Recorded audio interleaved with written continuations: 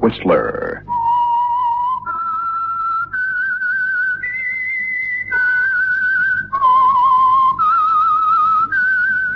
Presented by the United States Air Forces in Europe. I am the Whistler, and I know many things, for I walk by night. I know many strange tales hidden in the hearts of men and women who have stepped into the shadows. Yes, I know the nameless terrors of which they dare not speak. Tonight, it's the Whistler's strange story, the Havana Lee.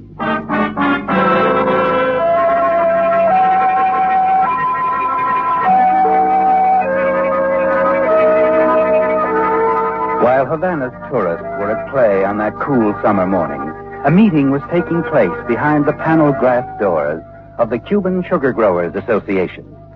To Clifford Fargo, a handsome man in his early 30s, it was no ordinary meeting of the plantation owners, because Cliff knew that a life hung in the balance. And then, at last... The board has examined the books, Mr. Fargo, and has heard the auditor's report. There can be no doubt that $40,000 is missing from funds that were entrusted to you to equip and supply our sugar control laboratory. No, sir. Ordinarily, we would turn the matter over to the police immediately, but since you come from such a respected family and your work with us has been excellent, we are going to be lenient. We are giving you 60 days, Mr. Fargo. 60 days in which to raise that money or be prosecuted to the full extent of the law.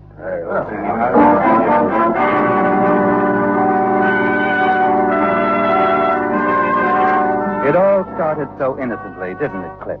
With a few turns of the roulette wheel as you tried to keep up with the playboys of Havana's international set.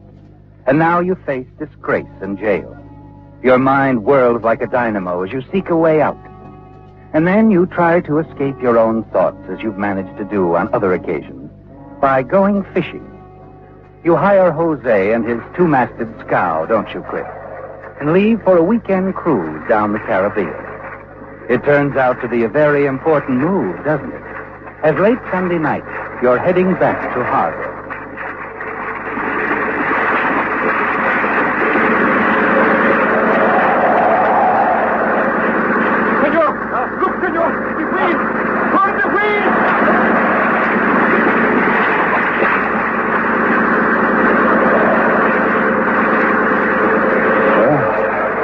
Think we were going to make it. Those foul maniacs running without a light.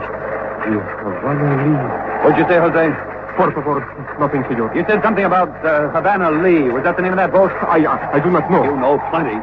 It is better not to say. Why? Like this, knife across the throat.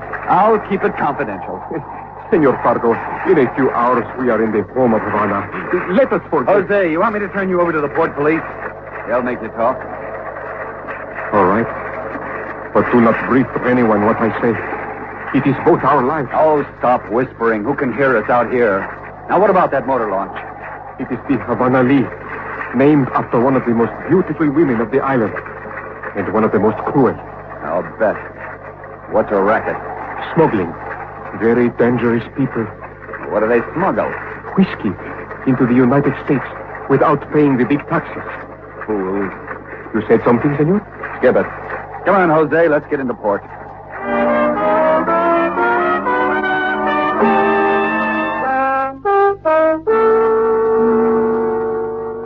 Look, mister, the waiter tells me you've been asking after Havana Lee. What for?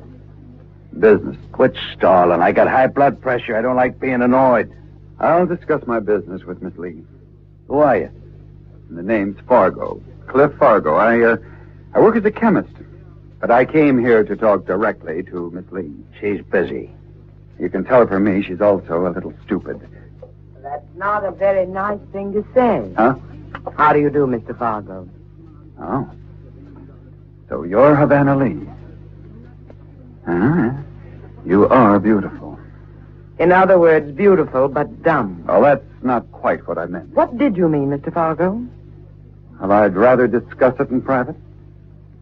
George is my partner. It's quite all right. Let's stop stalling around. Get to the point.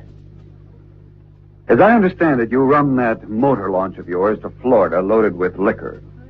Now, I consider it a rather risky and stupid smuggling operation. Sit down, Fargo. Yes, I don't mind if I do. Now, estimating the maximum cubic feet of your boat, you can net at most $3,000 a trip. Am I right? You made a mistake. You should have left earlier. Oh, why's that? You might not get out of here at all. George, would you mind pouring some wine? I hope you like Alsace Port 1923. It's one of my favorites. A man of taste. Please, continue. You've heard of cortisone? A new wonder drug, isn't it? Yes, extremely rare. It's worth $300 a gram, stateside.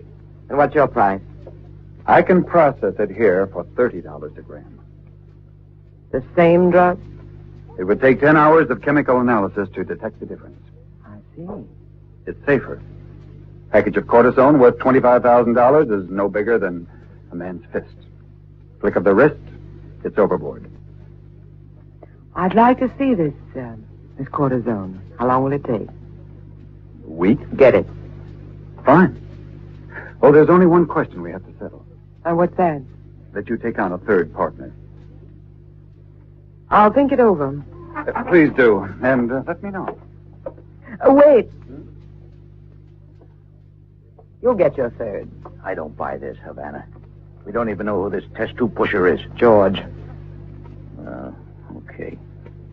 But just to set you straight, Fargo, Havana may give the orders around here, but I handle the artillery.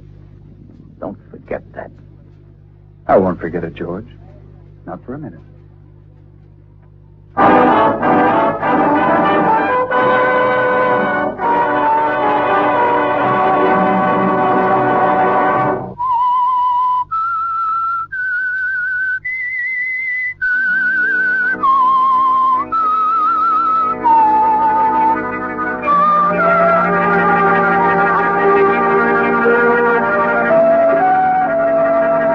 Well, Cliff, things do look better, don't they? Your hunch paid off, and you feel certain that somehow you'll be able to get the money to cover your gambling debts after you prove yourself to the smuggling organization operated by the very attractive Miss Havana Lee. A week later, you hear a car pulling up outside the laboratory where you work for the sugar plantation. The headlights of the car blink on and off in the prearranged signal, and you take the drug you've so carefully prepared and wrapped in the waterproof tin and hurry outside. Good evening, Mr. Fargo. You have it? Yes, here it is. Good luck. Hey, where do you think you're going? What do you mean? Hop in. I have some solutions on the centrifugal pump. They'll keep. Will they? This time, I think you'd better listen to George. I'll get my coat. We got some jackets on the boat. Hurry up and get in.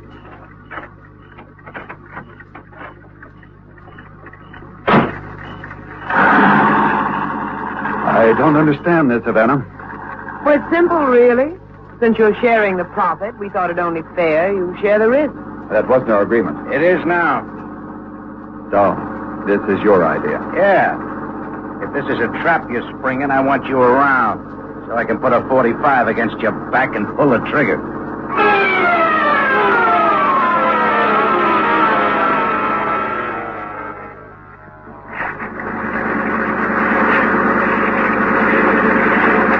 Didn't you hear anything just then? No, you can't hear anything over this motor. Well, I can. It's a Coast Guard. They're swinging their spotlight. Okay, the drug, Fargo. Overboard. Get that gun out of my ribs. I'll take care of the cortisone. So you can hand it to the cops in a pig's whistle. Listen, right now, Fargo. Now, give me that gun. Okay. Get below deck. So it is a trap. Keep quiet and do as I say. We've got about a minute before they pull alongside. I'm not helping you. Don't be stupid. I'm not giving $25,000 away without a fight. I'll tie this cortisone to the anchor cable while I get the anchor overboard. Tie it with what? Use this wire. Now, overboard with George's gun. The one for finding that. Oh, this fool anchor won't budge. There.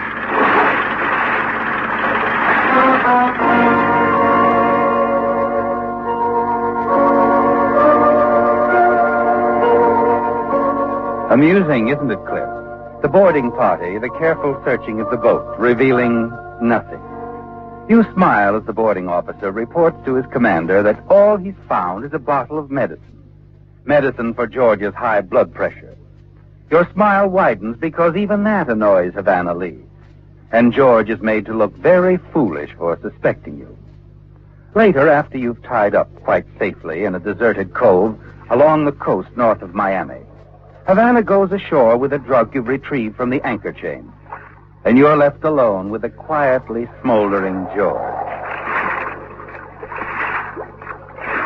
Got a light, George? No. Oh, why don't you forget it? 'Cause I don't want it. I'm going to tell you something, smart boy. I'm all ears. I just decided I don't like you for a partner. Well, exactly what are you telling me, George? I don't want to see you around again, Fargo. If I do, I'll get you killed. Oh, you can't be serious. No? Okay, Fargo. Find out for yourself.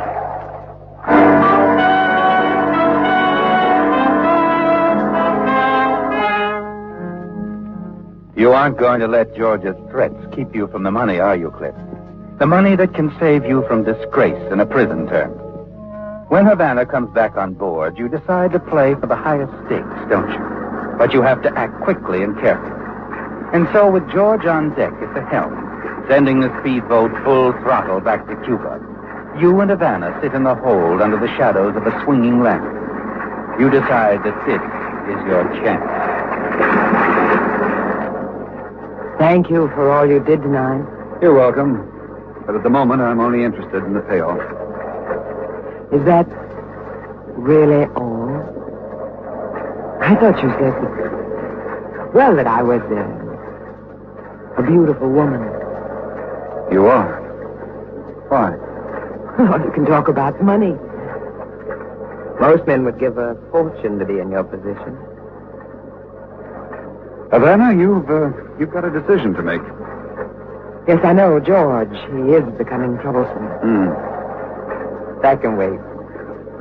Come closer. No, thanks. What's the matter? I don't want to fall in love with you. Why not? That'd be at your mercy. You prefer it the other way around. That's right. It's a man's world. We'll see. You come here. No. What about George?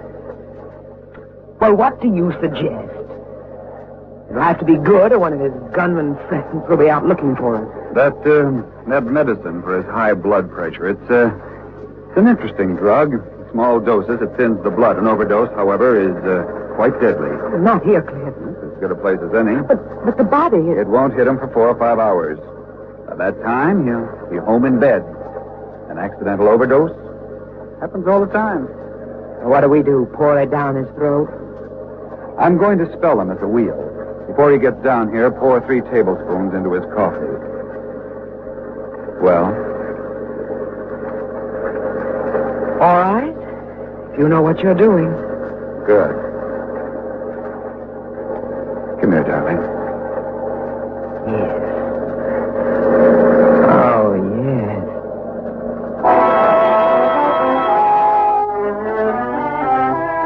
The following day, the newspapers report George's death on the front pages, expressing amazement that he managed to die in bed, but listed as accidental. And then you begin taking over, don't you, Cliff?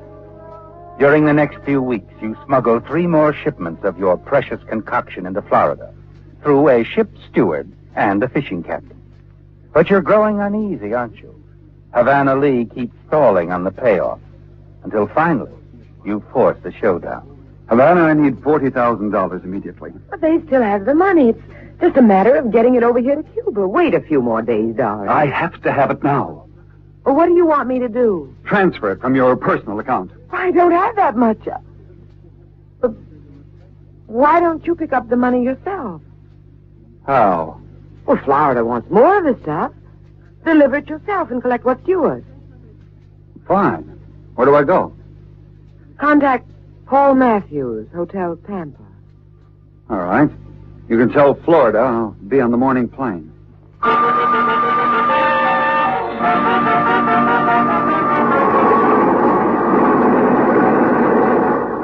the customs, you have the drug hidden inside of a tobacco pouch in your coat pocket, don't you, Cliff? You feel certain to get through an ordinary customs line, but a rather ominous-looking man waiting behind the regular customs officer worries you, and you decide to play it safe. As you wait, you turn to a friendly old gentleman who sat next to you on the plane. What do you say to a drink before we rush off? Why, I'd like that fine. Meet you at the airport bar after customs. While talking to him, you slip the tobacco pouch containing the cortisone from your pocket into his.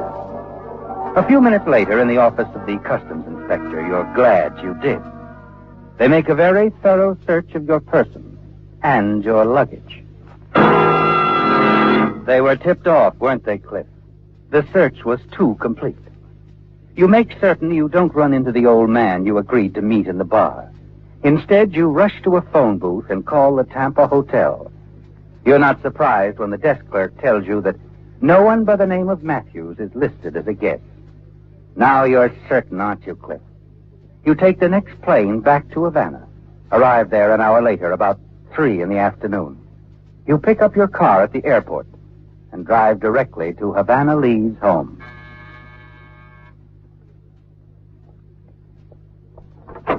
Oh, Cliff. Surprised? Well, yes, as a matter of fact, I am. Aren't you going to invite me in? Of course, of course. Sit down. Would you like a glass of wine? Thanks. I tried desperately to get you at the airport. Did you? Yes, there was a last-minute switch in plans. Yes, there was quite a switch. It even included tipping off the Secret Service. Let me drink to your treachery. Well, that was it, Cliff. Somebody talked. I wish I could believe that. I swear to it, Cliff. I'll answer it. No, I... Hello? This is the International Airways. We're calling to confirm Miss Havana Lee's reservation on Flight 9 to Paris at 8 this evening. Miss Lee wishes to cancel her reservation. Cliff, no. Please, Cliff. Where's the money? Please, Cliff. I know it's around here somewhere. You wouldn't leave without it. No, you're wrong, Cliff. Listen to me. Sorry, Havana. I don't like double-crossers.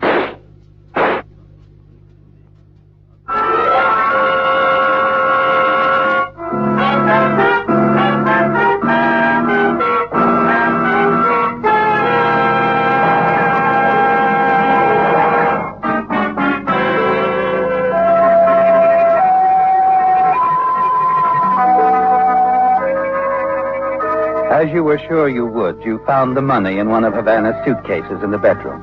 Far more than you expected. $100,000 in small denomination. You put the money in your briefcase, hurry to your car, and drive through the back roads to your laboratory, where you hide your briefcase behind a row of test tube shelves. Tomorrow, you'll repay the sugar company the $40,000 you stole, and take the rest of Havana's money to leave the country and establish yourself somewhere in the United States. You shower and shave, then take a cab to the Costa Hotel, Havana's finest, for a leisurely dinner. You're not worried about them getting you for Havana Lee's murder, are you, Cliff? No. There were at least a dozen people who could have killed her. You're certain it will be chalked up as another gangland killing. But as you finish your dessert, a man approaches your table. Mr. Fargo? Oh, that's right. My name's Alvarez, Cuban police. Oh? I would like to ask you a few questions about the smuggling of adulterated cortisone out of Cuba into the United States. I'm sorry, Mr. Alvarez. To convict a smuggler, you have to catch him in the act with the goods. I have nothing illegal on my person, and I'm not going anywhere. I thank you for the law lecture. I suppose you also know that Havana Lee was murdered this afternoon. No, I didn't. I'm sorry to hear it. Do you know who did it? You are interested in that? Yes, Havana Lee was a friend of mine. Oh. Well, you can set your mind at rest. The killer has already convicted himself. How's that? He was drinking wine with Havana before he shot her. He was poisoned. With what? The same drug that got Havana's partner, George. The murderer has, at most, 2 more hours of life, Only he doesn't even know it. There's only one known antidote, but, well, of course, I don't have to tell you that. Well, he's getting what he deserved. That's right. Well, I have to move on, Fargo. I'll drop over for a longer chat someday. Do that.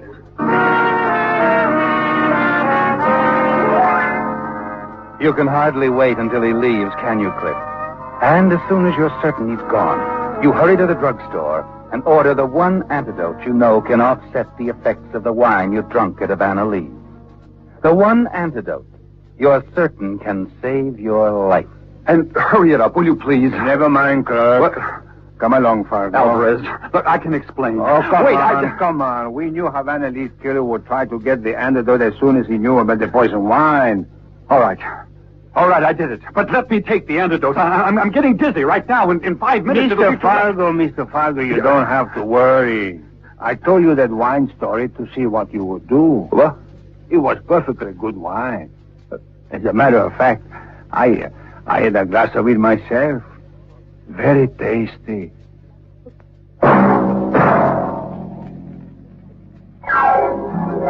Be with us again next week, when once again the United States Air Forces in Europe present The Whistler.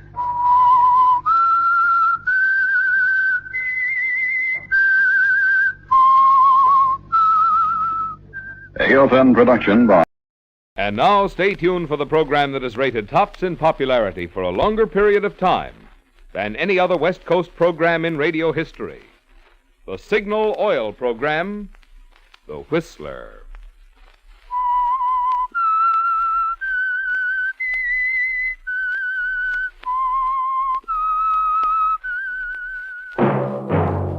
Signal, the famous Go Farther gasoline, invites you to sit back and enjoy another strange story by The Whistler.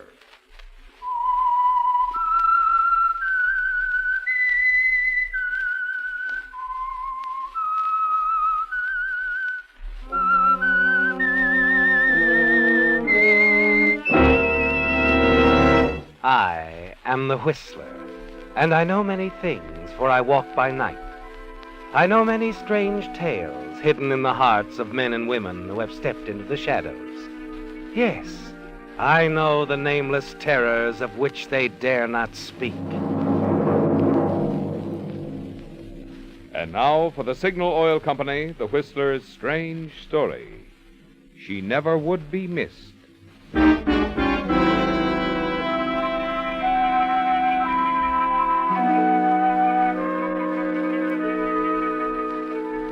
Mona had determined that her parting from her husband, Gerald Stanton, was to be gay, and, as she put it, civilized.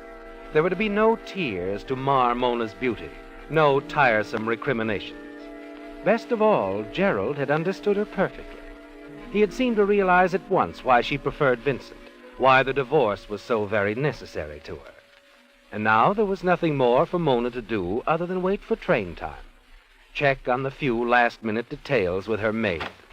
Oh, Lucille, did the man come for my luggage? He just left, madame. You made it clear that I wanted to arrive in Reno the same time I do. Yes, and I phoned for a cab.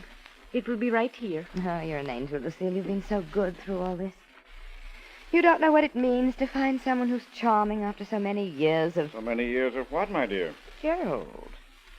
Gerald, what are you doing here? I thought you'd gone to your club. I came back because I have something to say to you. I'll watch for your cab, madame. Thank you, Lucille. Mona, I want you to give up this foolish idea. Give it up?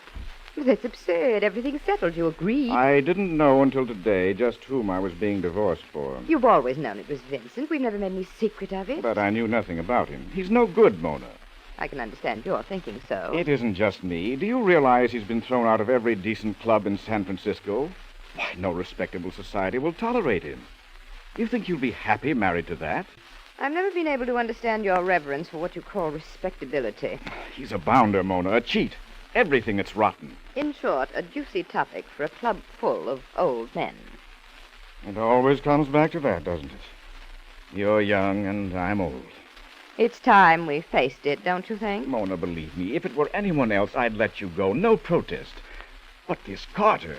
For your own sake, I beg you not to give up everything for him. I love Vincent, and he loves me. You can protest or not as you like. I could make it very disagreeable, Mona, for both of you. Of course you could. Get into all the papers, too. But I don't think you will. Where would your respectability be then? I think I lost it, Mona, when I married you. Your cab is here, Mrs. Stanton. I'll be right down, Lucille. Goodbye, Gerald. One thing more, Mona. I'm going to revise our little agreement. There will be no property settlement. Ah. Now we come to the heart of the interview. If you leave here, you'll get nothing more from me. Vincent has enough for us both. It had better be a lot. You're rather expensive. I expect to be well fixed. If he marries you. Don't worry, Gerald. He will. Well, that's fair enough. Fair enough, Mona. You deserve each other.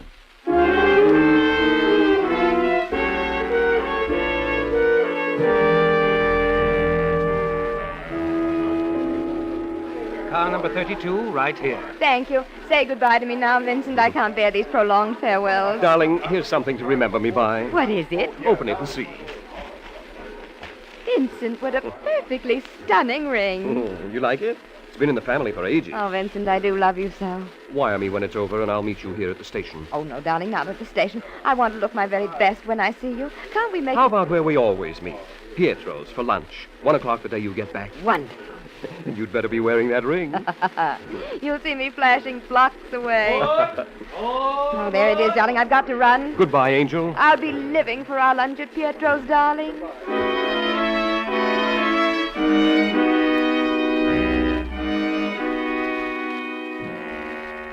The goodbyes are over, aren't they, Mona? And you're on your way, alone on the train. Only the memory of Vincent's flashing smile to comfort you, to help you fight down any doubts, any misgivings that Gerald tried to plant in your mind. It's going to be all right, isn't it, Mona? Yes. You tell yourself that over and over again. But in the weeks you spend at Reno, you get few letters from Vincent, and then none at all.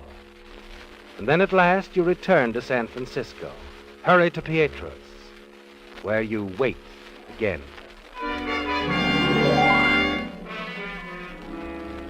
Because Vincent isn't there. You're terribly alone until... Pietro? Pietro? What is it, madame? Oh, Mrs. Stanton, I didn't see you come in. Welcome back. Pietro, for heaven's sakes, where is Vincent? When did you get back? Just this morning. Please, Pietro, where is he? Mr. Carter? I haven't seen him. He was to meet me here at 1 o'clock. I've called his apartment everywhere. I can't find him. What's happened? I'm afraid I don't know. Oh, that's nonsense. You know everything, Pietro. There's something you're not telling me. I'm sorry, Mrs. Stanton. Now, if you excuse No, me. I won't excuse you. Pietro, come back here. I want to talk to you. You're getting a little shrill, darling. You better take it easy. Oh, Blanche Fontaine, thank goodness for a friendly face. Maybe you'll tell me what this is all about. Well, I won't pretend I don't know what you mean, because I do. What is it? What's happened to Vincent? Not here. Everybody's watching us. Come on. Where are we going? To my apartment. We can talk there. Now, Blanche, please. I said we'd talk in my apartment. Now, come on.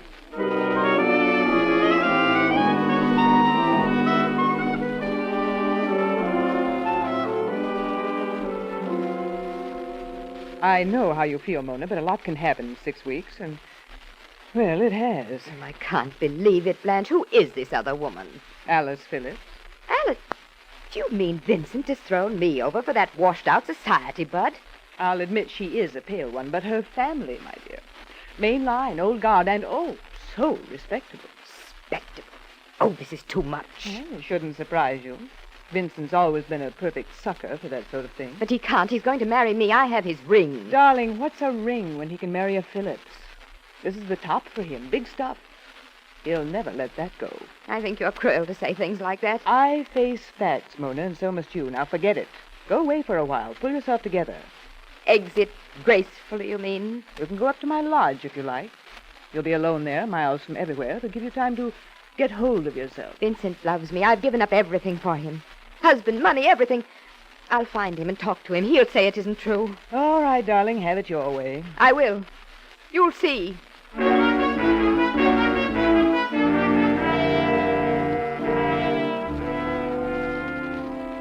It can't be said that you didn't try, can it, Mona? Your efforts during the next few days to find Vincent may well become legendary in the lush circles you inhabit. You phone his apartment, his friends, all the possible nightclubs, but he's never there. You write him notes and long, pleading letters, but they remain unanswered. And still you refuse to accept the obvious. Finally, one afternoon at the cocktail hour, you catch him at Pietro's. He's as handsome as ever, but you're forced to see that things aren't the same now. Vincent has changed. Yes, I heard you were trying to reach me, Mona, but I really wish you wouldn't. It's rather awkward under the circumstances. Vincent, what are the circumstances? Oh, we know each other too well to pretend ignorance. Then it is true. Alice Phillips. Vincent, you can't do this to me. Well, nobody's done anything, Mona. It simply happened. And so I'm to be brushed off just like that. We should be grateful we found out before it was too late. Grateful. Do you realize what I've lost on your account? Well, that was your doing, Mona, not mine. Oh, you're contemptible. Just honest. Vincent, you don't love her. You couldn't. You love me. And it's all right, darling. I know these things happen sometimes, and I'm willing to forget it. Perhaps you haven't understood me, Mona. This isn't just a temporary romance. I'm going to marry Alice. Vincent! Which reminds me, darling, I'd like to have my ring back, if you don't mind. It's a rather good one, you know, sort of heirloom. And I think Alice Your would... ring, indeed. Oh, you just try and get it. All right, Mona. But you can get out of my life and stay out. Mrs. Stanton, please, I'll have to ask Oh, you get away, Pietro. Would you like me to call you a cab? Get away, I said. Take your hands off of me. Mona, for heaven's sake, control yourself. You're making a spectacle. Control yourself, he says. Oh, that's good. That's very good. And quit hounding me, or you'll force me to do something unpleasant. Come, Mrs. Stanton. Let go of me. This way, please. You'll never marry her, Vincent Carter. Not while I live. I'll kill you. First, I swear it, I'll kill you.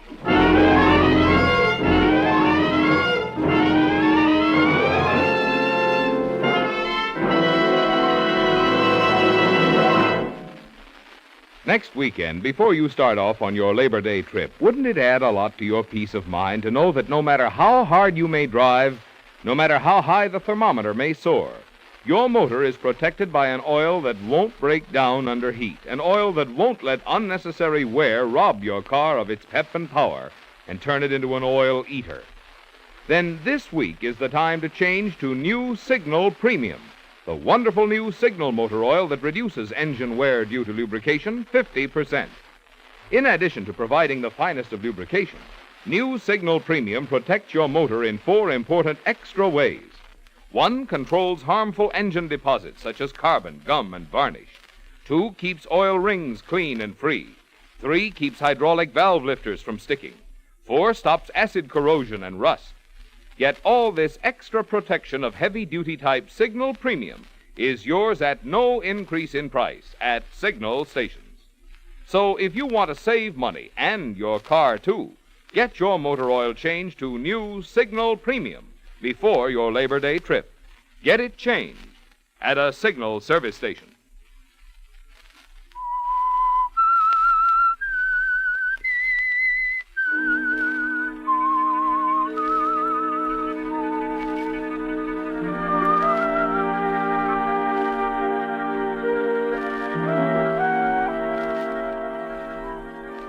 Well, Mona, you sensed it for weeks, that something was wrong.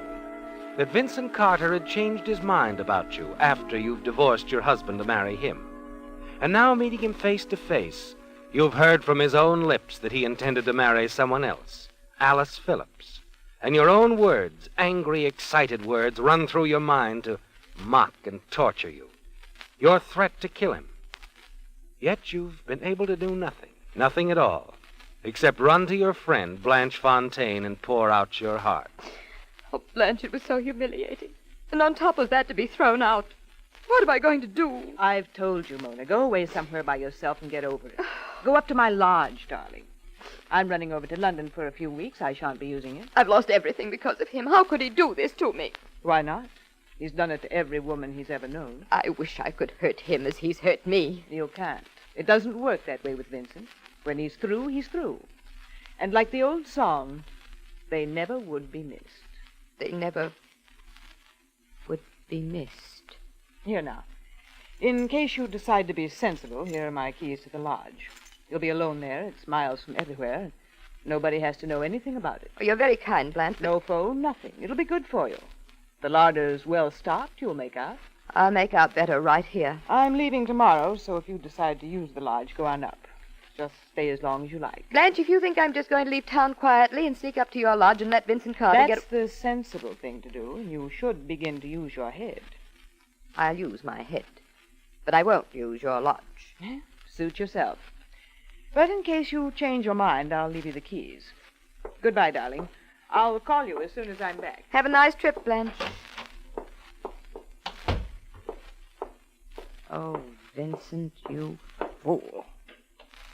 Well, here's one who's going to be missed.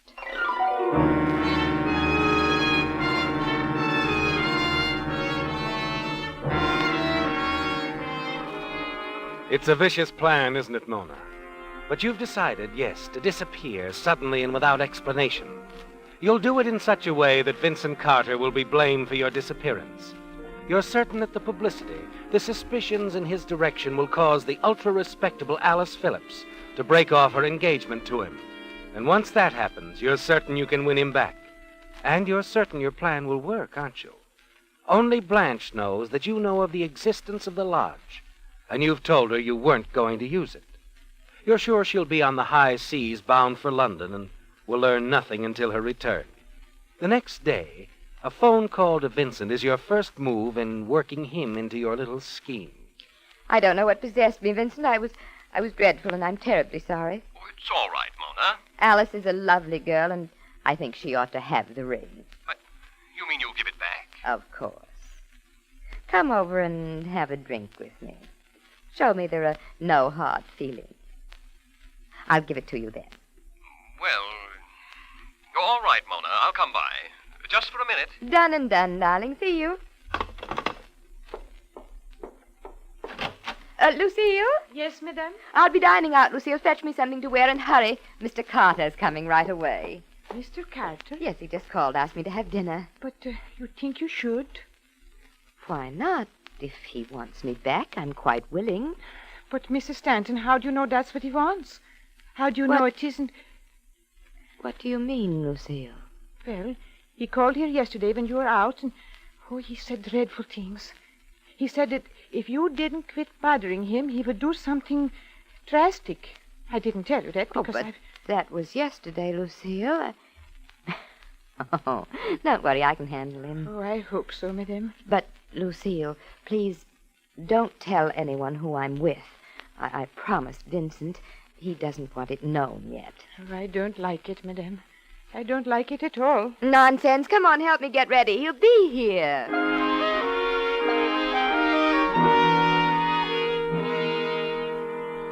You've been very decent, Mona. Thanks awfully. Well, after all, darling, when I have a ring, I want a man to go with it. Have another drink? No, thanks. I'd better run along. Must you? I was rather hoping you'd let me take you to dinner, a sort of farewell. Oh, I'm afraid... There's a divine little place just out of town, very quiet. Nobody'd know. You're very persuasive. For old time's sake. We can take my car. What do you say? All right, I'd rather like to.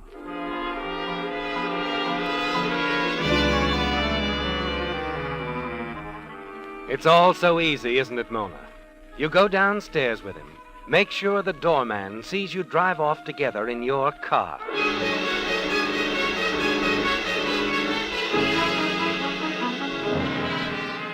The dinner at the obscure country inn goes pleasantly, with Vincent obviously relieved at your show of goodwill. By the time you drop him off at his apartment, he's forgotten the past unpleasantness between you. Here you are, darling, right to your door. Go straight to bed now. Oh, I will. I'm tired. Au revoir. It's been fun, Mona. Fun's just beginning, darling, for both of us.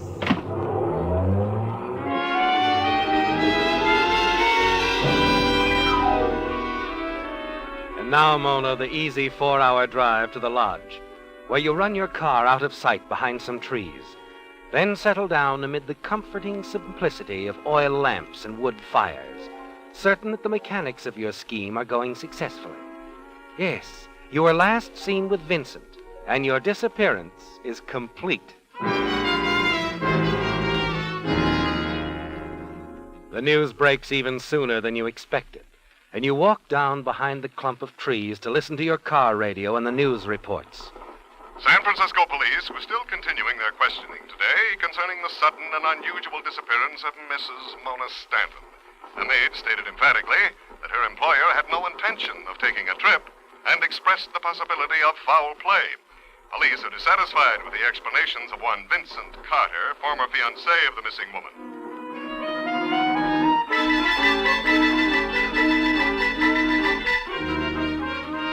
It's perfect, isn't it, Mona? And the following day, the reports are even more exciting. Until finally, the one thing you most wanted to hear.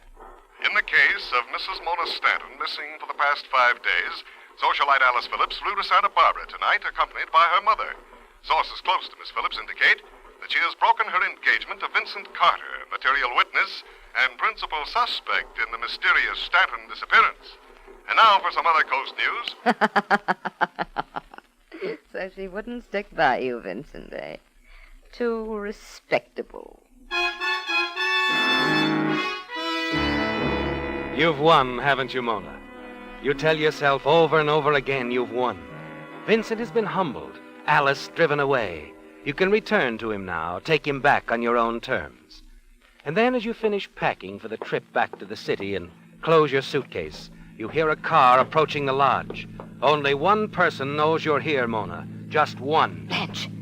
It has to be Blanche. She's bringing the police. I've got to get out of here. It's all clear to you, isn't it, Mona? Blanche must have heard of your disappearance before she embarked for London, changed her plans, and hurried back to San Francisco to investigate. You've got to hurry and get away. You race for the rear door to the cabin, and the lamp crashes to the floor. As you swing the door wide open, Mona. But you're not stopping for anything like that now. No. You race to the clump of trees in your car. Your only chance to get away without being seen is the old river road. You noticed it while walking one day. Now it's got to provide your escape.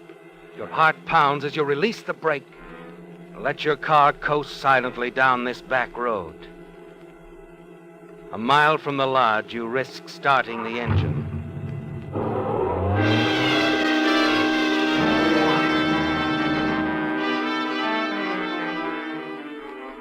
It's all right, isn't it, Mona? You got away.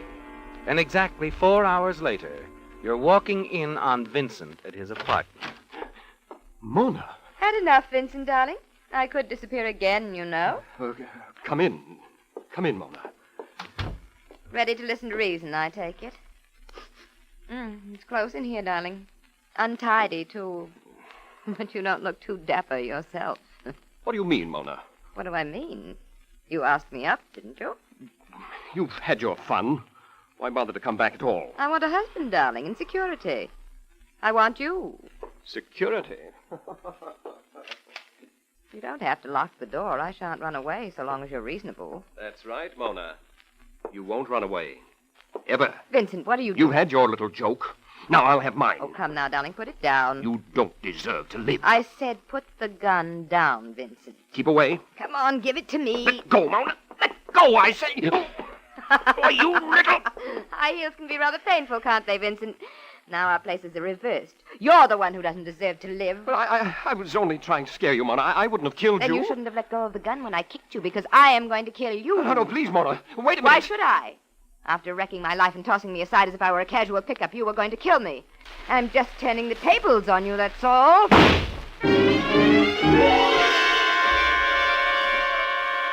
You stand there, Mona, terrified at what you've done.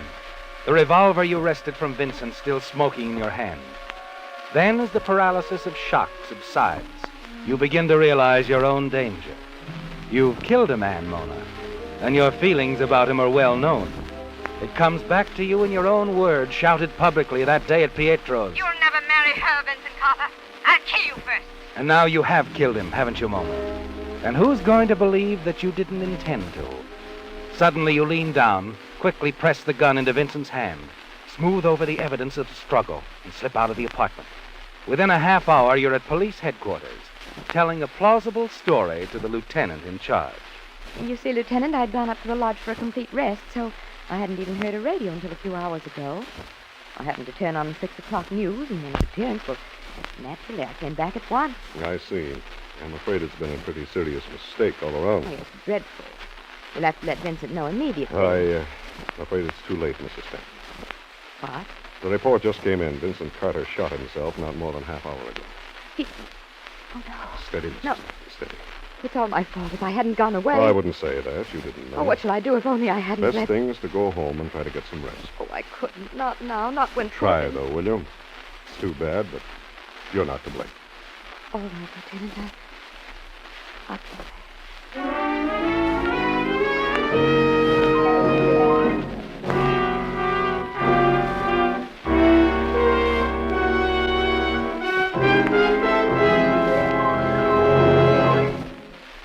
Next weekend, when you start off on your Labor Day trip, it'll be mighty handy to have a good map in your car. And there's no map handier than the free ones you'll find at Signal service stations. No need to squint to find where you're going on a Signal map. They're jumbo size for quick, easy reading. And no need to wrestle with them, getting them open or folded again. Signal maps have the latest accordion fold for more convenient handling. But that's only the beginning. In addition, Signal maps contain a guide to interesting places to visit, plus a traveler's radio guide so you can follow your favorite programs as you travel, plus enlarged sections of metropolitan areas. And if you happen to need a street map to guide you in the larger cities of the Pacific Coast states, Signal stations have them free too. In fact, whether you need a free map, some helpful advice, or just a tank full of the famous Go Farther gasoline, you'll find that friendly, independently operated Signal stations have just about everything it takes to make your driving over Labor Day or any day more pleasant.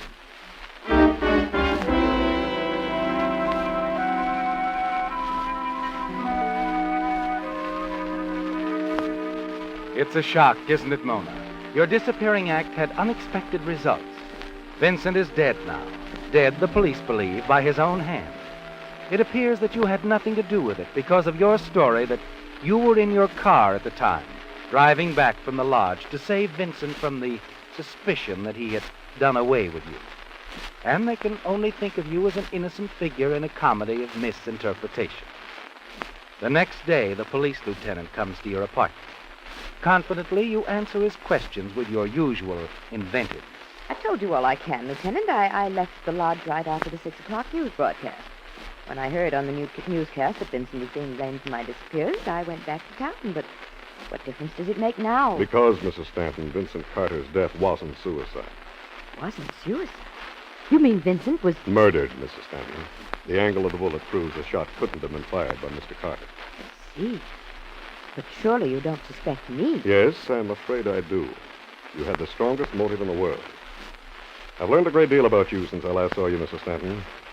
Mr. Carter broke up your marriage, then tossed you aside for another woman. But that was some time ago. Since then... At least 2 different people heard you threaten to kill him. But I told you that was... We've got a pretty strong case against you, Mrs. Stanton. A woman answering your description was seen leaving Carter's apartment building about the time of the murder. Possibly so, but it couldn't have been I. I was driving into town. I see. Now, as I understand it, it's an easy 4-hour drive from the lodge into town, right? Yes. Now, you say you left there right after the 6 o'clock newscast. You didn't arrive at the precinct station until nearly 12. That's almost 6 hours. That leaves 2 hours to account for. That's plenty of time for you to kill Carter. Oh, well, I can explain that. You see, I went to the village first, had a little lunch before driving in, and since I didn't realize there was any rush, I ate rather leisurely. Then I decided to phone or wire or something, but changed my mind and drove on in. I see. Don't you have to pass the lodge? Why, yes. Then I'm afraid I'm going to have to arrest you on the charge of murder, Mrs. Stanton. But that's absurd. Why me? Because you're lying. You couldn't have passed that lodge. The road was blocked.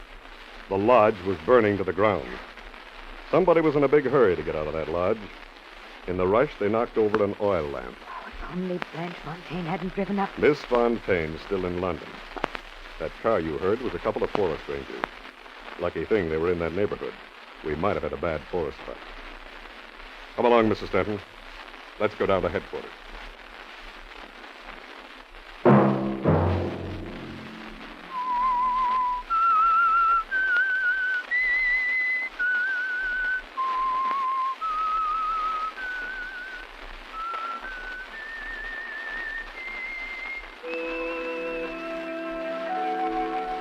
Let that whistle be your signal for the Signal Oil program, The Whistler, each Sunday night at this same time.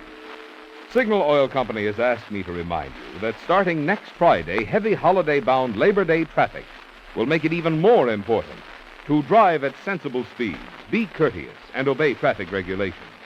It may save a life, possibly your own.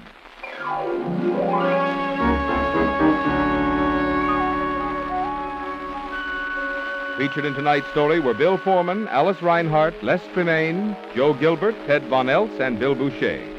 The Whistler was produced and directed by George W. Allen, with story by William Engvik and Cleo Davis, music by Wilbur Hatch, and was transmitted overseas by the Armed Forces Radio Service. The Whistler is entirely fictional, and all characters portrayed on The Whistler are also fictional. Any similarity of names or resemblance to persons living or dead is purely coincidental. Remember to tune in at this same time next Sunday, when the Signal Oil Company will bring you another strange story by The Whistler. Marvin Miller speaking for the Signal Oil Company. Stay tuned now for the Horace Height Show, which follows immediately over most of these stations.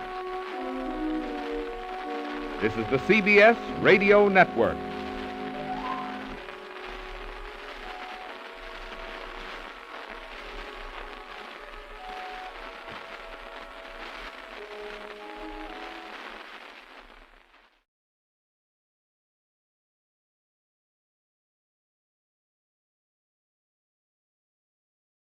And now, stay tuned for the mystery program that is unique among all mystery programs. Because even when you know who is guilty, you always receive a startling surprise at the final curtain. In the Signal Oil program, The Whistler.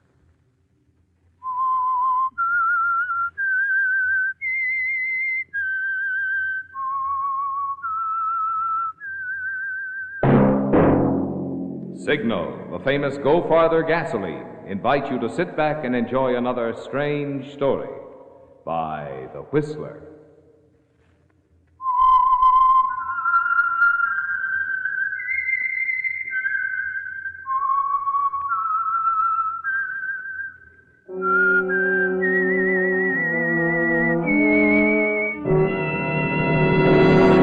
I am the Whistler, and I know many things, for I walk by night.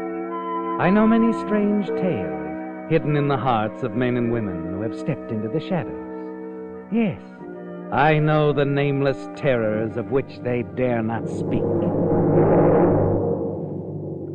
And now for the Signal Oil Company, The Whistler's strange story, The Jackson Street Affair.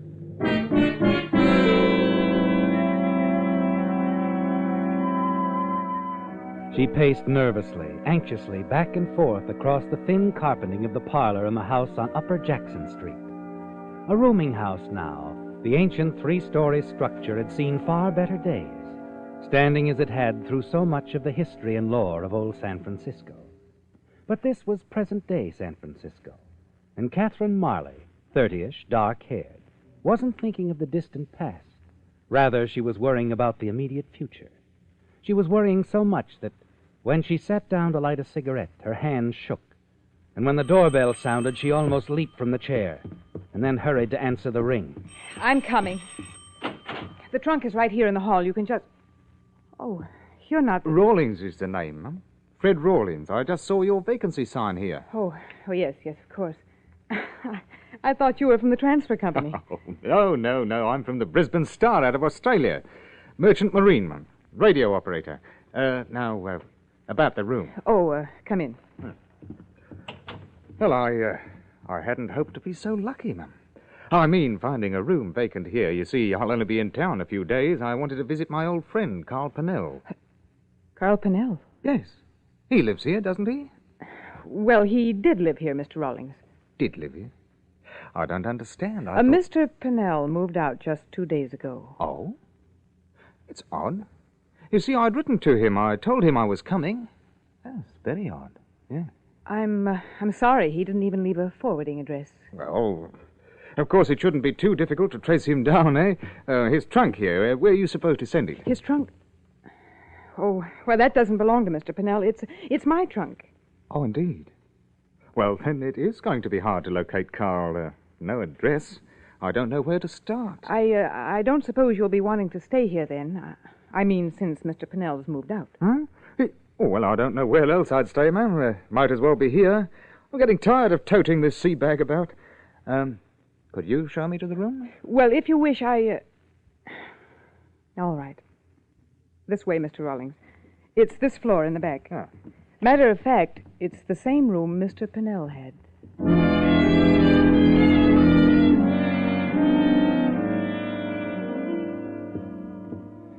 Oh, yes, that's a nice room, Miss Marley. Very nice. I'm sorry the view isn't more inspiring. Oh, the neighbor's laundry? Oh, that's all right. That's a homey touch, ma'am. Something I miss on shipboard. So, yes, I'll take it. I'll pay in advance. Now, is this the closet? No, the closet's over here. Oh. That leads to Mrs. Finch's room. It's bolted. Oh, that's a shame. Mrs. Finch, Emma, is the cleaning woman. The maid, keeps everything shipshape, does she? That's the idea. Oh, excuse me, ma'am. I just... Come in, Mrs. Finch. Sorry to bother. I hadn't quite finished dusting. This is Mr. Rawlings, Mrs. Finch. He's thinking about taking this room. Oh, how do you do, I'm sure. Well, Mrs. Finch, I understand that should I take the room, you and I would be neighbors. Yes, sir. My room's right next to yours. You can tend to the dusting later, Mrs. Finch. Yes, ma'am. Goodbye, Mr. Rawlings. Goodbye, Mrs. Finch. She's a colorless sort, isn't she? She's neat, unobtrusive.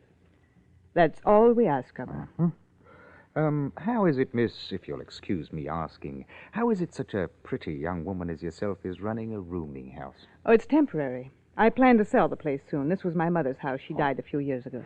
So you've just been carrying on until... Yes, until I can make other arrangements. Well, I hope you'll enjoy your stay, Mr. Rawlings. I'm certain I will, ma'am. Certain. And, thanks to you.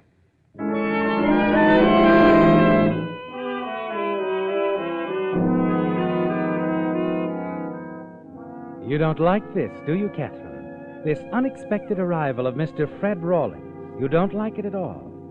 And so you hurry quickly down the hall and tap so softly on the door of another room. Catherine, what's wrong? You look... Come into my room, Alex. I must talk to you right away.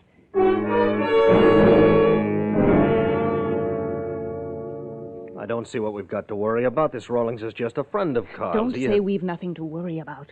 We killed a man, didn't we? A man who recently came into quite a sum of money. Don't forget that, Catherine. And Carl was even thoughtful enough to keep his money on him in a money belt. I'm not forgetting anything, Alex.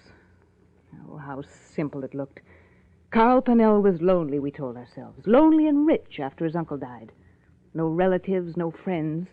Until this Fred Rawlings showed up from nowhere. Oh, Catherine, you're all on edge. We've got what we wanted, the money. How do we know Fred Rawlings doesn't know about Carl's money? Suppose he does.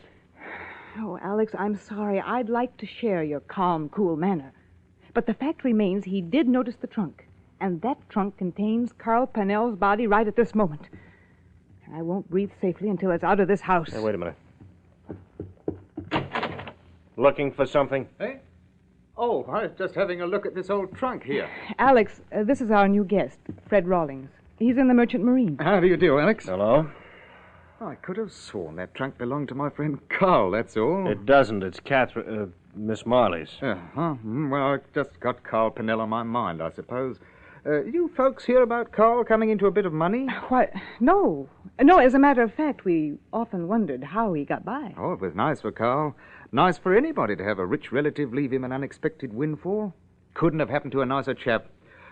Well, I'll be getting back to my room. Ta-ta.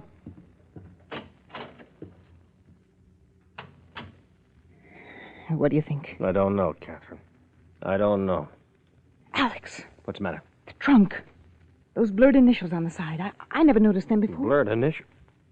Well, F.R. It's funny. It's not so funny. Not so funny at all. F.R. They could stand for Fred Rawlings, Alex. They could, It but... could have been his trunk, and he let Carl Pennell use it. Alex, he knows we're lying.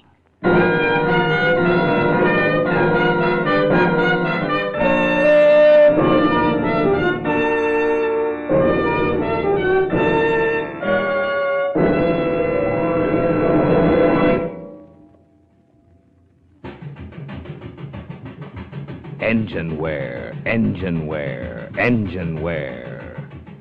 Engine wear. It's one of the principal reasons drivers have to spend big sums of money having their motors overhauled. Engine wear. It's one of the principal reasons motors lose pep and power, get fewer miles per gallon of gas. Engine wear. It's one of the principal reasons cars gradually use more and more oil until eventually they become oil eaters. No wonder automotive and petroleum engineers for years have sought ways to reduce engine wear. And now at last, Signal reports startling success with an amazing new motor oil that reduces by 50% engine wear due to lubrication. That means your car can now keep its like new pep and power twice as long. It means you can now enjoy low oil consumption twice as long if your car isn't already an oil eater. So if you want to be good to your car and your pocketbook, too, drain out that lazy old motor oil. Have a Signal dealer refill your crankcase this week with Signal Premium, the amazing new heavy-duty type oil that reduces engine wear due to lubrication 50%. Engine wear, engine wear, engine wear.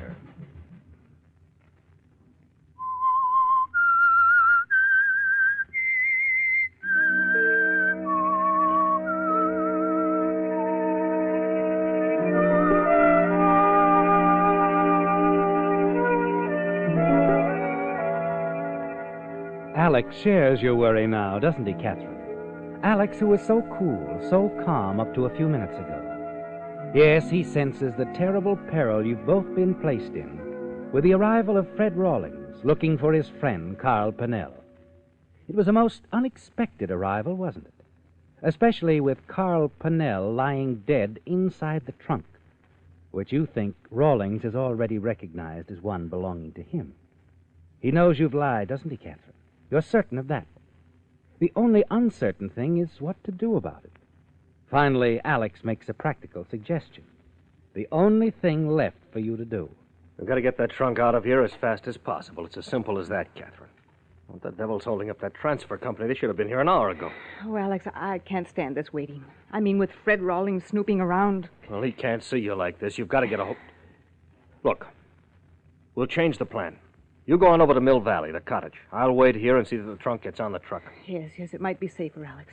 At least till I get hold of my nerves. I know. Go on now, drive over to the cottage and wait for him to deliver the trunk. Tonight we'll bury it where it will never be found.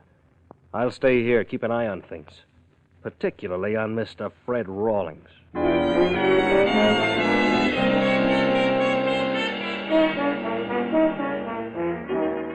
Driving across the Golden Gate Bridge, you're still wondering if Alex is right, aren't you, Catherine? Alex. Yes, his assurance that everything will work out. At the little cottage where you hope to live after selling the old boarding house, you sit down to wait. The hours drag by like years, don't they, Catherine? And then at last you see the transfer truck pull up in front and unload the trunk. Where do you want us to put this trunk, lady? Oh, in the garage. And now, how much do I owe you? It's all taken care of, lady. Fell at the other end. Oh, yes, Alex. Well, thank you so much. We were wondering if you'd forgotten us. Been busy, lady. Bigger stuff. These routine hauls just have to wait. Yes, I suppose so.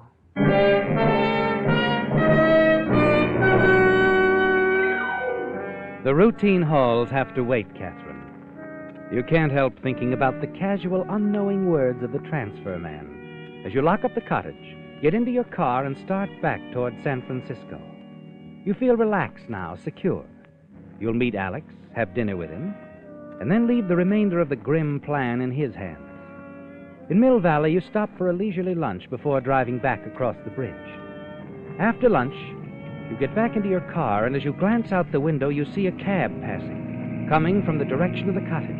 A cab bearing a single passenger, Fred Rawlings.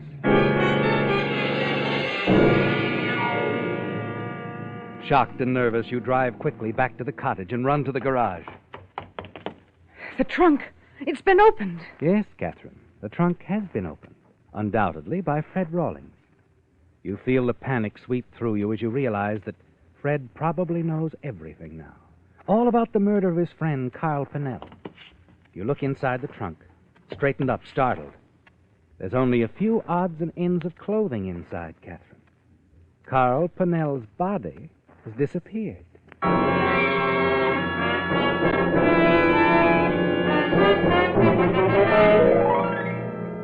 It's almost 8 o'clock that evening when you arrive back in town. Rush into the rooming house. Find Alex waiting for you in the front parlor, a grin on his face. Alex. I know. Don't tell me. Rawlings followed the trunk out to Mill Valley, didn't he? Yes, and he forced it open. But Alex, the body... No, it wasn't in the trunk. I had a hunch our Mr. Rawlings would do exactly as he did, so I made a little switch. But Pennell's body, what did you do with it? It's in the basement, in the small room behind the furnace. What? Now, relax. No one ever goes in there. Besides, I moved half a dozen trunks and crates, piled them up in front of the door. Mrs. Finch could never move them in a million years. Oh, Alex, I don't like this. We've got to get rid of that body. All right. We'll get rid of the body late tonight. But it's going to be risky as long as Rawlings is around. Wait a minute. Suppose our fine Mr. Rawlings wasn't around. The same thing that happened to Pennell could happen to Rawlings, too. Why not, Alex? Why not? Now, this is more like my old Catherine. We wait till he's in bed, asleep. Turn on the gas. Look, we better get moving fast. He's not in the room now, is he? No, he went out a little while ago for cigarettes. He'll be back soon. Well, I'll go down to the cellar, turn off the gas. You go to his room, take the valve out of the gas line and the heater. Hurry.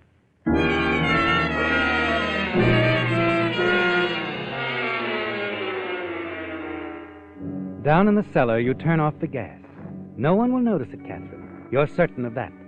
Because the only other gas outlet in the entire house, beside the one in the kitchen, is in Rawlings' room. You hurry back upstairs. And as you start into the parlor, the front door opens. Evening, Miss Marley. Rawlings. He's back, Catherine, isn't he? And a little too soon. Alex is still in Rawlings' room.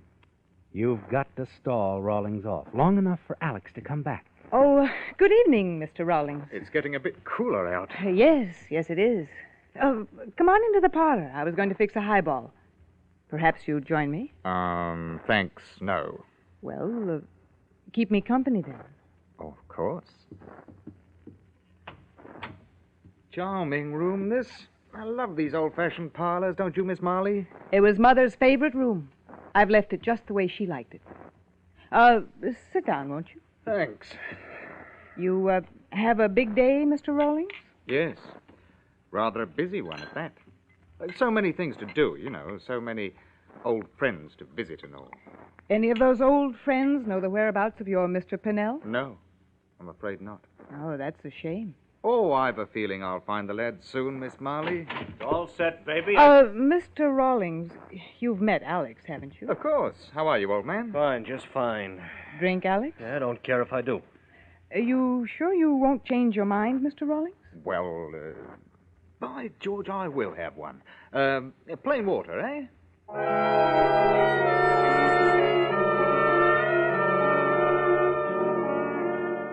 As the three of you sit sipping your drinks, Rawlings seems to monopolize most of the conversation, doesn't he, Catherine? Yes, he's in a talkative mood, enjoying himself, and you chat for almost an hour. Finally, he announces he's going to retire for the evening. And after he's gone, you and Alex sit quietly and wait for an hour or so. And then the two of you slip out into the backyard. He ought to be asleep by now, the way you slugged his drinks. Well, I have a hunch it takes more than a few shots of bourbon to put him to sleep. I hope he doesn't decide to sit up half the night and read. Oh, no, look. His room's dark, and the windows are all down. That's good. Must be asleep. All right. You know what to do. Sure, I know. And, Alex, when you turn the gas on... I know. Just a little at a time to start with. Will you just leave it to me?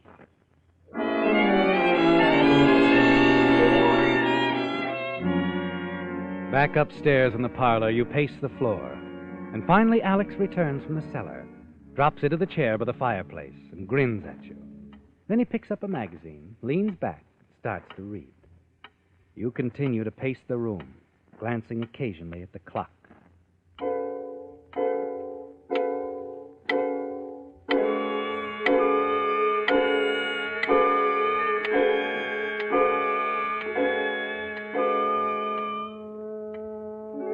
Look, relax, huh?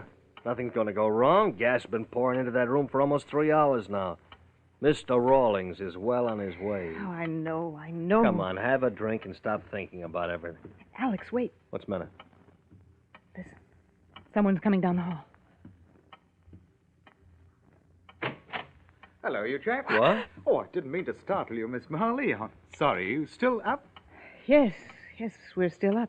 I thought you'd gone to bed, Mr. Rawlings. Oh, I started to, but I got to chatting with a fellow across the hall, McGill. I've been in his room all this time. Shooting the breeze, I believe you call it. I see. It seems I've developed a bit of an appetite. Any night eateries about? On Geary Street, you'll find several. Oh, thanks. Can I bring anything back for you chaps? A sandwich or something? No, thank you. Oh, well. Good night.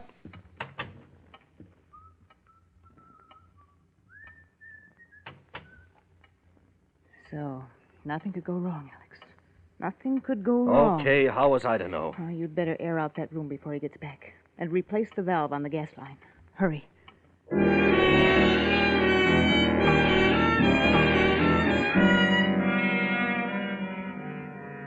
Your little plan didn't work this time, did it, Catherine? No, Mr. Rawlings is still very much alive, very much a threat. Down in the cellar, you turn off the gas. Wait a few minutes. Give Alex enough time to put the valve back in the line in Rawlings' room. Then you turn the gas on again. So the gas in the kitchen will function normally. And you go back up to the parlor. Alex joins you a moment later. How was it? Pretty bad, but I left the windows open. Most of the gas odor will be gone by the time he gets back. Well, what now, sweetheart? Do we try again? No. There's bound to be some trace of gas left in the room. He'd notice it. Check the gas heater. No, we can't try that stunt again, Alex. Then what? We'll have to think of something else. Figure out some other way. And it isn't going to be easy, Alex.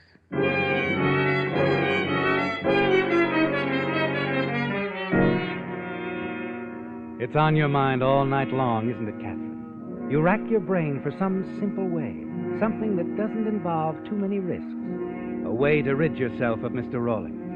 And by morning, you still haven't found the answer you're looking for. You're having a cup of coffee when he comes in, and you're surprised to see the suitcase in his hand. Why, good morning, Mr. Rawlings. Morning. Just popped in to say goodbye. You're leaving us? I'm afraid so. The ship's going out a day early. Oh, didn't I tell you? No, you didn't. It must have slipped my mind. We're sailing at noon. Oh, I see. Well, I'm awfully sorry to have you leave us so soon. As a matter of fact, I'd like very much to stay on a bit, but, well, you know how it is. Oh, by the way, I've a confession to make, Miss Marley. Oh? A confession? Yes, I feel you ought to know about it. You see, well, I thought you were trying to put something over on me. What do you mean? About Purnell, his sudden departure and all that. I thought you were covering up for him. Covering up? Why should I do that? Oh, that business about the trunk. It did look rather suspicious, you see. I recognized the trunk immediately. I'd given it to Purnell several years ago. Oh, I see. And when I said it was my trunk, you were certain that I... Yes, exactly. Well, actually, it might have been Mr. Purnell's at that. There's so many old trunks in the basement, I just suppose they all belong to Mother. Well, Purnell probably had no further use for it. He left it down there when he moved in. And he certainly didn't mention it when he moved away. Well, anyway, I do want to apologize, Miss Marley. Well, don't give it another thought. Goodbye, Mr. Rawlings. And the next time you're in port... Right. I'll pop in. Say hello.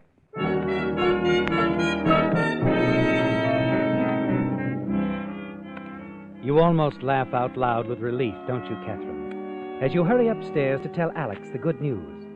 But his reaction isn't quite what you expected. So he's leaving, huh? Pulling out just like that. Of course. That's what he just told me. Yeah, that's what he just told you. What? You mean he's lying? He isn't going at all? It's a trick? I think we better go down to the docks, baby, make sure the Brisbane Star pulls out. And that Mr. Rawlings is aboard when she does. You better tell Emma we're going out. Oh, I will. Oh, Emma. Yes, Miss Molly? We're going out for a while. Take care of things, will you, Emma? But, Miss Molly... We're going out for a while.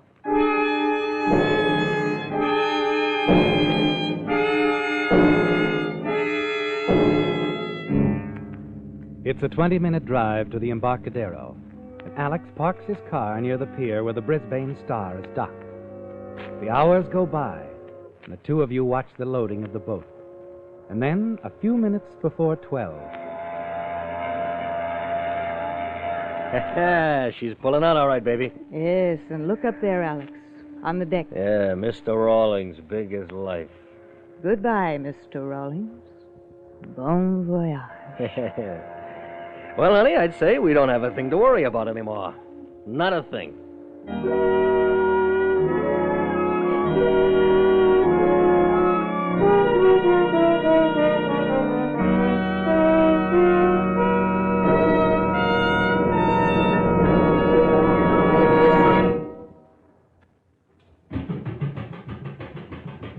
Engine wear, engine wear, engine wear. Is engine wear causing your expensive motor to wear out twice as fast as necessary? It is if you're still using lazy motor oils that merely lubricate. Here's what I mean.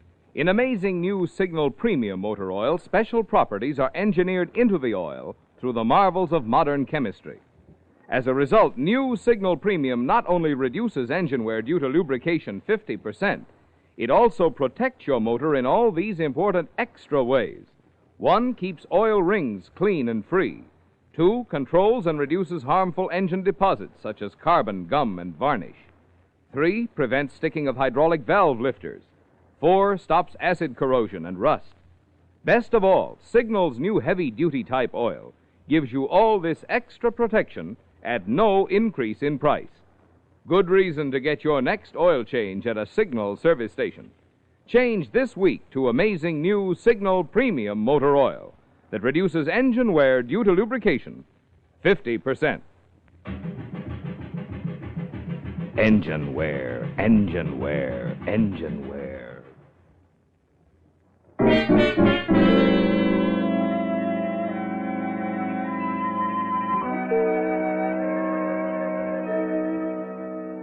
It's all over now, isn't it, Catherine? The threat is gone. Sailed aboard the Brisbane Star.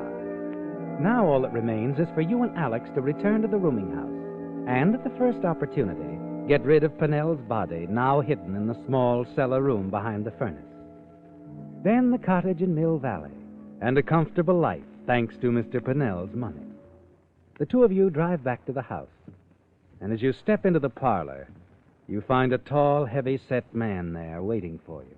Hello? You must be Miss Marley. Yes, that's right. I'm Lieutenant Kincaid, Police Department. I'd like to ask you a few questions. What's wrong? You had a roomer here named Pennell, Carl Pennell? Yes, but he moved away several days ago. Are you sure? Of course she is. Matter of fact, Alex and I saw him leave in a taxi. He said something about having to catch a train, I think. I see.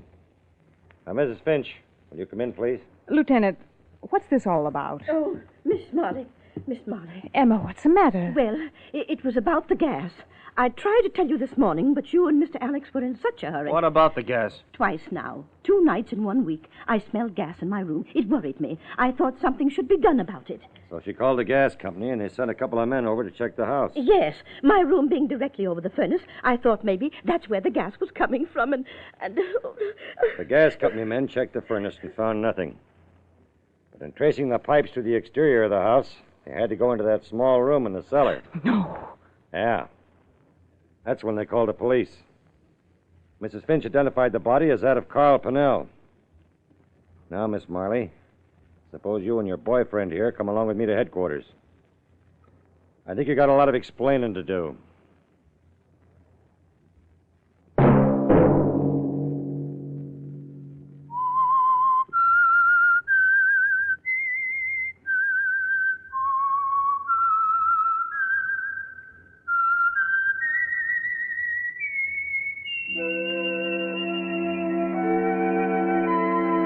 Let that whistle be your signal for the Signal Oil program, The Whistler, each Sunday night at this same time. Signal has asked me to remind you that today the Red Cross, in addition to providing life-saving whole blood and other needed help for our GIs overseas, must now stockpile blood plasma for possible civilian needs, as well as be prepared to furnish emergency food, clothing, and shelter in case of disaster or enemy attack here. Good reason why this year the Red Cross needs more of us to help, and more help from each of us.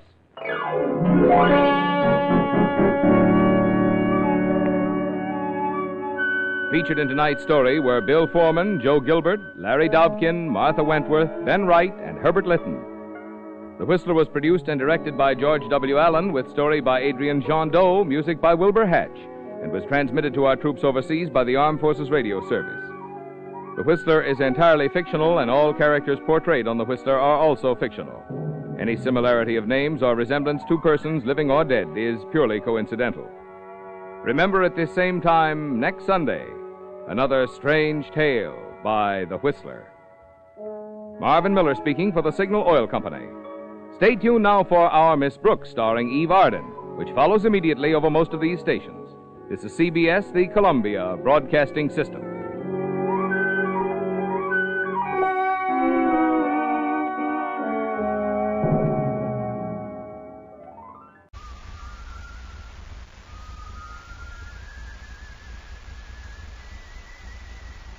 The Whistler.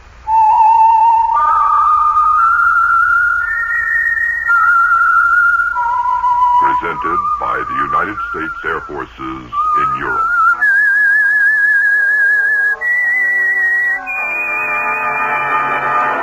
I am the Whistler, and I know many things, for I walk by night.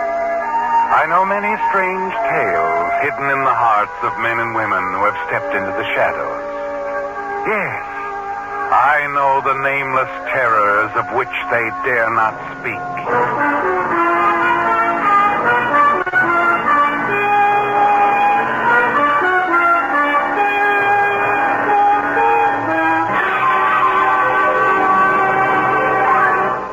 Members of the United States Air offering a hint of things to look for in the ever-developing story of the United States Air Force.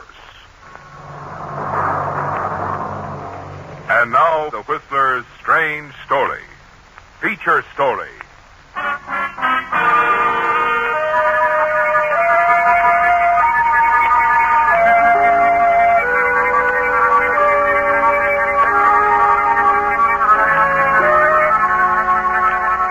The day was hot and clear as Darrow and Hazel Martin drove into the Southern California town of Matson, not far from the Mexican border.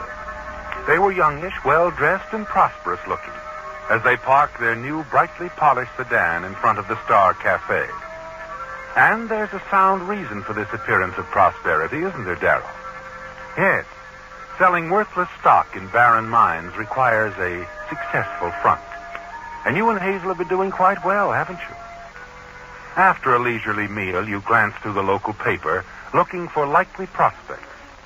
And then suddenly you notice an item of far greater interest. You read the story quickly, then reread it slowly and carefully. Well, what's so interesting, Darrow? I wonder if it could be. Nah, probably not. What are you reading? Oh, here. Look at this, Hazel. Joe Gibson funeral today. Who's he? Well, you wouldn't know him, but there was a Joe Gibson in the pen when I was serving that term for forgery. He'd embezzled a lot of money, hid it somewhere. Nobody could find it. Oh? How much? $75,000. $75,000? Waiting for him when he got out of prison? Yeah. At least we... pardon me. At least we figured he did. He never told anybody about it. He denied it all. He was quite a guy. What do you mean? Well, we called him the Baron. He could always get anything he wanted. Started out working as a prison mechanic, but finished his term writing articles for the prison paper when I worked on the staff. Do you think this is the same fella? Well, the item says he's from Hartley, Connecticut. Joe was from somewhere around there. Says he was 52, and that was about Joe's age. Well, you can't exactly call this a success story. It could be, baby. For us. Don't you see, honey? He's only been out for a couple of years. Not enough time to spend $75,000. Especially if he didn't want the police to locate the money he wasn't supposed to have. Yeah. And it's my guess that he'd be mighty careful about depositing it in banks. Probably keeps it close at hand in cash. And? If that cash is around these parts, I'd like to recover it. For us. How? Maybe it would be a good idea for us to pay our respects, huh? Oh, waiter. Yes, sir. How much do I owe you? Oh, let's see. That'll be 320. 320, huh? Here you are. Thank you, sir. Oh, by the way, where is the Matson mortuary? Just a block down. You'll see a sign. It's on this side of the street. Mm-hmm. Thanks. I think we can find it.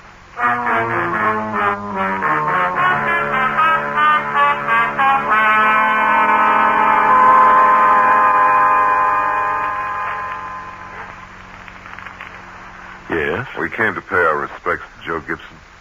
Friend? Yes. This way, please. Not many people here, huh? There are no relatives.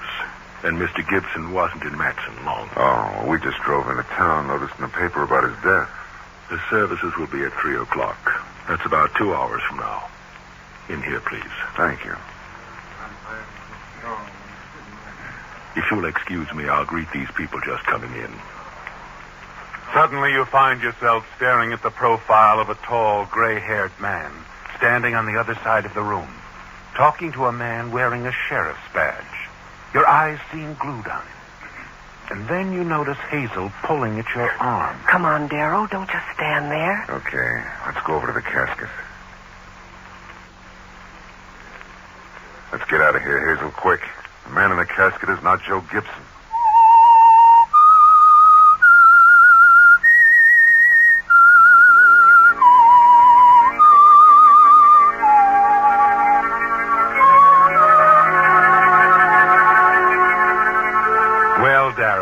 Here in a Southern California town, hundreds of miles from the prison where you first knew Joe Gibson, you intended to pay your respects at the local funeral home, hoping to find some clue to the recovery of the money he embezzled. But the man you see in the casket is not Gibson. You're excited as you and Hazel walk back toward the cafe.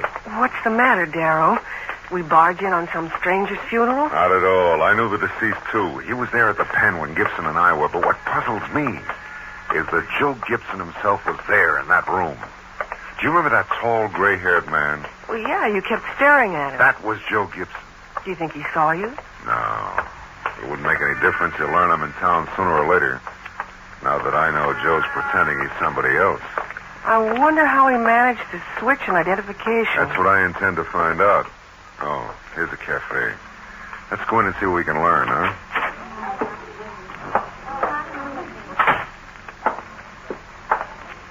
You folks back? Couldn't you find the mortuary? Oh, we didn't care to stay too long. Wow, it's hot, huh? What do you have that's good and cold to drink? How about some iced tea? Yeah, sounds great. How about it, Hazel? That'll be fine. Say, my name's Martin, D.L. Martin. What's yours? Sam Bake. Glad to know you, Sam. This is Mrs. Martin. Pleased to meet you, ma'am. How do you do? Here's your tea. Thanks. Say, I understand that fellow Joe Gibson didn't have any relatives. No, but poor Mr. Telford has taken it hard. Telford? Who's he? You probably saw him at the funeral home. Gray-haired man, tall, well-dressed. Oh, yes. Yes, I believe I did. Well, he's a mighty nice fellow. Yeah, he looked to be. Native of Matson? No, as a matter of fact, hasn't been here more than 6 or 8 months, but he's one fellow the whole town knows and likes. How did he become so attached to Joe Gibson? This just shows how Mr. Telford goes out of his way to be nice to people. Oh. He met this Gibson when he was making a trip back east. Gibson's health was bad, and Mr. Telford felt sorry for him. I see. Seems like Gibson had had some trouble with the law, had been in prison or something, so he took Mr. Telford up on the offer and came out here to make a new start. Yeah, I thought I remembered reading about Joe Gibson. That's why I was so interested when I saw his funeral notice. You'd heard about him back east? Feature that. You know, Sam, you're right. I think I will feature that. We make a good feature story. I think I can sell it. Oh, well, now, don't be so surprised, Hazel. I think I can write a good article on Hellman Telford, Joe Gibson, in this fine little town of Matson. Oh, I know. I promised I'd take a complete vacation just once, but a story like this. Well, you know best, honey. Now there, huh? That's an understanding wife for you, Sam? Yeah. You see, I sell articles now and then in magazines, and this story could help us have our vacation with pay. Think so? Sure. Say, tell me, where would be a good place for us to stay a day or so, huh? Well, the best place around here is the Desert Motel. just at the edge of town, right next to that big signal station. Hank Holland runs it. Tell Hank I recommended it.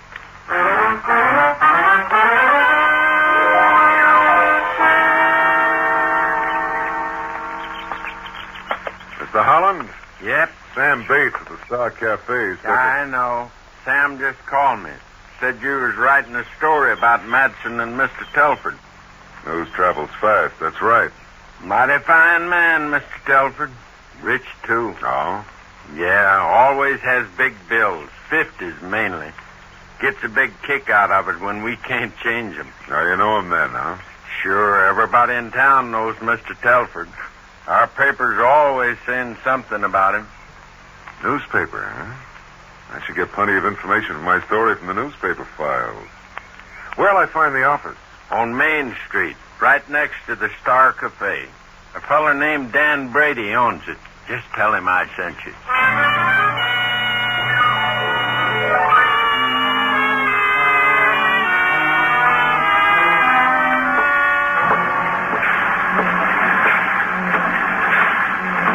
Yes?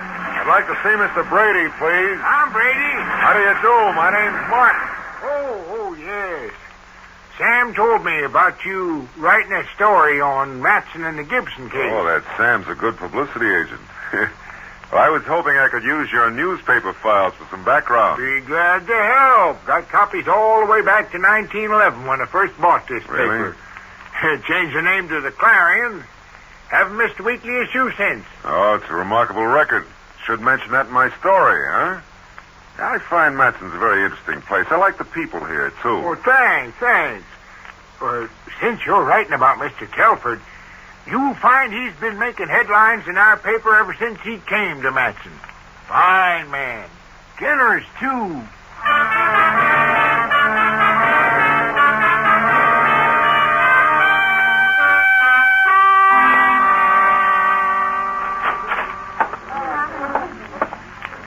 Hi there, Sammy. Oh, hello, Mr. Martin. How's it going? Oh, fine. Mr. Brady's newspaper file gave me a lot of background material. Well, and there's someone here you'll want to meet. Oh? Oh, Sheriff. Yes?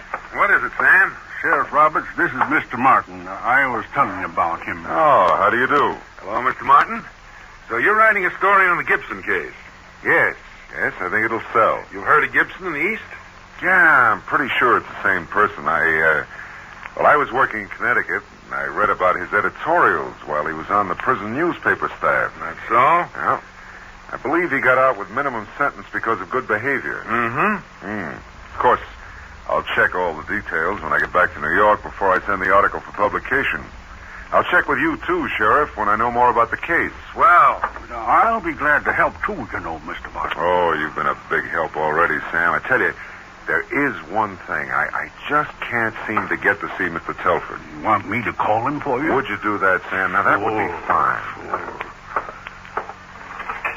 678J. Miss Telford, this is Sam. There's a Mr. Martin here who'd like to talk to you. Here he is, Mr. Martin. Thanks, Sam. Hello, Mr. Telford. Hello, Mr. Martin. I'm interested in doing a feature on Joe Gibson. I've heard. Just what did you have in mind? Oh, well, it seemed unusual that he was coming out here to make a new start in life, and he died just as he was turning a new leaf, so to speak, huh? Yes, it was too bad. Yeah, but I think there's a lot of human interest in your giving him a helping hand. I'd appreciate having your picture, Mr. Telford. Mr. Martin, I wish you would give up this idea. Why? I think it has great possibility. Well, then, I'd appreciate your leaving me out of your story. It was difficult enough having this sad experience without publicity, too. Oh, well, I understand, Mr. Telford. I think we can arrange to leave your name out of it. But I would like to talk to you. How about dinner this evening? Very well. You'll be my guest. Oh, no. You'll be my guest. You see, I have my wife with me. She's my secretary also. Then you'll both be my guests. At the Hilltop Inn? Hilltop Inn? Huh? Yes, it's quite a spot. Do you know how to get there? No, but I'll find out. See you at 8, Mr. Telford.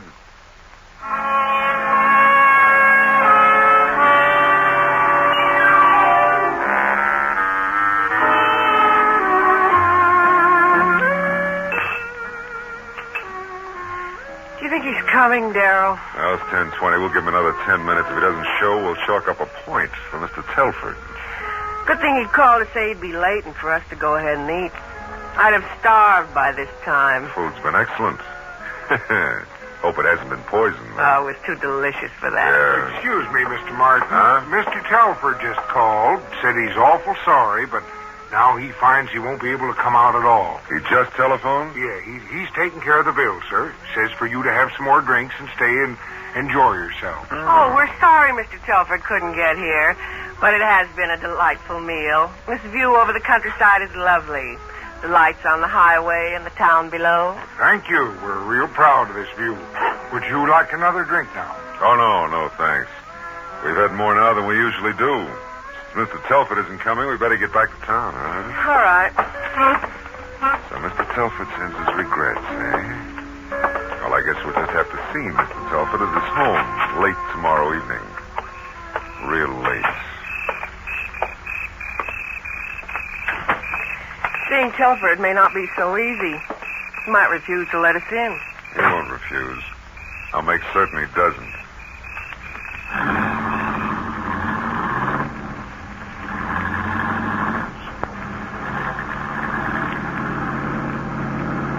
Take it easy, Darrow. This is a steep grade. Quit worrying. The new car handles great.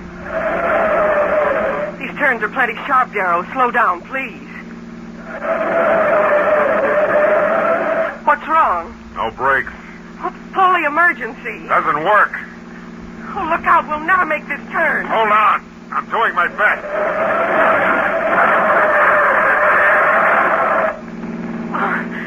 How much longer? I think we're just about down.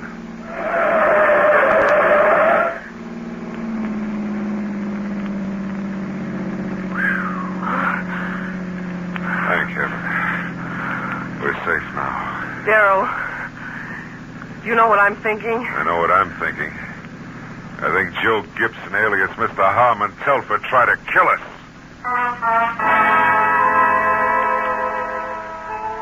It was sheer luck that you were able to round those dangerous curves without plunging to your death, wasn't it, Darrow? At the garage the next day, examination of the car proved that someone had deliberately put your brakes out of working order. Now you're certain it was Telford. He's probably seen you, recognized you, and knows exactly why you're here. You know now that you must have a showdown with him, and soon. Next day, you learn he lives in an apartment above his office. That evening, after the car is repaired, you and Hazel check out of the motel, and then pay Mr. Harmon Telford a visit.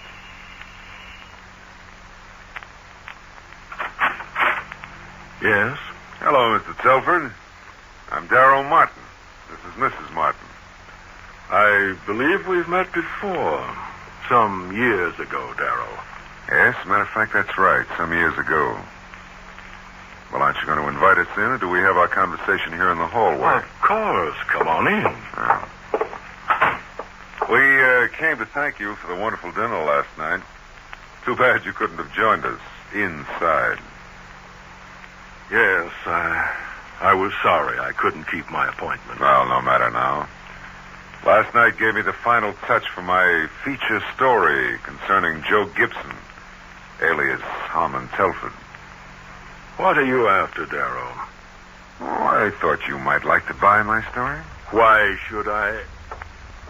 Put that gun away, Darrow. Hazel, while I talk to Mr. Telford, why don't you look around the apartment? Okay, I will. I have a copy of my story right here. I think you'll find it very interesting, Mr. Telford.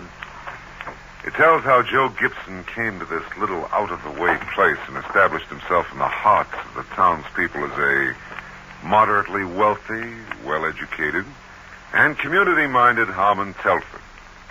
But then he ran into Nick Sanders. No. Oh, yes, who recognized him and followed him to Matson. Nick tried to blackmail Gibson, and on the now well-established Mr. Telford's testimony, Nick's murder was cataloged as accidental or self-inflicted fatal wounds without question. You couldn't prove otherwise. I continue the quote. Joe Gibson's wallet and identification papers were all placed in Nick's clothing, so it looked authentic. And the Joe Gibson identity was to be buried forever. Go on. All right. Life would have been more pleasant for Harmon Telford thereafter, but Darrow and Hazel Martin happened to appear on the scene. And? Mr. and Mrs. Martin will now take $50,000 of the embezzled money and leave town. Mr. Telford can continue being the good fellow.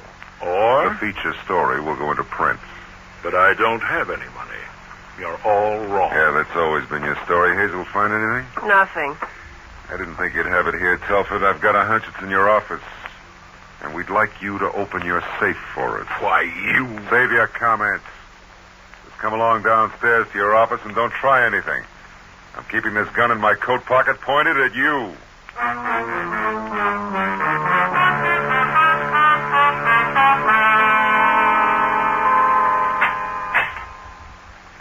Now stand back, Gibson. Hazel, look and see if the money's there. It's here, Darrow. Thousands and thousands of dollars. I thought so. Now let's find something to put it in. How about this briefcase? Oh, fine. Oh, well. You know, Joe, we all wondered how it would be to have $75,000 waiting for us when we got out. You won't get away with this. You'll what? Tell the people of the town that we've stolen the money you embezzled, that you're really Joe Gibson? I don't think so. All right, put our feature story inside the briefcase, Hazel. Okay.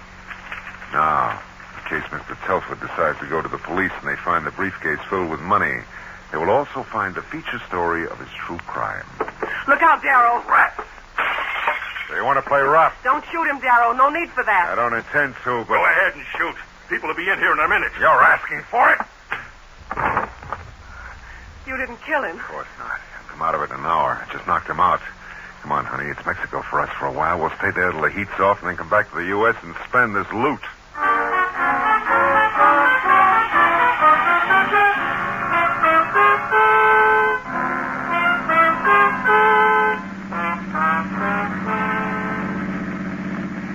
There's Sam with Sheriff Roberts. Motioning for us to come over. Might as well stop and say so long to him, huh? Hi there, Mr. Martin. How's your story coming along? Fine, just fine, Sam. Evening, Sheriff. Evening, Mr. Martin. I'll put the finishing touches on it when I get back to New York. Send it to my editor. That's swell, Mr. Martin. We'll want copies, won't we, Sheriff? Of course. Oh, don't worry. I won't forget you people. I certainly appreciated the cooperation everyone in Matson gave me. My stay here has been most rewarding.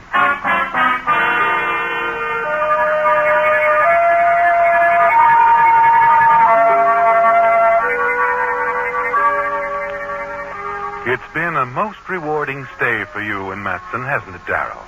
You're almost rich, and within an hour you plan to be in Mexico, free to spend your riches. It's ironic that you should leave the town with the well wishes of Sam the waiter and the sheriff himself, who supplied most of the information you needed for your success.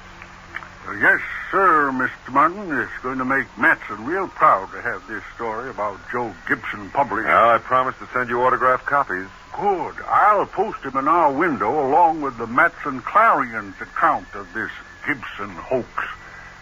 Hoax? What do you mean? Joe Gibson isn't dead, Mr. Martin. Not dead. What are you talking about? Joe Gibson has been masquerading as one of our leading citizens, Harmon Telford. Harmon Telford? What about the corpse at the funeral parlor? That was another ex-convict named Nick Sanders. You see, we've been suspicious of Telford for some time, all those big bills he carried, so we decided to do a little investigating. It wasn't any trick to get his fingerprints. We got him off a cocktail glass and sent him to Washington. We did the same thing with Sanders' prints. So Harmon Telford is really Joe Gibson, ex-convict. There's no doubt about it, huh, Sam? No, sir. The sheriff showed me the letter from Washington. My men are on the way up to Telford's office right now to pick him up. If you don't mind, you can drive me over to Telford's office, and then you can get the payoff for your feature story firsthand. Well, of course. Sure. Is there room for three here in the front seat? Certainly. Here, Mr. Martin, I'll put your briefcase in the back. H.T. These aren't your initials, Mr. Martin. And his name tag, Harmon Telford, Matson, California. What are you doing with this briefcase? Well, you see, I 50s. Hundreds. All big bills. And the true story of ex-convict Joe Gibson, alias Harmon Telford. Did Joe go for your blackmail, or did you rob him? Now, look, Sheriff, Never mind. Find out all about it when we pick up Joe Gibson. If I find out what I think I will, you can write another story about the conviction and imprisonment of Darrow and Hazel Martin. The Whistler.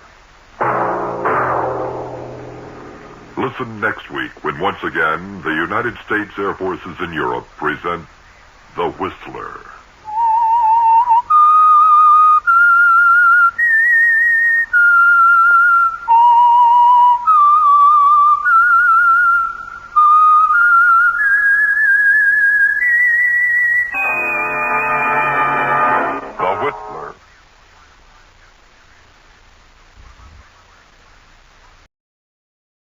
And now, stay tuned for the program that is rated tops in popularity for a longer period of time than any other West Coast program in radio history. The Signal Oil program, The Whistler.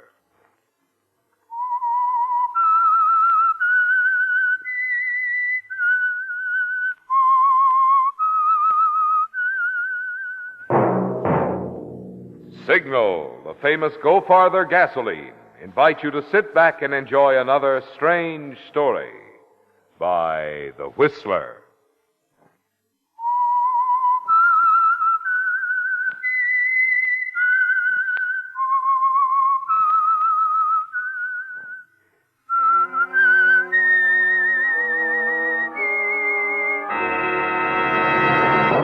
I am the Whistler, and I know many things, for I walk by night. I know many strange tales hidden in the hearts of men and women who have stepped into the shadows. Yes, I know the nameless terrors of which they dare not speak. And now for the Signal Oil Company, The Whistler's strange story, Undercurrent.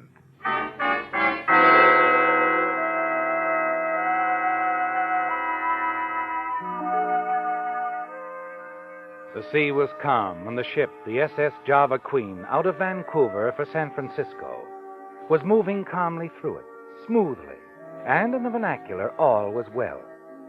But not so with a certain member of the cargo ship's half-dozen passengers. No, Chris Horton was anything but calm. He was obviously concerned and confused, for as he hurried along the deck, he knew that something was wrong, very wrong, and he intended to find out about it. He was deep in thought when he bumped against a deck steward. Oh, I'm sorry. It's my fault, sir. I wasn't looking. Never mind. Where are you taking that tray? Why, to Mr. Ashcroft's cabin, sir. Good. You ought to be one person on board this ship who knows what he looks like. What he looks like? Well, certainly, but... Look, I just came from Ashcroft's cabin. There's a man in there who claims he's Ashcroft. I know he isn't. What do you mean? I've been bringing him his meals ever since we sailed, sir. He's not a very good sailor, you know. He won't come on deck, but I'm Okay, sure... take a look right now. Find out what that guy in there is trying to pull. Well, of course. Of course, sir. Excuse me.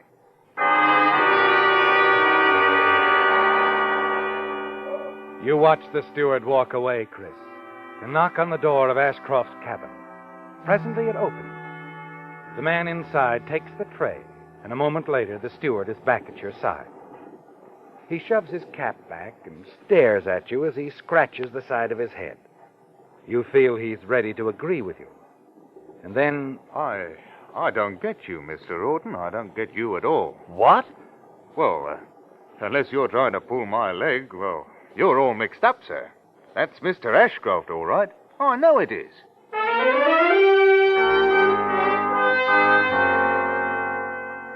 Well, Chris, you thought the steward was going to agree, didn't you? But he's confused you even further. You're positive the man in cabin C isn't Ashcroft. That the steward's wrong or lying. Is that it, Chris? And why? You pace the deck for a long while, thinking things out, and finally decide there's only one thing to do. And you hurry toward the captain's quarters. Yes, you've got to convey your suspicions. Apprise him of the situation. Come in. Oh, good evening, Mr. Horton. Captain, I'd like to talk to you. It's very important. Of course. Come on in. Shake hands with my friend, Mr. Ashcroft. We're just having a little drink. Mr. Ashcroft? How do you do, Mr. Horton? Now, what was it you wanted to see me about, Mr. Horton? Nothing. That is, I guess it can wait. I'll talk to you later.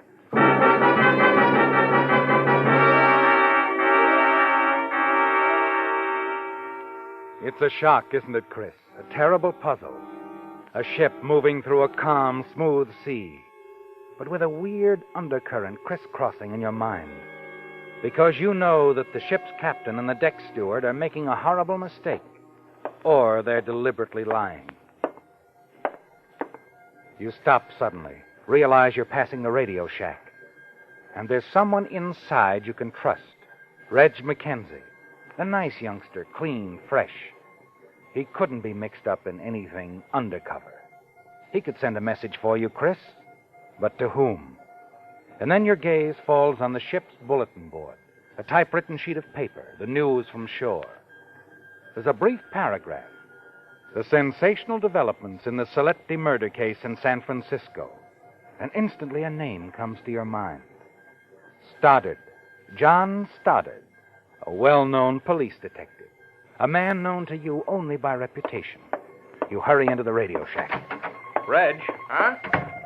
Oh, hi, Mr. Horton. Be with you in a minute. Just getting the weather. Okay. What can I do for you? I want you to send a message for me. Here. Hey, $5. You can earn it. Got a message blank? Sure. Thanks. Lieutenant John Stoddard, Hall of Justice, San Francisco. SS Java Queen, docking tomorrow, 10 a.m. That's right, isn't it? Yeah, that's right. Meet me, Chris Horton. SS Java Queen, docking tomorrow, 10 a.m. Meet me, Chris Horton. Check. Sure, I'll get it off right away, sir. Good boy, Reg. Thanks.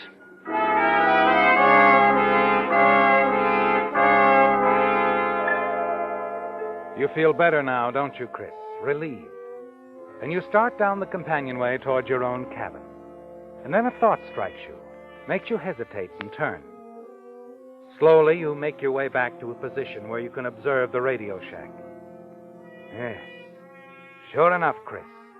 The radio man, yellow message blank in hand, leaves the radio shack and goes straight to the captain's quarters.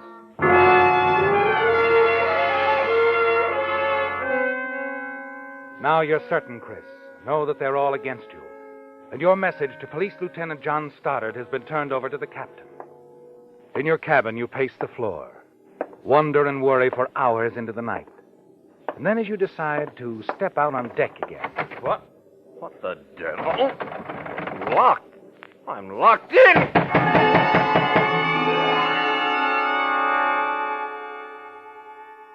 It's a terrible night you spend, isn't it, Chris?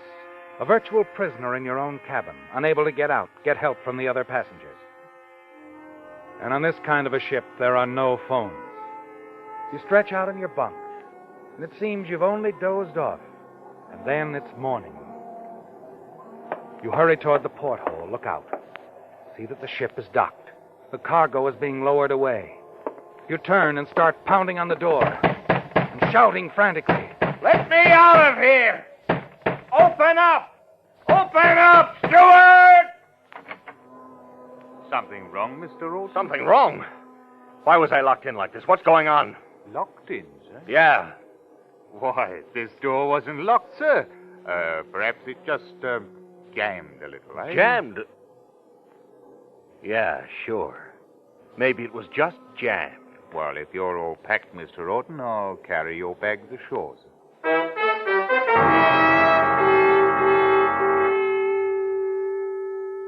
You hurry ashore, hope frantically that the man who calls himself Ashcroft hasn't disappeared.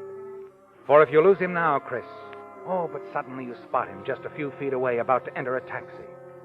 You hear him give the driver a hotel address on Fulton Street and ride hurriedly away. You carefully note the address he gave and then rush to a drugstore near the docks. Your hand trembles, Chris, as you drop a coin into the payphone, dial a number, and wait nervously.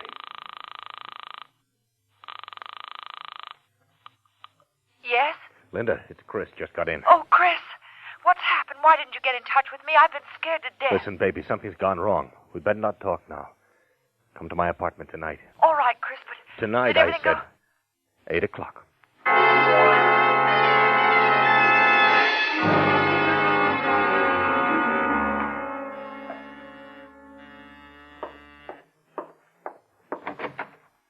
Hello, Linda. Chris.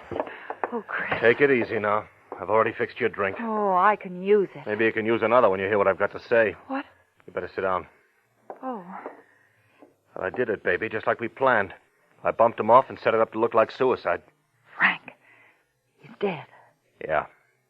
But when I went back to his cabin a few hours later to discover the tragedy, his body was gone. Gone? Yeah, somebody else was in the cabin, a stranger, Linda, a guy I never saw before.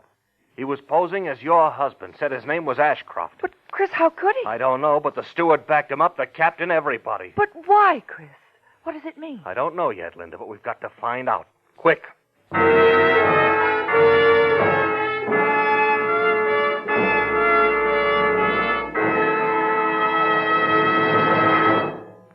A 20-page booklet which Signal service stations are now offering free can make your Labor Day trip next weekend a lot more pleasant.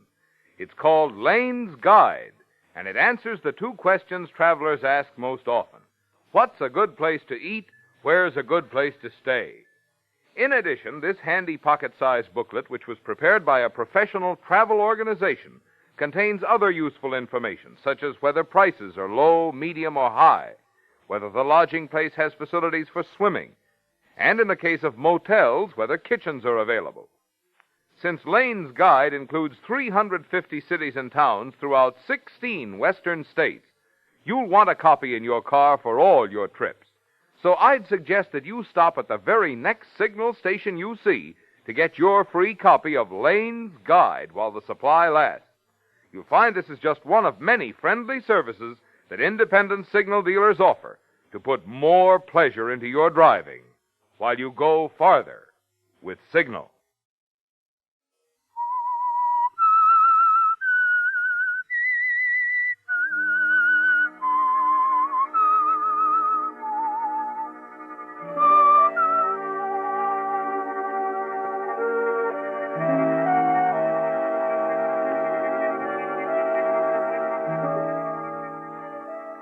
It's a terrible, puzzling thing, isn't it, Chris? The events on shipboard, the calm, the undercurrent of something very wrong, the discovery that someone, a stranger, was posing as Frank Ashcroft, the man you murdered. It's a horrible twist of circumstances on the aftermath of your perfectly planned murder. A plan that had its beginning some 3 months ago when you first met Linda. Newly arrived from Canada to find a home in San Francisco for herself and her wealthy husband. She fell in love with you, agreed to the murder of her husband. Then finally word came that he was sailing for the States from Vancouver. You hurried there, booked passage aboard the Java Queen. And the night before the ship arrived in San Francisco, you killed him. Now you and Linda are both caught in the undercurrent of a deadly mystery. Ashcroft is dead. You know that, Chris. You killed him with your own hands. But there's another man, a stranger in his place. And now back in San Francisco, sitting in your apartment with the victim's wife, lovely Linda Ashcroft. The two of you share the shock and stare at one another with eyes filled with questions. What are we going to do, Chris? We're going to find out what he's up to, Linda. Before I called you this morning, I heard him tell the taxi driver to take him to a hotel on Fulton. Oh, what, you don't think we should go there? I do, yes, and right now. Come on.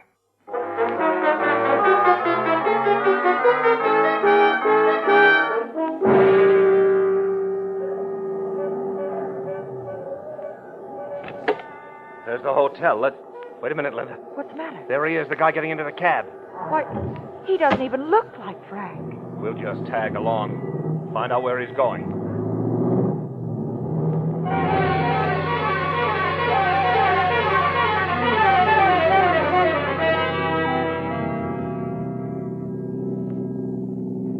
He went into the park, Chris. Yeah, I know. Oh. What are you going to do? I'm going in after him. Oh, Chris. Relax. I'll be all right. You wait here for me. You hurry into the park, down the darkened path after him. And then up ahead, a street lamp. And under it, sitting on a park bench, another man. There's something familiar about him, isn't there, Chris? Yes, it's the ship's steward. Just then, you see the man that you've been following walk toward the steward. You move quickly through the trees, circle behind the park bench, and listen. Evening, Mr. Ashcroft. You can forget the Ashcroft. My name's Mercer. You know that. What's wrong? Wrong? Nothing's wrong. Mr. Mercer, nothing at all. Well, then why did you ask Sit me down, to... Mercer. We've got a little talking to do. All right. All right, now what is it? Well, the captain's been thinking it over. You know, smuggling aliens into the States is risky business. Yeah. Well, the captain thinks that job we did for you is worth a little more money. Look, a bargain's a bargain. I paid what you asked. That's right, the regular fee. But you got special treatment. Now, for one thing, we set you up in a nice cabin instead of letting you sweat it out in the hold of the ship. First-class accommodation, meals. All right, so you did. I didn't ask for it. And on top of that, we furnished you with a set of identification papers, all neat and proper like. Now, that wasn't included in the bargain, Mercer. You know, we took a big chance dumping that suicide overboard. How much do you want? Well, the captain figures Ashcroft's papers are worth at least $500. It's crazy. All right, then hand them over. We can always use them. No, wait a minute. I don't like to wait, Mercer. If you'll meet me here tomorrow night, I'll have the money for you. I'm sorry, I'll have to have it now. But I don't have it with me. Why can't you wait till tomorrow? Tomorrow night, you might not show up, Mercer. You might be halfway across the country. Let's have the money now, eh? All right.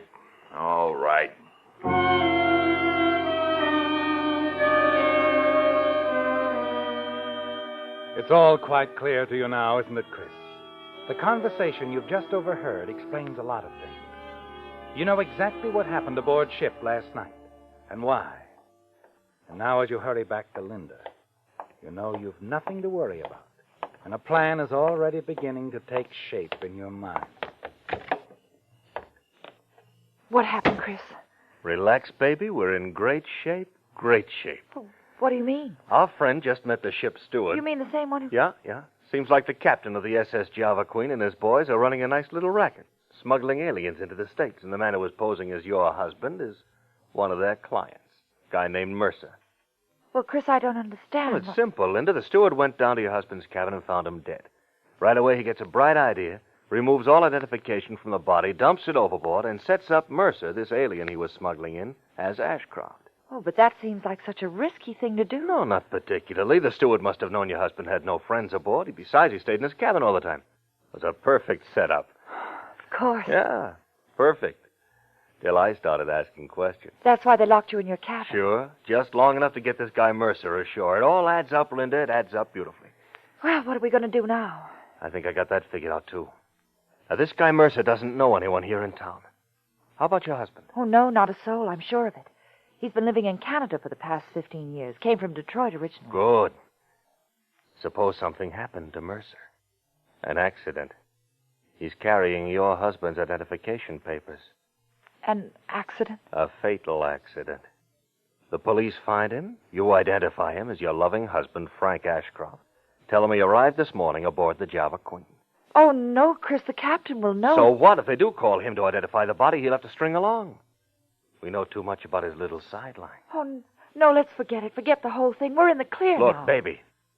How are we going to get our hands on your husband's estate if we can't turn him up dead? There's got to be a body. Oh, Chris, listen to me. There's still the bank account Frank had me open here, $30,000. It's in my name. Let's be satisfied with that. No. First thing in the morning, I'll call the police and report my husband missing. Then in a few years... In 7 years, he'll be declared legally dead, sure. But I don't want to wait that long. Don't you see, Linda? This setup is perfect. You're the only one in town can identify your husband. He didn't carry any insurance, so there won't be any investigation. Oh, Chris, I'm afraid. Well, don't be. There's nothing to worry about, not a thing. Leave everything to me.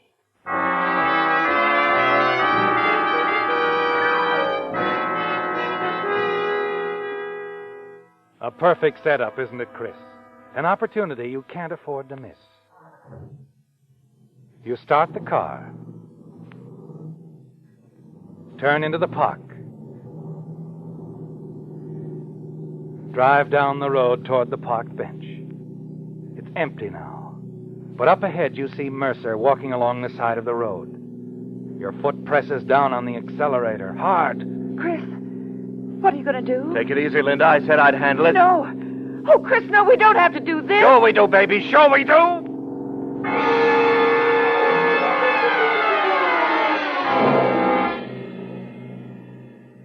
It's all over very quickly, isn't it, Chris?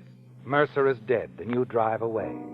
Leave him sprawled out on the road, the victim of a hit-and-run accident. That's what they'll call it. And he'll be identified as Frank Ashcroft. As you drive back to Linda's house, you tell her what you expect her to do. You're a little worried about her, aren't you, Chris? Afraid she'll go to pieces at the wrong time. After you drop her off, you drive down the street, park your car in the shadows half a block away, and wait. It's almost 9:30 when you see the police car pull up in front of the house. 2 policemen hurry up the steps. A few moments later, they disappear inside. You slip out of your car and walk toward the house.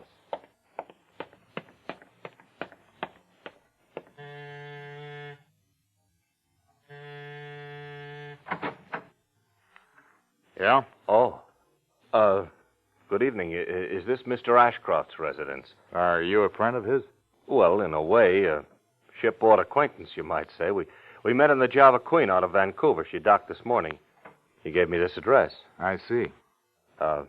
Something wrong, officer? Mr. Ashcroft is dead. Dead? Yeah, a hit-and-run accident. Happened a couple hours ago. Hit and run? Oh, horrible. We came by to pick up Mrs. Ashcroft, take her downtown to make the formal identification. I see. Oh, I just can't believe it. Ashcroft dead? Only last night we sat around. We had a few drinks. Sergeant. Yeah? If I can be of any help... Yeah, maybe you can. You probably saw him last. You can help with the identification at the morgue. I'm sure Mrs. Ashcroft won't mind.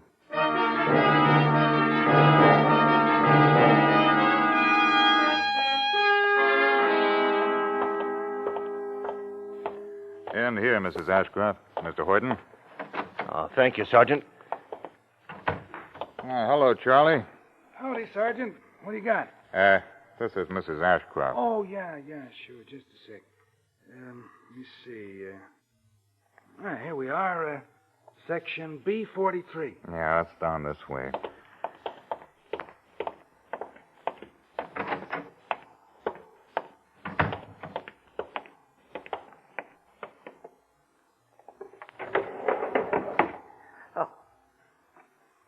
Well, Mrs. Ashcroft?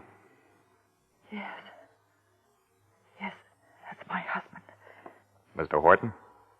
That's Mr. Ashcroft, all right. Well, I'm sorry, Mrs. Ashcroft. Thank you. That's all, Sergeant? Yeah, that's all. Sergeant? Yeah, Charlie. That fella from the Java Queens here, Captain Jensen. Captain Jensen. Okay, send him in. It's a tense moment, isn't it, Chris? You and Linda stand back. Watch Captain Jensen as he enters. Walks forward with the sergeant. Identifies Mercer's body as Ashcroft. Then, without even a glance in your direction, he's gone. Well, I guess that does it. I'll have one of the boys drive you back home, Mrs. Ashcroft. Oh, never mind, Sergeant. I'll see to it. Oh, thank you, Mr. Horton. Chris Horton. I wouldn't want to put you to any trouble. No trouble at all, Mrs. Ashcroft. Well, I'll just see the two of you to your car, then. You're very kind, Sergeant. No, I became very well acquainted with your husband just those few days aboard ship. He's a fine man. Wonderful person. I'm sure we would have become great friends. I'm sure you would have, Mr. Horton. No, it's strange, Sergeant. I feel as though I'd known Mr. Ashcroft for many years. I've seen it happen. I can understand how keenly you feel, Mrs. Ashcroft. True, he's gone now. But he's left something. Something for both of us.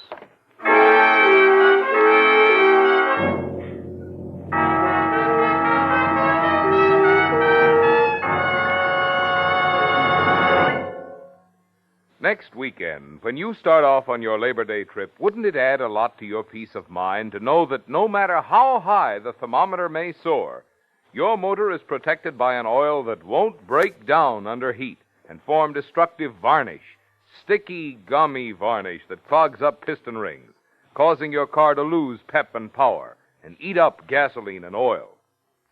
Well, you can be sure such damage won't happen to your car if you stop by a Signal dealer this week, have him drain out your tired old motor oil, and refill with fresh, clean Signal Premium Compounded Motor Oil. This extra-duty Signal oil is scientifically engineered not only to keep from breaking down and forming harmful varnish, but also to cleanse your motor of accumulated varnish which other motor oils may have deposited. Naturally, this means sweeter performance for your motor, more driving pleasure for you. 2 good reasons to stop at a Signal station before your Labor Day trip and change to Signal Premium, the extra-duty oil that does so much more than just lubricate.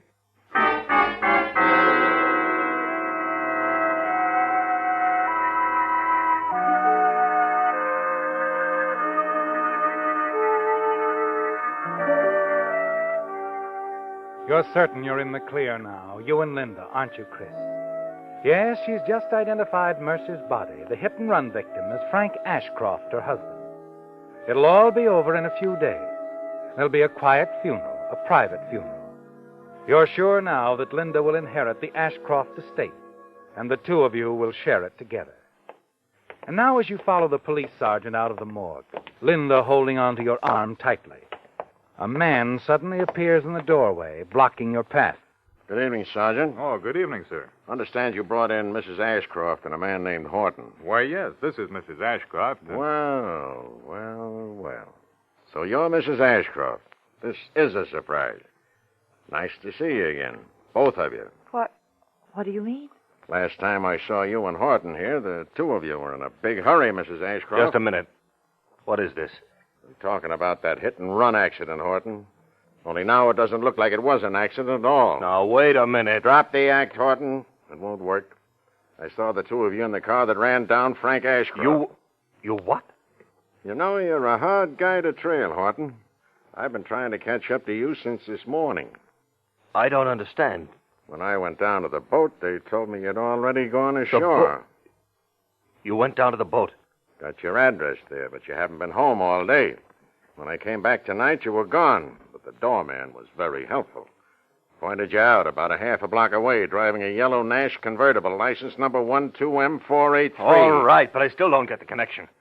I almost caught up with you then, but I lost you in the traffic on Fulton near the main entrance to the park. I picked you up again in the park, just when you ran down Ashcroft. By the time I found out he was already dead, you'd beat it out of there. Finally, I find you here. You've been trailing me? Why? I'm John Stoddard. You sent me a radiogram from the SS Java Queen. Asked me to meet you when she docked. Remember?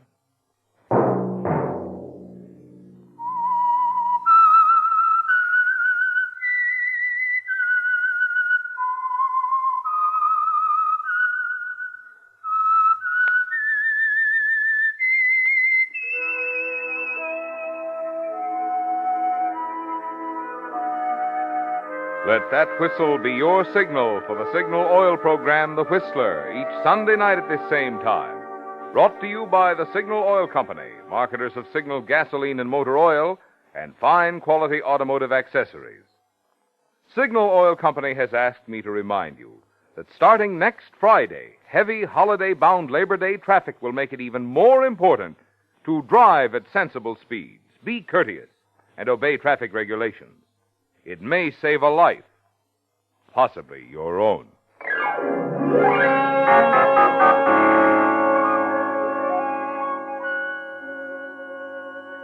Featured in tonight's story were Bill Foreman, Larry Dobkin, and Francis Robinson. The Whistler was produced and directed by George W. Allen, with story by Adrian John Doe, music by Wilbur Hatch, and was transmitted to our troops overseas by the Armed Forces Radio Service. The Whistler is entirely fictional, and all characters portrayed on The Whistler are also fictional. Any similarity of names or resemblance to persons living or dead is purely coincidental. There's a miracle going on right in front of our eyes every moment of the day. It's the miracle of America. Today, power-driven machines have taken over nearly 95% of the burden. Our country has been built on this kind of progress. Just look around you, at the radio in your living room, at the car in your garage, at the food in your refrigerator. These are the miracles which have made our American standard of living the envy of the world. And you can learn much more about the wonderful system of freedom which has made them possible in a booklet called The Miracle of America, which will be sent to you free of charge if you send a postcard with your name and address to your local CBS station. Remember at this same time next Sunday, another strange tale by The Whistler. Marvin Miller speaking for the Signal Oil Company. This is CBS, the Columbia Broadcasting System.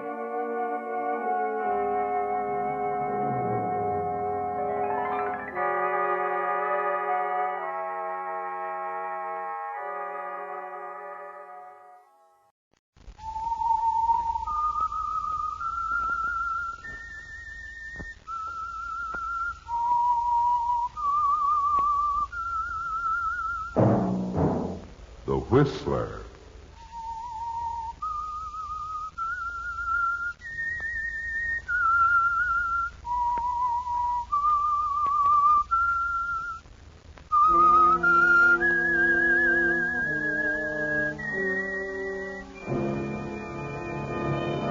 I am the Whistler, and I know many things, for I walk by night.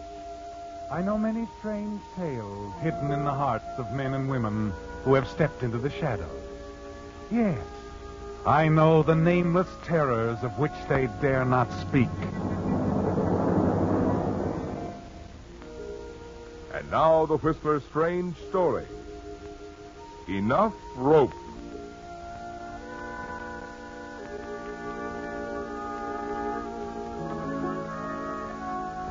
It came to Martin Forbes as a terrible shock.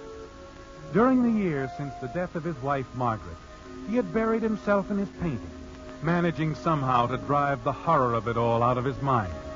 But now it was back again, back in the person of a police lieutenant who had called without warning and quietly dropped his bombshell. And so, Mr. Forbes, we thought you'd want to know. The man who killed your wife was arrested late this afternoon. The man? Well, now, I can understand why it's such a shock to you, but you see, the investigation has never stopped. When a man has killed 6 people, the police department doesn't give up easily. The man confessed? Well, no. The arresting officers had to use their guns. He's in the prison ward at the hospital.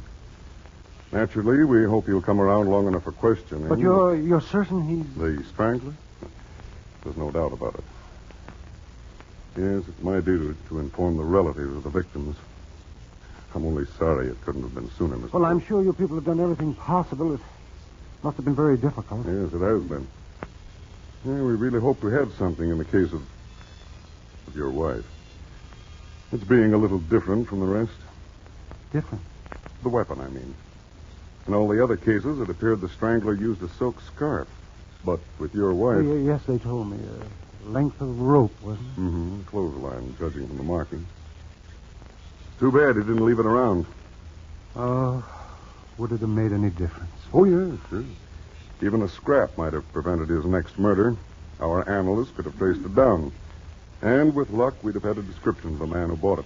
Well, the fact that you've captured him now... Yeah. Yeah, we'll find out the whole story now.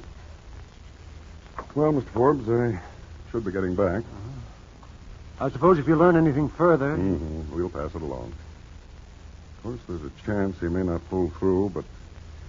Well, we want to be as thorough as he was, not leave any loose ends around. Any loose ends? Oh, yes, of course. Yes, well, I'll see you to the door. Oh, no, don't bother. Good night, Mr. Forbes. We'll keep in touch. Good night, Lieutenant. Good night. Loose ends. The rope. Even a scrap, he said. Can't leave a scrap.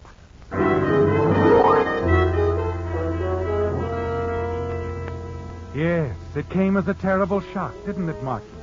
But not for the reason the lieutenant suspected. No, it's something more impelling than grief that sends you upstairs to your attic studio. Just a scrap of rope. The lieutenant said just a tiny scrap would be enough to tie up the case. To reveal that artist Martin Forbes had used a series of local stranglings to cover up the murder of his own wife.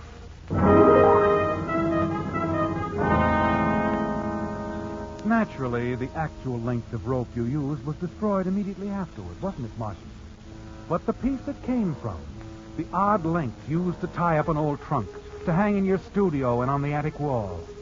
You know now that every piece must be found and burned at once.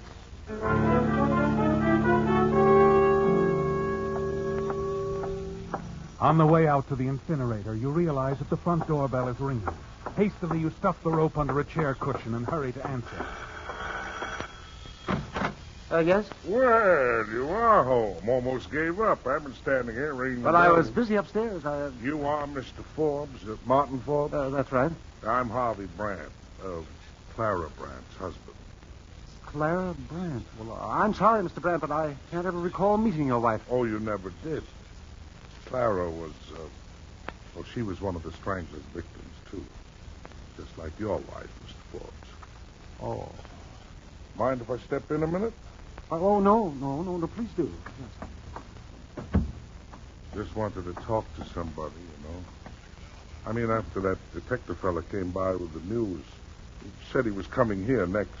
Oh, yes, he left just a short time ago. Awful shock having it all brought up again, isn't it? Don't sit there. Huh? This other chair, it's more comfortable. Oh, don't worry about me. There's your phone, anyway. Oh, yes. Well, excuse me. Hello. Hello, darling. Adele. My boat docked a few hours ago. Oh, Martin, I've just seen the papers about your wife. I didn't know. Yes, look, I am rather busy at the moment. We'll call you a little later, huh? Martin, Fine. I'll... Darling, you don't even know where I'm staying. Yes, well, call me back later then. Goodbye. You tremble as you hang up the phone, don't you, Martin? Because the sound of her voice brings it all back to you. And with a stranger sitting here in your living room, you can't even afford to think about it. You killed your wife, Margaret, because of Adele, didn't you? You wanted to be free to paint and to be with her. It was the poetry of those two things that resulted in your murder plan. And Adele, away in Europe, had no idea what you meant when you told her the night she sailed that things might be different after her 2 years' study in Europe. The sound of Harvey Brandt's voice cuts into your thoughts. Bad news, Mr. Forbes? Oh, no, it's nothing. You were saying, Mr. Brandt? Make it Harvey, huh? You see, to get to the point, I thought it was time you and I ought to get together. We'll get together? Sure. Talk things over.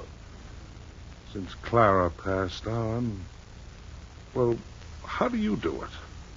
Do what? Keep busy. Keep your mind occupied. Oh, well, I have my work, you see. I've done endless painting Oh, since then. sure. Gives a man the time he wants. Oh, why... You're lucky having it work out that way. I just have the memories. Some of them not too good. Clara and I didn't get along very well. Oh. My fault, of course. I suppose you and your wife are very happy together. Very. I guess the ladies, any of them, would be attracted to you. Then I guess I was too demanding of Clara. You know, didn't give her enough rope. Yes, and could I get you a glass of wine or something, Mr. Brandt? Well, Harvey, I haven't been very hospitable. Oh, it's all right. You had your friend there to think about. Oh, that was nothing. Still, I might slip over to this other chair. Well, what's this under the cushion? Well, I'll take that. Speaking of rope, Mr. Forbes. Yes, well, the housekeeper must have left it there. She's often very careless. I wonder if you'd mind. You caught me at a rather busy time. Sure. You got to get back to your painting, huh? Sorry, I didn't mean to stay, anyhow. Would like to talk to you again sometime. Oh, anytime, Mr. Brandt. The rope? Oh, yes. Almost walked out with it in my hand. Here you are. The old saying, huh? Give a man enough rope and... Well, good night, Mr. Forbes. Martin. By the way, I've often thought it odd about your wife. The way she was killed. What do you mean? Well, it was different. From the others, I mean. He used a rope. Yes. He did, didn't he? Well, good night, Mr. Brandt. Good night, Martin. I look forward to seeing you again soon. Huh?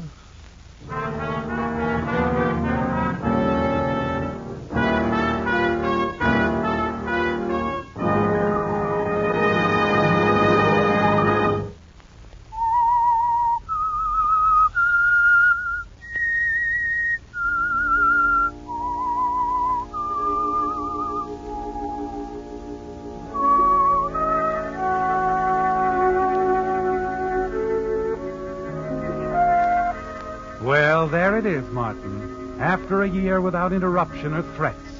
A year to paint and to dream of a lovely, dark-eyed girl who would someday come sailing back from Europe to find you a free man. It isn't that simple at the moment, is it? Not with the killer you blamed lying unconscious in the hospital. The police lieutenant who looked at you with quiet gray eyes. And Harvey Brandt, who somehow seemed to have more on his mind than grief.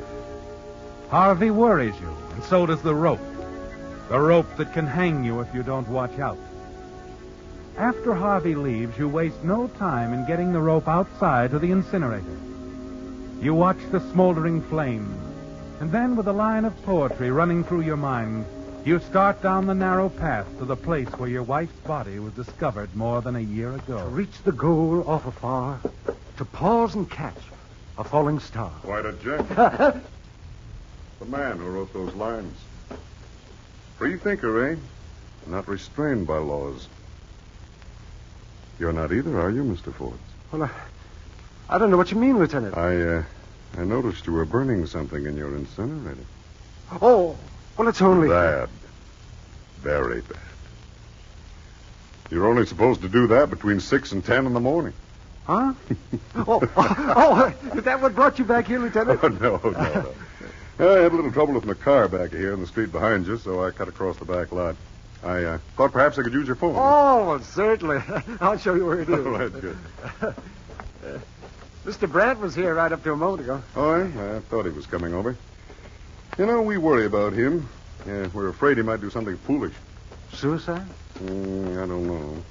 But, Mr. Forbes, if he ever does get acting peculiar, would you tip us off? Might save something from happening. Oh, I'll be glad to cooperate. You know, you'd be doing us a favor to sort of, take him under your wing. You've managed to adjust yourself so much better. Yes, I've tried to busy myself in my work. Mm-hmm. The phone's in this way. Oh, yeah. Oh, having company? No, I'm not expecting you. Oh, the phone's right on there, Lieutenant. Just help yourself. All right, thank you.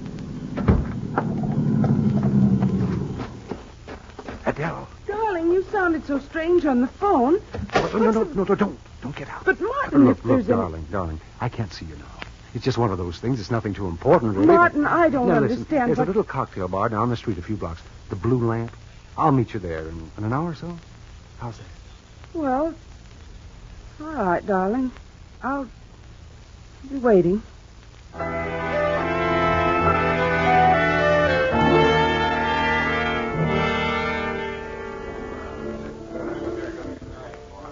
And that, Mr. Martin Forbes, is a brief account of my 2 years in Europe. I had an awfully hard time keeping my promise not to write while I was away, even though you didn't write to me. I missed you so much, darling. As much as I've missed you. Oh, much more. You probably forgot all about me the moment I stepped on the boat. Oh, no. I could never forget you, Adele. You were never out of my mind, not once. Well, I must say your welcome home was rather strange, Martin. Goodness, the way you shooed me away from your house a little while ago. Oh, you probably had some gorgeous redhead modeling for you, and you didn't want me to see it. Oh, Adele. I know. But just the same, after we're married, I'm going to insist you paint nothing but grapes, apples, elderly ladies, and landscapes. Anything you say, Adele. Martin. Yes? has upset you, hasn't it? What? I mean about the man the police caught. Oh, that. Oh, poor darling. Having to go through all this again. The papers are making a holiday of it. I know. I'm sorry you had to find out this way. I suppose I should have written to you about it, but I couldn't bring myself around. I understand. Naturally, I intended to tell you when you came home. But... Well, it's all over now, Martin. The best thing to do is to forget it. Yeah. Completely. That's right. We'll just forget it. Another martini? I think not, darling. Oh, what? Darling, you're so jumpy. It's only the pinball machine over there. The man must have hit the jackpot or something. You turn, glance toward the end of the bar. The man standing at the pinball machine is Harvey Brant. He nods in your direction, and a thin smile crosses his lips. As he turns to speak to the bartender, you slip off the bar stool, start for the door with Adele at your elbow. Before you're halfway across the room, Harvey calls to you. Martin! Martin! No, what? Oh, hello. Well, how are you, my boy? I'm fine, Harvey. Just fine. Leaving so soon, are you? Yes, we were going out to dinner. I just stopped in for a drink. Oh, I was hoping I could buy you a drink, Martin, and the young lady, of course, sort of celebrate my good fortune. I just hit the jackpot. Oh, well, thank you very much, but we... Surely you won't turn old Harvey down, miss? Woodling. Adele, this is Harvey Brant. How do you do? Woodling. You're not from Maine, are you, by any chance? No, Texas. Texas? Well, what do you know? Adele, I think we'd better go. Oh, now, Martin, my boy, you can't rush off like this. Drag this charming little lady away before we've had a chance to do some Texas talk? No. How about a drink, folks? Now, we should be getting along. Really, darling, I don't mind. It's still early. That's the ticket. Come along, folks. There's an empty table over here. Oh, waiter.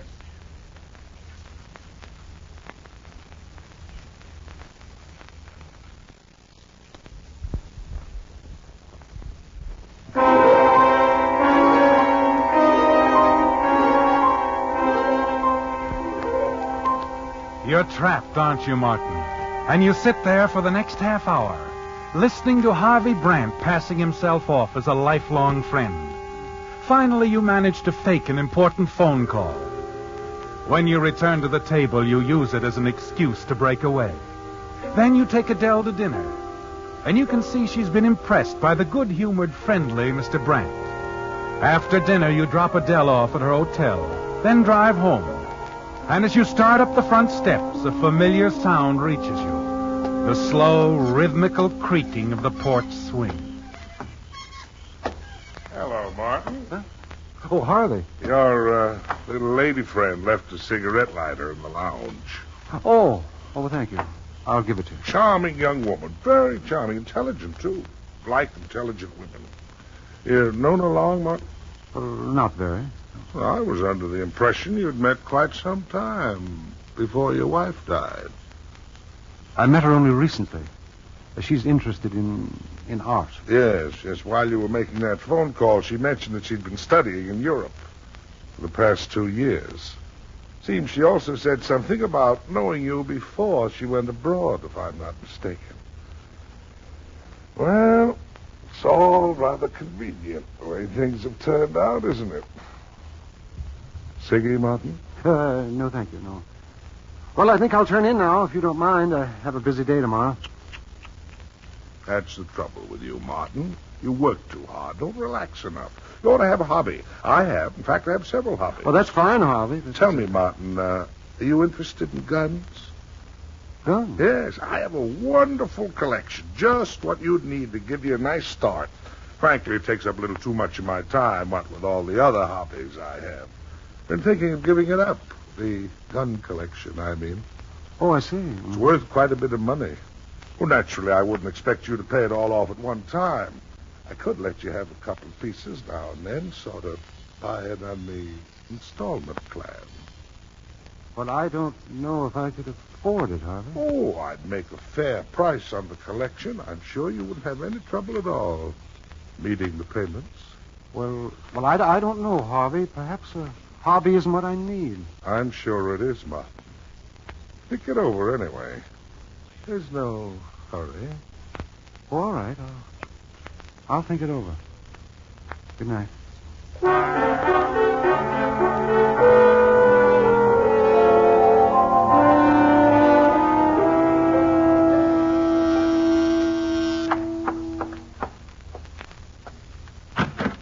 Oh, Lieutenant. Good morning, Mr. Forbes. I hope I didn't disturb you. Oh, of course. Now, won't you come in? Oh, no, thanks. I just happened to be passing by. I thought I'd see how you were getting along. Uh-huh. The, killer? Any new development? Oh, still lingering. Oh, he hasn't regained consciousness? No, not exactly. He muttered something last night, something about not killing them all. Not killing them all? What do you suppose that means? Oh, we don't attach much importance to it. The man's in a coma. They often say odd things. But tell me, Mr. Forbes, about Harvey Brandt. He feeling any better? Well, yes, I think so. Hmm? There is one question I'd like to ask you, Lieutenant. All right, what's that? Mr. Brandt, is he well off? Income, I mean? Why do you ask that? Well, I was just curious. He doesn't seem to have a profession. You know, I've wondered about that myself. The man doesn't seem to have a dime. Sometimes I don't know how he gets along at all. Oh, I see. Oh, that answer your question, Mr. Ford? Yes. Yes, that answers my question.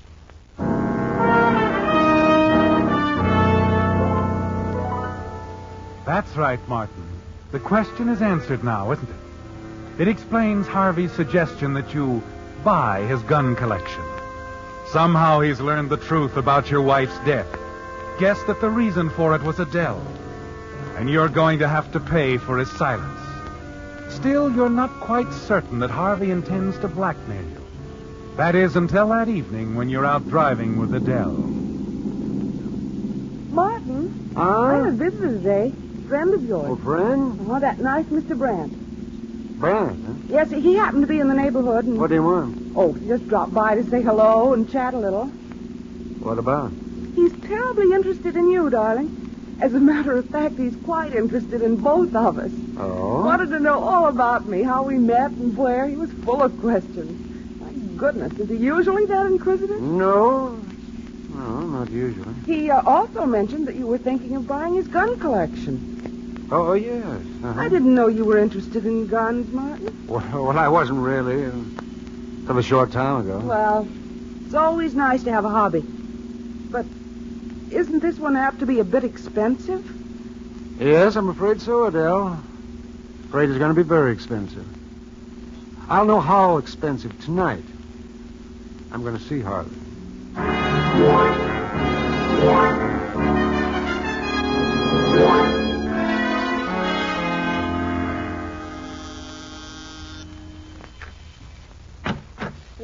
Well, Martin, come in. Sorry to make it so late, Harvey. Oh, it's quite all right. Sit down, make yourself comfortable. So you've decided to take that gun collection off my hands, eh? I knew you would. Didn't doubt it for a minute.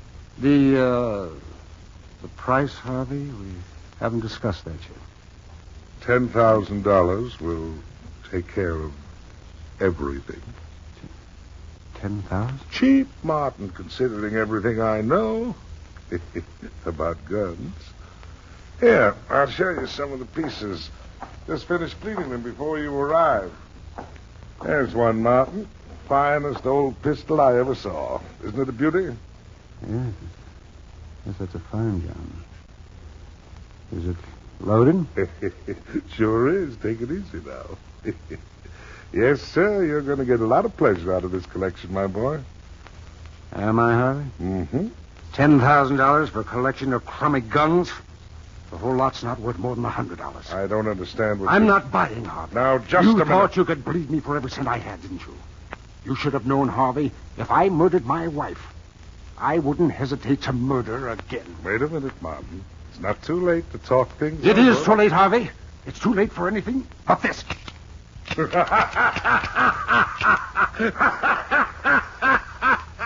Oh, I wasn't sure before now that you'd killed your wife, Martin, but now I know. Oh, you didn't think I'd be silly enough to hand you a loaded gun, did you? And you didn't think I'd be silly enough to come here without a gun of my own, did you, Harvey?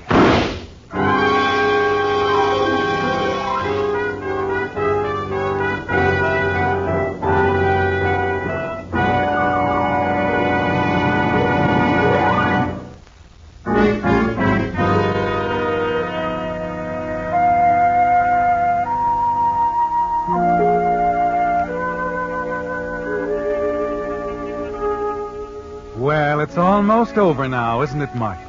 The anxiety, the suspicion, the sheer terror of it all. The killer dying in the hospital will never talk again. You're sure of that. And Harvey Brant, the only other person in the world who knows you murdered your wife, is gone now, dead at your feet. You wipe the fingerprints from the gun, press it into Harvey's hand, confident it will appeal as a simple case of suicide. And you're not worried the gun will be traced to you. No, you took care of that little matter over a year ago, when you first planned to kill your wife. But the opportunity never presented itself. Then the Strangler came along, and he provided you with a perfect plan. Less than 15 minutes later, you're slipping into your house quietly through the study door. And then suddenly you stop. There's someone in the next room. Yeah. You can hear his voice. Okay, Slowly you open the door. Yeah? Yeah, that's right. No, he hasn't come in yet. Huh? All right. Yeah, I'll wait here. Oh, there you are. Hello, Mr. Forbes. Oh, Lieutenant. Side door was open. I thought you'd be around. Yes, I was out for a breath of fresh air there. That's so. You didn't go over to Brant's by any chance? Oh, no. Well, what makes you ask? I think you ought to know, Mr. Forbes. We've been watching Harvey Brant for a long time. Had his phone tapped for weeks, checking everyone who went in and out of his house. We don't overlook any bets at all when we're watching a guy like Brant. Nobody's been in and out of that house that we haven't seen. You mean that... Yes, I mean you were seen coming out of Brant's place. The man you heard me talking to on the phone was the man watching Brant's house. But then you... Yes. We know exactly what happened when you were there. You know, Mr. Forbes, we've been certain right from the start that Harvey Brant killed his wife. But what I don't get is why you killed Harvey Brant. The Whistler has been a presentation of the United States Armed Forces Radio Service, the voice of information and education. And now stay tuned for the mystery program that is unique among all mystery programs. Because even when you know who's guilty, you always receive a startling surprise at the final curtain. In the Signal Oil program, The Whistler.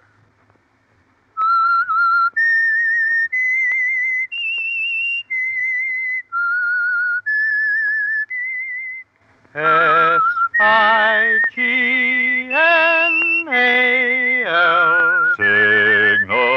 Signal gasoline. Signal, the famous Go Farther gasoline, invites you to sit back and enjoy another strange story by The Whistler. For extra driving pleasure, the signal to look for is the yellow and black circle sign that identifies Signal service stations from Canada to Mexico. And for Sunday evening listening pleasure, the signal to listen for is this whistle that identifies the Signal Oil program, The Whistler.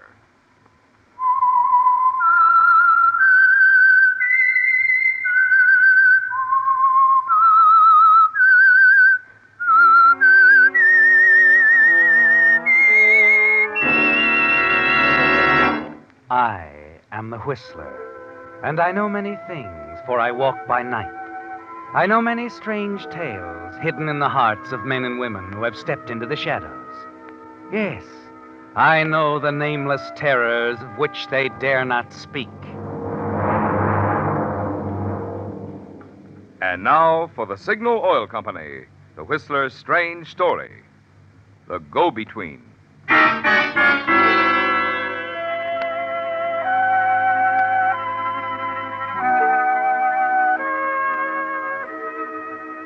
The conversation in the parked car matched the surroundings. Low, quiet, ominous. In keeping with the isolated, low-lying strip of marsh and dark trees some miles from any main thoroughfare. The driver of the car didn't look at his companion as he spoke. He was staring at the gun in his hand, the flat, cold automatic. He kept turning it over as if something were very strange and unfamiliar to him. Something that he wasn't sure he could use. The girl's eyes weren't on the gun, but on him. And there was a strange look in her eyes. Something not at all easy to define. Love, perhaps. But quite possibly pity. You don't want to do it, Charles. You don't want to kill Ellen. Of course I don't want to kill my wife. But I realize it's the only thing to do. You do love me, don't you, Charles? Of course, Martha. Darling. But hiding in back alleys, country lanes, stealing minutes and hours. It isn't very pleasant, is it? No. No, it isn't. Sometimes at the office when Ellen comes down there, and you have to smile as my secretary and show her in. Oh, I don't mind, Charles. But I do. I want to tell her you're not just my secretary, that I love you. Well, Charles, could we just go away together? Forget everything else? And live on what? Ellen's money isn't everything. We've done pretty well so far. I don't know. We could manage. You can do anything you really want to, Charles. Oh, no. Not with the knowledge that we're passing up something as easy as this has been. Well, it hasn't been easy for me. But it's been worthwhile, I'll admit. You know, it's funny how Ellen came through. First time you made that blackmail demand on her. Not so funny. She had a lot to lose. If she dies, that will fix everything, won't it? Sure. Everything.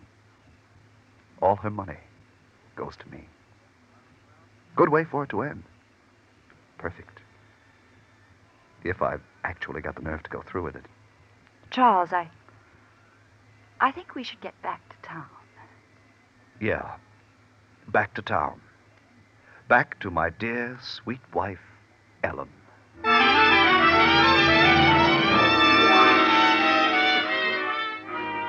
Yes, Charles, back to town and your wife, Ellen. You drive the car swiftly, recklessly over the narrow country lane until it reaches the main highway. Then ride in comparative silence all the way to Malibu and Martha's cottage. When you drop her off, her eyes still have that confused, wondering look.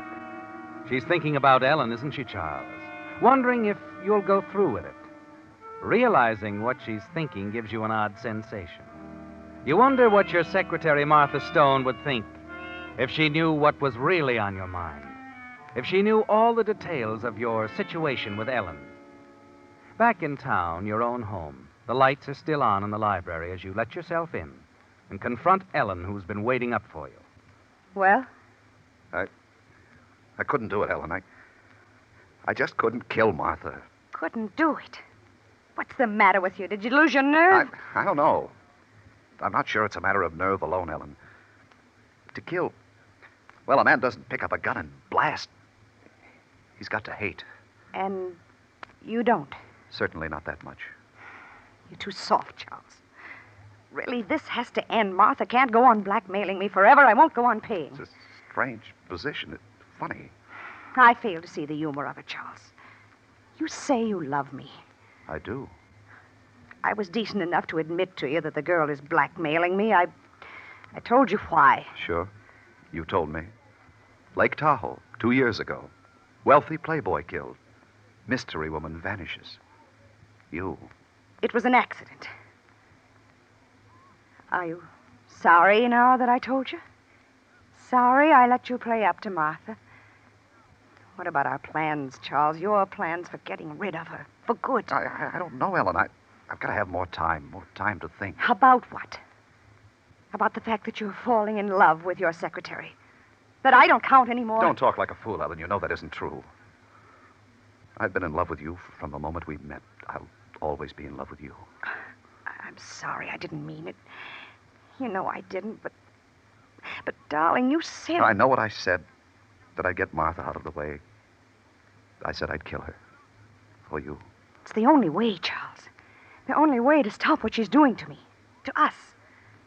We can't go to the police. She'd tell everything she knew. You've got to kill her. Yes.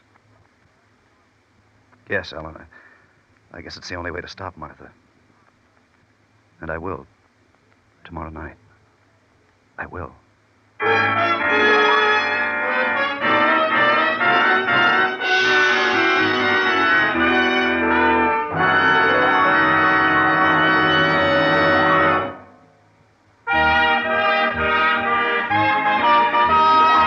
Tonight's $20 Signal gasoline book goes to Major Robert Hemphill of Hamilton, California, for this limerick.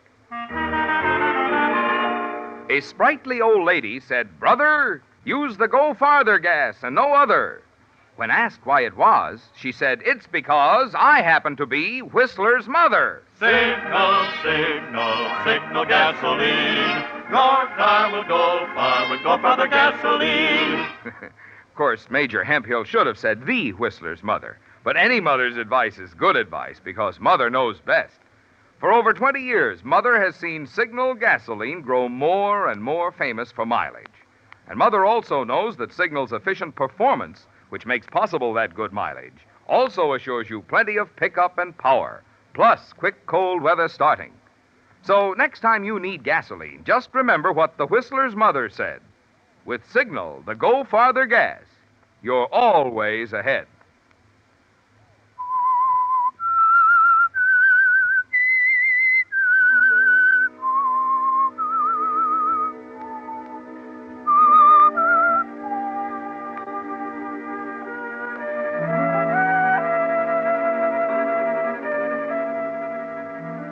Well, Charles, your peculiar position as a go-between and sharer in the blackmail money paid by your wife has brought you to an interesting but grim choice, hasn't it? You've cultivated your secretary, Martha Stone, to the point where she's in love with you. And there have been moments when, in spite of what she was doing to your wife, Ellen, you couldn't help being interested in Martha. But there's still the fact that she is a blackmailer. And besides, if you put her out of the way, Ellen will be eternally grateful. You can ask anything of her, including a loosening of the purse strings, a more generous sharing of her wealth. By the next night, you've decided in Ellen's favor, decided to kill Martha. You slip the .45 automatic into your pocket, leave the house to keep an appointment with your unsuspecting secretary. At the garage, you realize you've left the house without your overcoat. Walk back into the house to get it. Yes, of course. And then Yes, Ralph. Yes, darling. He just left the house. What? No, I haven't mentioned the divorce to him yet.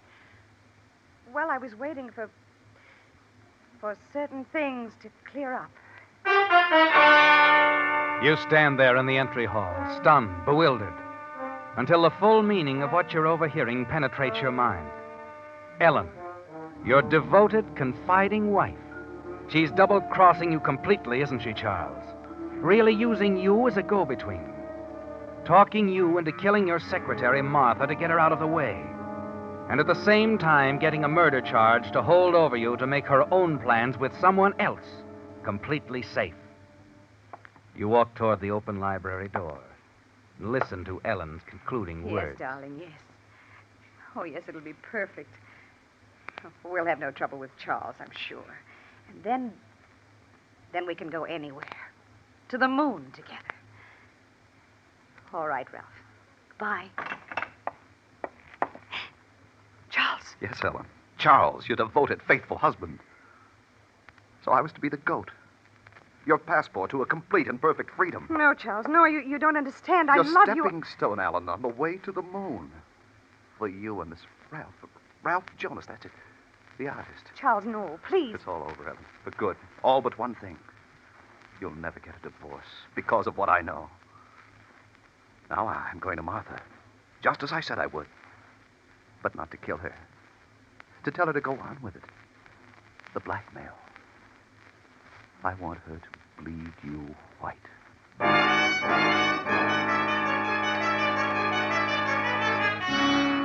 Your mind spins wildly as you rush through the night on your way to meet Martha. You're scarcely aware of the night around you, the signposts flashing past. And then, as Martha's cottage looms up in the car's headlights, you tell yourself that this is where you really belong, Charles, with Martha. No matter what she's done or will do to Ellen, she loves you. And you hurry inside and rush forward to take her in your arms as she smiles in greeting you. Martha, oh, Martha. Darling, what is it? You're trembling. You're shaking. I'm all right, Martha. I'm all right. I'm where I belong now. With you.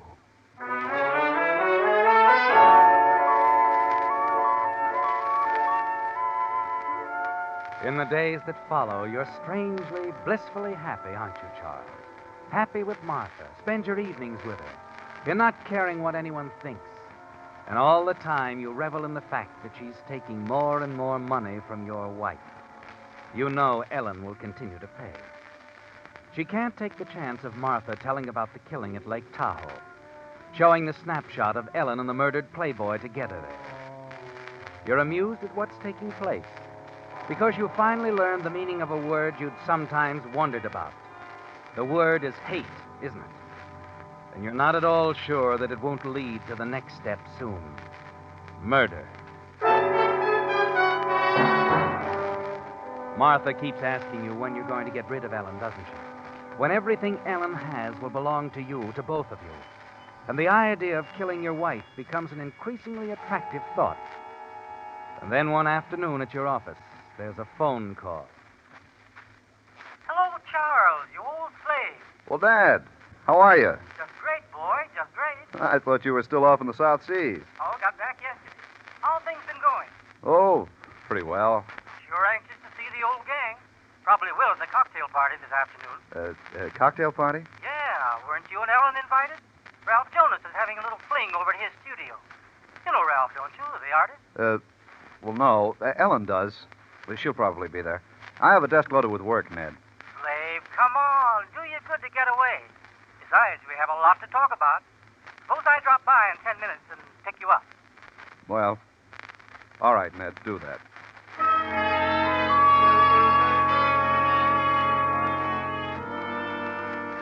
In the past few days, you've often wondered about Ralph Jonas.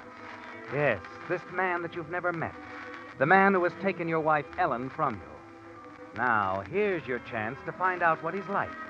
Of course, Ellen will be there. You're counting on that, aren't you, Charles? And you wonder what they'll say and do when you walk in.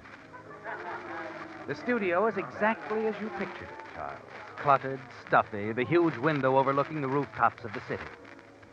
As you walk around it, you nod to your friends. Notice the startled expression. You notice something else, too. Ellen isn't there. Ned leaves you looking up at a large painting on the wall and hurries off to get you a drink.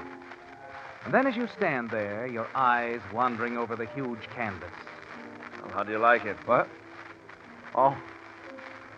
Well, I don't like it either. Rubbish, really.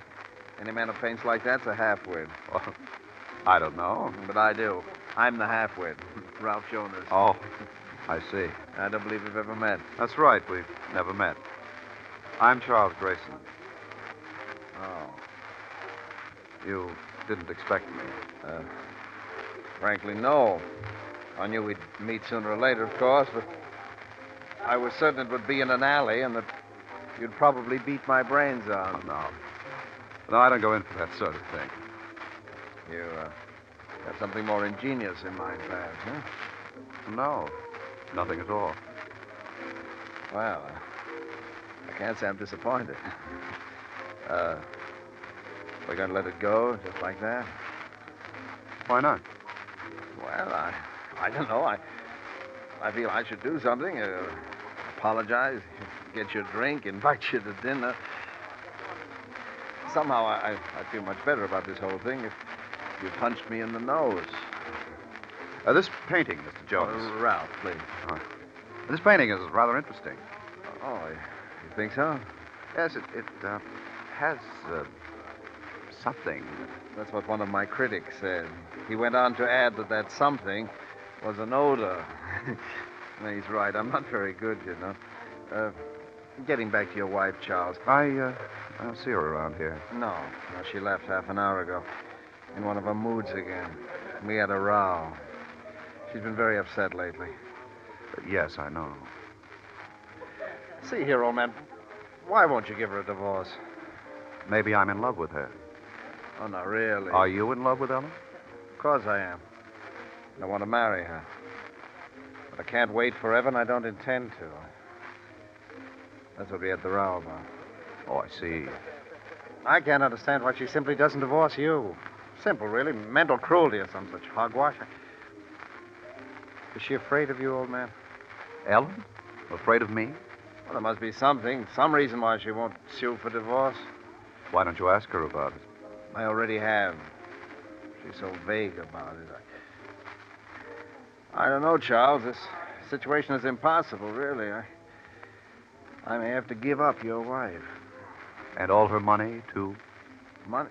Oh, you think that's it? Oh, my dear fellow, I've got more money of my own than I know what to do with. You mean from this sort of thing? The painting? Oh, of course not. It's an inheritance. When my father died, he left me over $250,000. Oh, I see. Did you ever hear of J.P. Jonas? Oh, the fabulous old gentleman. A great example of what a man can accomplish in the good old USA. He started with a small shop, a shoestring. You know what he wound up with? A factory 4 blocks square, manufacturing... Shoestrings? Now you've ruined my little joke, John. Oh, come on, let's get you a drink, yeah? No, thanks. I think I'll be running along. But you just got here. Oh, I have some things to do. Well, as you wish. Oh, by the way. Yes? Your wife and I would have lunch tomorrow. When you see her, would you mind telling her I can't make it?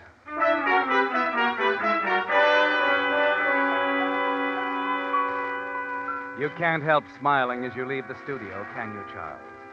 Realize you feel no bitterness toward Ralph Jonas. It's obvious he knows nothing about the blackmail. Obvious, too, that he's becoming tired of waiting for the divorce you'll never give Ellen. In the days that follow, it becomes clear that things aren't going too well between them. One night, as you're about to leave the house, you overhear Ellen on the phone. Ralph, you've got to understand. No, I can't tell you. Please.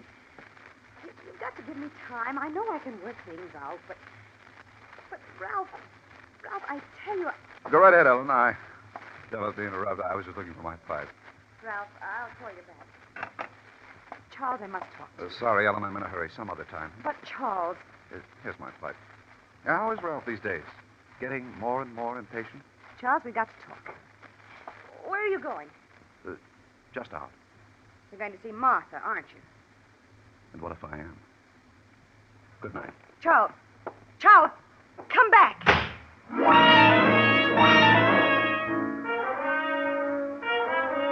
You're pleased, aren't you, Charles, as you leave the house and drive downtown to keep your dinner engagement with your friend Ned. It's almost midnight when you return. Swing your car into the driveway, and you notice that the garage doors are open. You drive inside, park your car next to Ellen's yellow convertible. And then as you slip out from behind the wheel... It's about time. What? Ellen, what are you doing here? Waiting for you. Oh? We're going out for a drive. Are we? Where are we going? To Martha's place. Don't be silly. Or would you rather I killed you here? Ellen, put that gun away. No, you pushed me just a little too far, Charles. Now I'm going to end things my way. Come along, we're wasting time. We'll take my car, if you don't mind. You'll drive. Well, Charles, I'm waiting.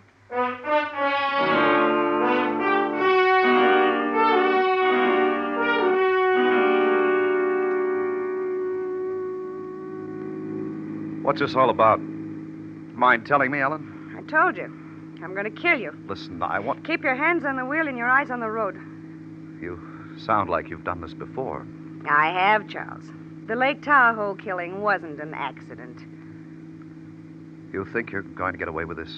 I'm sure of it. In the morning, the police will find you and Martha at the cottage, dead. This gun... Naturally, there'll be questions. I'll say I suspected an affair between the two of you, that tonight I overheard you quarreling with someone over the phone, that you rushed out of the house with a gun. They'll believe that? I think so. Will Ralph? I'm sure he will. Why are you slowing down? Listen, Ellen, can't we talk this over sensibly? I've made up my mind about this, Charles. Keep going. But, Ellen, let's... I said keep going. Well, suppose I agree to let you have a divorce. We'll call it quits. You can have your Mr. Jonas.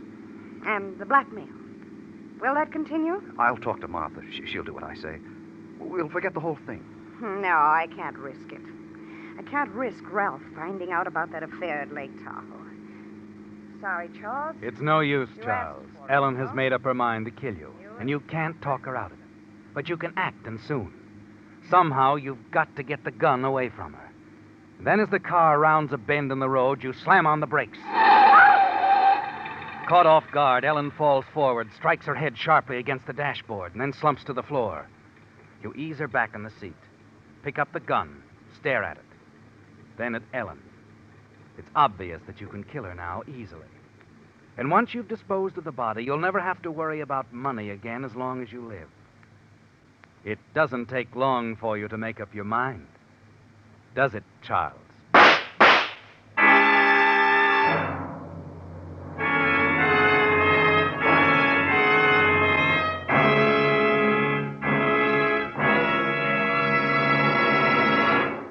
Warning to drivers. Automobile accidents skyrocket during rainy weather. So if a worn windshield wiper is blurring your vision, or if your tires are dangerously smooth and skiddy, don't put off doing something about it. Better stop at your nearest signal station now. While you wait, your signal dealer can install the famous patented Clearflex Rainmaster wiper blade. And he can replace your slippery old tires with quick-stopping, skid-resistant new Lee tires. Because the cold rubber in nationally renowned Lee tires is now toughened still further with patented Fill Black O. Today's Lees wear amazingly long. Yet the generous trade-in signal dealers are giving for old tires makes new Lees cost surprisingly little. And liberal credit terms are available. So whatever your car needs for safer winter driving, whether it's tires, batteries, spark plugs, light bulbs, fan belt, or radiator hose, remember your nearest headquarters for a complete line of quality automotive accessories is your nearest signal service station.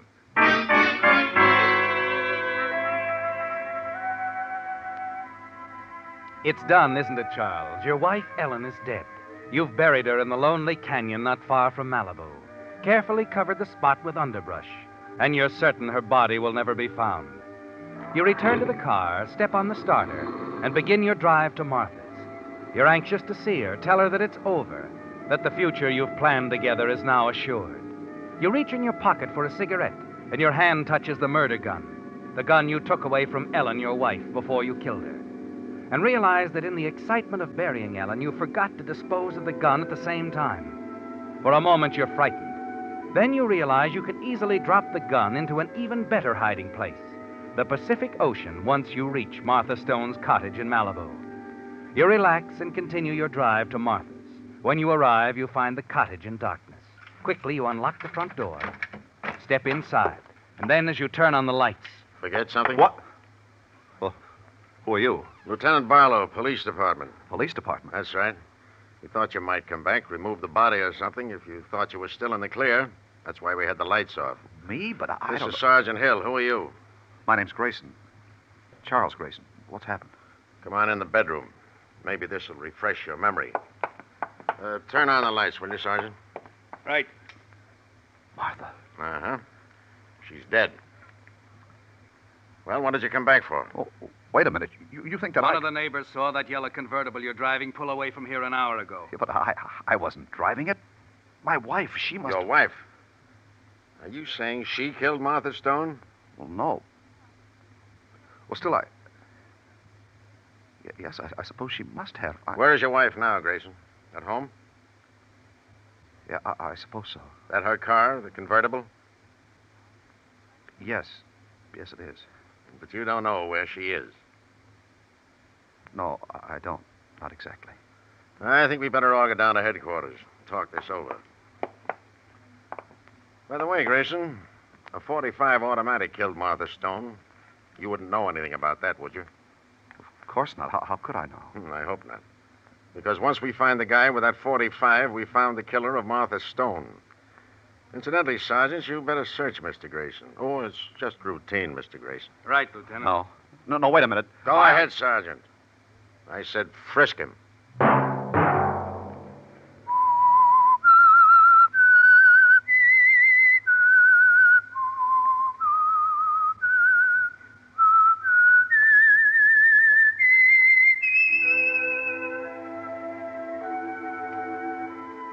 Let that whistle be your signal for the Signal Oil program, The Whistler, each Sunday night at this same time.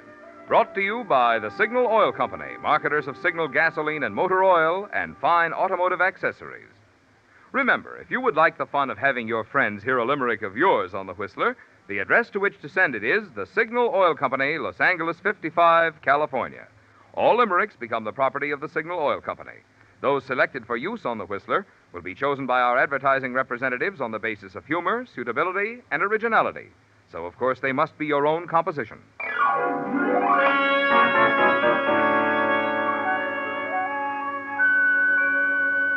Featured in tonight's story were High Averback, Mary Lansing, Hans Conried, and Francis Robinson. The Whistler was produced and directed by George W. Allen, with story by Steve Hampton, music by Wilbur Hatch, and was transmitted to our troops overseas by the Armed Forces Radio Service. The Whistler is entirely fictional, and all characters portrayed on the Whistler are also fictional. Any similarity of names or resemblance to persons living or dead is purely coincidental. Remember, at this same time next Sunday, another strange tale by the Whistler.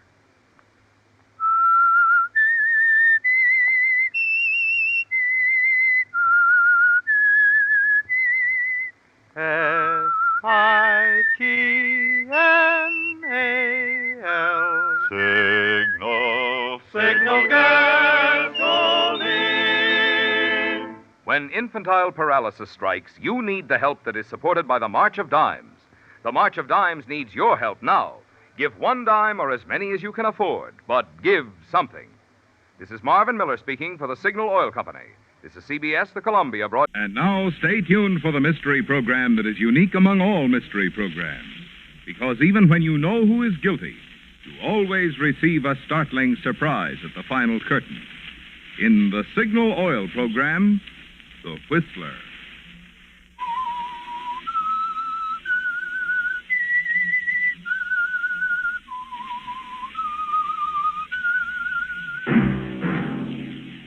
Signal, the famous Go Farther gasoline, invite you to sit back and enjoy another strange story by The Whistler.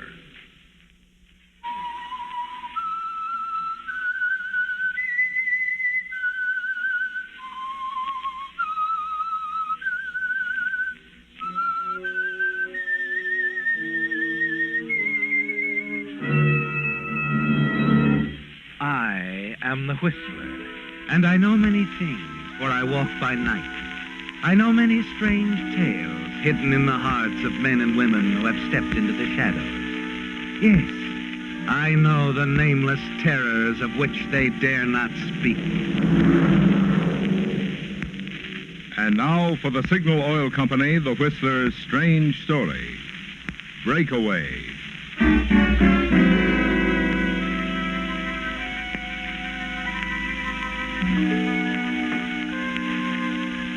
Walter Stone was a big man, presenting a formidable appearance. It would seem as if he would be capable of standing up to almost anything. In some men, there's the will to do that, but in others, there's an instinct to run, to take the easy way out. And in spite of his forceful look, his seeming aggressiveness, Walter Stone was one of those. He'd settled many things in his life by running, settled them at least in his own mind, by pushing them into the background through the satisfaction of motion, escape. And now, because Walter Stone found himself in a situation from which he couldn't run, he felt trapped and fenced in. His reactions were not of reason, but of a quivering bewilderment, and every shout and cry that reached his ears added to his frustration and confusion.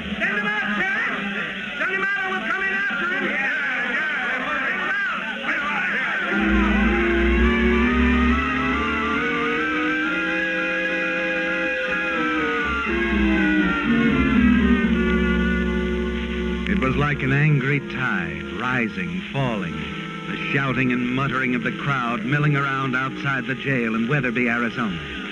Inside there was fear and a desperation. The fear in the heart of Walter Stone, because the crowd wanted him. The desperation in the minds of the sheriff and his deputy, because they weren't certain they could prevent the crowd from taking him. And then the tide rose to a terrifying peak, a fury that somehow had to be resolved. We're teaching the hit and run. Smash the window! Better do something, Sheriff. They're not giving up. Yeah, I see. Better get over to the prisoner. See what we can do.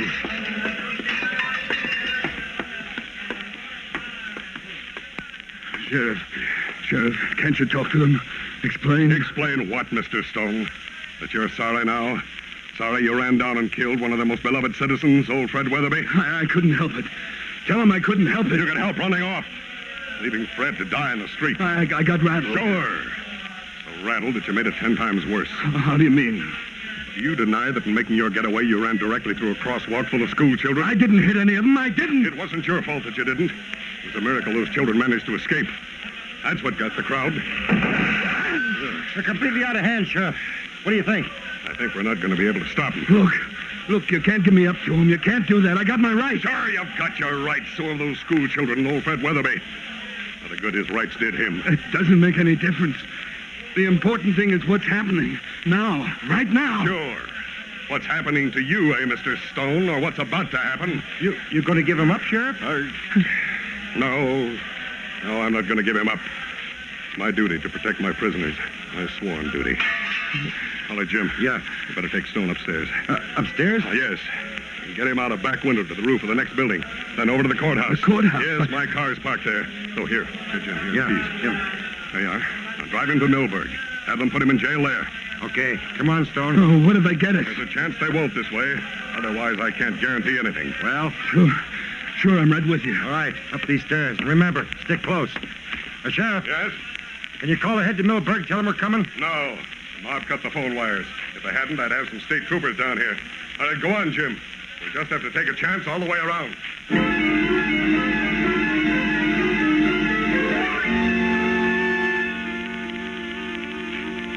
It's terrifying, isn't it, Walter? Like a nightmare. Ever since you were caught only a few miles from the spot where you ran a man down and tried to get away. Got caught and put in jail on a hit-and-run charge. But there's more to it than that, isn't there? Yes. There's the cold, simple fact that you can't stand any heavy questioning by the police because of your past record. A record of unsavory escapades, occasional crime, and one prison term.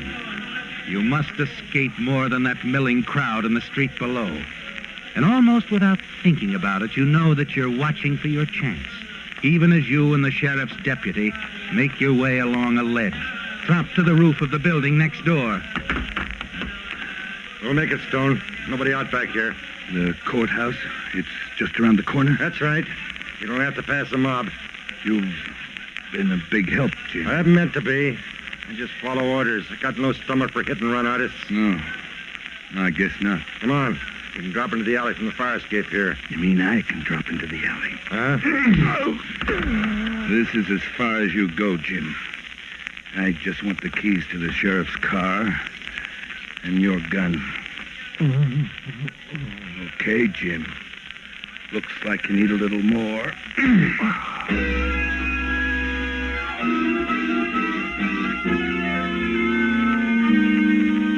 You're certain the deputy won't revive for a while, aren't you, Walter? Quite a while. And not without medical attention.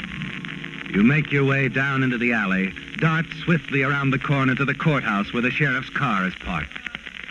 But there's a girl standing there, waiting for someone. You wonder what to do and decide very suddenly.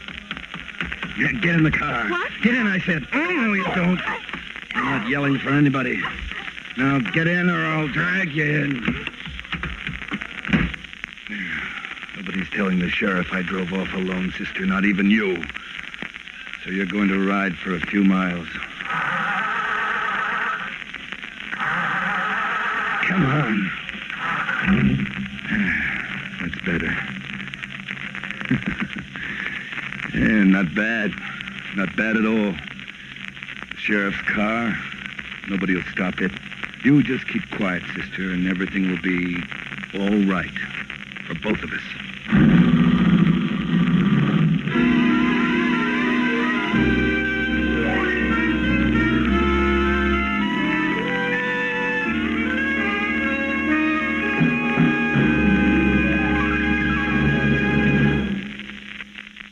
If you're like most drivers, balmy spring days such as we have at this time of year make you want to head your car for the open highway and go somewhere.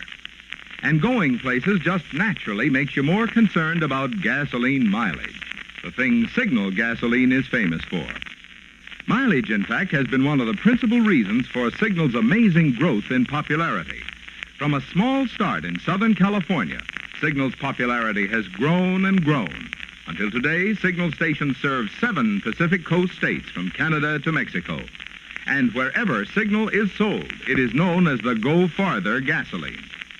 But mileage, mind you, is just one of the benefits you notice when you switch to Signal. After all, to give you such good mileage, Signal gasoline has to help your engine run more efficiently. And when your engine runs more efficiently, you also enjoy peppy pickups, smooth power, the things that make driving more fun. That's why motorists with a zest for driving pleasure, as well as those who appreciate economy, are both enthusiastic about Signal, the famous Go Farther gasoline.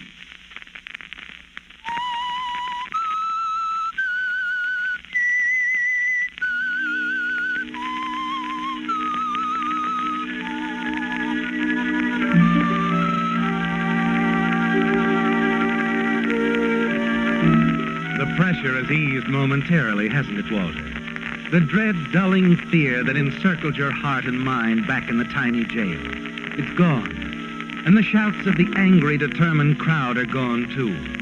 And there's only an open highway ahead of you and the almost certain prospect of escape. The sheriff's car will help, won't it? Because until they find his deputy on the roof of that building, find him and revive him, you're certain that no one will know you're driving the car yourself. You let up on the accelerator now. Glance at the terrified girl beside you. She's very quiet, isn't she, Walter? Almost numb with fear. I guess you wonder what I'm going to do with you. You got yourself into this, you know. Couldn't leave any witnesses back there. You have a witness. Anyone who does a thing as terrible as you did always has a witness. Look, don't start preaching. They'll catch you. You must know that. What were you doing at the courthouse? Waiting for the sheriff. I wanted to talk to him about Uncle Fred. Who's he? Fred Weatherby. The man you ran down, killed in the street. Your uncle? I'm Doris Weatherby. My Uncle Fred was one of the kindest, most beloved men in the town. He's been county road commissioner for years. Listen, I couldn't help it. I didn't see him step out. They said you drove off. Why? I had my reasons. No one could have good enough reasons to do a thing like that. They said if you'd helped him, called a doctor right away. Train, you gotta stop. You do stop for something, don't you?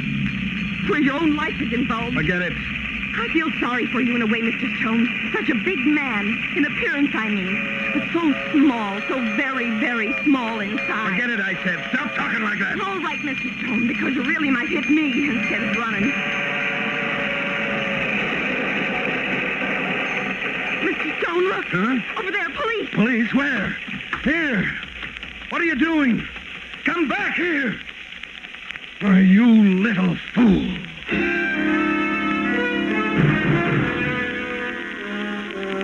The girl leaped from the car so suddenly that it leaves you helpless, doesn't it, Walter?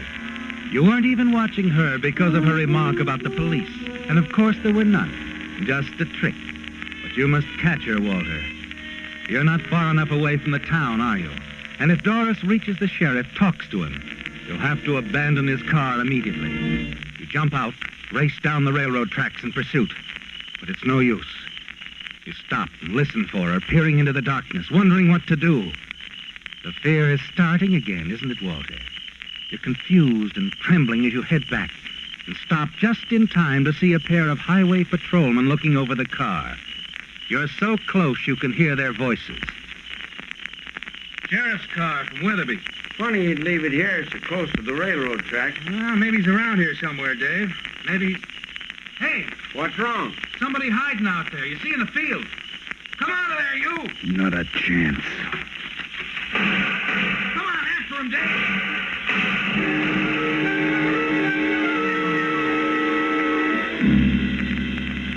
You cut across the field, running a zigzag course, the shots of the highway patrolmen whistling over your head. And then you can hear them coming after you. You wonder if you can go on, don't you, Walter? If perhaps you shouldn't give up. But somehow you don't. Somehow you summon the strength to outdistance them. Make your way down a shallow creek bed. Stumble into a growth of underbrush and huddle there quietly, almost afraid to breathe. You hear the 2 patrolmen coming toward you. Think we've lost him? Afraid so. What if we winged him? I didn't. I was firing over his head. I wish we knew what it was all about. Whoever he was, he must have been driving the sheriff's car. Beats me. Yeah. Let's go back. We'll call in a report. Right. Like looking for a needle in a haystack. It was close, wasn't it, Walter? And you wonder what you're going to do now. For one thing, you remain hidden for at least another 20 minutes. Finally move out of the creek. And then through the trees, you catch sight of a light in a farmhouse. Cautiously make your way up to the front door.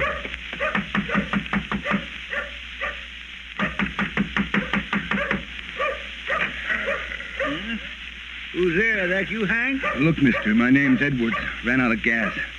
Have to get to the next town. My wife's sick. Oh, I'm Jess Jensen. Out of gas, huh? Yeah.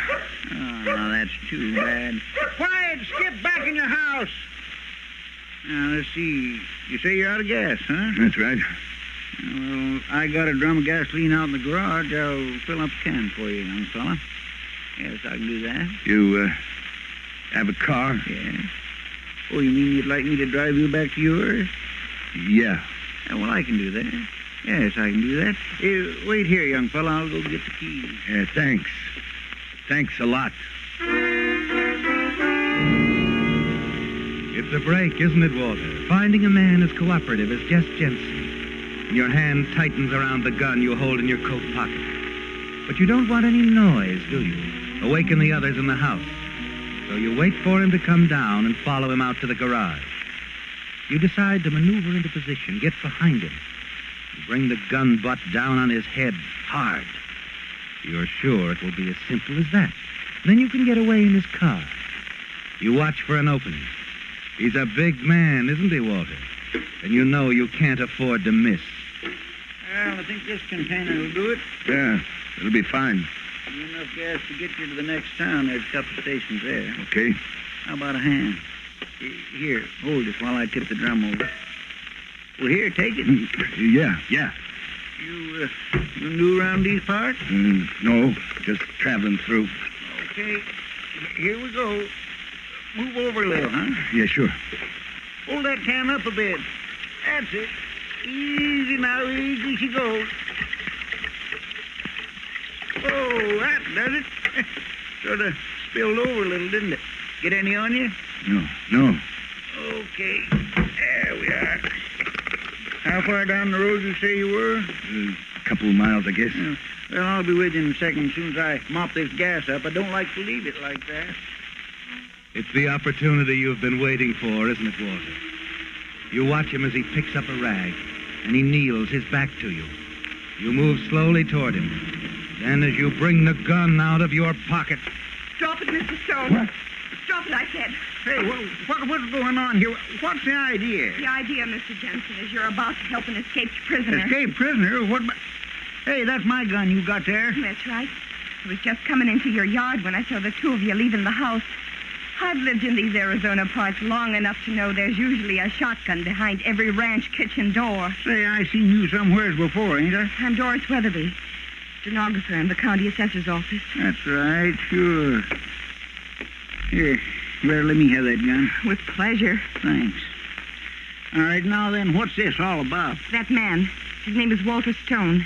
He escaped from the jail back in Weatherby. Did he? That's ridiculous. She doesn't know what she's talking about. Here, give me that gun. What were you aiming to do with this 45, young fella, when my back was turned, huh? Look, you got this all wrong. I don't think so. Do you have a phone, Mr. Jensen? Nope, I guess we'll just have to take him back to town and pick up here. You drive, miss? Yes, of course. All right, get going, Stone. Okay, you win. I, don't suppose the condemned man could have a cigarette. I never use them. I've got some. Here. Keep the pack. Thanks. Yeah. Thanks, sweetheart. I'm eternally grateful. Yes, very grateful, aren't you, Walter? The idea occurs to you suddenly, doesn't it? As your gaze wandered to the gas spilled on the floor of the garage. It's a gamble, isn't it? But well worth the try. You light the cigarette. And then as you inhale deeply, you flip the match toward the gas-soaked rag on the floor. A sudden rush of air, a bright blue flame. Startles Jess, and he turns. You reach out, knock the shotgun from his hands, and race for the door. Come back, Stone! You won't get away! Stop! Stop now! Shoot! Stop!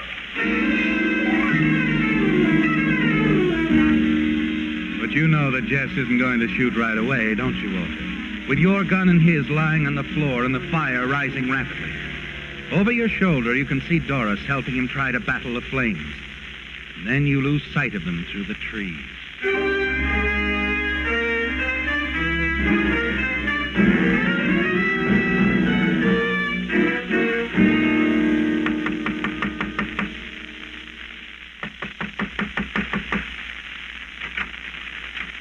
Good evening. What, you the doc?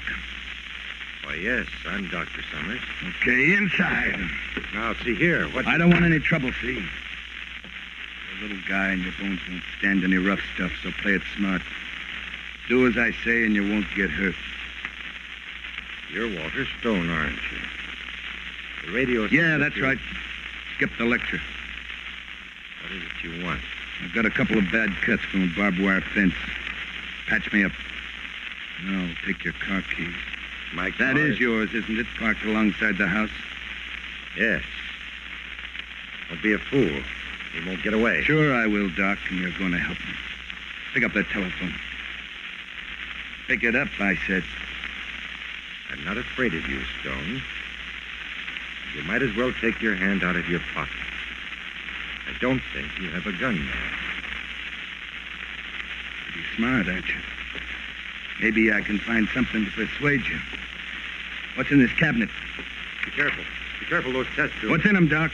I've been making some experiments. What kind of experiments? You wouldn't understand. Important? When people's lives are at stake, I would consider... Sure, Doc. Look, with a sweep of my hand, I could... No, don't. Pick up the phone. All right. Call the police. The police? You see, Doc, I'm figuring on heading south. The Mexican border isn't far away. I don't understand. You call the cops. Tell them you just came from a farmhouse 20 miles north of here. You treated a man for a bullet wound. Didn't like the story he told you. You think he's Walter Stone. Get the picture? Yes. Yes, I get the picture. All right, the phone. Take care of it. Operator, this is Dr. Summers. Could you connect me with the police? Say it's an emergency. It's, an emergency. Thank you. Come on, act excited now. We gotta believe you. And no tricks. No tricks. Just think of those test tubes, Doc. I wouldn't hesitate, you know. I know. Hello? Sergeant, this is Dr. Summers out on Turner Road. That's right. I want to report something. Suspicious character. A suspicious character? Yes. Yes, a man I was forced to treat for a bullet wound. He... Go on, kill him. He told me a strange story. I think he might be that man they were talking about on the radio. Walter Stone. The one who killed Fred Weatherby? That's the ticket. What? Oh, yes, Sergeant. He's hiding in the old Wilson farmhouse, about 20 miles north of here. Good. All right, Doc. Now, let's see. You got a basement here? Yes. Show me. Down the stairs. But Down the stairs! Don't worry. Just gonna tie you up, Doc. See, I can't have you getting back on that phone the second I leave, or hollering. Do you really expect to get away with this? Your car's almost as good as the sheriff's, maybe better. I'll stick to the back roads. Look, I wouldn't... Wouldn't what, Doc? I wouldn't keep running. That's all. Running? I'll decide that. I'm the only one who decides whether I run or not.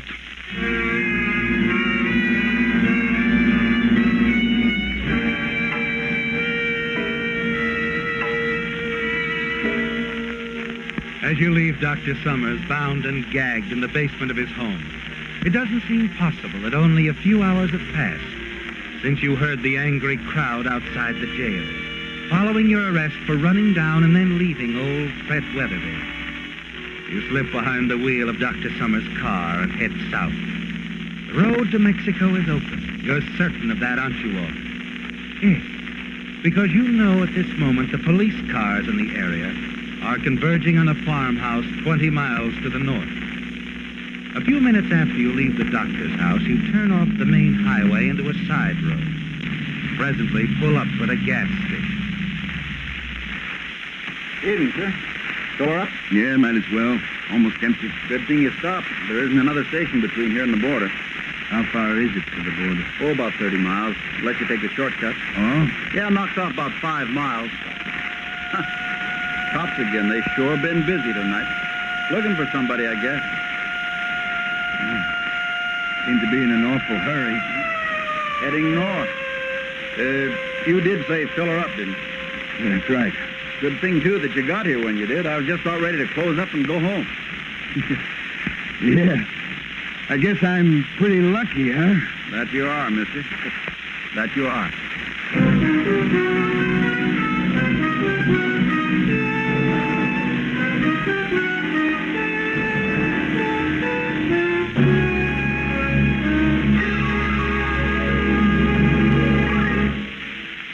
The two things you want to make sure of when you buy a new battery for your car are, one, power. Plenty of power for quick starting, plus the many electrical needs of your car. And two, long life, so you won't have the expense of buying another battery soon. Well, tonight I want to tell you why, for power and economical long life, you just can't beat today's new Signal Deluxe battery. First of all, improved microporous rubber separators allow freer flow of acid between the plates, yet are impervious to the action of the acid. Result, Signal Deluxe batteries deliver up to 35% more power. Secondly, Signal Deluxe batteries are guaranteed not just for the usual 12 or 18 months, but for a full 30 months on a service basis. That makes the cost per month so low, you're actually saving money while you're enjoying the extra power and dependability of a Signal Deluxe battery. So before you buy any battery, get your Signal dealer's trade-in offer for your old battery. Find out his convenient credit terms. Prove for yourself that today's smartest battery buy is today's finest battery. The new, improved Signal Deluxe battery at Signal service stations.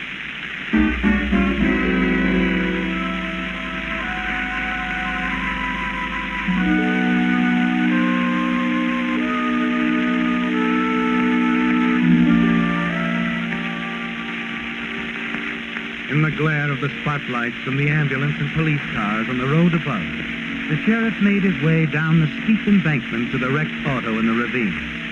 He examined the still figure in the car, talked briefly with the ambulance doctor, then turned away and walked to where another man was standing. You the fellow that put in the call? Yeah. Me and my partner run the Signal gas station down the road. Did you see this happen? Nope, but I must have come by right afterwards. On my way home, I spotted the busted guardrail and stopped. I saw the wrecked car here. Mm-hmm. Funny thing, the dead man stopped at our station and asked me how far it was to the border. His name was Walter Stone. He was still alive when you found him? Yeah. The ambulance driver over there said Stone would have come out of it okay if I'd reached Dr. Summers in time. Couldn't get him? Nope, I phoned him, but he didn't get any answer. Guess he must have been tied up somewhere, huh? Well, it isn't hard to figure out how this happened. The road being the shape of things. Stone must have been going along at a good clip. Smacked into the rocks and dirt up there. If I'd known the landslide hadn't been cleared off, I could have warned him. I saw the landslide pileup early this afternoon, called the road commissioner's office. They said they'd send a crew out. The road commissioner? Who'd you talk to? Why, Fred Weatherby, of course. He's the county road commissioner. You haven't heard about Fred, then? What do you mean? I guess you never got to tell that road crew to come out here. You see, old Fred Weatherby was killed in town this afternoon. Hit-and-run driver. This dead man here in the car, Walter Stone, is the man that hit him.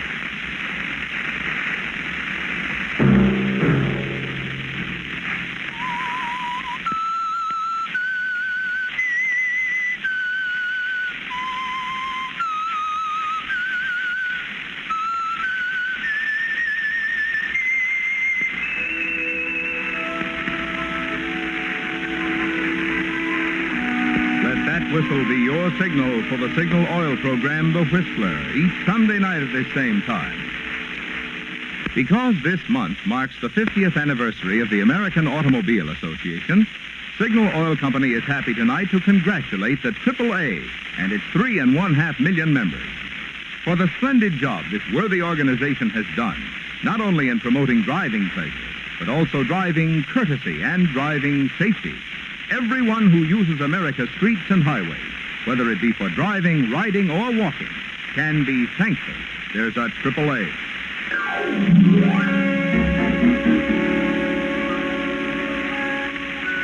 Featured in tonight's story were Bill Foreman as the Whistler, Raymond Burr, Elizabeth Root, Bill Boucher, Farley Bear, Britt Wood, and Herbert Litton.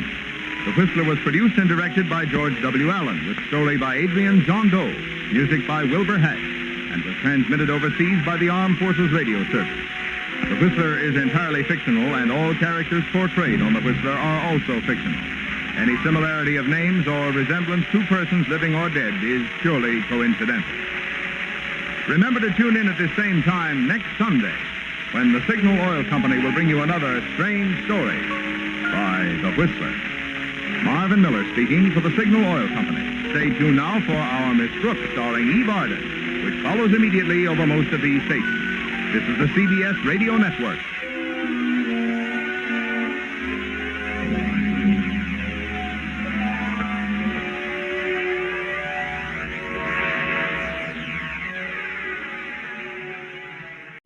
Signal, the famous Go Farther gasoline, invites you to sit back and enjoy another strange story by The Whistler.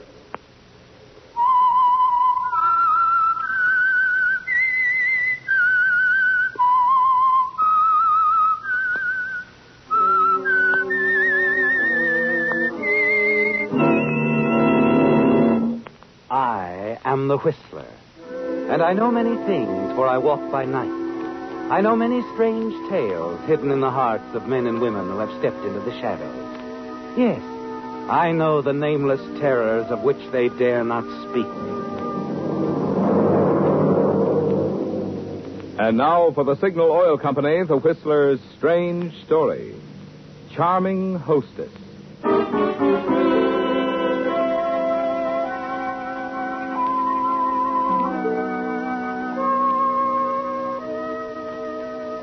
Peter Courtney III belonged to one of San Francisco's first families.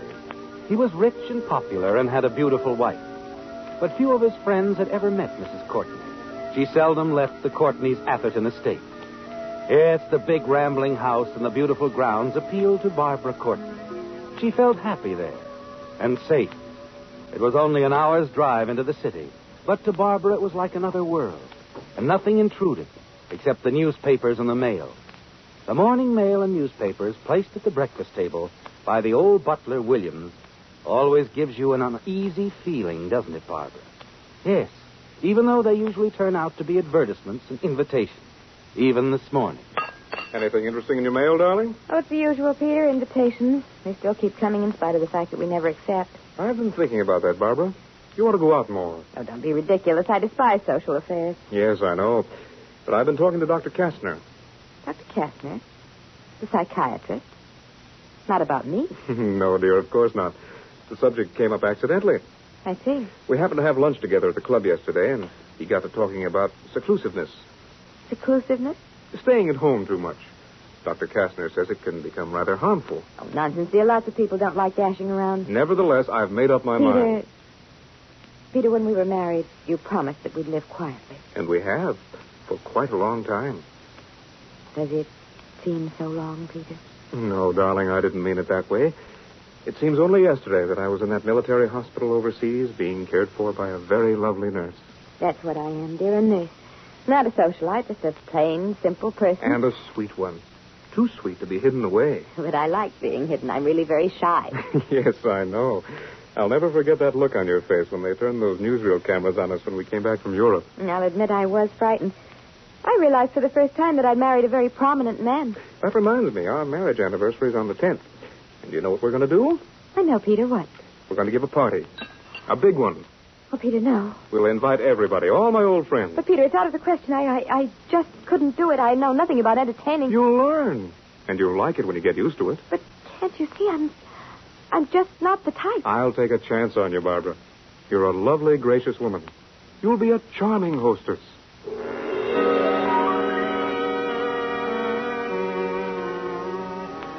You stare at Peter in horror, don't you, Barbara? Because you can see that his mind is made up. And a big party, strangers, publicity, is the thing you want least in the world, isn't it? In the days that follow, you use every argument to make Peter give up the idea. But he goes right ahead with the invitations and plans. Then one evening, a few days before your anniversary, when he comes home from his office in the city, he presents you with something. It's your anniversary present to wear at the party. A pearl necklace. Oh, Peter. I know that pearls are for the 30th anniversary, but I didn't want to wait 25 more years. You're so generous. I've so much jewelry, and now this. What can I ever give you in return? The only thing I want is many more years as happy as the last ones have been. Thank you, dear. You're very sweet. Oh, by the way, here's the evening paper. They've given us quite a write-up on the society page. Oh, Peter, do we have to have that sort of publicity? Well, of course. I wish they could have run your picture. But I have no pictures. I know. You must have some made, dear. Why, yes, I suppose so. Yes, I will. Sometime. It's in the second section. Oh. What's the matter? Oh, it sort of startled me to see my name in print. Oh, for a moment I thought something was wrong. No. There's nothing wrong. But there is something wrong, isn't there, Barbara? Yes, very wrong. You've seen something in the paper, something you don't like at all. And the minute you're alone, you read the item over and over again. Myra Dorsey has been released from prison. Myra Dorsey, the nightclub photographer. She hates you, doesn't she? Always has. And she'd do anything to find you, expose you, because she didn't have your luck. Myra was arrested as an accessory in the Tremonti killing while you got away. You, Babe Deems, the dark-haired checkroom girl, the one person that the police really wanted. Only they didn't look in the big Canadian hospital, where a shy and by then blonde student nurse was in training. The same nurse who later married Peter Courtney. Yes, Barbara, you know you must be more careful than ever now. And at the coming party, you must make sure there are no pictures. That subject comes up again the day before the party, when the butler, Williams, speaks to you. The San Francisco Society reporter's on the telephone, ma'am. She wishes your picture. Well, I'll talk to her myself, Williams. I'll take it on this phone. Very well. Excuse me. Hello, this is Mrs. Courtney. I'm doing a story on your party, Mrs. Courtney. I'd like to run your picture. I'm sorry, I haven't a recent photograph. Well, then perhaps you have an old one. When you were a brunette. A brunette? I scared you, didn't I? This is no reporter, babe. It's your old friend, Myra Dorsey. You've made a mistake. Oh, no, you're the one who made the mistake. When you let me take the prison rap you had coming. And you made another one when you got in that newsreel. Newsreel? Sure, after your honeymoon. Oh, we see him in prison. Captain Peter Courtney returns from Europe with bride. Only the bride was Babe Deems with her dark hair bleached blonde. Ridiculous. Yeah, that's what I thought.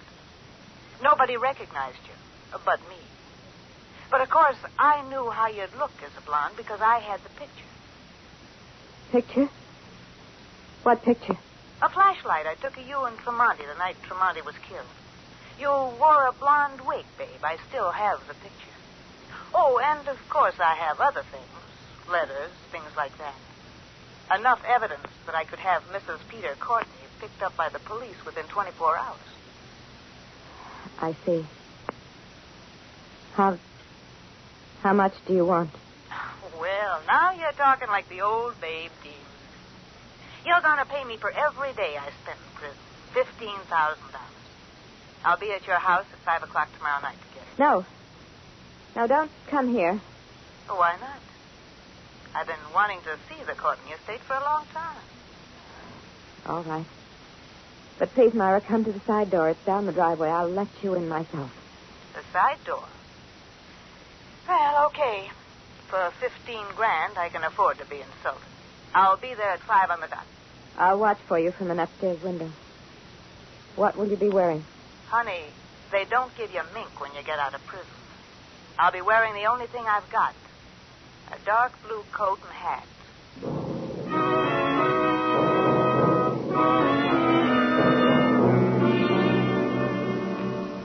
Even while you've been talking, you've decided on your first step, haven't you, Barbara? Yes. And that first step is to raise the money Myra demands by selling some of your jewelry.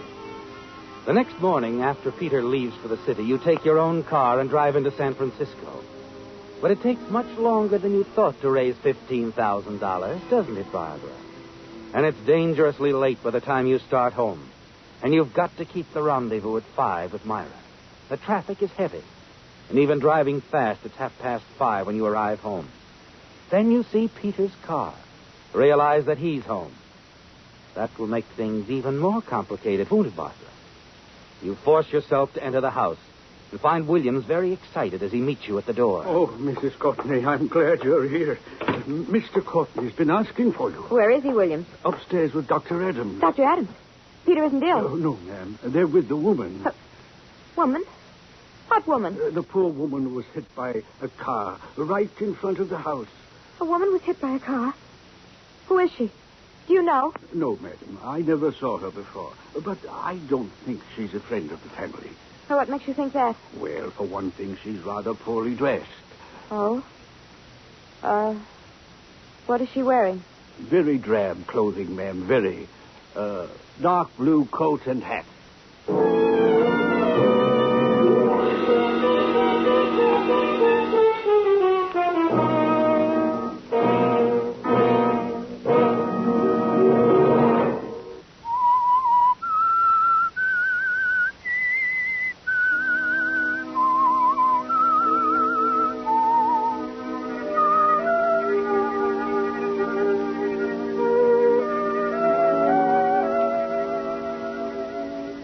Well, Barbara, you've been in a state of panic for several weeks, haven't you?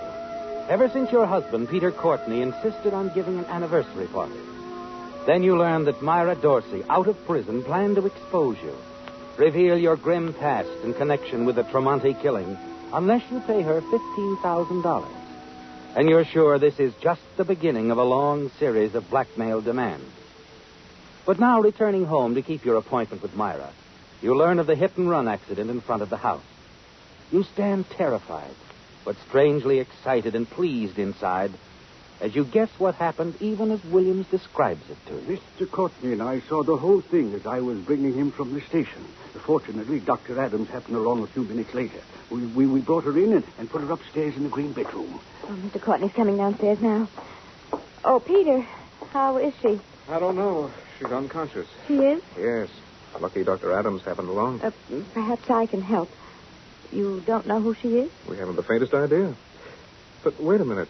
Didn't she have a bag, Williams? Yes, sir. A large blue bag. It was lying in the road beside her. I put it in the living room. Well, there might be identification in the bag. I'll look, dear. Oh, wait. Here comes the doctor. Doctor, what do you think? Concussion and Lord knows what else. You know Mrs. Courtney, don't you? Oh, why, yes. How do you do? How do you do? Mrs. Courtney was a nurse during the war. Is that right? Well, I'll be glad to do anything I can, Doctor.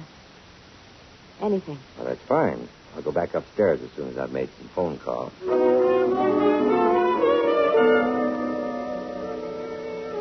As the doctor goes to the telephone, you hurry to the living room, don't you, Barbara? Go straight to the chair where you see a large blue bag. You haven't much time, but you open it quickly. Take out everything that will burn. Toss it all into the flames of the fireplace. You work fast, and a moment later you're glad that you have. For you've just replaced the bag on the chair when Peter enters the room. Well, we've got to find out who she is so her relatives can be notified. Where's the bag? Her bag? Oh, yes. This must be it here on the chair. Hmm? Oh, yes. Well, what do you know about that? What's the matter? Well, there's practically nothing in it. Nothing but a compact and a small coin purse. Well, I'd better go tell the doctor. Peter, wait a minute. I want to talk to you. Well, of course, dear. What is it? What do you suppose Dr. Adams intends to do? Call an ambulance and take her to a hospital in Palo Alto, I suppose. I wonder if it's safe to move her. What do you mean? Sometimes it isn't in these cases. I'm sure that if Dr. Adams thought he had unlimited funds at his disposal, he'd prefer not to move her, and he'd send for an X-ray man and a specialist. Well, if money is any object, I'll take care of everything. Oh, Peter, you're so generous. But it was your idea. Talk to the doctor about it, will you? Of course I will, right away. But first, let me tell you something. Yes? You're one of the sweetest, kindest women in the world.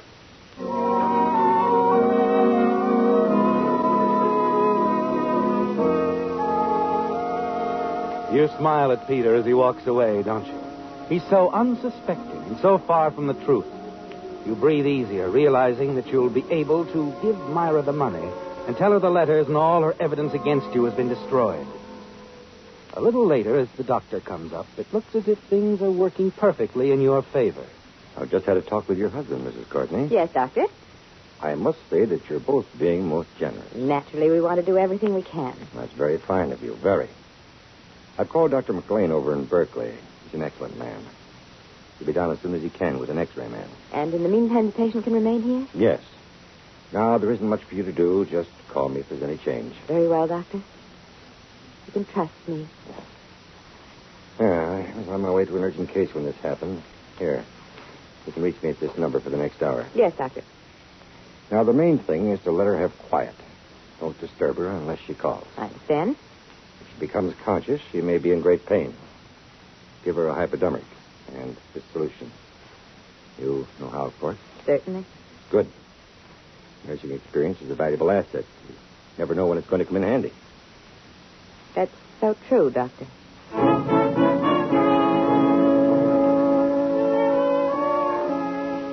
With a few more instructions, the doctor leaves.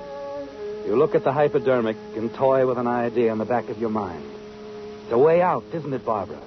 The hypodermic. You know how to use it to settle everything, don't you? But you reject the idea almost as soon as it comes to you. No. Surely you won't have to take such an extreme measure. A few moments later, Peter calls you. Darling, don't you think you'd better get dressed? Dressed? Why, yes, getting late. Don't tell me you've forgotten about the party. Oh, but surely we can't have the party now. Well, it's too late to do anything else. Don't worry, we can handle this. I've been working like a dog. We've arranged powder and cloakrooms downstairs. The guests won't have to come up to the second floor. Oh, but Peter, the poor woman, the noise. It can't be heard upstairs, and we aren't going to let the guests know that anything is wrong. Peter, I don't see how I can go through with this party. I'm terribly tired, almost ready to faint. Darling, I'm sorry. Why didn't you rest during the day? And that reminds me, William said you were gone all day. Why, yes. To tell you the truth, I drove up to the city. Good Lord, on the day of the party? Why? Well, it was stupid of me, but at the last minute, I found I didn't have an anniversary present for you. And you went in to get me something. You poor darling. But where is it? Where's what, Peter? The present. I want to see it. Oh, it isn't ready yet, Peter. You'll see it later. And I'm sure I'll love it. Say, look at the time. I've got to get downstairs.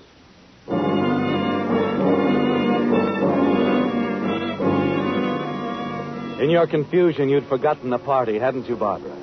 But it doesn't matter now. Myra's found you, but you have everything under control. As long as you're sure you'll be the first to talk to her when she regains consciousness. Yes, for the present, you feel quite safe. Then you see Williams approaching, accompanied by a tall, gaunt-looking woman. This is Nurse Phillips, Mrs. Courtney. Nurse Phillips? I don't understand. Dr. Adams had me sent out from Palo Alto. I came as soon as I could. Will you excuse me, madam? Certainly, William. And where is the patient? In there, nurse. I understand you don't know who she is. No, we don't. Well, she'll probably come around soon. I'll find out who she is and notify the police. No. Don't do that. But why not? Dr. Adams said to give her a hypodermic. I have a solution. Well, I'm in charge now, Mrs. Courtney, and I know Dr. Adams' instructions. Now, you run along and get ready for your party. Oh, you will bring me the hypodermic and solution Dr. Adams left with you? Oh, yes. Yes, nurse. I'll bring it to you. Right away.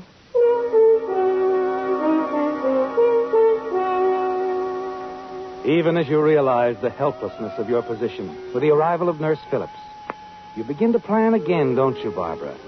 It won't do to let anyone else be at Myra's side when she comes to, will it? And you're determined that there's only one way now to stop her. The answer is simple, isn't it? Just a few drops of the deadly poison the gardener uses on your roses. You slip away from Peter and the party guests long enough to add the deadly dosage to the solution given you by Dr. Adams. A few moments later, you're back upstairs. Yes? Oh, Mrs. Courtney. Here's the hypodermic net. And the solution, fine. I'm glad you're here to administer it. You know, it's been so long for me, I'm afraid I've forgotten all about this sort of thing. Well, I'll take care of it. Dr. Adams said right away. He seemed quite insistent. I said I'll take care of it, Mrs. Courtney, right away. Now, please, go back to your guests. After all, it is your anniversary. You should be enjoying the party with your husband. Yes, I should. You know, Nurse, it's so reassuring having you take over. I do believe I can enjoy the party now.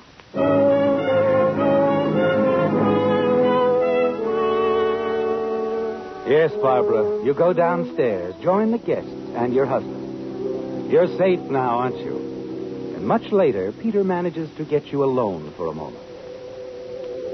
Darling, I broke away for a minute just to tell you, well, that you're a great success. A completely charming hostess. I'm so glad you think so, Peter. And under such trying conditions. Yes. Excuse me, madam, sir. Yes, Williams? Dr. Adams is here. Oh? He's out in the foyer. Let's go, dear. Please don't be upset, madam, but I have the feeling that everything isn't as it should be. I see. Hello, Dr. Adams. Mrs. Courtney, I'm sorry. Well, has anything happened, Dr. Adams? Unfortunately, yes. You don't mean... Yes. Mrs. Courtney, the patient is dead. Oh, I'm so sorry. She died before Dr. McLean and I got here. How tragic. Yes, isn't it? However, I was sure from the first that she didn't have a chance. She didn't? No. Dr. McLean agrees with me. Now, you go back to your party. We're going to take care of everything very quietly. Your guests won't know that anything's happened. Come along, dear. You did all that you could. Yes.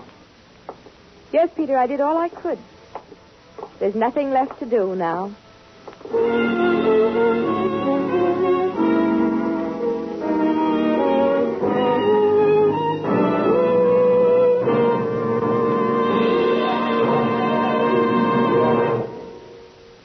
During the summer months ahead, cars take quite a beating, what with long, fast vacation trips, in addition to frequent weekend outings. That's why now is a good time to get your car in shape by making sure that all wearing parts are freshly and properly lubricated. For the chassis, that means a Signal double-check lube job. We call it double-check because Signal dealers check each lubrication point not just once, but twice to make double sure that not a single part is ever overlooked. Perhaps it's also time to look after those points on your car which need attention twice a year or each 5,000 miles, such as transmission and differential, front wheel bearings, and shock absorbers. You'll find Signal dealers are experts at these and many more upkeep services. After all, Signal dealers are independent businessmen who have a personal interest in pleasing you. This conscientious service, plus fine quality Signal products, are just two reasons why cars run so well and last so long when serviced regularly by Signal dealers. Signal, signal, signal gasoline. Your car will go far the gasoline.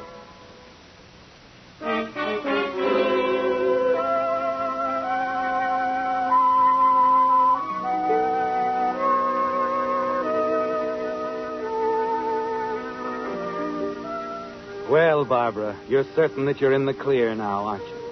You're sure that Myra, the one person who could identify you with the killing of the racketeer Victor Tremonti years ago, is eliminated, dead. Now you can continue fooling the police, as you have for years, as Mrs. Peter Courtney. It seems strange, doesn't it, to have Myra struck down by a car near your home. And you managed to dispose of the contents of her bag in the fireplace before anyone could see them. But it's over now, and also the very successful party. And the next morning at breakfast, Peter greets you with the newspaper.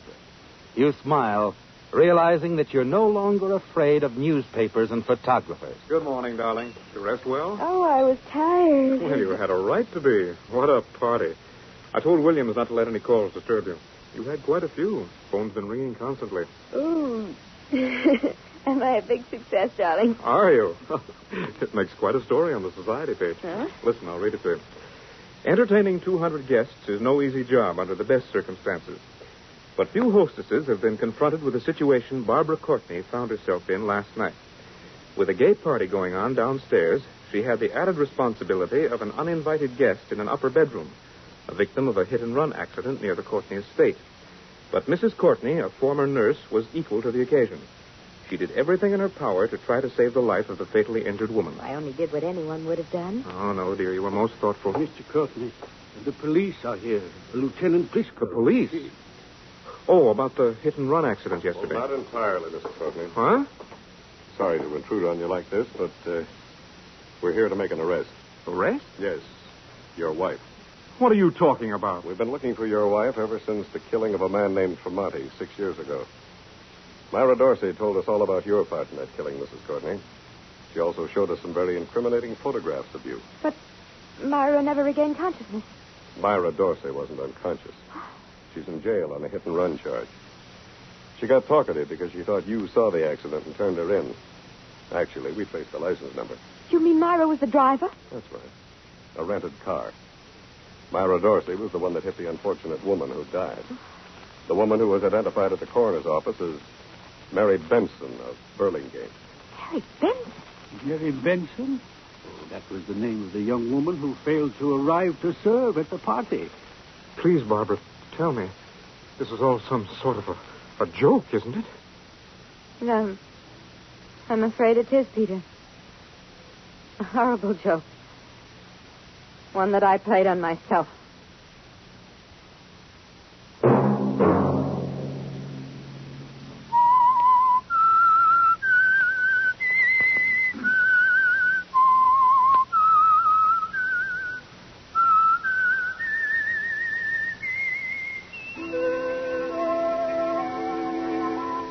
Let that whistle be your signal for the Signal Oil program, The Whistler, each Sunday night at this same time. Meantime, Signal Oil Company and the friendly independent dealers who help you go farther with Signal gasoline hope you'll remember, regardless of what gasoline you use, you'll enjoy more miles of happy driving if you drive at sensible speeds, obey traffic regulations, and avoid taking chances.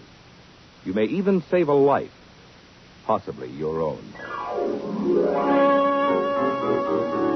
Featured in tonight's story were Bill Foreman as the Whistler, Byron Kane, Alice Reinhart, Joe Gilbert, Herbert Butterfield, Herbert Litton, and Bill Boucher. The Whistler was produced and directed by George W. Allen, with story by George Adrian and Carol Nix, music by Wilbur Hatch, and was transmitted overseas by the Armed Forces Radio Service. The Whistler was entirely fictional. Any similarity of names or resemblance to persons living or dead is purely coincidental.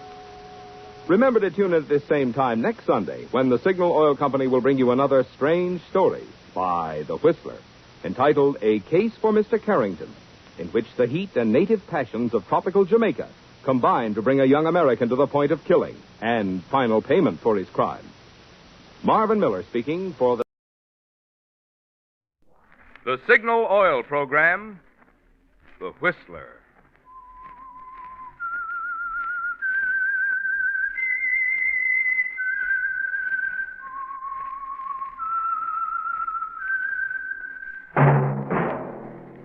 That whistle is your signal for the Signal Oil program, The Whistler.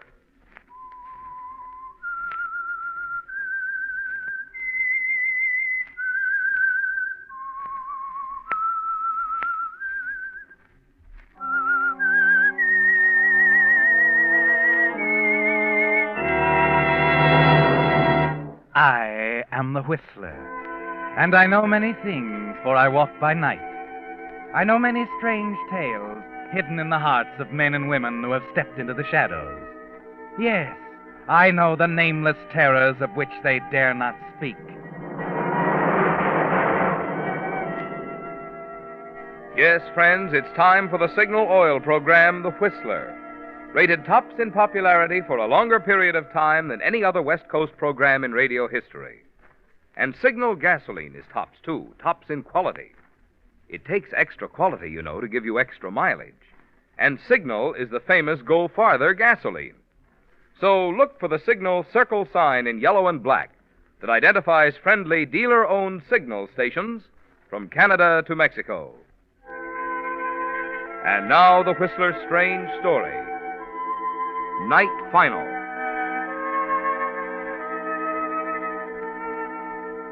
She was a newspaper woman, and a good one. Words came easily to her. Fresh, new, interesting ways of saying what she saw or felt or heard. Her critics and colleagues agreed that regardless of her shortcomings as a person, Helen Conover was a superlative reporter, holder of the Guild Award for on-the-spot reporting, the first woman to win such an honor. Yet now, as she stood in the courtroom, she found it was hard to put her feelings into words, impossible to describe the exhilarating sense of freedom she felt when the judge announced his decision. That's all, Mrs. Delavan? That's all, Your Honor. Very well. Divorce granted.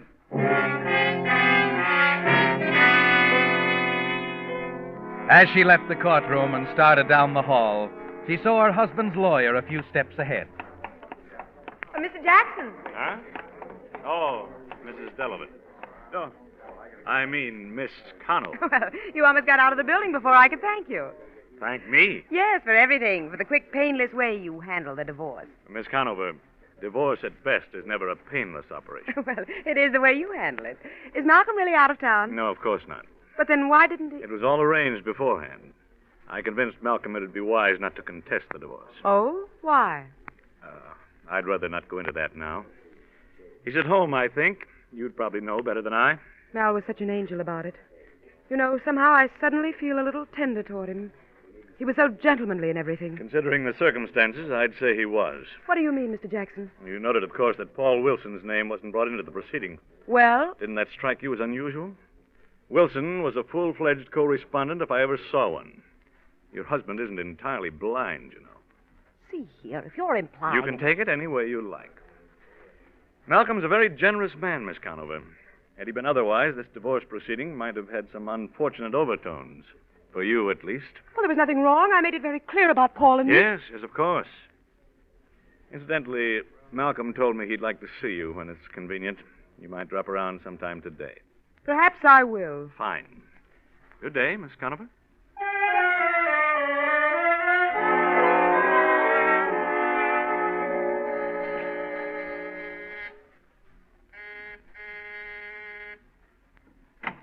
Hello, Malcolm. Oh, nice of you to ring the bell, Helen. Oh, now, don't be that way. I've come to tell you how nice you were. For what? Being such a good sport. We can still be good friends. Yes, I suppose that's the fashionable thing for divorced couples, particularly among your pseudo-intellectual friends. Sorry, darling. I'm not going to let you draw me into an argument, especially now. With love on the wing, huh? Right. Let's have a drink, Mal, to our separate futures. Well, if you say so. What'll it be? Bourbon, dear. Oh, you might find something on the desk that'll interest you. Oh, don't tell me. Let me guess.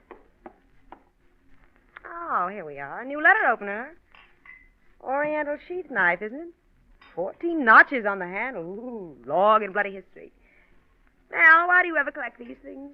It isn't Oriental. It's South American, and that's not what I'm talking about. Take another look. Nothing else here. Just a letter. Mal, where did you get this letter? In the mail. Perfectly normal routine. It's from Paul.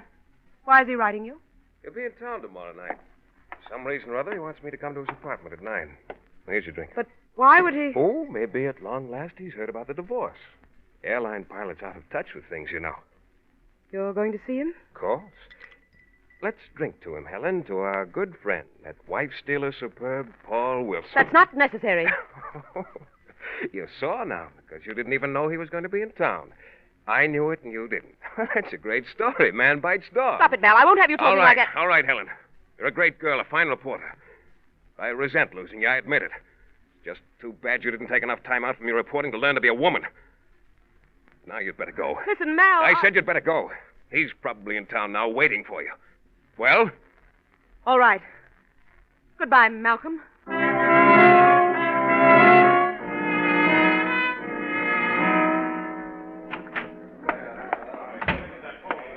Well, Miss Conover. Hello, Ed. How are things down in the press room? Oh, unholy mess as usual. Still setting up big headlines for little stories. Now, if you folks was on the ball... You're never satisfied, Eddie. Where's Ann? Well, I just saw her go into the office. Thanks. Hi, Bern. What do you say, Say, your story this morning was great. Ann?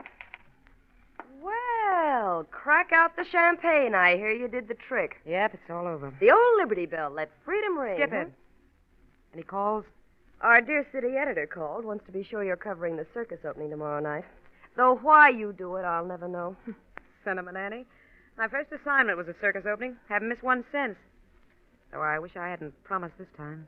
Other things on your mind, darling? Paul Wilson, maybe? Paul, he called me here? Shouldn't he have? You tell him where I was. Shouldn't I have? And you can be exasperating. Sorry. I guess I'm just jealous of the success type. A career, lots of men. But really, did you want me to tell Mr. Wilson you were in court? Shedding last year's husband?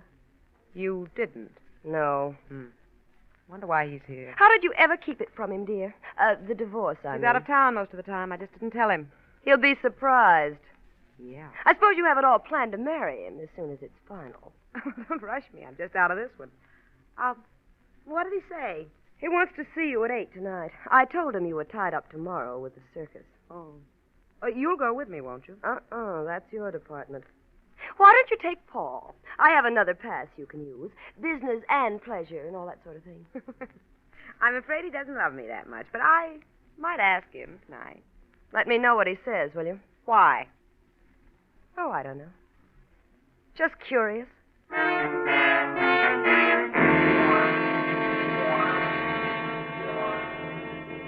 For the rest of the afternoon, you try to catch up on your work. But it's hard, Helen, trying to concentrate with your mind on Paul this way, trying to analyze this strange new freedom, different now, with a thrill gone out of it and a curious, unsettled, half-bitter feeling in its place. And it hasn't left you hours later as you drive toward Paul's apartment in a taxi. Halfway across town, the driver pulls up at a red flare on the left of the speedway. What is it, driver? Accident up ahead. Looks like a tough one. All right. Wait a minute, driver. Wait a minute. Keep it moving. What is it, officer? Get back in that car there, lady. Helen Come on, Conover, driver. Daily Post. Huh? Oh, reporter, huh? Yeah, was it bad? Yeah, 3 people killed. One of them was a state senator. Kavanaugh was his name. Senator Kavanaugh? Yeah. Driver, here you are. You go along. I've got a story to file.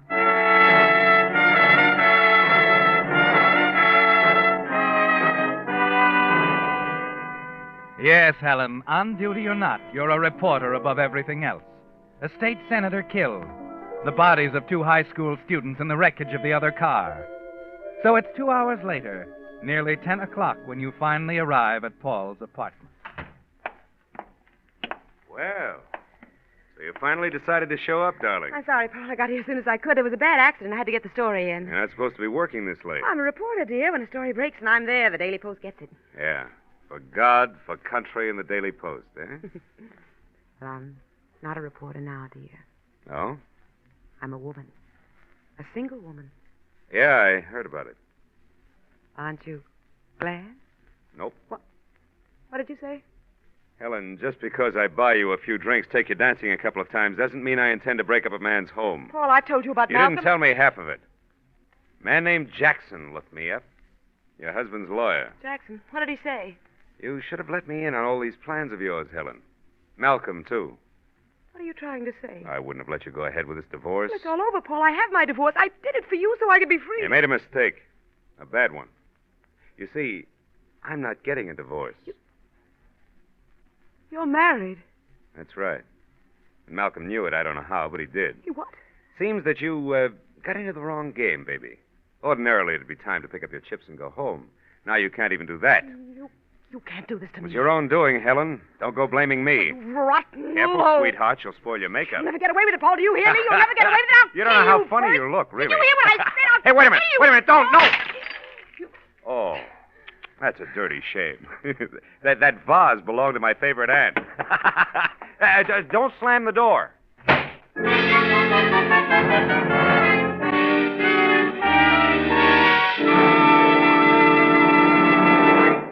With the prologue of Night Final, the Signal Oil Company is bringing you another strange story by The Whistler. But first, a word about some of the convenience features that today's drivers can enjoy. More and more of the new cars are featuring no clutch, no gear shift. Some even have windows that raise or lower automatically at the mere touch of a button. But whether or not your car has these features, there's one convenience that every driver can enjoy. That is a Signal credit card. For instance, instead of paying cash every time you stop for gas, oil, or a lube job, You merely tell the Signal dealer to charge it. And because Signal credit cards are honored at all Signal service stations throughout the 6 Pacific Coast states from Canada to Mexico, you'll find one especially helpful on trips.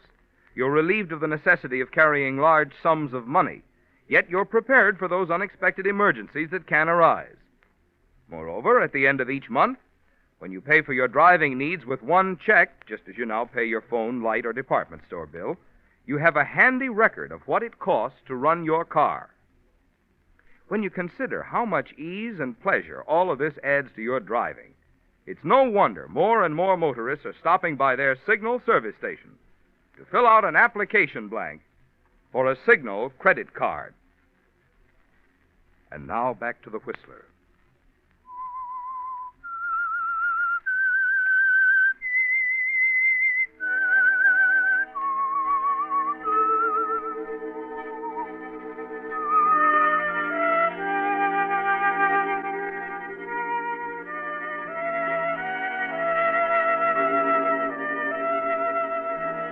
The blood rushes to your head as you run out of the apartment, down the stairs to the street.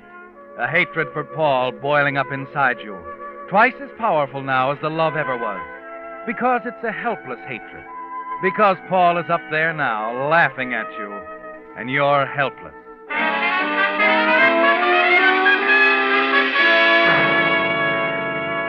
Then, as the damp fog begins to clear your head, as your heart stops pounding, a cold, curiously logical idea comes home to you.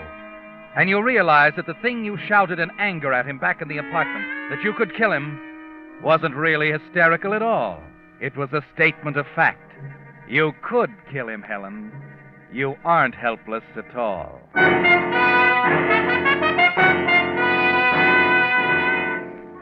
By the time you arrive at the office the next morning, you've decided exactly how it's going to happen. It begins with Anne.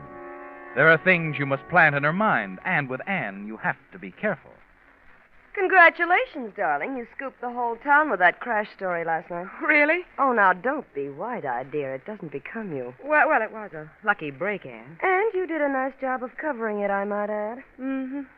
Say, what's wrong with you? You're not very enthusiastic. Oh, it's nothing, Anne. Oh, cut it out. I know better. Now what is it? It's Malcolm. Oh? Malcolm's found out about Paul? Yes, and you know what a temper Malcolm has. Well, he was at his worst. Made all sorts of threats. Against you? No, that's why I'm worried. He acted as if he might take it out on Paul. You've never seen anyone so jealous, Anne. Well, keep them apart until it's over. That's all you can do. It's not so easy. You can't hide Paul in a crowd tonight. Hmm? How do you mean? Take him to the circus with you. That's the one place Malcolm won't go. Not in his frame of mind. Oh, I'm afraid Paul isn't interested in circuses either. I still want company, though. How about you? Change your mind? The boss won't let me off the rewrite desk. I'll be at it all night. Oh, I'm disappointed. I'm not. If you spot any stories, call me, will you? Sure. Still wish you were going with me. They say it's quite a show.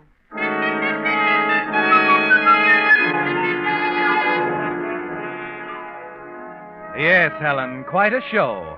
But you knew all along that Anne would have to decline your invitation, didn't you? That was part of your plan.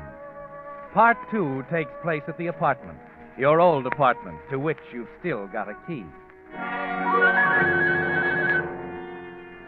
From your years as Mrs. Delavan, you know that Malcolm isn't home. At his desk, you pick up Malcolm's long, thin letter opener, hide it in your purse. Half an hour later, wearing a conspicuous red bolero jacket, you're standing in line at the ticket booth in front of Seeley Brothers' giant show. And there's a reason for not using your pass, isn't there, Helen? Hurry, come on. Sir, who's next? Right here. 2, please. 2, here you go. Thanks. 3 in the grandstand. 3 grandstand, thank you. 1, please, grandstand. Yes, ma'am, 1 grand. No, a $50 bill. That's the smallest you got, lady. I'm sorry. But for crying out loud, 50 I bucks. said I was sorry. Okay, I can handle it.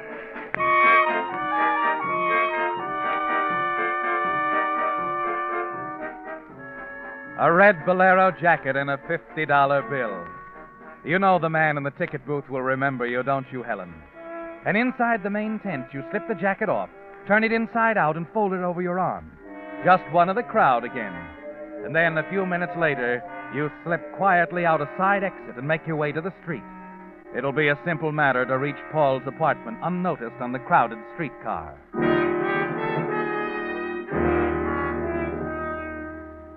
You're standing in an alcove in the hall outside Paul's apartment, waiting for Malcolm to complete his visit and leave. It's nearly an hour before you see him come out and start down the stairs. Almost before he's out of sight, you're down the hall, ringing the doorbell.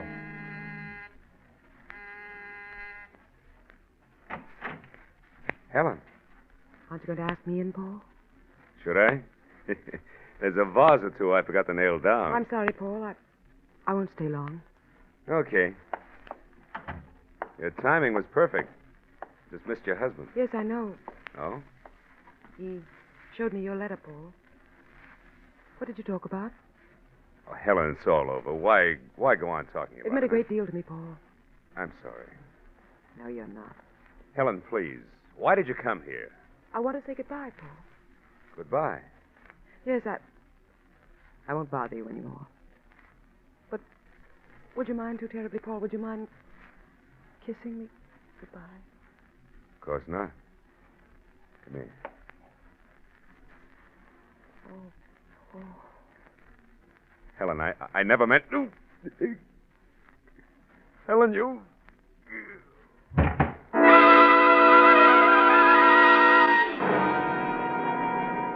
It was a kiss of death, wasn't it, Helen? You stand for a moment, looking down at Paul's still face. And then you hurry to the door, cautiously let yourself out of the apartment, hurry back to the circus. The crowd is pouring out of the main tent as you get there. You slip on the red bolero jacket, mingle with the others as they move away from the entrance, babbling excitedly. Hey, what were their names? The Flying Carbonis. They've been working together for years. I never seen anything like it. Never. Oh, excuse me, lady. Certainly. Taxi. Where to, lady? Daily Post. No, wait a minute. I'll call the story in. Take me home, driver. Brockhurst Apartments.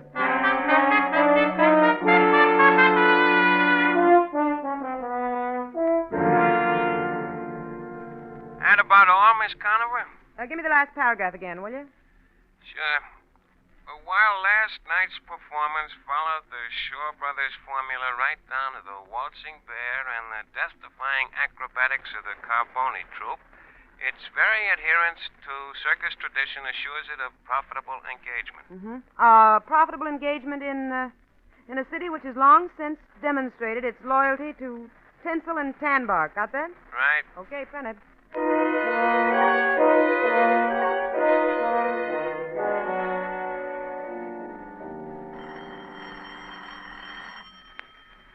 Well, this looks like it. Hello? This is Anne, Helen.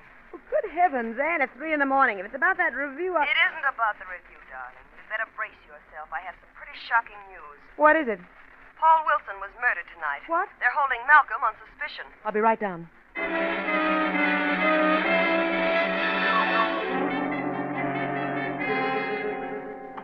Anne, I got here as fast as...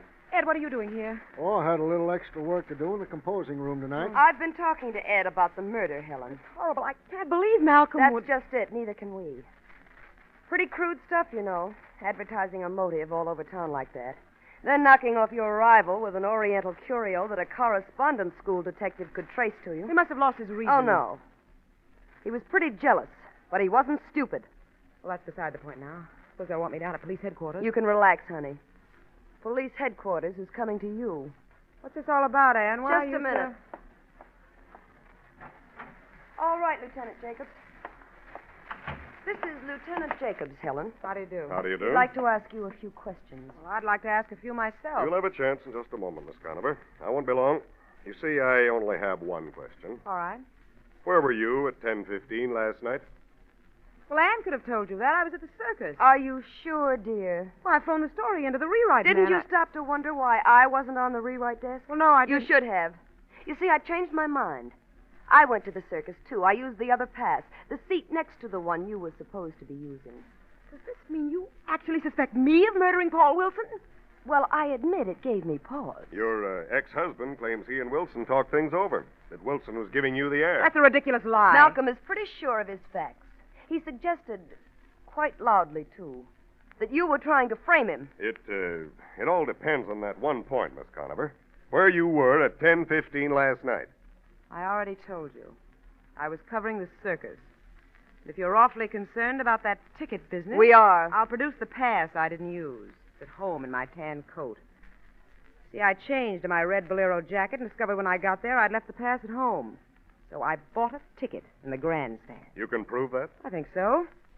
All I had was a $50 bill. The man at the ticket window was terribly irritated with me. I see. I suggest you find out who he is and ask him about the woman in the red bolero jacket. He'll remember me. Well, that's an angle. Now, let me tell you something, Lieutenant. My good friend Anne over here seems to have engineered this. You might be interested in her reasons. Wait a minute, First Helen. off, she's been jealous of me and my position with this paper ever since she came here. She hates me. She'd do anything to ruin me and my career. Helen. You better tell the truth, Annie. It's all going in the record. And this is the topper, Lieutenant. I introduced her to my former husband at a cocktail party 3 years ago. She's been in love with him ever since. What? She'd do anything right now to save him. Ask her if that's true, Lieutenant. Ask her to answer that one, under oath. Well, what about it, Miss Stoddard? All right, I do love him.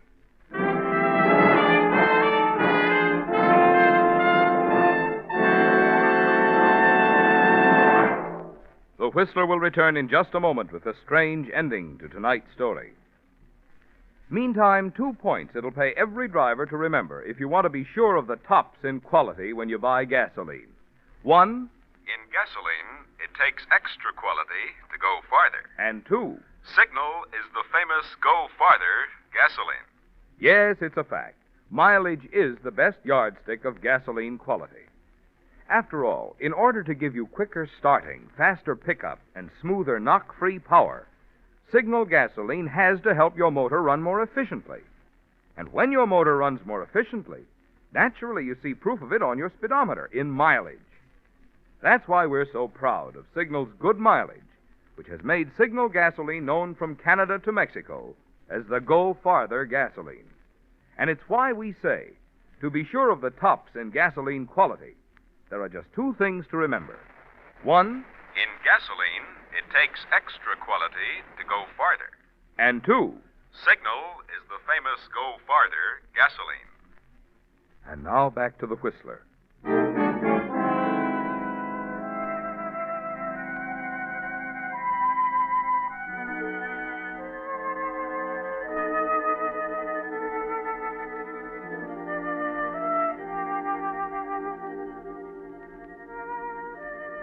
It's a tense scene, Helen, the 3 of you, Anne, Lieutenant Jacobs, and yourself, grouped around the dingy rewrite desk under the cruel white light in your office at the Daily Post.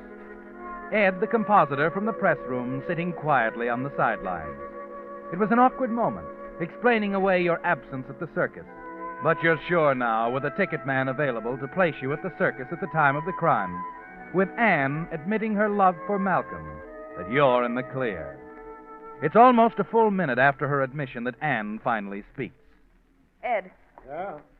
bring me the paper, Ed, the morning edition with the review of the performance last night. You've got it. Yeah, sure. Right here. Now, let's get this straight, Lieutenant. We're all agreed everything depends on where my capable colleague was at the time she claims she was at the circus. Why don't you let him check my review, Annie? I've already read it. Yes. You see, it's a rather important piece of evidence. The next time you see that typescript, it'll be marked Exhibit A. What do you mean? You're a top reporter, Helen. Never missed a trick. But you did last night. That's why we didn't print your story. We used mine instead. You what? Take a look at that headline.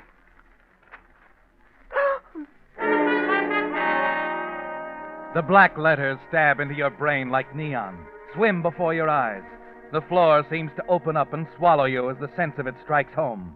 Flying Carboni troop plunges to death in circus accident. You're unprepared, off balance now. No defense for this. Important piece of evidence, Helen. Marked Exhibit A. And as you try frantically to think of some excuse, some way out, Lieutenant Jacobs starts bearing in with questions about Paul, about Malcolm, about the knife, the apartment. The whole thing, Helen, the whole hideous truth. Until you can't think anymore. Until you find yourself admitting every word of it. Can I guess that's all. Now, just let me sleep. Leave me alone. They'll do what they can for you down at headquarters, Miss Conover. Come on, let's go. Oh, thanks, Ann. It was a pleasure. And a good idea. You know, we could use a head like yours downtown. What are you talking about? That morning edition we had Ed print up especially for you, Miss Conover. You see, the flying Carbones didn't fall last night. But you did. And for a phony headline at that.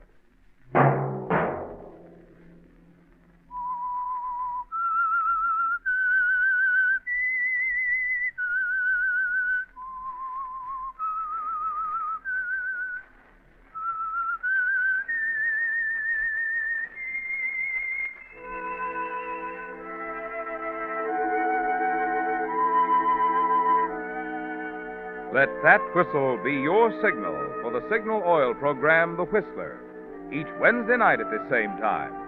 Brought to you by the Signal Oil Company, marketers of Signal gasoline and motor oil and fine quality automotive accessories. Signal has asked me to remind you, to get the most driving pleasure, drive at sensible speeds, be courteous, and obey traffic regulations. It may save a life, possibly your own.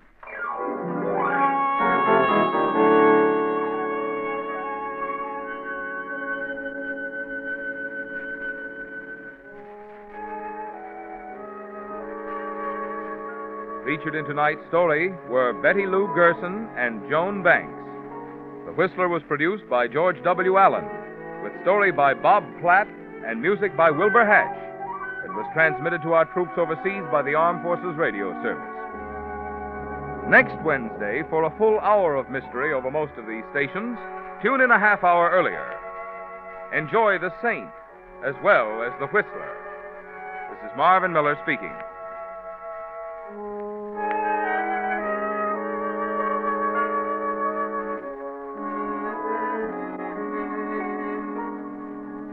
This is CBS, where 99 million people gather every week. The Columbia Broadcasting System.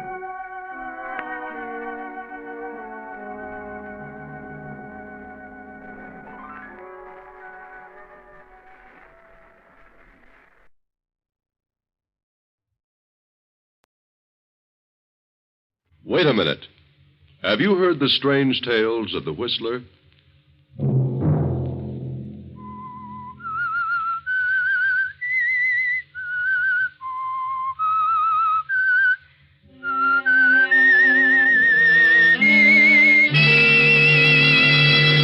I'm the Whistler. I didn't steal the money. I just wanted to use it for a few days. I was going to put it back, but things went wrong. Now there's going to be a change of ownership. That means an early audit. Sunday night, and again, CBS presents The Whistler.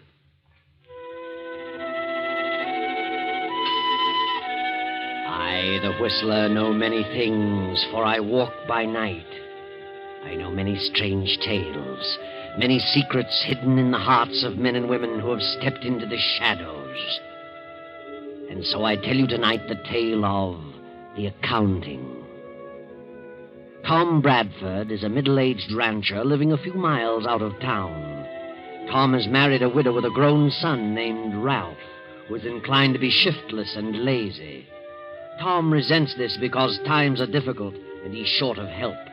He further resents the fact that the boy has married a girl from the town and brought her to live with them. They've been here for 2 months now, and Tom has grown crabby and unpleasant. You know the way conditions are, Mary. Just can't get any help in this ranch. There's too much for me to handle alone. I know, Tom, but Ralph doesn't know anything about a ranch. Ralph was raised in the city. He can learn, but he's too lazy. All he does is sit around and read magazines. But he's a delicate sort of boy. He always has been. Well, let him go out and do a little work, and he won't be so delicate.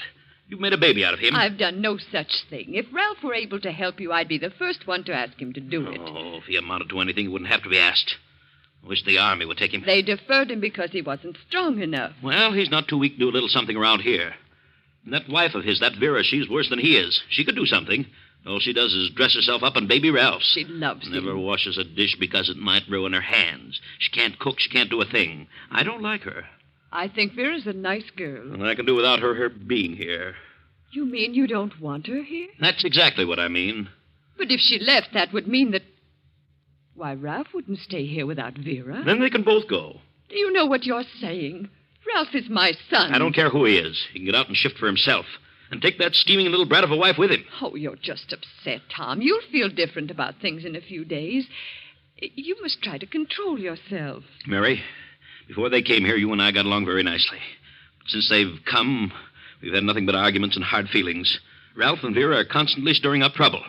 Naturally, you take Ralph's side. You can't see his faults because you're his mother.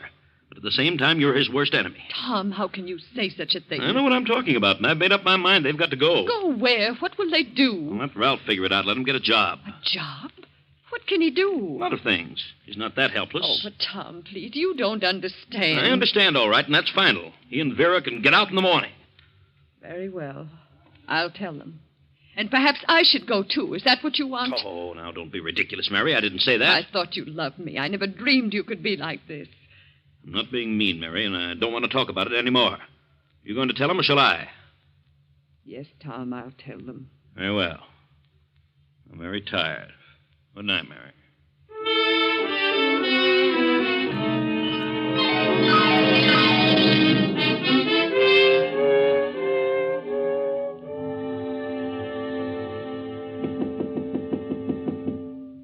Yes?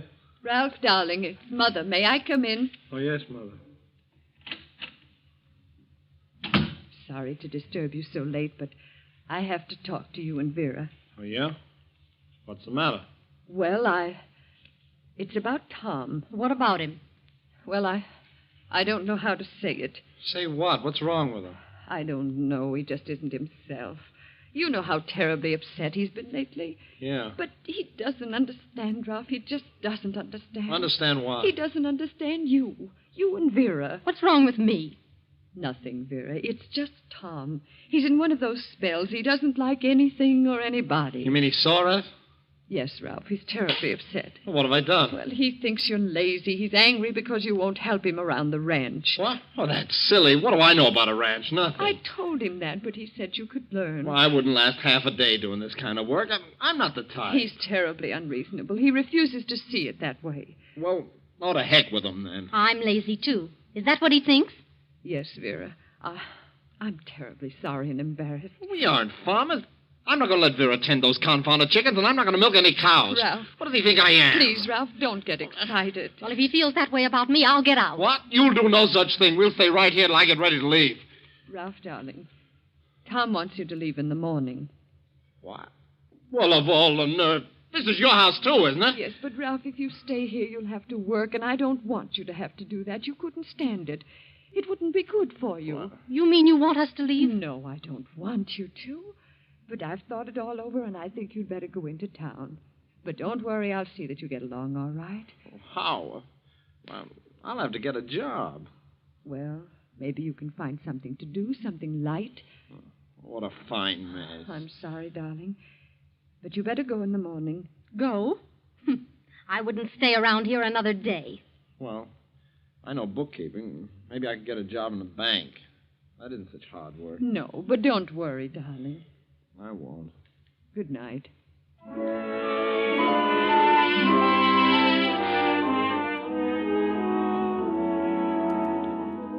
The next morning after breakfast, Ralph and Vera leave the ranch and go into town.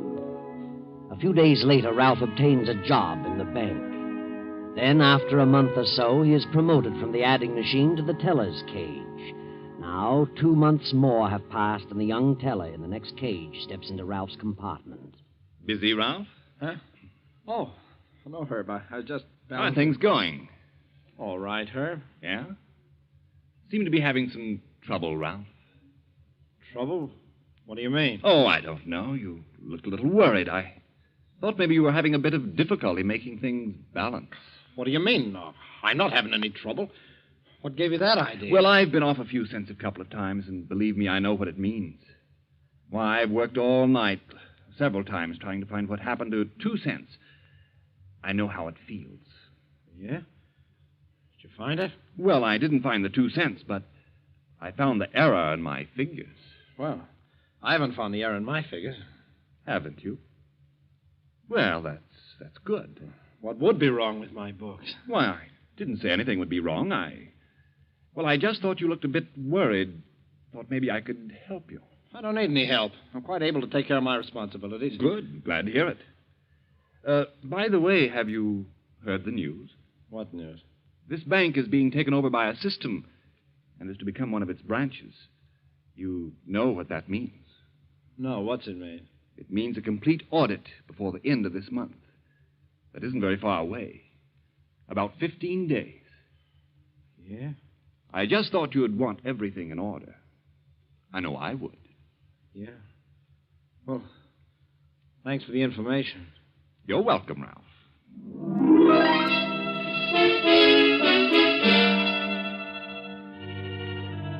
For a few moments, Ralph stands in a stupor. Perspiration stands out in large beads on his forehead. For the next hour, he studies over his books frantically. Then, when closing time comes, he rushes home. Hello, darling. Oh, you have no idea how much I've missed you all day. Yeah? Kiss me. Yeah. What's the matter with you? Nothing. Well, I'm certainly disappointed. What about? You come in like this with a long face and look at the lovely dinner I fixed for you. I'm not very hungry, Vera. I got a headache. Oh, poor darling. You eat something and then I'll rub your head for you. No, I don't want anything. Let me alone, please. Ralph, what on earth is wrong with you? Nothing's wrong with me. Shut up. How dare you talk to me like that? Who do you think you are? I'm sorry, darling. I'm just upset. I'm all on edge. What about? Just my nerves. It's more than nerves. Why don't you tell me what's happened? Who said anything had happened? I can tell. Have you lost your job?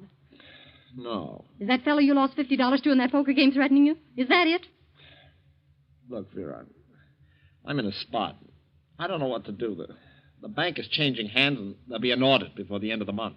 Well, what of it? What's that to do with the poker player? Oh, nothing. I paid him off, but it wasn't $50. Wasn't 50? What was it? $2,000. $2,000? I didn't lose it all at once, but I tried to make back what I'd lost, and I only got in deeper. Then if you lost $2,000, how did you pay him off? I borrowed it from the bank. How could you borrow $2,000 from the bank? I took it. What? Yes, but I was sure I could put it back before the end of the month. Now I'm worried. I don't know what to do. If I don't put it back before the audit, I'll get caught and sent to prison. Where are we going to get $2,000? I don't know, but there must be some way, some place to get it. How about your mother? She'd give it to you. Tom has money. He doesn't like us. No? Well, maybe we could make him like us. At least we could try. Let's drive over there. This is Saturday afternoon, and next Monday is a legal holiday. Let's drive over and see what we can do. All right. Least we can do is try. We'll go.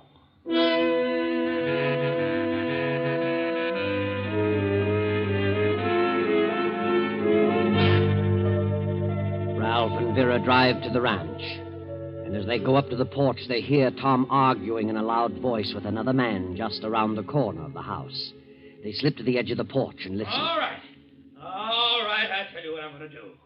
I've given you all the time I can, Miller. You've been on that piece of land for 2 years now, and you haven't paid $1 beyond the down payment. But I've tried my best to make it pay. I've worked hard. Oh, you haven't done a thing. You know what you are? You're just one of those lazy subsistence farmers. Just grow enough to eat and let it go at that. That's a lie, Brad. Oh, is it? I'm foreclosing tomorrow.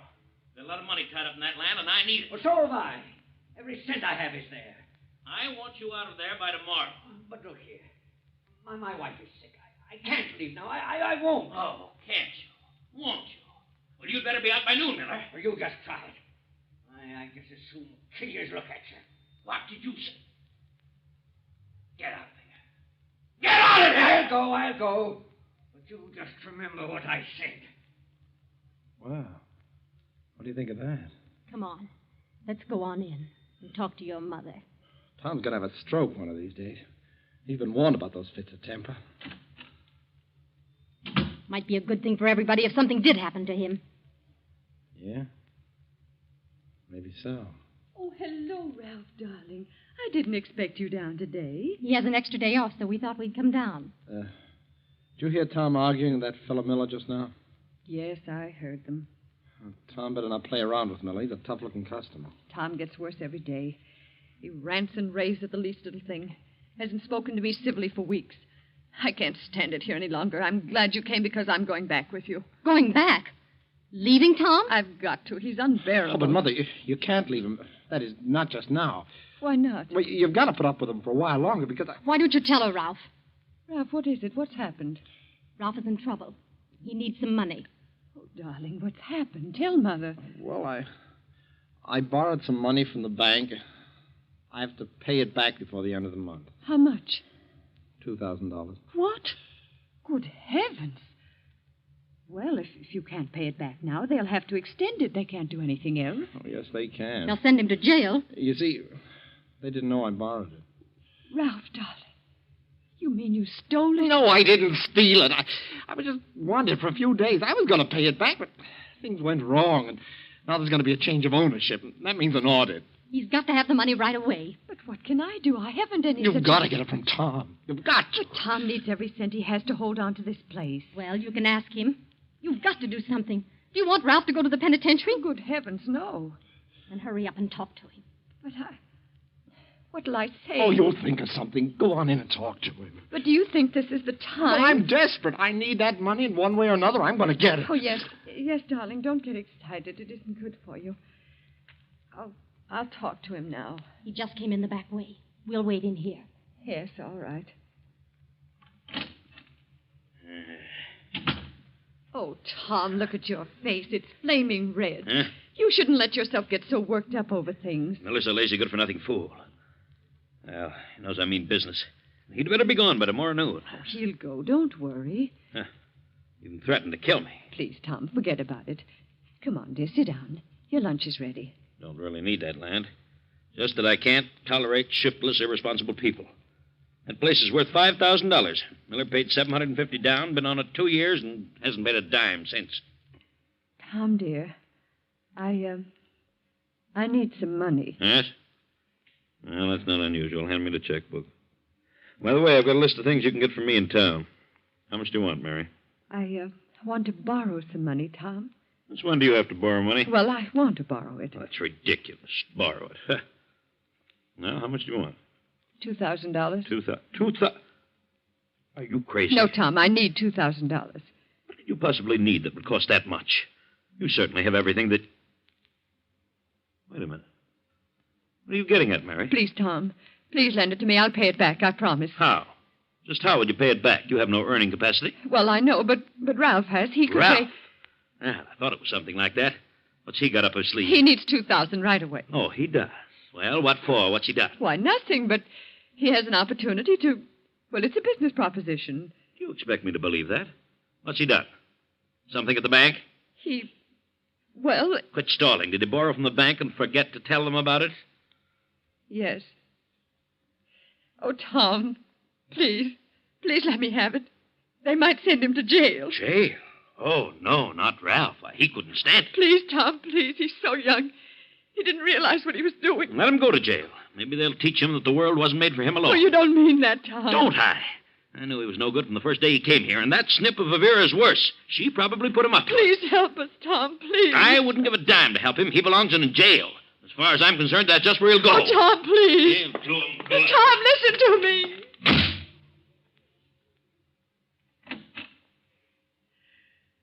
Oh, Ralph, darling. He refused.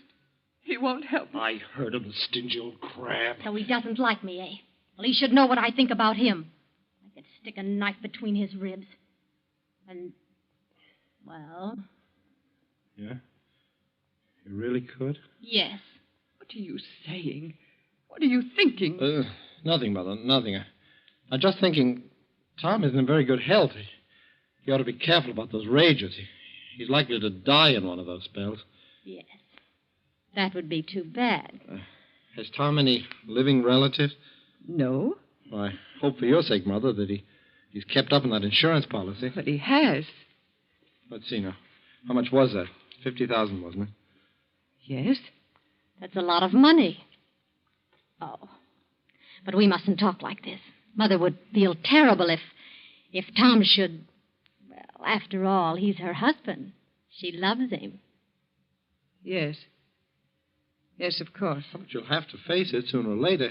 He's getting along in years. On the other hand, he may live a long time yet. Who knows? Yeah. I'd be afraid of that Miller after the threats we heard him make.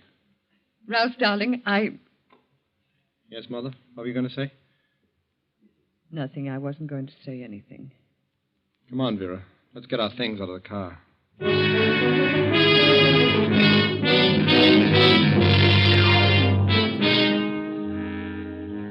Tom goes into town and arranges for the eviction papers to be served on Miller. He returns late that evening and goes straight to bed. The night passes and morning comes. Tom, being an outdoor man, is usually up before sunrise. But this morning only Mary, Ralph, and Vera appear for breakfast. Finally, Mary, becoming worried, goes to Tom's room and knocks. He does not answer. She opens the door and screams in horror. There on the bed lies Tom, stabbed in the heart. Well, he's been dead since about midnight. Bedroom window was open, but we can't find the weapon. Why, he probably took it with him, Sheriff. Who? Well, that fellow Miller. He must have done it. How do you know that? Well, he was here yesterday afternoon, and he and Tom had a terrific argument. Tom was evicting him, and Miller threatened to kill Tom. Anybody else hear him say that? Yes. I heard him. So did I. Yeah, then it looks like Miller's our man. We'll get over there right away before he has a chance to skip. Come on, Bill. Oh, Ralph. Ralph, darling. No, Mother. You better go to your room and try to rest. Yes, Ralph. Certainly hope they catch Miller. Do you think they can pin it on him? Without any evidence? Well, certainly. You heard what the sheriff said. Miller's threat's all they need. You think Miller did it, don't you? Why, of course I do. What a silly question.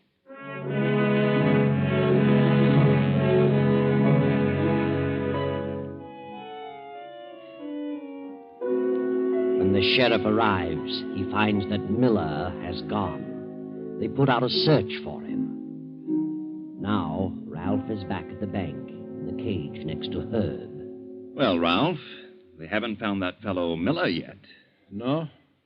Well, they'll find her. Do you really think it was Miller who killed your stepfather? Well, of course I do. He threatened to kill him. 3 of us heard him. Well, sometimes people say things that they never mean to carry out. Oh, you should have heard him. He meant it. Maybe he did. But that doesn't mean he did it. What are you talking about? Oh, I was just thinking. Yeah? Circumstantial evidence is an awful thing sometimes. How do you mean? Well, so many people have been convicted on a mere word, a mere nothing. People hear a person say something, and by the time they repeat it in court, they enlarge on it a dozen times. I remember a fellow who worked here. In fact, in your cage. What about him? Well, he used to play poker quite a bit. And one night he made a haul, won $400 or $500, and went flashing his roll around town and boasting. So what? What's wrong with that? Well, he went into the drugstore and started showing off, and when the old druggist asked him where he got all of that money, he kiddingly remarked that he had robbed the bank. Well, that got around and finally took on a serious tone. They checked up here at the bank, and sure enough, there was a $500 shortage. And even though his pals swore that he'd won it in the game, they convicted him on his statement and sent him up. Well, maybe he did steal it. He had the opportunity. I have. And you have. Yeah? Well, is he still in the pen? No, he was lucky. He got out after 5 years. How'd he get out? He was exonerated. Another teller confessed to it later. They sent him up and let the other kid out. Oh, he was lucky. 5 years, huh? Yep. It's a long time. It'd be a shame if Miller were convicted in the same way, and then they later found out that he was innocent. Wouldn't it? Yeah, but he did it. He had the motive, the opportunity. He said he'd do it. Well, he may not have been the only one with a motive. It's after 3. I'm going to run along. See you in the morning, Herb. So long.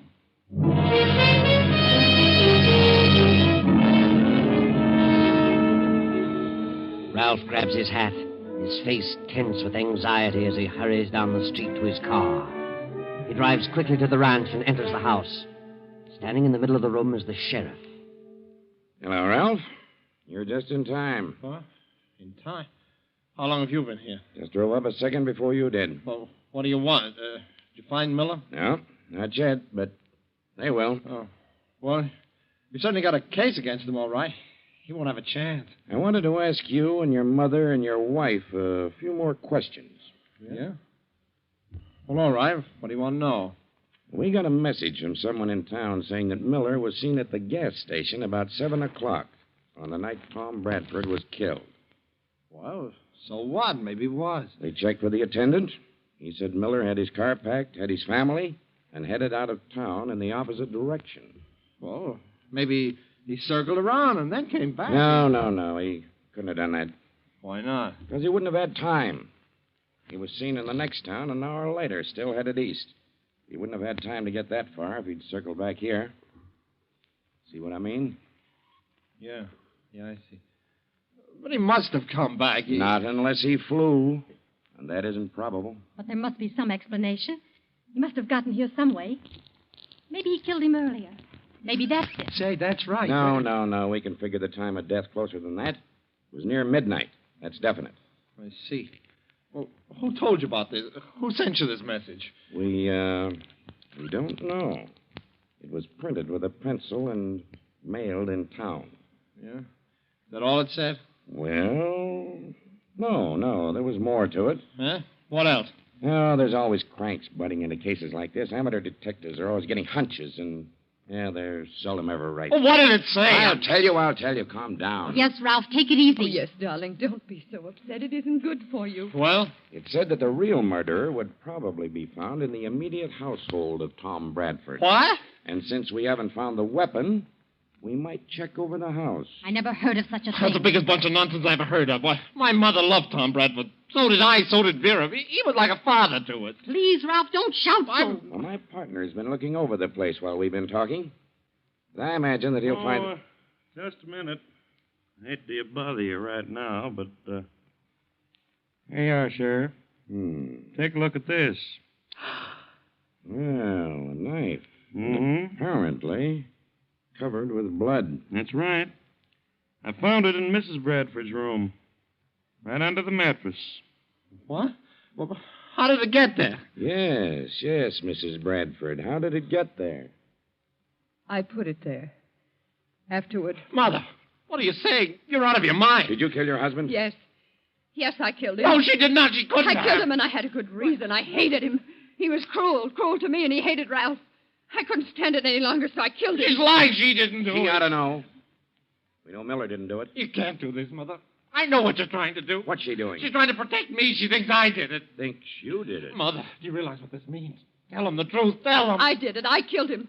The knife is from my own kitchen. I did it, and I'm glad. She's crazy. She couldn't have done it. Why not? Because I killed him. She's trying to protect me. Ralph, what are you saying? I did it, I tell you. I ought to know. I had a better motive than she. What motive? I'll tell you that later. I don't believe you killed him, Ralph. You're trying to protect your mother now because you know she did it. I did it, I tell you. I did it. Well, that's enough for me. I believe her. But we'll soon find out. We'll check the fingerprints on the knife. That won't prove anything. Why not? Because I used the glove. Mother must have taken the knife from the body and hidden it, thinking that I'd slipped up. That's just so much talk, and you're just shooting in the dark. Come on, Bill. Let's go back to town and do some checking.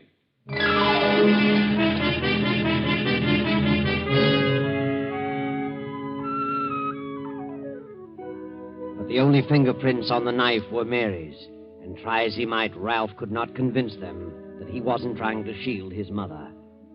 Ralph realized finally that his mother was sure to be convicted, and as the day of the audit grew closer, he became frantic about the money he had to have. On the day his mother was sentenced to prison, he visited the attorney. I thought I'd drop in and see about that policy Tom Bradford left for my mother. Quite a few things to be taken care of, you know. Well, I'll tell you, Ralph. That policy would have been paid long ago, but there are certain technicalities in this state regarding insurance. What's that? We had to wait till the finish of the trial. Well, why? She's the beneficiary. She's entitled to insurance. Not here. If the beneficiary is convicted of killing the insured, the beneficiary cannot receive the proceeds of the policy. The same is true as to Tom's farms and other property. What? What about me? I'm the son. There are no other heirs. You were not the blood kid to Tom Bradford, and you were not legally adopted. Therefore, all the property and the insurance reverts to Tom's estate. Nothing we can do about it.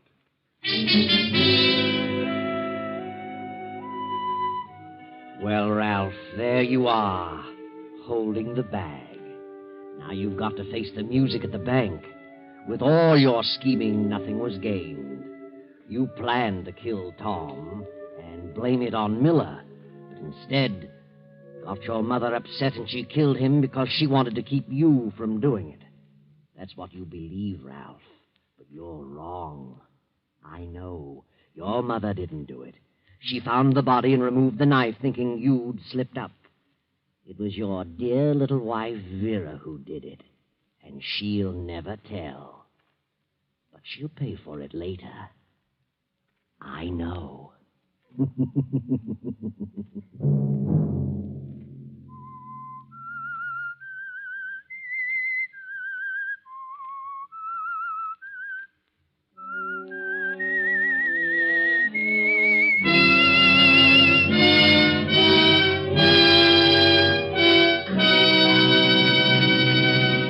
CBS has presented The Whistler.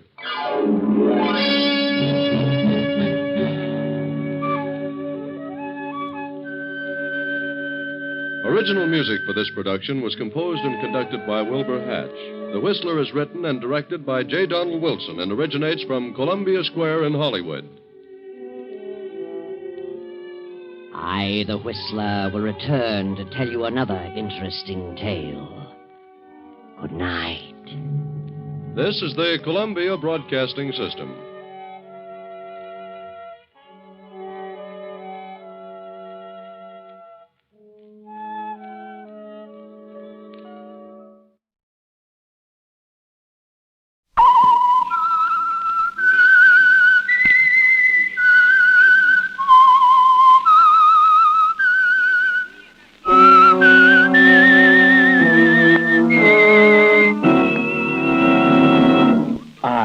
I'm the Whistler, and I know many things, for I walk by night.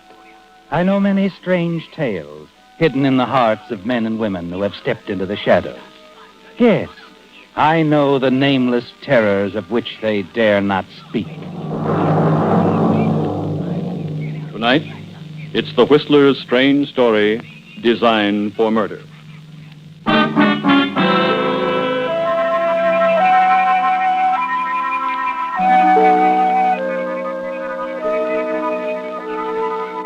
The trio in the railroad station cocktail lounge seemed typical of many groups awaiting the departures of their train. They were Charles Gilbert, his wife Edna, and her close friend Myrene Walker, who chatted ceaselessly, voicing her envy at not being able to join Edna on the trip. Myrene loved trains, loved desert vacation resorts. In fact, she seemed to love everything. Charles, on the other hand, seemed lost in thought or patient resignation until... I wish you weren't so anxious to have me out of town, Charles. Well, now, what do you mean by that? Well, you seem very insistent. And at a time when the business needs me so. How do you like that, Myrene? She doesn't want to go. Thinks the jewelry business will go to pot. Thinks her husband plans a rendezvous with another woman. Oh, for heaven's sake. Drink your drink, Edna. You too, Charles. We'll all feel better. I'd feel better if I knew why you can't go along, Charles. I told you I'll be busy. Also, I want you to go alone. You'll rest more. And you do need it. Look at her, Myrene, not able to keep her hands still. Doodling on the menu.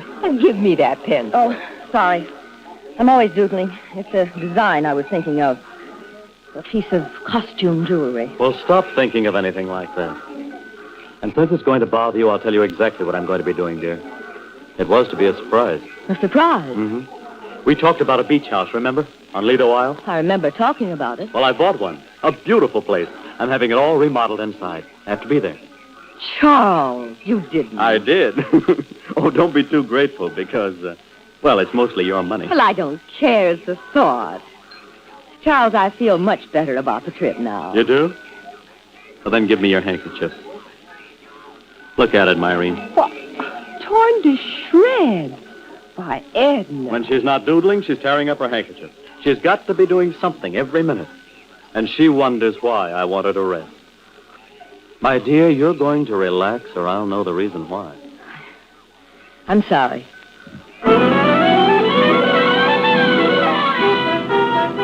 Finally, she leaves on the train, doesn't she, Charles? And you're free. You see Myrene to a cab. Hurry back to the cocktail lounge. Go directly to a corner booth and slip in beside someone who's been waiting for you. Not too patiently. I'm sorry, Helen. Oh, darling, I am too. Sorry that we have to practice this deception. Kiss me. Oh, dear, we really shouldn't be here. Here, I ordered you a drink. I can use it. Well, at least we'll have some time together. Uninterrupted. You're sure Edna will stay away for a while? Mm-hmm. She's gone for a month. It wasn't fun watching you kiss her goodbye. Oh, I know. Well, someday. I hope it's soon, Charlie. Look, I'll pick you up tomorrow. We'll drive down to the place at Lido Isle. Oh, you'll love it. I've been using quite a few of your ideas in redecorating the place. It sounds wonderful. It is. Well, come on. I'll drive you home.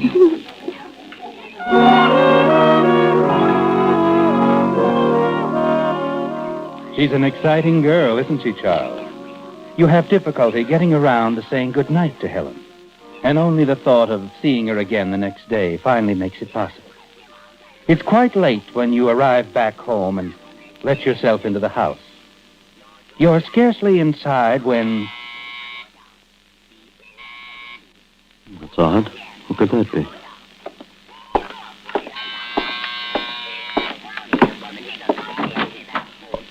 Myrene. Yes, little Myrene. I'd like to come in, Charles. I want to talk to you. Why, of course. I'll come straight to the point. It wasn't a very pretty sight, Charles, seeing you kiss that girl right after bidding Edna goodbye. Oh, why... Go on. Make it good. Oh, you wouldn't say anything to her about this, would you? That depends on you. I don't suppose you've made any dates for the future with her. Oh, certainly not. You know, Charles, you weren't kidding when you made that remark about Edna's money. You've had it pretty easy since becoming her business manager. And now her husband. Myrene, this girl means nothing. I swear it. I won't see her again. Look, in a few days, you and Arthur drop down to the place at Lido Isle. You'll see all that I'm doing for Edna. I'll take you around the place. We can relax, go for a swim. I don't swim, Charles. And when my best friend's husband starts two-timing her, I don't feel like relaxing either. Myrene, I've told you, I'm not... I heard you. And I've told you, Charles. You stay away from that girl.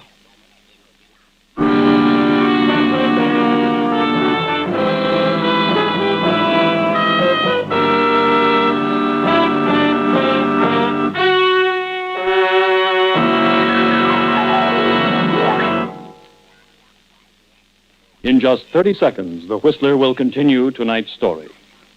Don't be half right. Use USAFI. For example, how many amendments in our United States Constitution make up the Bill of Rights? Would you say 5? No, that's only half right. Brush up on your American government. Tell your I&E officer you want to study with the United States Armed Forces Institute, USAFI.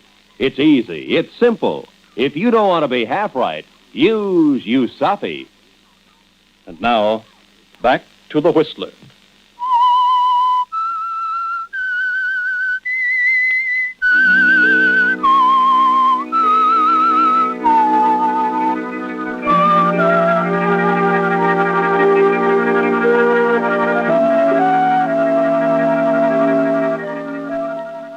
It's going badly, isn't it, Charles? Myrene knows about your girlfriend, Helen. She knows that it was more than husbandly concern that prompted you to encourage your wife, Edna, to leave town on a vacation. A rest cure for her nervousness. Myrene has always been Edna's best friend. And she'll tell her the truth if you don't do something to reassure her that you don't intend to see Helen again. You wish you could contact Helen, prevent her from keeping her date with you the following day at the house on Lido Isle. And you're terribly nervous all the time she's there with you. What is it, Charlie? You haven't heard anything I've said. Oh, yes, I have, Helen. It's just that, well, I'm a little jumpy. Well, I thought with your wife out of town. Helen, we've got to talk about that. It isn't as perfect as it seems. Oh? A friend of Edna's, Myrene Walker, she knows about us. Knows what about us? Well, not everything, of course. She thinks it's a casual thing, that we're old friends, happen to run into one another. But if she continues to see us together... That's right. She'll go to Edna. Now, Helen, we've got to forget about it for a while. Forget about it? Well, you know I don't mean that exactly. I guess not. You promised me you were going to talk to Edna. Ask for a divorce. I know, and I intend to, but it can't be right away, Helen. I have my reasons. Right now, it's important that you leave, that we're not seen together. Well, all right, Charlie. I won't need a second invitation. Well, now, wait a minute. I've waited long enough as it is. Quite long enough. Goodbye. But, Helen, Goodbye, Charles.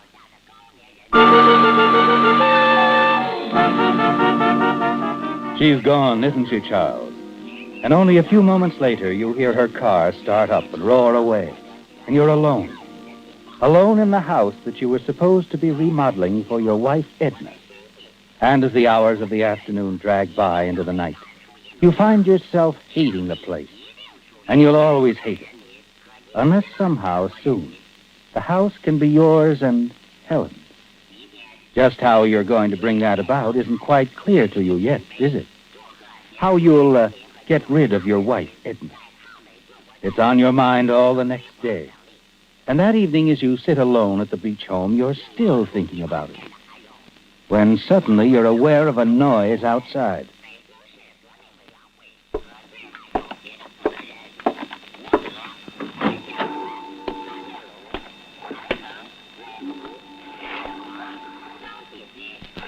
Myrene? Well, well. This is a surprise. Hello, Charles. Snooping around, were you? Oh, all right.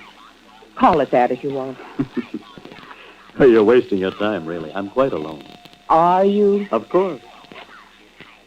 Come on in, Myrene. I'd like to show you around the place. Like a child caught at the cookie jar, Myrene follows you inside. She's nervous, ill at ease. Avoid your gaze as you show her about the house. And then finally, the two of you end up at the boat landing. Well, what do you think of it, Myrene? Well, it's very nice, Charles. You think Edna will like it? No, I don't. This isn't the sort of house Edna would like at all. It just doesn't suit her personality, let's say. Really? I'm sure there isn't a thing here that would interest her. Outside of that unusual painting in the living room. Now, that's rather nice, isn't it? Impressionistic, I believe they call that sort of thing. To me, it looked almost like a dragon about to devour something. Well, Edna likes offbeat things like that. I bought it especially for her. A surprise. Oh, really, Charles? Just what does that mean? May I be blunt? Well, please, feel free. You didn't buy this house for Edna. When does Helen move in? Now, see here, Myrene. You see here. It's a glamorous place, Charles. Exciting. Should just match her baby blue eyes. Myrene, you're going You're not fooling me for 1 minute. You won't fool Edna either. She's going to know all about this. You're not going to tell her about Helen. Edna's my best friend. Myrene, I think I've had just about enough of your meddling. Now, Charles, you wait. Just about enough. Don't stay away from me. I ought to wring your neck, you little snoop. No, Charles. Charles! As she turns and starts to run, Myrene trips. You reach out to grab her, but you're too late. And she plunges off the end of the boat landing. Charles! Help me! Help me! I can't swim! Charles! You stand there staring down at her, struggling in the water. She can't swim, Charles. She'll drown if you don't help her. And you don't help her, do you, Charles?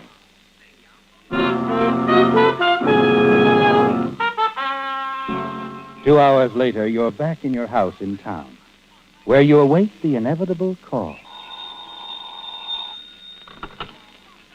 Hello? Mr. Gilbert? Yes? This is Frank Stanley over on East Shore, one of your neighbors. Oh, yes, Mr. Stanley. Good morning. Would have called you sooner, except I had the devil's own time getting hold of your phone number up there in town. Oh, what is it? Something wrong? Well, yeah, a woman drowned off the island last night. What's that? Yeah, fished her out of the water a couple hours ago. Tom Jenkins, he runs a gas station, said this woman asked directions to your place last night. To my place? I thought you'd probably know her. Police found her purse on your boat landing. Identified her as Myrene Walker. Myrene? Good Lord, Myrene. You do know her? Yes. Yes, she's a very dear friend of my wife. I'm terribly sorry, Mr. Gilbert. Oh, this probably wouldn't have happened if I'd been out there last night. I'd planned to, but business kept me here in town. Myrene must have come out to visit us, wandered around in the dark. Yeah, that's the way I figured, too. Well, thank you. Thank you for calling, Mr. Stanley. I'll get in touch with my wife right away.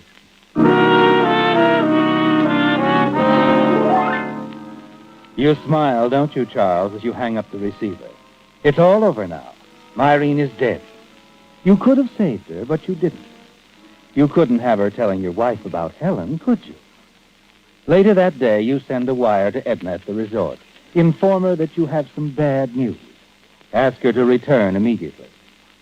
And that evening, you're back at the house on Lido Isle. As you hurry up the path, you're startled to see a light burning in the living room. Helen. Yes. She's probably paid you a surprise visit. Good evening, Charles. Edna. Found the key under the mat, so I came on in. I've been waiting hours for you. But I don't understand. I sent the telegram only a few hours ago. Telegram? You must have missed me. I left the resort this morning. But why?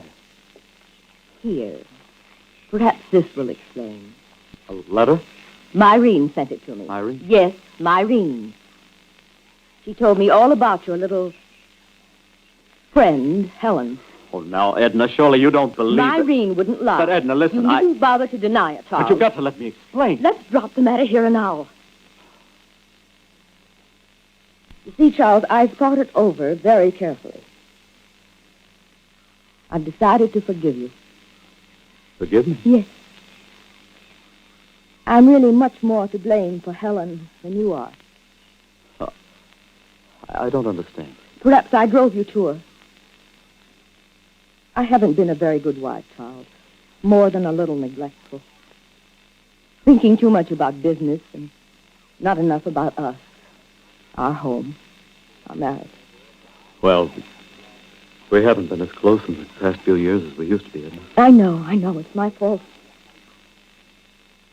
I'm willing to forget all this, Charles. But, of course, you must forget Helen. Oh, of course. Fix me a drink, will you? I could use one. All right. I could use one myself.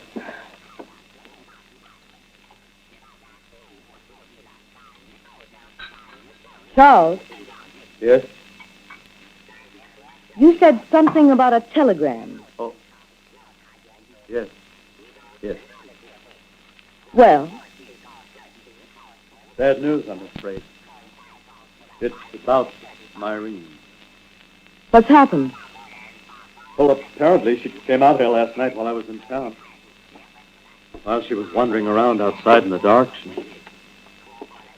she fell off the boat landing. What? She drowned, Edna. The police recovered her body this morning. Myrene? Drowned? Easy now, darling. Oh, it's a terrible shock, I know. Here, this will help. Oh, Charles. Charles, the poor dear. Oh, if I'd been here, I don't suppose it would have happened. At least the lights at the boat landing would have been on, and... Wait a moment.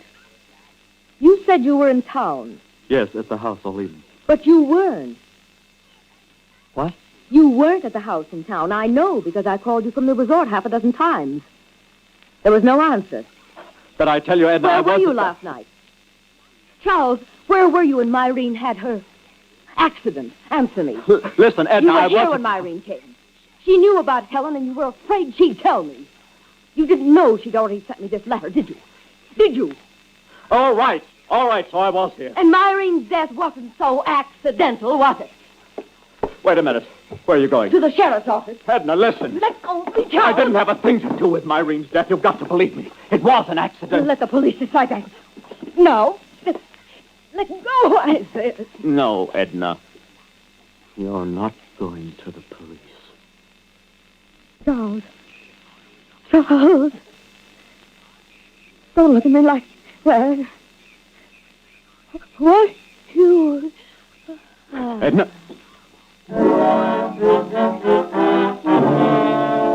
She's fainted, hasn't she, Charles? And looking down at Edna lying unconscious before you, a thought suddenly occurs to you. It's a way out, isn't it? A way out for you and Helen. Quickly, you pick up the folded sheet of paper, the letter Myrene wrote to Edna, and stuff it into your pocket. Then you carry Edna outside, place her in the car that she drove down, drive it into the garage. You close the garage doors, leaving the motor running. You wait.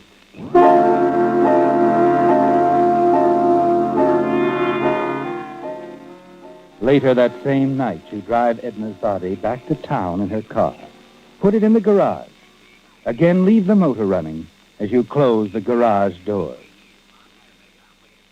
Sorry, Edna. So long. All of us are proud of our hometowns, and rightly so. In this brief moment before we continue with our program, we'd like to offer a salute to one of our hometowns in America, Indianapolis, Indiana. Capital of the state and a great transportation center, Indianapolis' extensive trade is based on the rich territory which surrounds it. Large coal fields, tremendous deposits of building stone, and one of the richest sections of corn and wheat in the world. But perhaps one of the best-known features of the city to the world at large is the Indianapolis Speedway. It was built in 1909 as a proving ground for automobiles, and each Memorial Day, the famous 500-mile race is held there. From the experience gained in this annual event have come many improvements in automobiles. Every time you used your rear vision mirror, every time you filled your tank with ethyl gasoline, every time you appreciated the comfort of your improved tires, you were giving credit to something that was first used on that speedway. Indianapolis has its famous citizens, too. Benjamin Harrison, the 23rd President of the United States, called it his hometown. So did James Whitcomb Riley, the great Hoosier poet. And it was the birthplace of General Walter Beadle Smith, Chief of Staff of the American forces in Europe during World War II. Nearly 500,000 people live in Indianapolis today, and they're proud of the part their hometown has played in the building of America. And now, back to The Whistler.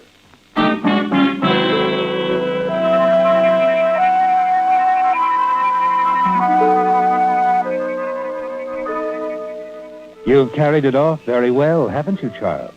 The role of the worried husband, concerned over his wife's whereabouts, and your phone call to the police brings quick results.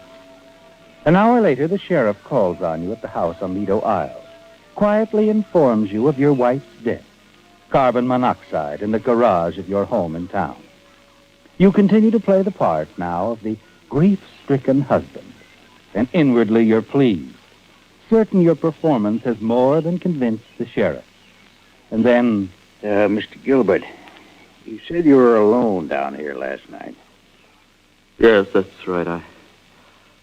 I waited all night for my wife to show up. You sure she didn't? No, of course not.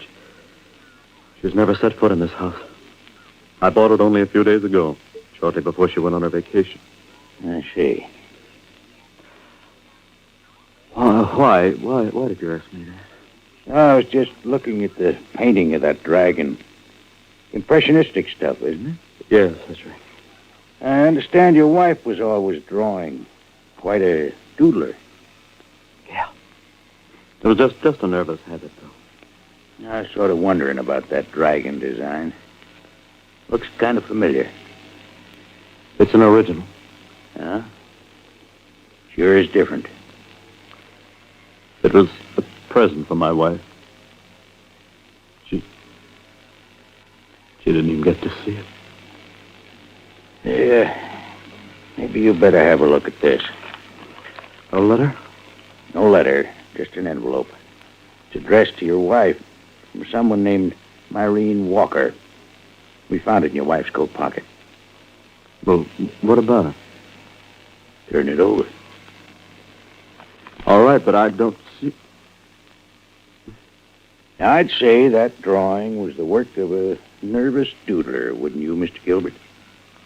And if your wife never set foot in this house, how is it the sketch on the back of that envelope is a doodler's copy of that weird dragon painting on the wall? Well, Mr. Gilbert.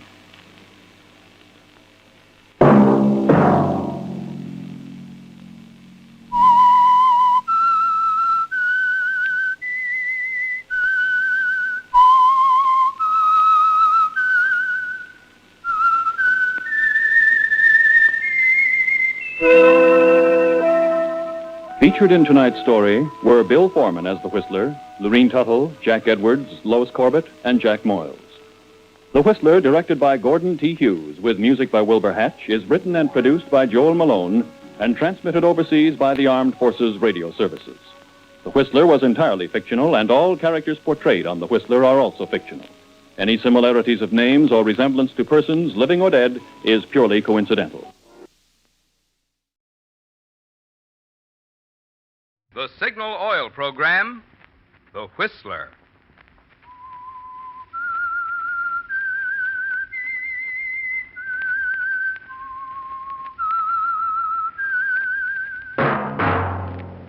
That whistle is your signal for the Signal Oil Program, The Whistler.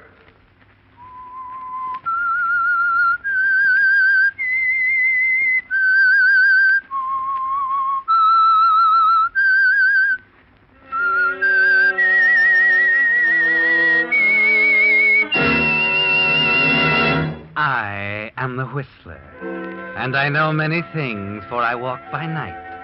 I know many strange tales hidden in the hearts of men and women who have stepped into the shadows. Yes, I know the nameless terrors of which they dare not speak. Yes, friends, it's time for the Signal Oil Program, The Whistler. Rated by independent research, the most popular West Coast program. In gasoline, you know, it takes extra quality to go farther. And Signal is the famous Go Farther gasoline. So look for the Signal circle sign in yellow and black that identifies Signal service stations from Canada to Mexico. And now the Whistler's strange story. Mavis Cameron disappears.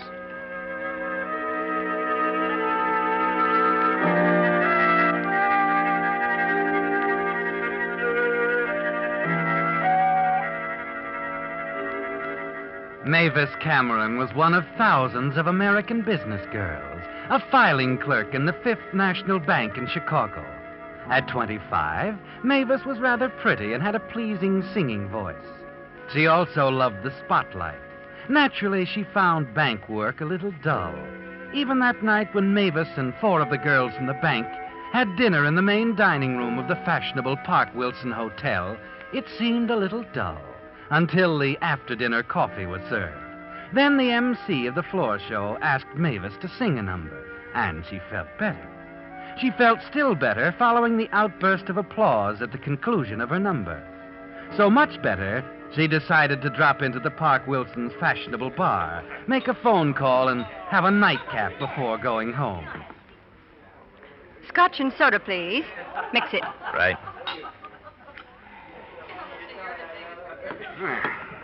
This ought to do it? I'm sure it will. Keep the change. Oh, thank you. Give me the usual, Joe. Straight bourbon? What else? Hey, how's it covered? On the nose. I just heard your song. You were terrific. Thank you. You know, with a voice like yours, you could be packing them in at a good nightclub. Oh, now I get it. You're a professional talent scout and want to get me into the movie. No, I'm Dan Spinelli, professional gambler. Does that shock you? Not in the least. Live and let live is my motto. And that's what I'm going to do right now. What do you mean by that? Live my life and let you live yours. Good night, Mr. Spinelli.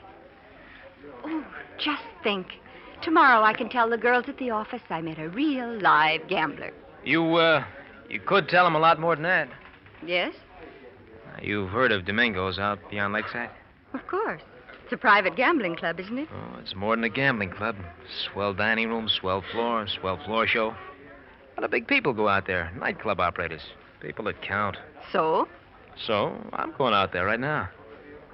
Why don't you come along, baby? Me? Huh? I'll introduce you to a lot of people who could push along that voice of yours. The producer of the floor show is a friend of mine. I'm not kidding. He really is. I'm afraid not, Mr. Spinelli. I've heard that one before. You're exactly like I figured you'd be. You office gals, you're all alike. You're a bunch of dreamers. You talk a lot about the swell careers you could have with the right break. And when you do get a chance to meet some of the right people, what do you do? What do you do? You run home scared to death. Now, just a minute, Mr. Spinelli. Oh, I'm not blaming you. Oh, why shouldn't you go home? At home, you can listen to the radio, eat candy, have a terrific time. And if you go to Domingo's with me, you can't tell what might happen. You might have to even meet a couple of show producers. So you just play it safe, baby. It may be dull at home, but you'll always get to work on time. Well, is that all you have to say? Yeah, that's all. Mighty nice. Wait a minute. Yeah? Could we be back fairly early? Sure. We'll leave any time you say. Well, what are we waiting for, Mr. Starmaker?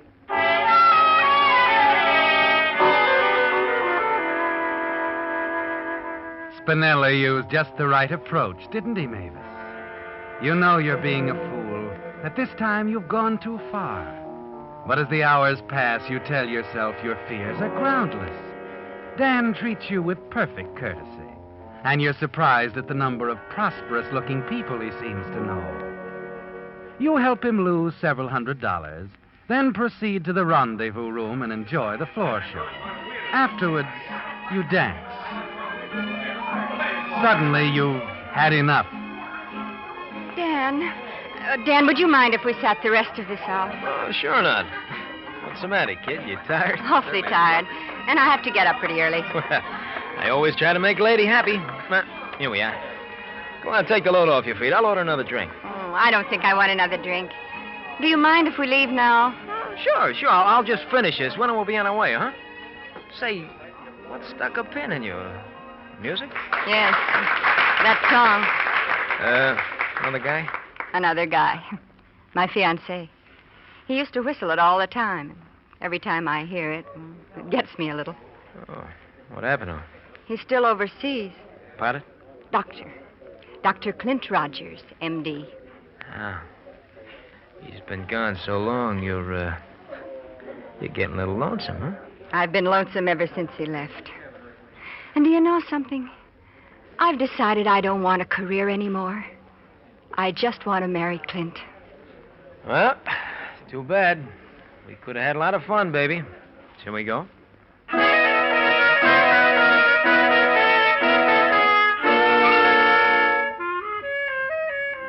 Was it just the song, Mavis? Or was it that uneasy feeling you have about Dan that made you want to leave so suddenly? It must have been the song.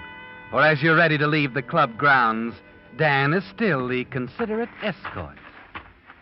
Ah, here we are. Oh, hop in. You've really got yourself a car, mister. Like it? Mm-hmm. You, want to take the wheel? Oh, I'd love to. Go ahead. You sure you don't mind? Why should I? We'll probably be safer, too.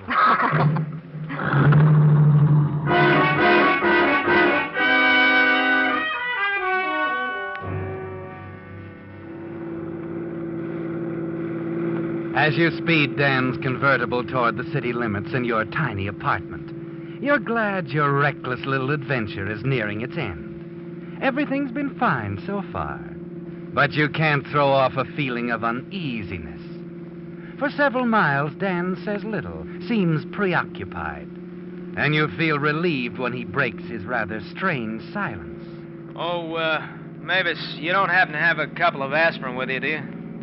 All of a sudden, I got a terrific headache. Oh, I'm terribly sorry, but I haven't any. Believe it or not, I've never had a headache in my life. You're lucky. Say, would you mind stopping for a minute at that sandwich shop up ahead? Maybe I can get some aspirin there. Well, I doubt it, but we'll give it a try. Say, my battery's down, so just keep the motor running while I'm gone, will you? This will only take a few seconds anyway. Well, it's your car.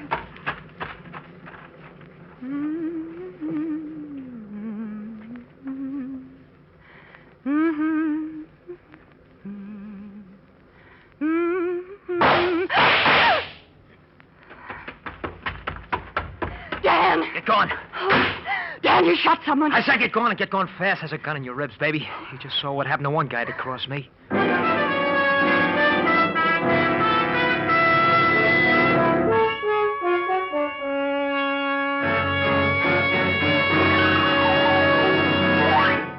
With the prologue of Mavis Cameron Disappears, the Signal Oil Company is bringing you another strange story by The Whistler.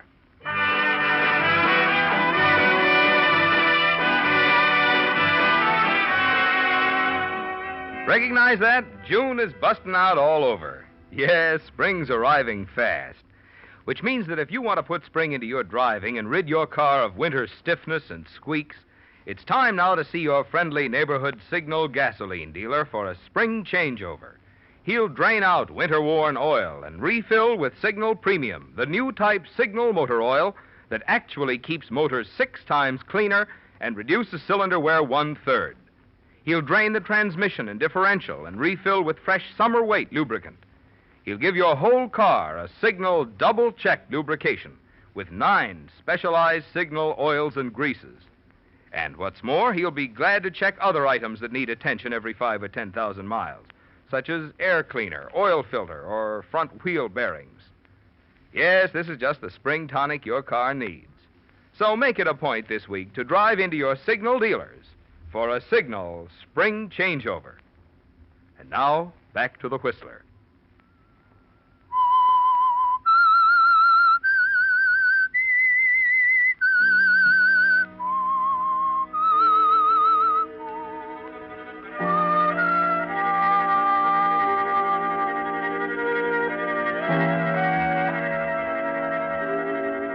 Well, Mavis, your stupid little adventure starting with a pickup in a cocktail lounge didn't end the way you thought it would, did it?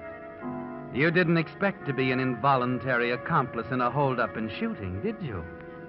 For a few seconds, you're so dazed with shock you act like an automaton. Your handling of the car is instinctive, and finally, you find words. Is he dead? He is unless he got a plastic heart. Oh, you... Oh, why was I such a fool? Shut up. Turn right at the next corner. That car's been tailing us for the last 5 minutes. I'm glad. I hope it's a prowl car. It'll save me the trouble of phoning the police.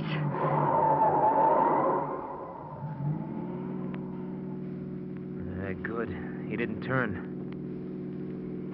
Baby, you shouldn't have said what you did about phoning the cops.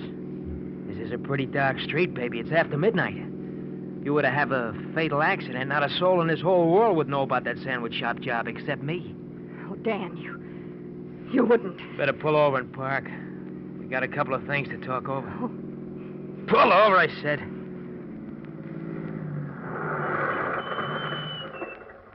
Now, baby. Oh, please, Dan. Don't kill me. I know you can do it easy. But I swear I'll never tell about tonight. It's the way you feel now. An hour from now, you'll feel different. No, I won't. I swear I won't. I'm making a deal with you, Dan, don't you see? I'm trading you my word for my life. I'll keep it, Dan. I swear I will. You don't have to kill me. Kill you? What makes you think I want to kill you? A gorgeous dish like you? Oh, no. No, I was thinking about marrying you, baby.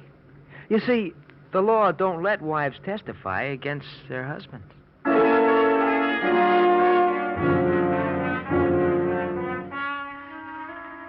When Dan leaves and you finally reach your apartment, your senses are reeling. Your brain is spinning.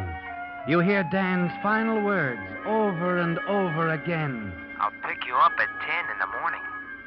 Remember, you waited for me and drove the getaway car. That makes you guilty too, baby.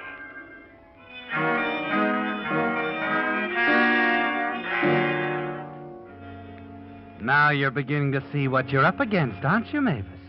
Of course, what Dan told you about wives not being permitted to testify against husbands isn't true.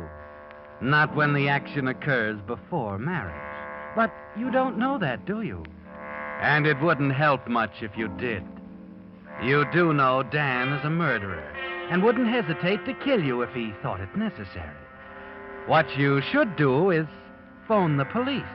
But you've made a pact with a murderer, haven't you? Yes. It saved your life, and you think you must keep it. You try to snatch a little sleep, but sleep is impossible. Finally, at 6 o'clock, the morning paper is shoved under your apartment door. The headlines sicken you. Sandwich shop owner killed in holdup.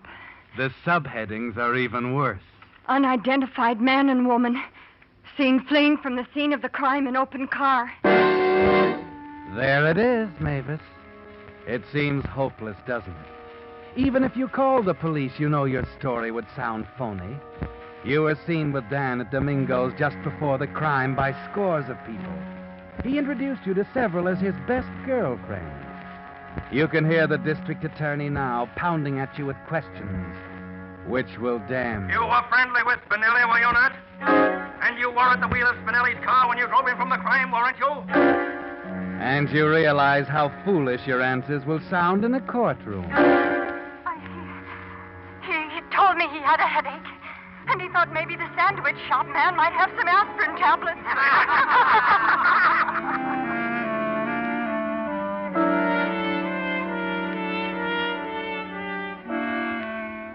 There's no way to turn, is there, Mavis? But frightened as you are, you're sure of two things. You'll never marry Dan, and you'll never allow your absent fiancé, Dr. Clint Rogers, to be remotely involved in your difficulty. It seems there's only one thing to do. Leave town, disappear, until things clear up. You've only 3 hours. It's 7 o'clock now, and Dan's due at 10. Not much time, but you're in a tough spot, and you quickly throw a few belongings into an overnight bag.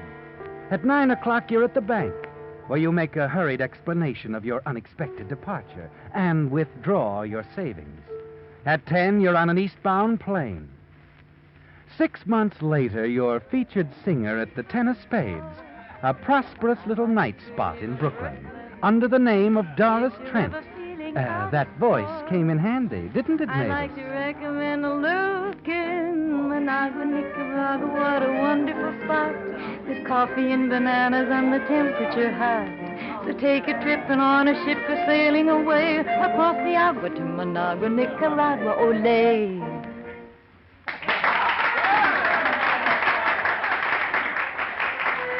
You went over bigger than ever tonight, didn't you? And Vern Wilson, the London musical comedy producer, and his secretary watched you closely. A few months in London would be a great help. You're pretty sure he was there just to catch your act. You're confident when you reach your dressing room, but as the minutes pass, you begin to wonder. Well, Mavis, nothing to worry about after all. This seems to be your lucky night. Come in. Dan. Well. Long time no see, Miss Trent. Doris Trent, I think the billing said. Well, now that you found me, what's on your mind? That note to the police, written just after you left, telling all about that sandwich shop job. Gave the exact time, my name, the license number on my car, gave everything. You're the only one to do all that, baby. It wasn't me, Dan. Maybe not. But I'll just never feel safe until we're married. And this time, I'm not taking any chances. We're going up to Connecticut tonight. 10 minutes, Doris. Thanks, Ernie. I've got to go on now, Dan. Let's talk this over in the morning. I said tonight. Go ahead. Go ahead, do your show. Only, baby, if you got any ideas about double-crossing me and calling them cops, you drove the getaway car, remember? In case anything serious happens to me, there's a written confession in my pocket telling exactly how you helped me pull a job. Go ahead. Go ahead, I'll wait for you here. You start down the hallway toward the powder room off stage. You finally realize what a fool you've been, what a coward. But you're not going to keep on being a fool, are you, Mavis? Not with that wall telephone just 5 steps ahead of you. Operator? Get me police headquarters. Quick. Just a moment, please. Hello? Police headquarters. Better hang up quick, baby, and I mean quick. I had a hunch you'd try to double-cross me. I figured I'd better keep my eye on you till the show was over. You should have looked around. Now I know for sure who wrote that note to the police. I told you I didn't write that note. You just tried to call the cops. So all of a sudden, I've lost interest in my wedding. We'll just go for a little ride instead. Come on, baby. Start walking. No, Dan, I'm not going. If I have to get shot, I'll take it right here. Let go my arm. Come. What's going on here? Something wrong, Doris? This punk bothering Why, you? He is. He wants to date me. Tell him to leave, will you, Eddie? Maybe I'd better take him into the office and call the cops. You see Dan's hand tighten on the gun in his pocket. Be careful how you answer, Mavis. You can't let the club manager get hurt. He's been swell to you ever since the day you walked into the 10 of spades. Oh, no, thanks, Eddie. There's no need for that. He's just another wolf. Tell him to leave. That's good enough. You heard what the lady said, Bub. Start traveling. Okay, Pop. Anything you say. I'll see the lady later.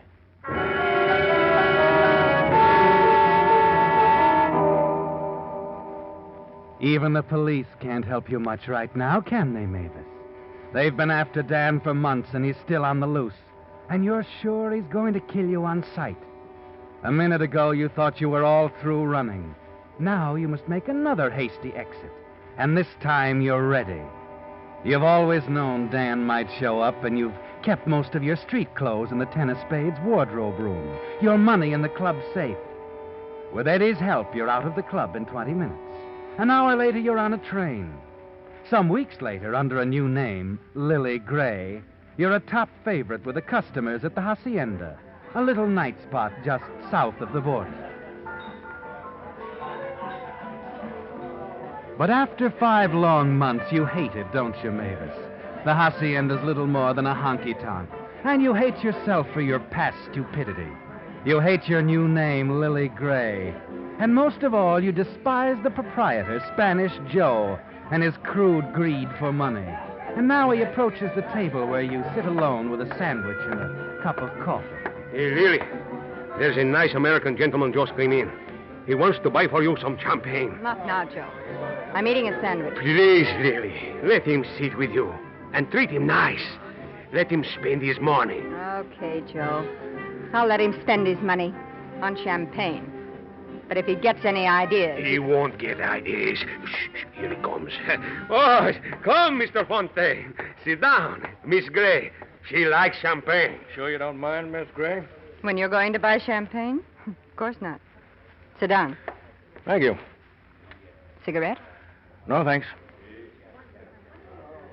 Well, it's been a long chase, but I finally caught up with you, didn't I? Mavis Cameron.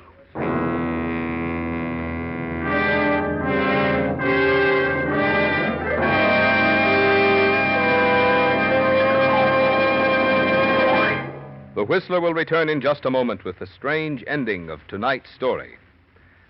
But now a word to you drivers. If you want the tops in performance from your car, you naturally want gasoline that's tops in quality. And to be sure you're getting the tops in quality, there are just 2 things you need to remember. 1, in gasoline, it takes extra quality to go farther. And 2, Signal is the famous Go Farther gasoline. Yep, that's all. For gasoline quality and gasoline mileage go hand in hand. You see, you get those quick signal starts, that fast signal pickup, and smooth knock-free signal power because Signal gasoline helps your motor run more efficiently. And naturally, the more efficiently your motor runs, the more mileage you get.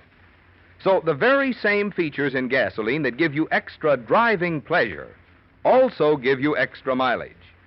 That's why Signal says, to be sure you're choosing the gasoline that's tops in quality, there are just 2 things you need to remember.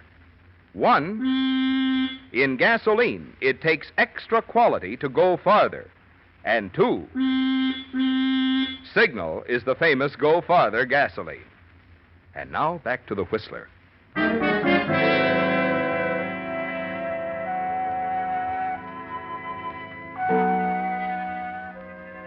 Well, Mavis, after all your attempts to lose your identity, after all you've taken at the hacienda, a man you've never seen sits at your table and calls you Mavis Cameron.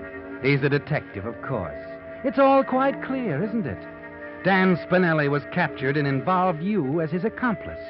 And now this man plans to take you back to Chicago to face a nasty trial with the cards stacked against you for a crime committed by another. And you're not going to be returned as a fugitive from justice if you can help it. Not after what you've been through. You've only one card left, Mavis. It's, funny you should call me Mavis Cameron. I was just thinking about her tonight before you came in. We used to work together in the same floor show. The customers used to mistake us for each other, too. Yeah, I'll bet they did. I'm Detective Sergeant James Fontaine, Chicago Department of Police. You know why I'm here. We're leaving in the morning, Miss Cameron. Like the billing says, the name is Lily Gray. My papers say the same thing. As I was saying, I knew Mavis Cameron intimately. I'd like to tell you about her. I think it might help you solve your case. Sure, go ahead. If it'll make you feel any better. The more you tell now, the less you'll have to tell later. There's not much to tell, really. Mavis Cameron was just a good kid that got a bad break. In love with one guy and scared to death of another. A hoodlum named Dan Spinelli. Go on. This is getting interesting. She went a little silly one night and let him pick her up in a cocktail bar. And they went night clubbing. On the way home, Spinelli tried to stick up a sandwich shop and kill the proprietor. Mavis drove the getaway car with a gun in her ribs. Okay. So the guy was a little rough. If she was innocent, why didn't she go to the police right afterward? Before they got home, Spinelli decided to kill her, too. She swore if he'd let her go, she'd keep quiet. And she did. That wasn't very smart. No, it wasn't. If she was innocent, why did she take a powder? Oh, didn't I tell you? Spinelli had another great idea, too. Since a wife can't testify against her husband, he gave her the choice of marrying him or else. You know, you talk a pretty fair game. Is that all you have to tell me? That's all. Cigarette? Thanks. Light?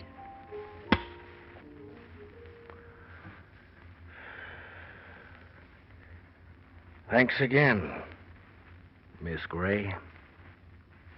Did you say Miss Gray? You said you were Lily Gray, didn't you? Yes, I did. You're a nice guy, Mr. Fontaine.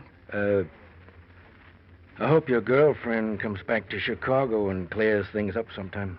I think she will. Sometime. Like I said, she was in love with a guy. Well, this was a pretty long trip for nothing, you might say. Just one more bum steer. But I'm glad it happened. I always figured Spinelli's confession was phony. Confession? Yeah, he had it all written out, big as life. Is Spinelli in jail? Spinelli's dead. The Brooklyn police closed in on him one night about 5 months ago. He tried to shoot his way out. The department boys shot straighter. 5 months ago? In Brooklyn? Yeah, that's right. A woman called the police one night from a little nightclub, the Ten of Spades. When they answered, she hung up. So naturally, the Brooklyn boys decided to investigate. One of them spotted Spinelli in a car across the street. Funny thing about it was, they never did find out who put in that call to the police.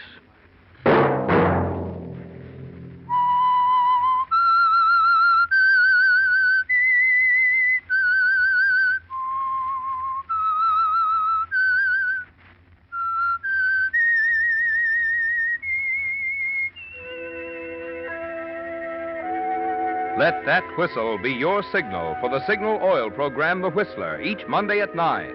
Brought to you by the Signal Oil Company, marketers of Signal gasoline and motor oil and fine quality automotive accessories. Signal has asked me to remind you to get the most driving pleasure. Drive at sensible speeds, be courteous, and obey traffic regulations. It may save a life, possibly your own. Featured in tonight's story were Isabel Jewell and Tony Barrett. The Whistler was produced by George W. Allen with story by Edward Bloodworth, music by Wilbur Hatch, and was transmitted to our troops overseas by the Armed Forces Radio Service. This is Marvin Miller speaking for the Signal Oil Company. This is CBS, the Columbia Broadcasting System.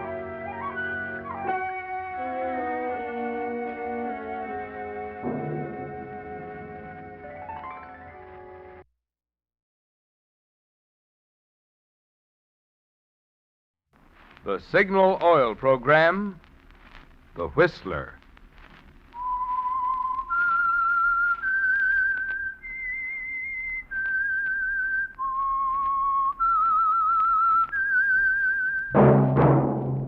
That whistle is your signal for the Signal Oil program, The Whistler.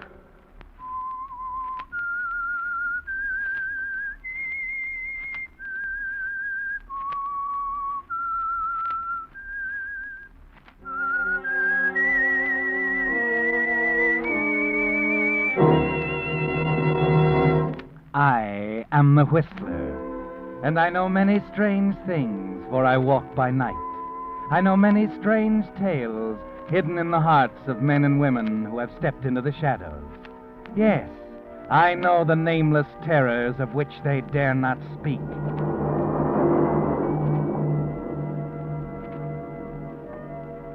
Yes, friends, it's time for the Signal Oil program, The Whistler.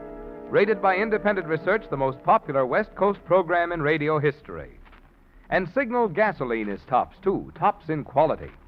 It takes extra quality, you know, to give you extra mileage. And Signal is the famous Go Farther gasoline.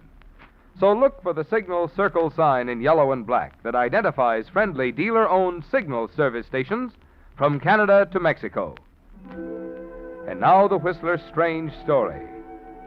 Ambassador of Death.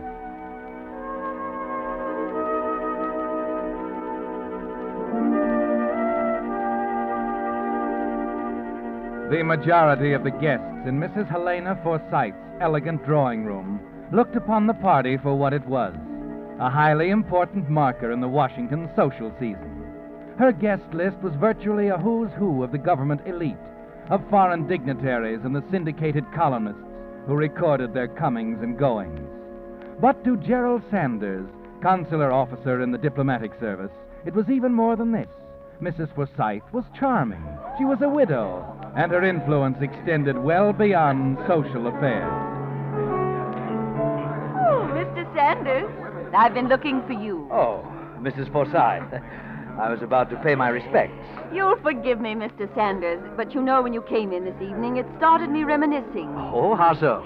We're old friends as well as old-timers in a way. Oh, You've been in the diplomatic service for 20 years now, haven't you? 20 years, 2 months, and 8 days. Positive? Positive. I've held almost every job on the books, you know. Courier, first secretary, consul. All except one. Yes.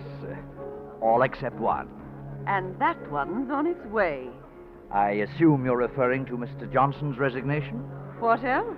Well, I'd hardly say... Now, don't be modest, Mr. Sanders.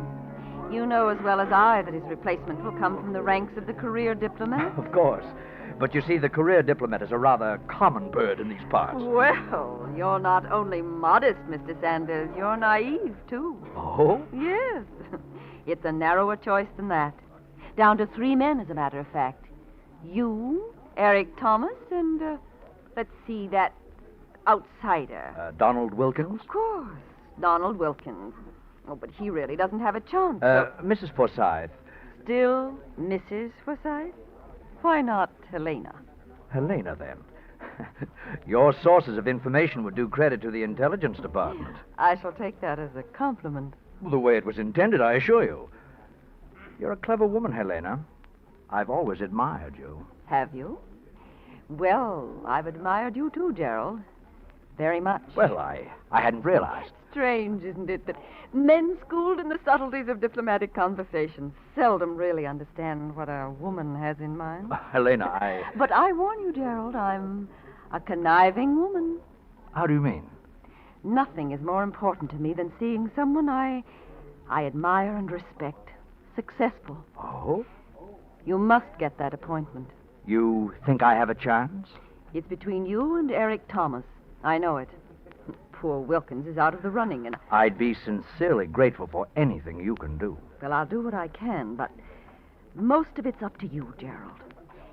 Eric Thomas is the fair-haired boy, but you have the seniority. He's clever. Of course he is.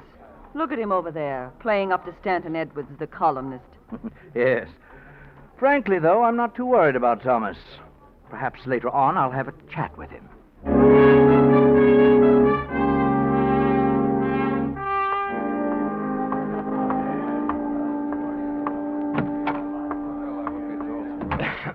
Well, good evening, gentlemen. Well, Gerald, how are you? Excellent, thank you. May I speak to you a moment, Eric? Of course. You know Stanton Edwards here. I believe we've met. Hello, Edwards. Weren't you in on that Latin American confab? I'm sorry, Edwards. I can't talk to the press until the department issues its report. Or to be more frank, you won't be sure of what happened there until you read the papers. Good night, Tom. Good night. Good night, Eric. I despise that impertinent upstart. Well, I'm sure he's never mentioned you in his prayers either. What's on your mind, Gerald? The new appointment, of course. Foolish of me to have asked. Frankly, I want that post, Eric. I served the department faithfully for 20 years, and I think I deserve it. So? Need I go on? Perhaps you'd better. Very well, then. I gave you your start in the service, Eric. Now, the fair thing for you to do is... Step aside. Yes, exactly. I see. I'm not ungrateful for the start you gave me, Gerald. But because you once wrote a letter of recommendation for me, am I supposed to throw away my chance at a post like that? I don't think that's unreasonable. Gerald, there are few men in this world I love above myself. You are not one of them. It's not only that, Eric. You have a certain degree of brilliance, but you lack maturity, stability. And I suppose that's what you can offer them? I think I can. No, Gerald. You don't mean maturity and stability. What you mean is your fanatical devotion to little things, decorum, detail, the unimaginative man substitute for intelligence. You have no right to say that.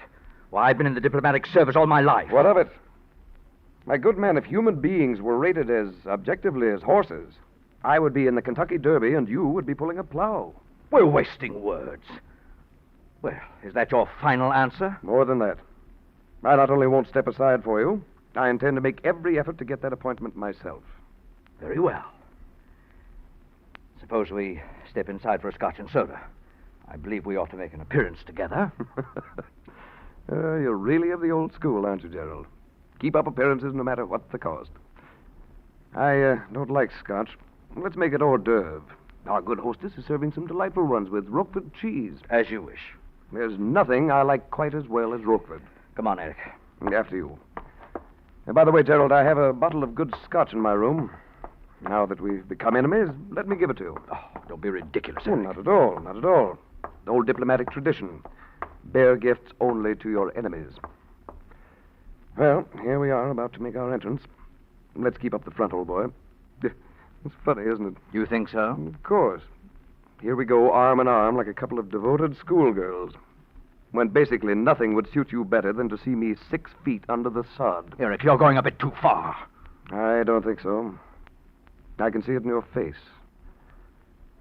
Now, shall we go in?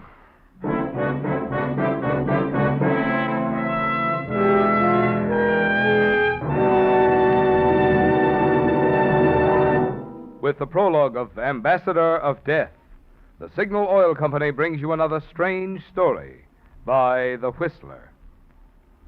But now, since vacation time is here, I'd like to say a word about an item that'll have a lot to do with your driving pleasure: gasoline.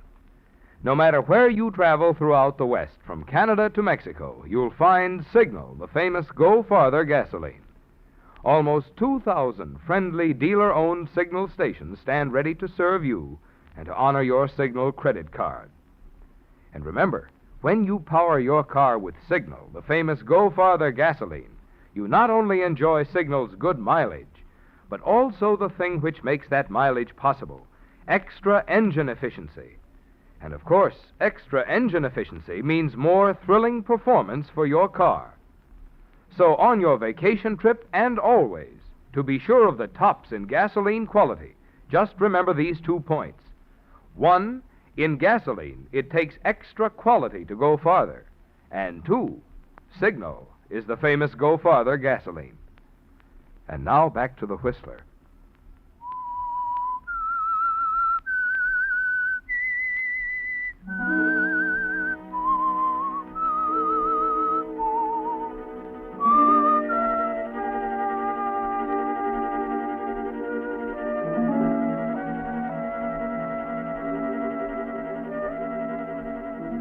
So the lines are drawn, aren't they, Gerald? Long after the party's over, you're still raging over the things Eric Thomas said to you. That you were dull, unimaginative, fit to pull a plow. And he was right, wasn't he, Gerald? When he said you'd love to see him under 6 feet of sod. Yes, for the first time in your life, you feel quite capable of killing a man. You're determined now to let nothing stand in the way of that appointment. And during the next week, you do everything possible within the limits of propriety and drop hints to people of influence in and out of the department. Pass subtle, cutting remarks about Thomas where you know they'll be repeated. Then on Thursday, about 10 days before the appointment is to be announced, you discover that Thomas has been working too, in a more effective way. I'm sorry, Gerald. It's right from the chief. But I tell you, it's out of the question, Bailey. I'm not running off to San Francisco at a time like this to speak at a trade convention. You want me to tell that to the chief? Who's behind this? Don't ask me. I think I know, Bailey. Eric Thomas engineered this to get me out of town till that appointment is. Oh, good Lord, Sanders, don't be ridiculous. It's true, I tell you. That man is capable of anything. All right, think so if you want to. It's no skin off my nose. Contemptible, underhanded. Oh, cheer up. You'll have a wonderful time in San Francisco. Nice room at the Grandview Hotel. Probably a room full of samples from the trade representatives. No, that stuff. I always give it to the bellboy. I'd examine it first if I were you, Sanders. Knowing you as I do, old boy, I wouldn't be surprised to see someone send you a time bomb. Bon voyage.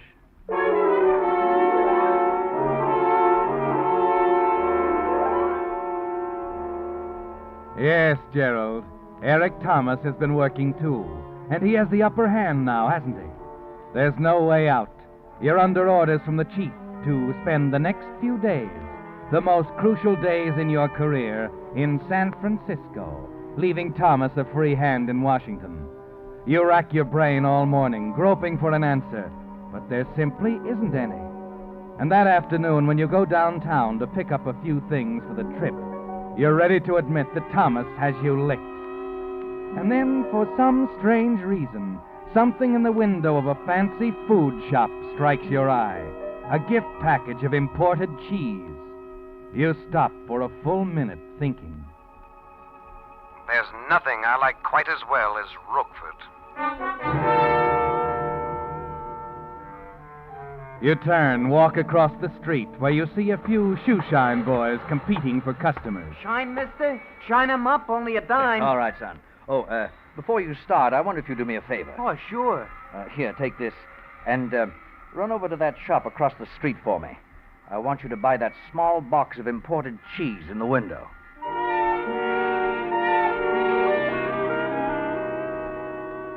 Yes, Gerald, there is a way out. But even here, you can't be entirely original. The solution came from Bailey's casual remark only a few hours ago. Knowing you as I do, old boy, I wouldn't be surprised to see someone send you a time bomb. Late that night, the eve of your departure for San Francisco, you put the finishing touches on the package. Address it not to Eric Thomas, but to yourself, to Gerald Sanders, Grandview Hotel, San Francisco. And in the upper left corner, the return address of a friend of yours in San Francisco, a man named Fred Oliver. It's ready now, Gerald, with enough poison in each of those jars of cheese to kill a dozen men like Eric Thomas.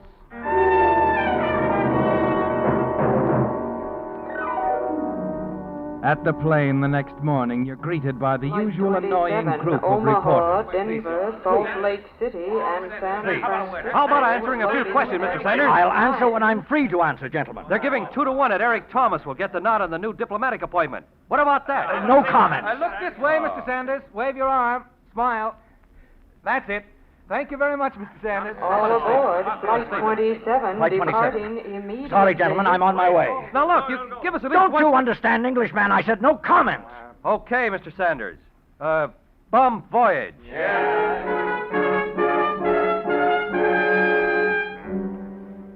The plane trip to San Francisco is uneventful. You land at Mills Field and ride into the city to the Grandview Hotel. That same afternoon, you attend the trade convention. Even enjoy it when your speech receives a handsome ovation. And then shortly before the session ends, you slip away and enter a drugstore phone booth across the street.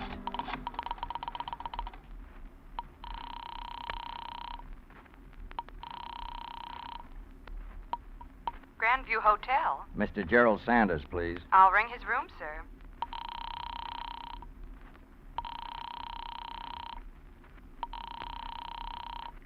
Mr. Sanders doesn't answer, sir. Oh, I see. I'll ring him once more. Never mind. I'll leave a message for him. Yes, sir. Tell Mr. Sanders that we didn't appreciate that speech he made at the trade convention today. Sir, if it's a personal message, I'm afraid you will have to wait and talk to Mr. Sanders Just himself. put it down, lady. Say that he'd better make a public retraction in time for the morning papers, or else. Oh, but just a moment, please. I'll connect you with our... Now, we'll see what happens. And you don't have to wait long, do you, Gerald? No. Soon after you arrive back at your hotel, the manager comes up to your room. He's a very worried man, properly concerned for your safety. Papers, or else. And that's exactly what he said, Mr. Sanders. It alarmed the girl on the switchboard, of course, and I naturally thought... That I should be notified, eh? Well, I appreciate that, Mr. Connors, but in this work of mine, that sort of thing occurs quite regularly. Yes, I suppose it does. Yes. Oh, frankly, though, I must admit this fellow sounds serious. If I weren't leaving tomorrow, I'd be more concerned. I hope on your next trip out you won't let the incident reflect on us, Mr. Sanders. Oh, no, not at all. Oh, and I'd like to leave my forwarding address with you. There just might be some mail or something sent to me here. Of course. I'll be glad to attend to it myself. Ah, fine. I generally get my mail at my club, the Carlton. That's Gerald Sanders, care of the Carlton Club, Washington 12, D.C.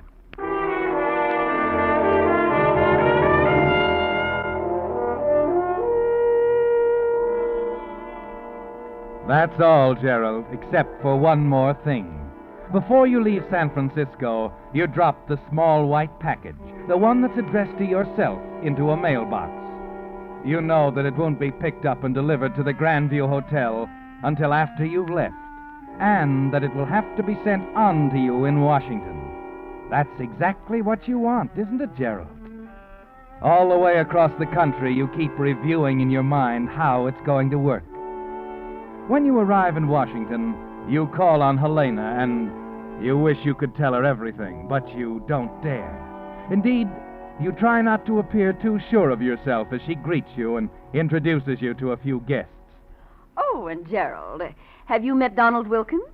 Mr. Wilkins is just leaving, but I do think you two should know one another. Yes, of course. How do you do, Wilkins? Oh, pleasure, Mr. Sanders. I've certainly heard a great deal about you. Well, as Mrs. Forsythe said, I was just leaving. See you again, Mr. Sanders. Yes, fine. Goodbye, Mrs. Forsythe. Goodbye, Mr. Wilkins. Poor Wilkins.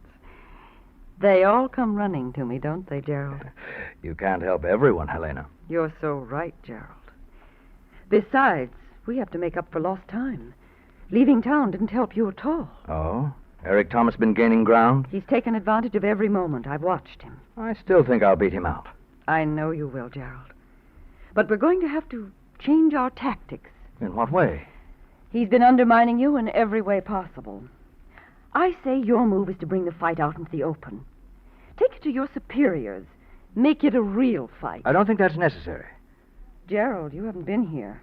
You don't know the power of the man. He'll be stopped, Helena.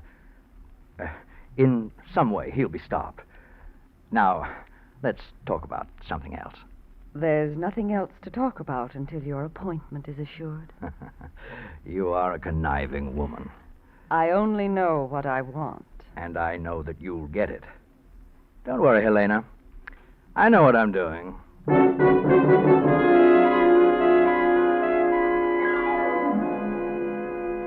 Yes, Gerald, you know what you're doing, and it's all working out. On Wednesday, when you arrive at the club, you see Eric Thomas stretched out in front of the fire in the drawing room, as usual. Before joining him, you approach the service desk. Any mail for me? Why, yes, Mr. Sanders. I have a few letters and a package forwarded airmail special delivery from San Francisco. I'll get them for you. Oh, no hurry. Have a page bring them to me in the drawing room, please. Oh, yes, sir. Oh. Oh, how are you, Gerald? Good evening. How are you? How was the trip, Sanders? Very fine, thank you, Mason. Good evening. Good evening. Glad to see you again. Well, Mr. Gerald Sanders, how is my dear friend? Come, friend, draw up a chair. Yes. Thank you, Eric. I will. Sit down. Make yourself comfortable. I trust you had a good trip? Oh, excellent. And in my absence, I trust you've been working hard? Day and night. And not without some little show of success, I assure you. I don't doubt that. Your mail, Mr. Sanders. Oh, yes. Thank you. Yes, sir. Excuse me a moment, Eric. Anytime. Yeah, what's this? Package forwarded airmail from San Francisco. Must have missed me there. Well, Fred Oliver sent me a package of imported cheese. Cheese? To you? Oh, yes. Why couldn't it have been cigars again, or even a crate of oranges? Oh, well, I guess this is just something to give the page boy. Yeah, wait a minute, old man. Any Roquefort in there? Huh? Oh, that's right. You do like Roquefort cheese, don't you? Let's have a look. Yes. Yes, there is a jar of it here. Not a very big one, though. Any amount of imported Roquefort will be gratefully received. Here you are. After all, you did give me some scotch. Cast it upon the waters and... Ah, Gerald, you are indeed a friend. I'll think of you when I try this with my tea later on. Oh, please do, Eric. I'd like you to be thinking of me.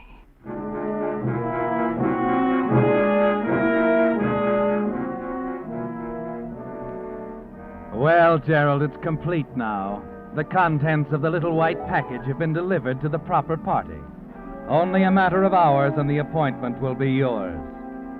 The next morning, you sit down for breakfast in the club restaurant. The waiter brings a paper to your table, spreads it out. It's all there, Gerald, just as you expected. Too bad about Mr. Thomas. He was a fine man. Oh, yes.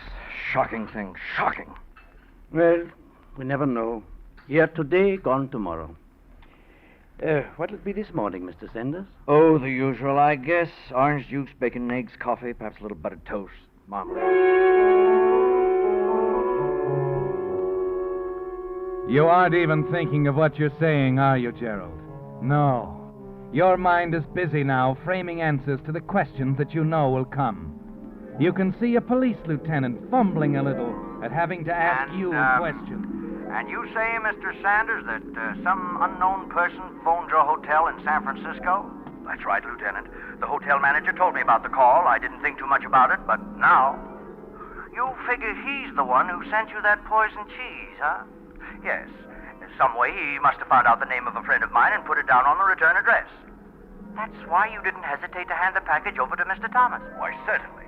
Neither of us had any way of knowing that it was prepared by some maniac. Of course not.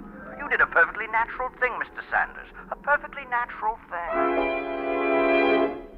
Is your breakfast satisfactory, Mr. Sanders? What? Oh, yes, waiter. Everything is, perfect.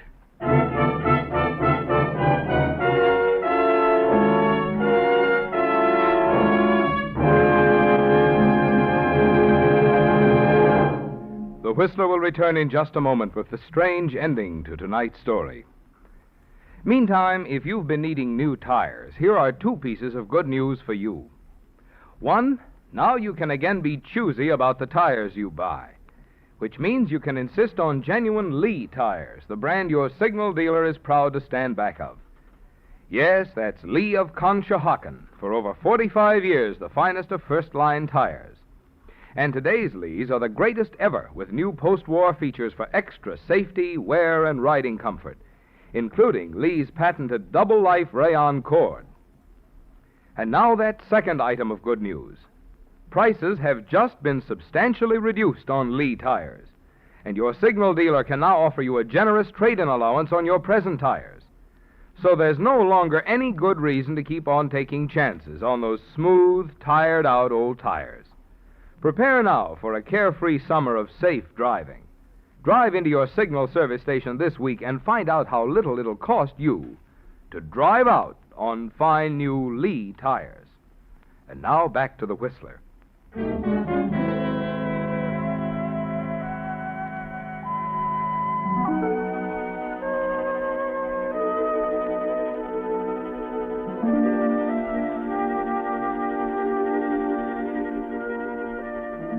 Well, Gerald, the late Eric Thomas was right, wasn't he? Bear gifts only to your enemies, he said, and that's exactly what you did. Now, with Thomas out of the way, there's no one standing between you and the appointment. You'll receive it in a few days, just as you promised Helena. The questioning that takes place on the afternoon after Eric's death goes almost as you thought it would. The wonder about the friend who sent you the poison Roquefort, your natural reasons for passing it on to Eric. Everything the way you figured it, except for one thing. The man who was doing the questioning is not a police lieutenant, but Stanton Edwards, the columnist, who knew you both so well. Now, see here, Edwards, it's one thing to gather news, but I prefer to make my statements to the police, that is, if they decide it's necessary. Don't worry. They will. And I'd say that it'll be more than a casual questioning. What are you talking about? You're facing a murder indictment, Sanders. The police have everything they need. Edwards, you're going too far. I'll have You know what surprised me is the cleverness of it all. I wouldn't have credited you with that much imagination. Yes, very neat, Sanders. Addressing that poisoned Roquefort to yourself. Are you out of your mind? It was the work of some maniac. Someone who wanted to poison me. Yeah, hardly a maniac, then. Why, I never saw that package before last night.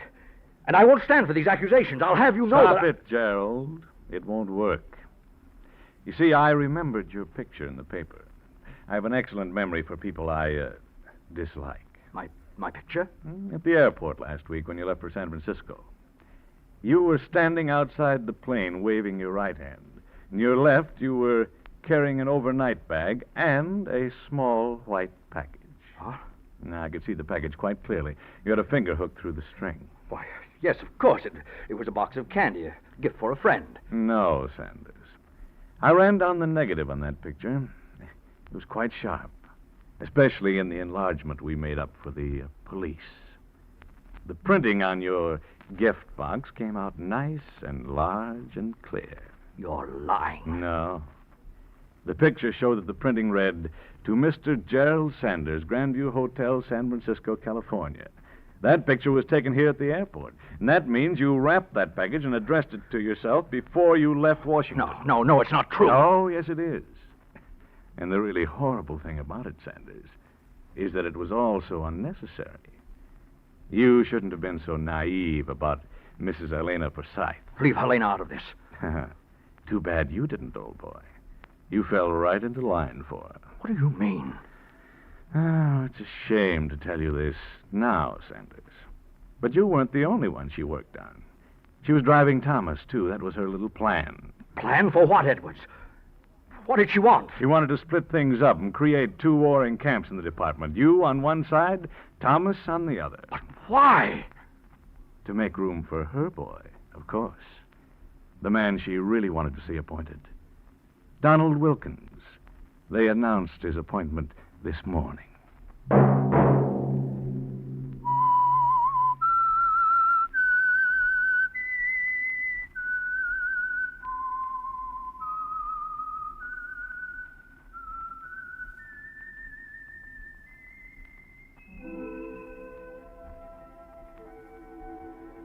Let that whistle be your signal for the Signal Oil program, The Whistler, each Monday at this same time. Brought to you by the Signal Oil Company, marketers of Signal gasoline and motor oil and fine quality automotive accessories. Signal has asked me to remind you, to get the most driving pleasure, drive at sensible speeds, be courteous, and obey traffic regulations. It may save a life, possibly your own.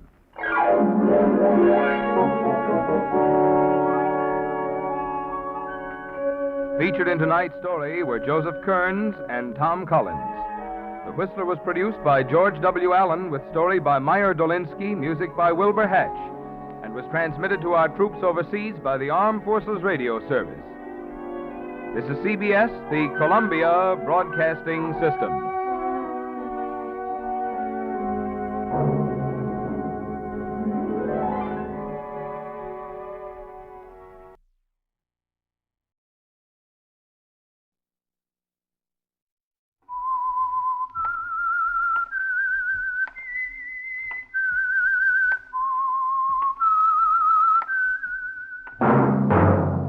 That whistle is your signal for the Signal Oil program, The Whistler, rated tops in popularity for a longer period of time than any other West Coast program.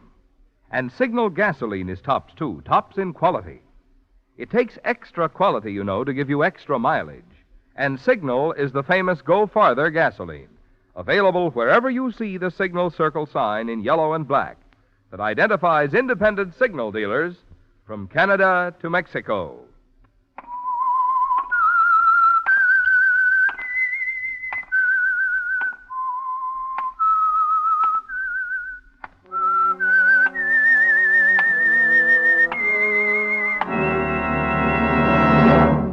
I am the Whistler, and I know many things, for I walk by night. I know many strange tales hidden in the hearts of men and women who have stepped into the shadows. Yes, I know the nameless terrors of which they dare not speak. And now, the Whistler's strange story. Letter from Yesterday.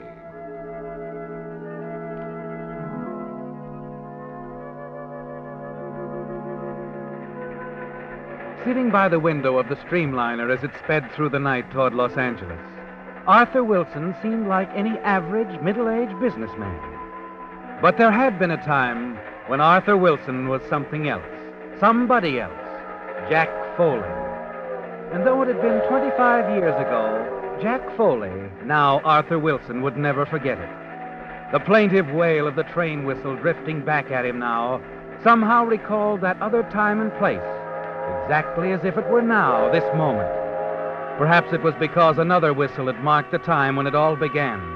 The night that Jack Foley was given a chance to reach out, to grasp a new life. That night, 25 years ago, in a prison machine shop. That's all, you guys. Clean up the shop. Right. Well, Dave, that about does it. This truck's practically got a new motor in it. Yeah, she's in fine shape, Foley. Come on, let's get this stuff cleaned up and Foley. put away. Yeah? The ignition keys. Hand them over. What? Look, I don't want any trouble. Give me the keys. I'm getting out of here. Prison break? Oh, now, wait a minute, Shut Dave. up. It's all set. Evans and Harris are by the delivery gate. I'm picking them up with this truck, and we're getting out. You want to come along? Hey, what's holding it up back there? Make up your mind, Foley, fast. The guard will be coming back here, and I got to take care of him. Well, what do you say? It happens suddenly, doesn't it? A chance for freedom thrust into your hands. You have 3 more years to serve on your sentence for manslaughter. A sentence that was the result of a moment of blind, unreasoning anger. You still feel it was unjust, don't you? That the judge's decision was too harsh. And now, in an instant, it's up to you to make your own decision. Come on, Foley. You coming along, or ain't you? The guard's on his way back here now. All right. I'm with you. Let's go.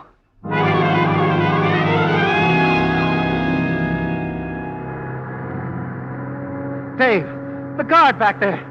You should have gone easier with him. Maybe I should have let you do it and killed the guy, huh? You sure this is going to work? Stop worrying, will you? I told you I took care of everything. Look up ahead. It's Evans and Harris waiting. And there's the gate guard out cold. You better slow down, Dave.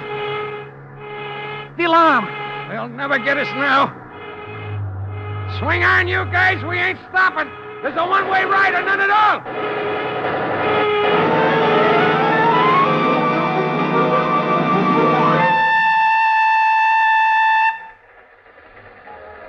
Yes, you're on a train now. It was a very different ride you took that night. But when it was over, you were a free man. And Jack Foley, convict, became Arthur Wilson, hardware clerk of Medford, later Arthur Wilson proprietor. You were never recognized or challenged. And now, many years later, you're able to journey toward Los Angeles to attend the wedding of your daughter, Sally. The trip is uneventful, calm, the hour before the storm, but you have no way of knowing that.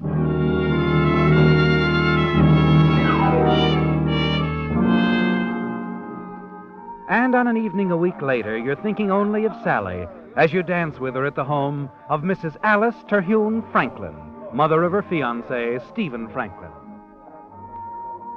Oh, Dad, isn't it wonderful? I'm so happy. I know you are. You show it. I guess I do. The best part of the whole thing is you're here. You think I'd miss it, dear? My only daughter. To think in 4 more days you'll be married. I wish Mother could have been here. Yes. So do I. Do you like Stephen? Of course. He's a great kid.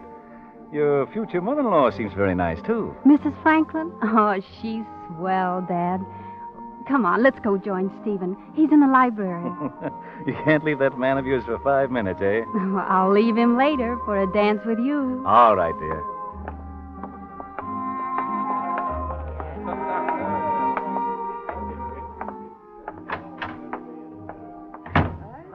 Well, there you are, Sally. Thought I'd lost you. Just bringing her back to you, Stephen. Thank you, Mr. Wilson. Enjoying yourself, sir? Yes, I'm doing fine. I'll bet you do a lot better with a little refreshment. Oh, Jameson. Yes, sir? What'll it be, Mr. Wilson? Creme de menthe? A stinger? Well, what about you, Mother? A stinger sounds exciting, but just a small one, Jameson. And please have Hilda serve the sandwiches. Yes, ma'am. And, you, sir? A stinger will be fine for me, too. Bring them out on the terrace, Jameson. I want Mr. Wilson to see the way we've lighted the garden. Oh, now be careful of Mother, Mr. Wilson. A dangerous woman? Very. Now you two run along and dance. Sally, take him away. I'd love to. That son of mine. He's a fine boy. Yes, he is. Here, we can go this way. Oh, thank you.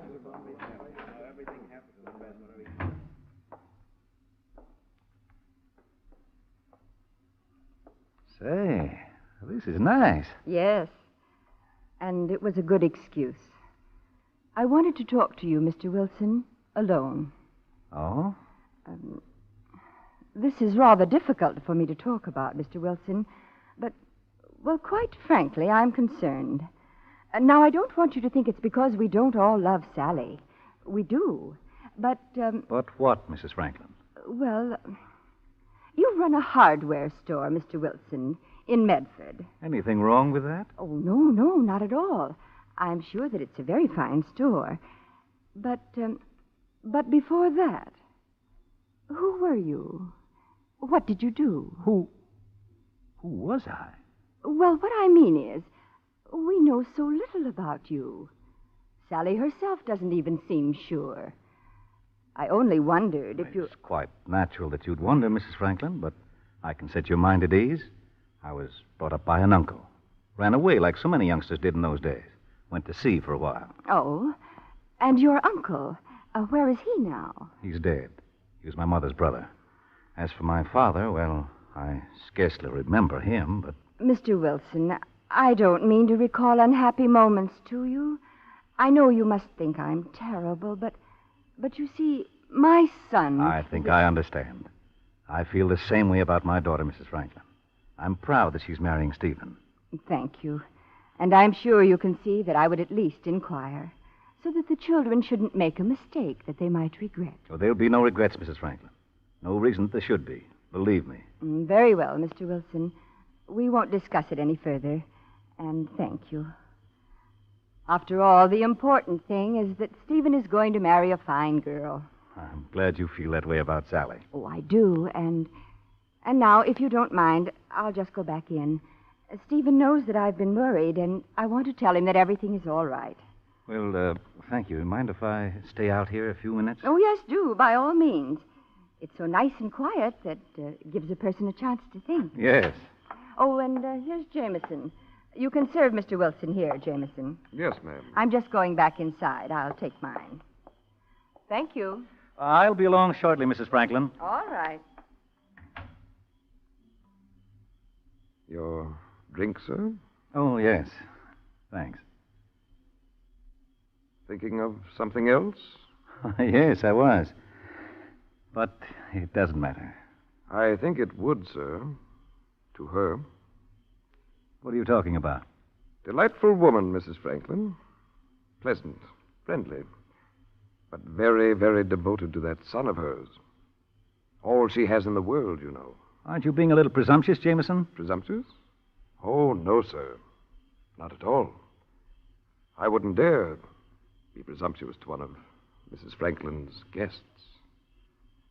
She could cause a lot of trouble, you know, to anyone who wasn't right in line. You're a little confusing, Jameson. I don't suppose you've been sampling these stingers. No, sir. I never drink when I've got business on my mind. But I don't want to be confusing. I want to be perfectly clear. She was asking questions, wasn't she? Wanted to know all about you. Now, see here, Jameson. I'm talking, sir. And you'd better listen quite carefully if you know what's good for you. Because I could break up your daughter's marriage in a minute. Mr. Jack Foley. Jack Foley? Yes, sir. We know the gentleman, don't we? Now, shall we talk about him? Or do you think Jack Foley'd prefer to go back behind those prison bars?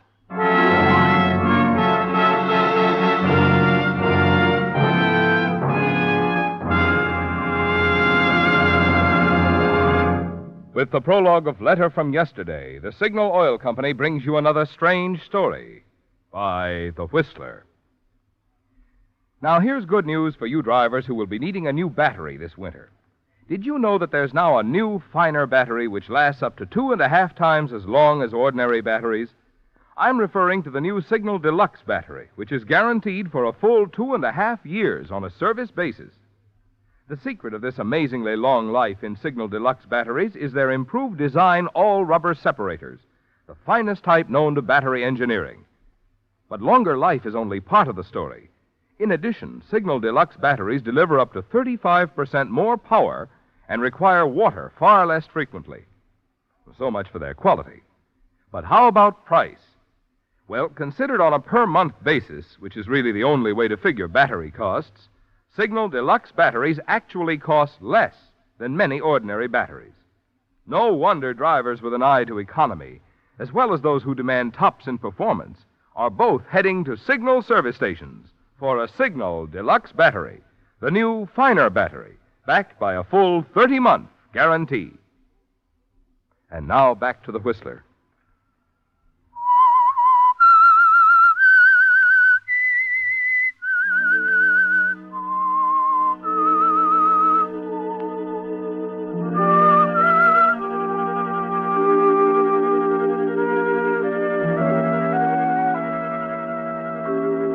It was a sudden thing again, wasn't it, Arthur? Like the moment of anger that resulted in your sentence for manslaughter, more than a quarter of a century ago, when you were still Jack Foley.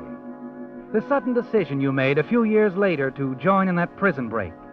And now this startling recognition by a servant in the home of your daughter's fiancé, who calls himself Jameson.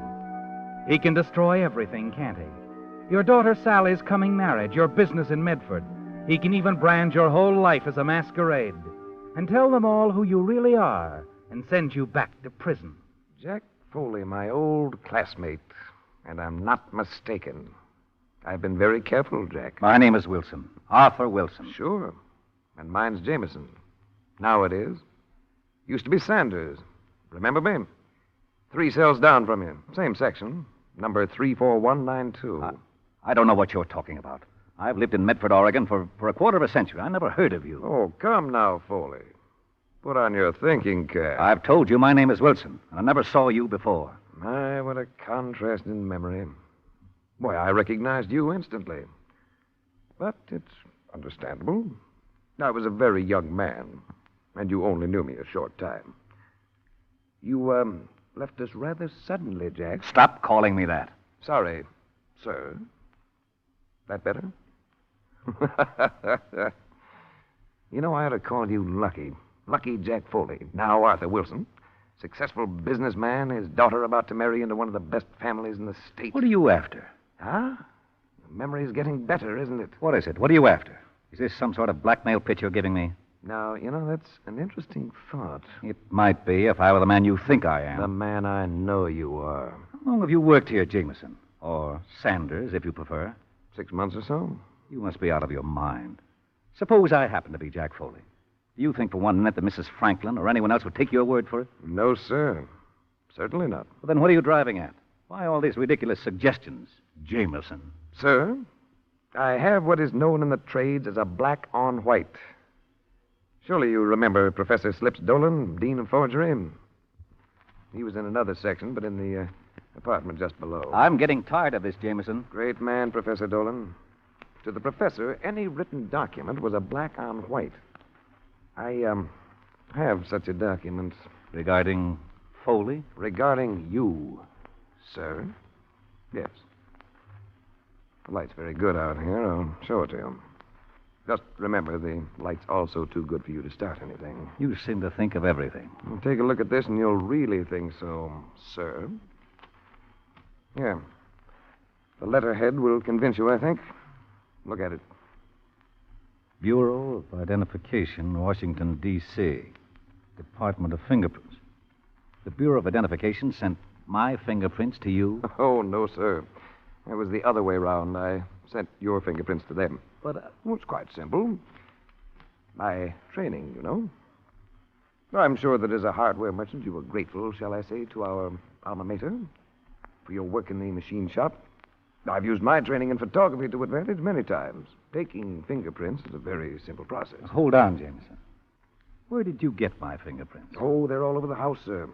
Naturally, as a servant anxious to please, I go all over the house. I picked up your prints the first night you were here. Water glass, wine glass, knife, fork. And then I sent the photographs off to Washington. It's incredible. But true, huh? The answer here arrived this morning. The prints of Jack Foley, escaped convict, and Mr. Arthur Wilson, hardware merchant, are exactly the same. Amazing coincidence, don't you think? What are you going to do? It's a question of what you're going to do, Jack. For me. Call me Wilson, Arthur Wilson. Gladly, Mr. Wilson. You'll cooperate, then? My daughter is getting married in 4 days. What is it you want? Oh, I'm very common as a blackmailer. I want money. $20,000. $20,000? You might as well ask for $1 million. I haven't had more than $2,000 or $3,000 in the past 2 years. Oh, come now. A prosperous hardware merchant? I don't even own the store, Jameson. Most of the stock is on consignment. You'll have to sell things much faster than you ever did, won't you, old chap? I can't raise that much money, Jameson. Now, I'm the one who's getting tired. You'll raise it, Foley, every dime, no more, no less, and I want it by Tuesday at 4 o'clock. 2 days? That's impossible. You know what I'm going to do? I'm going to the police. Go right ahead. And I'll go to Mrs. Franklin with this letter. That'll wreck both our futures. But then I haven't got my daughter's happiness to worry about. Tuesday at 4, sir? I've got to have a chance to think, at least. Certainly, sir. As I suggested. Put on your thinking cap. Good evening. Pleasant chat. Very pleasant chat.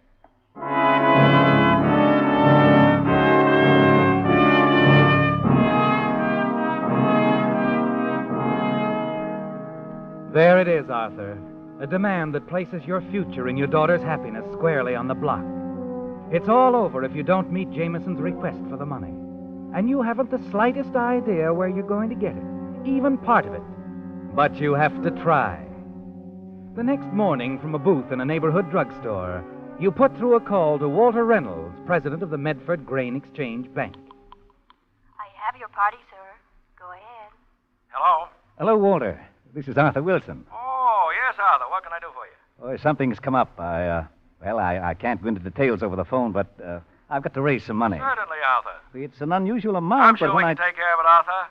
We'll be glad to credit your account with a couple of thousand. Well, it's more than that. I need $20,000, Walter. 20,000? Why, you know we couldn't handle that, Arthur. I know it's a great deal, and I figured that banking with you for over 20 years meant something. It does, Arthur. Of course it does. That's why I just agreed to a couple of thousand. But 20, I can go only so far. Look, Arthur, if it'll do any good, I'll add my personal endorsement and make it 5,000. 5,000? Is that better? I'll wire it to you down there in care of the Interstate Trust and Savings. 5,000. All right. And thanks, Walter. Thanks a lot.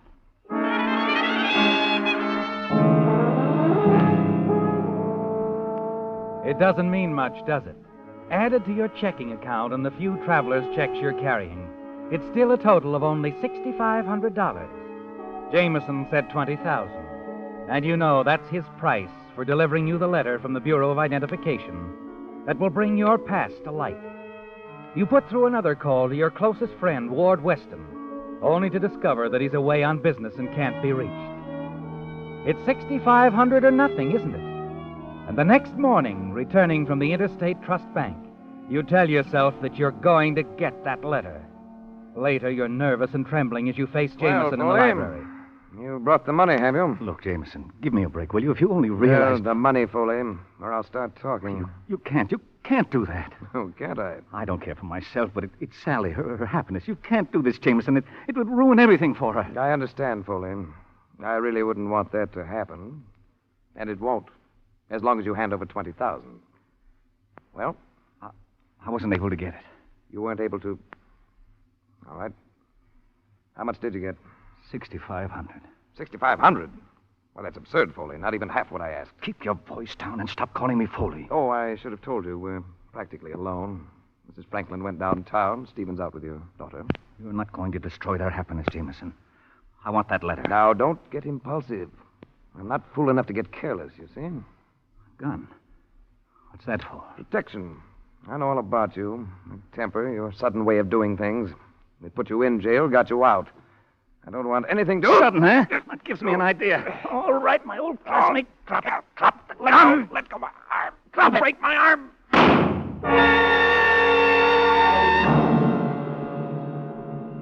Well, Arthur, after all these years, you've done it again, haven't you? You stand over him, the rage slipping away into fear. You didn't try to kill Jameson, but you could never prove it if you were found here. You shake your head, trying to clear your senses. The letter. You must get that letter. You stoop down, rummage through his pockets, and then turn to start out of the room. That's when you realize what Jameson meant when he said you were practically alone.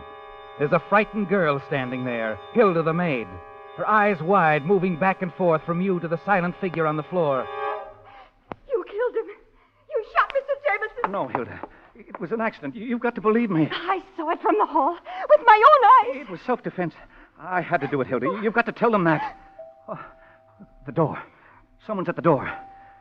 Stall them, Hilda. Try to send them away. I've got to have time to think this out. I saw you kill him with my own eyes. I did.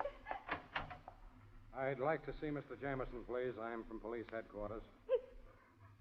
He's in there. Mr. Jameson? He's Mr. Wilson. That's Mr. Jameson on the floor. He's dead. Yes, Mr. Wilson there just killed him.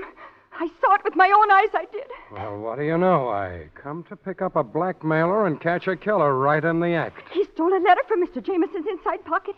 I saw him when he done it. With my own eyes. Let's have it, Wilson. Bureau of Identification, Washington, D.C. This letter must have meant a lot to you, Wilson. Come on, let's go.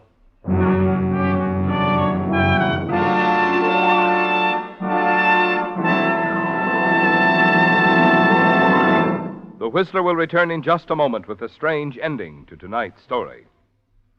Meantime, 2 points it'll pay every driver to remember if you want to be sure of the tops in quality when you buy gasoline. 1. In gasoline, it takes extra quality to go farther. And 2. Signal is the famous Go Farther gasoline. Yes, it's a fact. Mileage is the best yardstick of gasoline quality. After all, there's only one way any gasoline can give you quicker starting, faster pickup, and smoother power. That's by helping your motor run more efficiently. And when your motor runs more efficiently, naturally, you see proof of it on your speedometer, in mileage, the very thing Signal gasoline is famous for. That's why we're so proud of Signal's good mileage, which has made Signal gasoline known from Canada to Mexico as the Go Farther gasoline. And it's why we say, to be sure of the tops in gasoline quality, there are just 2 things to remember. 1, In gasoline, it takes extra quality to go farther. And 2, Signal is the famous Go Farther gasoline. Now back to the Whistler.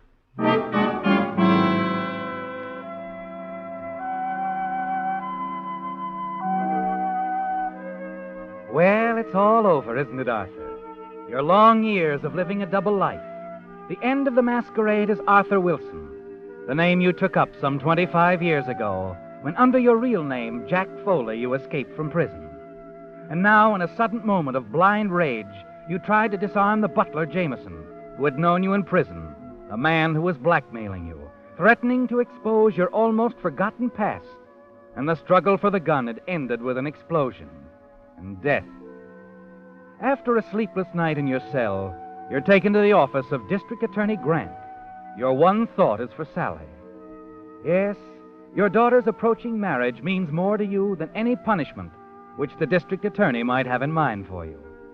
As he faces you across the table, you barely understand his words. You're thinking only of protecting Sally and her future happiness. I sympathize with you, Mr. Wilson. Blackmail's a dirty business. But you should have let us handle it. The minute Jameson or Sanders wrote that letter to the FBI, it was all over for him. For him? That's right. Those boys down there never overlook a bet. Anytime they get a suspicious communication, they look into it.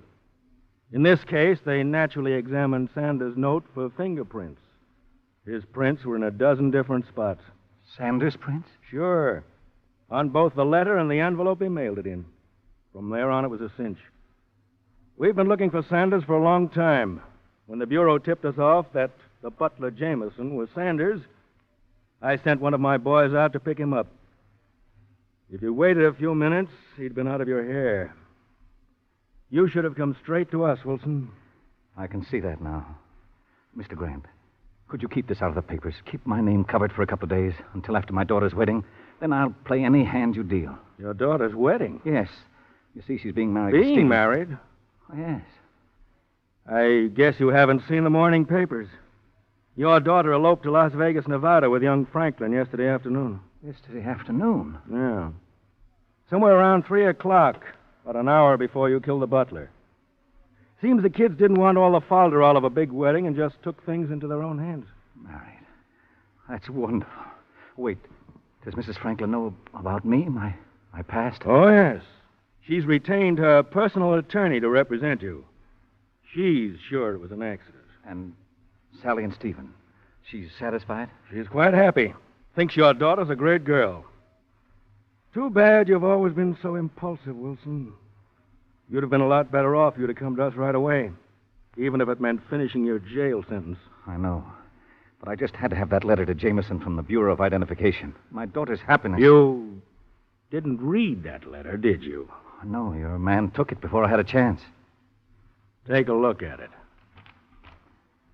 Dear Mr. Jameson, regarding the fingerprint photos accompanying your inquiry as to the further identity of one Arthur Wilson, please be advised that information of this kind is available only to duly authorized agencies for the enforcement of the law.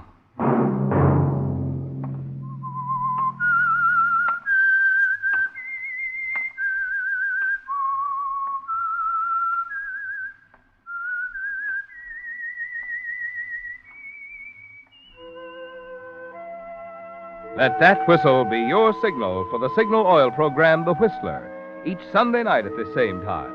Brought to you by the Signal Oil Company, marketers of Signal gasoline and motor oil, and fine quality automotive accessories. Signal has asked me to remind you, to get the most driving pleasure, drive at sensible speeds, be courteous, and obey traffic regulations. It may save a life, possibly your own.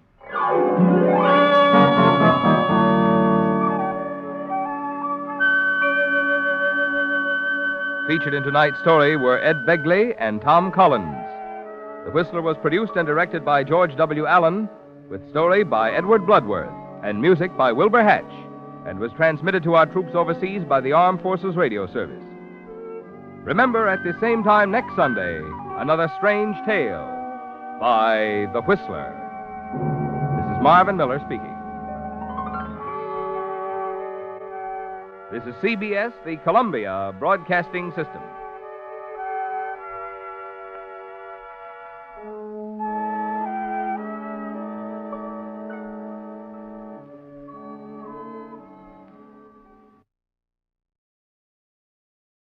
The Signal Oil Program, The Whistler.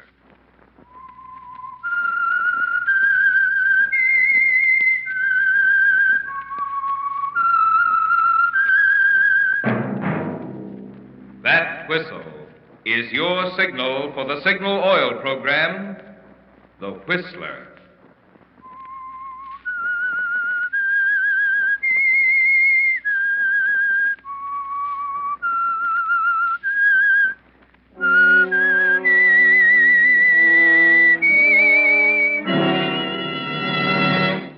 I am the Whistler, and I know many things, for I walk by night. I know many strange tales hidden in the hearts of men and women who have stepped into the shadows. Yes, I know the nameless terrors of which they dare not speak.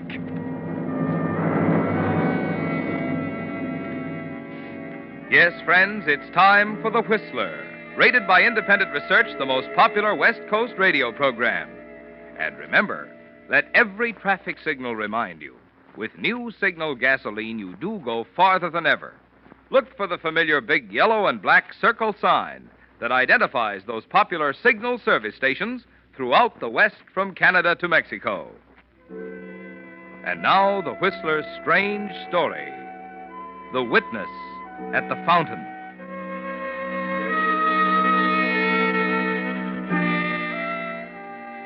There were two things about Randy Dean that set him apart from the rest of the world.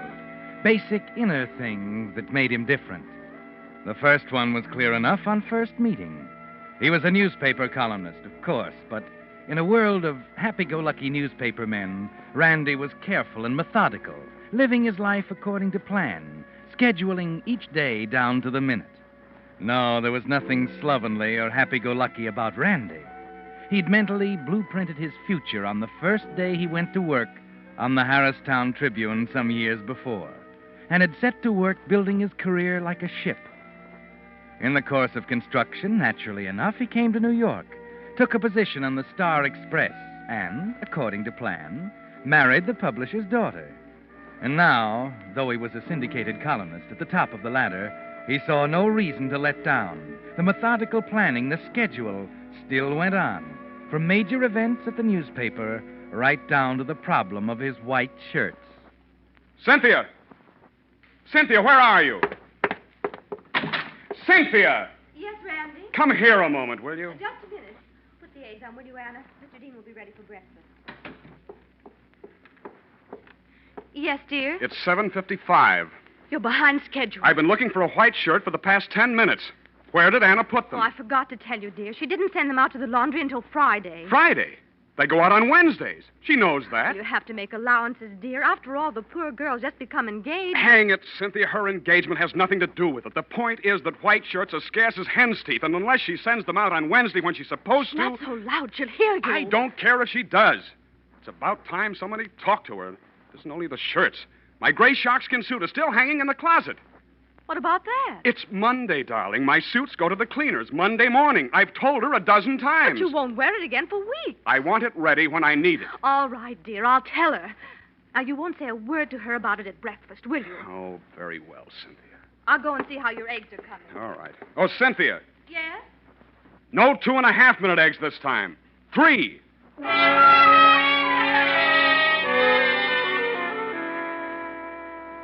Yes, that was one of the unusual things about Randy Dean, the public one. The other, the private one, was even more unusual, for Randy was basically a criminal. The reason, for example, that he was so irritated about his shirts and his sharkskin suit became clear that very afternoon in the American wing of the Metropolitan Museum of Art. He was sitting inconspicuously with a dapper little gray-haired man before a painting by Gilbert Stuart, properly attentive as the guide discussed its merits before a small group of spectators. Of Washington, perhaps his most famous, we find Stuart at his best. The delicacy of line, the careful delineation of character, expression, and so on. Let's pass on now to another example of the artist's work, the portrait of John Jay. Are you coming, gentlemen? No, thank you. We'll sit here a moment longer if you don't mind. All right. Let's get it over with, Broden. How much this time? $2.50, naturally. That's what I thought. Here you are. Thanks. Going to have to raise it, you know. Inflation. Raise it all you want. You'll still get $2.50. A rash statement, Mr. Dean, if I've ever heard one. You'll pay what I ask when I ask it. I have a career, too, you know. Career? A more honorable one than yours, at that. At least it didn't include the murder of my first wife as the most convenient way of marrying a newspaper. And poison at that. The lowest form of murder, Mr. Dean. Be quiet, will you? Oh, we're quite alone, Mr. Dean. And I feel like talking. Yes, I had a career in mind, too. You see, I didn't plan to spend the rest of my days as a laboratory technician in a coroner's office. So when the post-mortem was called on the death of the first Mrs. Dean and I discovered poison in her stomach, I said to myself, Broden, here's opportunity knocking on the door like a woodpecker. No use sending the poor man off to the gallows. He'll be grateful to you. Be happy to support you the rest of your life. You're a born optimist, aren't you? I'm thoroughly practical, Mr. Dean. And what with living costs rising and all that, I'm afraid beginning next week it'll be $3.50. What? Right? I'll have to think it over. Otherwise, I simply write a letter back to Harristown. They'd be only too happy to exhume the body of poor Mrs. That's Dean. enough. All right. Now, where will I meet you next week? I'll call you. Just tell me where I can reach... Oh, no. I'll call you, Mr. Dean. Good day.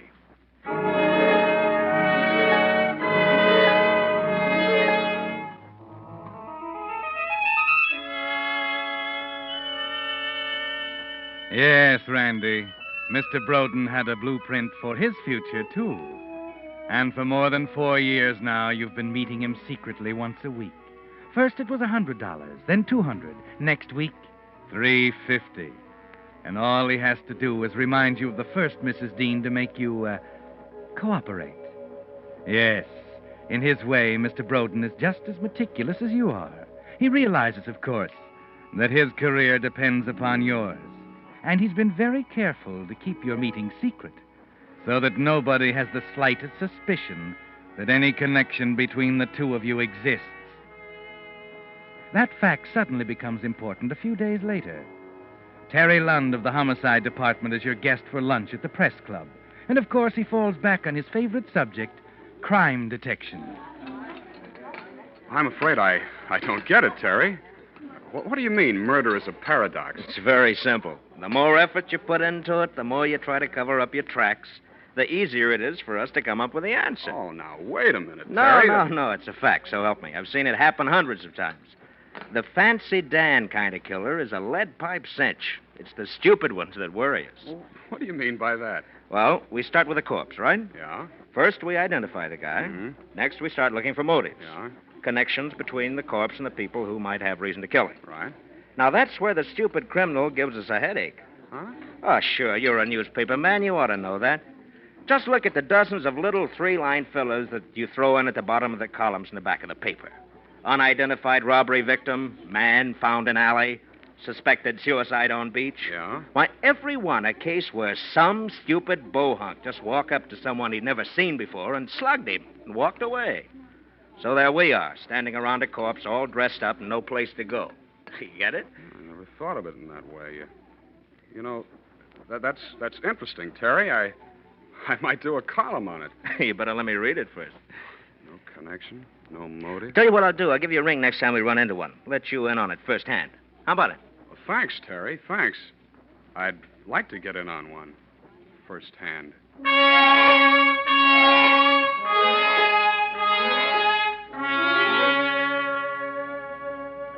No connection, Randy. No way you could possibly be implicated should your friend, Mr. Broden, find himself in one of those little three-line fillers at the bottom of page 8. It suddenly seems so simple that you wonder why you balked at murder a second time.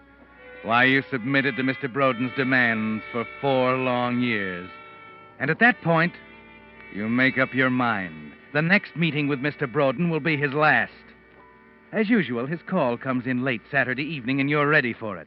But I tell you, I'm all tied up, Broden, until 11 Sunday night. I can't meet you at all, unless, of course, you can make it rather late. I see. How late? 11:15. But that's ridiculous. Why not make I'll it... meet you at 11:15. But don't you think it would It's settled, Mr. Dean. Now, where? Well, how about the fountain in Jackson Park? Fountain Jackson Park. Okay. You realize, naturally, that it's an ungodly hour. I trust it won't happen again. Don't worry, Broden. I can almost promise you it won't happen again.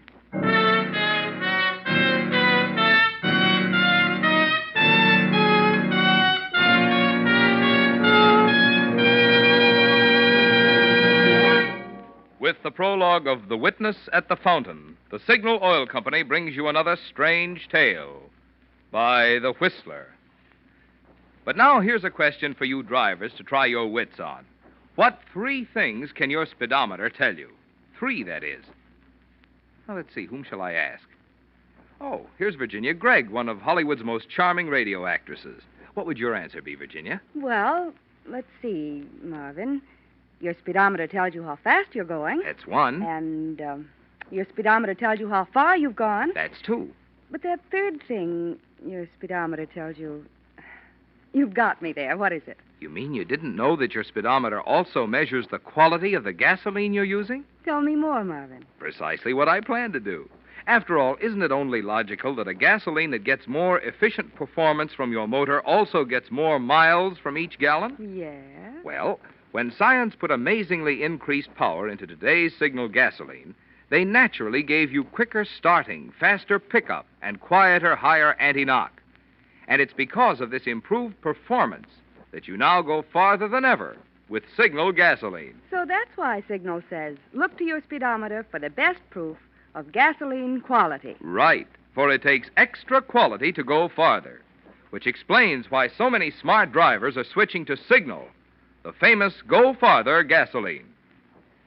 And now, back to the Whistler.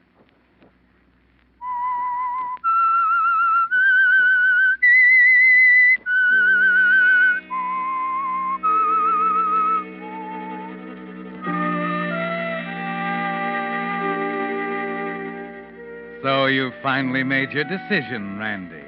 Mr. Broden's appointment with you at the fountain at Jackson Park at 11:15 Sunday night will be his last. No more secret meetings, no more blackmail, no more threats. And it'll be the stupid type of murder, the kind of crime Lieutenant Terry Lunn told you it was almost impossible to trace.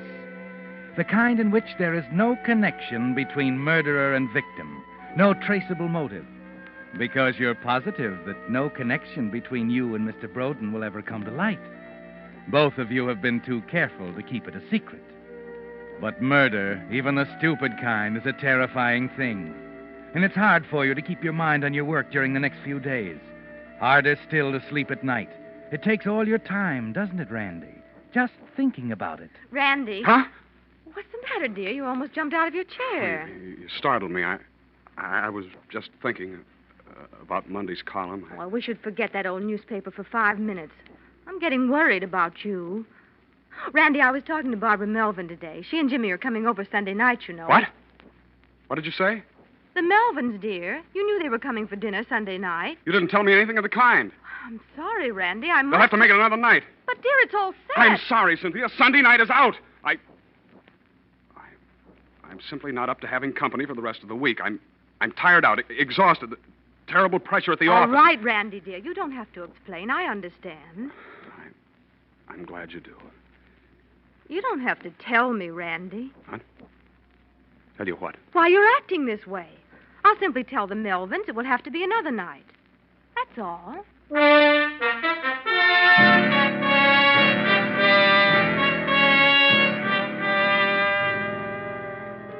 Yes, Randy, it does make you a little jumpy, doesn't it? But you keep telling yourself it's worth it. That after Sunday night you'll be a new man. And strangely, when Sunday finally arrives, you discover you're more relaxed, cooler than you expected to be. It's 6 o'clock when you stop at the corner drugstore on the way home for a box of sleeping powders. Here you are, sir. That'll be 52. You say this is perfectly harmless? Oh, yeah, sure. Wouldn't make a habit of it, though. Yeah, 55, 75 a month. Tasteless, huh? Almost. Might take it in orange juice or maybe wine.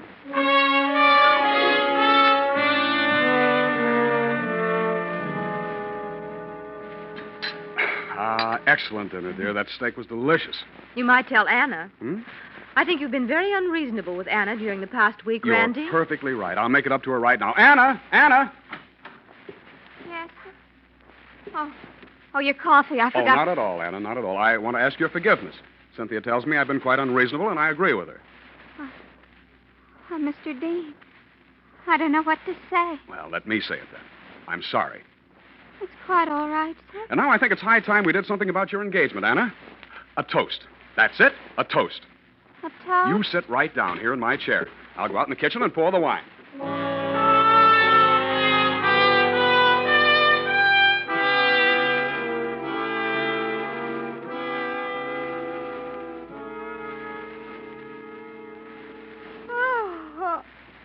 Oh, my goodness, Randy, I don't know what's the matter with me. I'm dead to the world, and it's only 9. Where's Anna? In bed. She gave up the ghost a half hour ago. Well, might as well go to bed.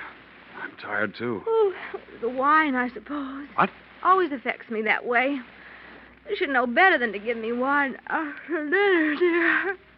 Come on, let's go to bed.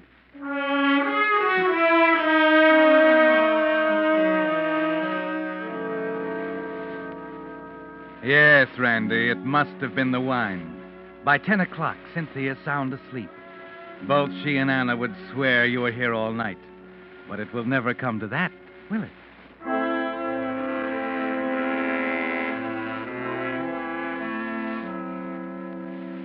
The corridor's deserted when you quietly leave the apartment and tiptoe down the hall and ring for the automatic elevator.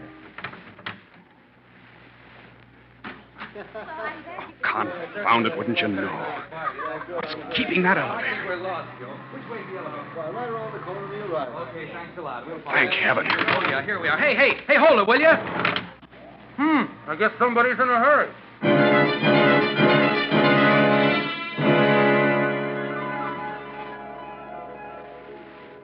You wish you hadn't picked the fountain. It's too exposed. Lawn stretching in every direction from the path around it. The shrubbery and trees at least 50 yards away. But luckily, the light over the fountain is blown out. The darkness will cover you.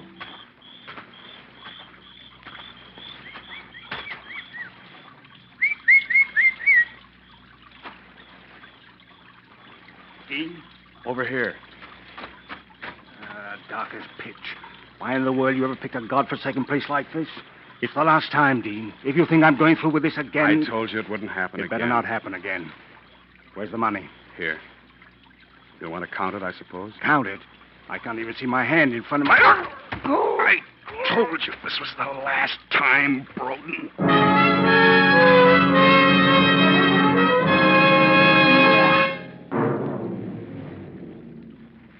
It's all over now, Randy.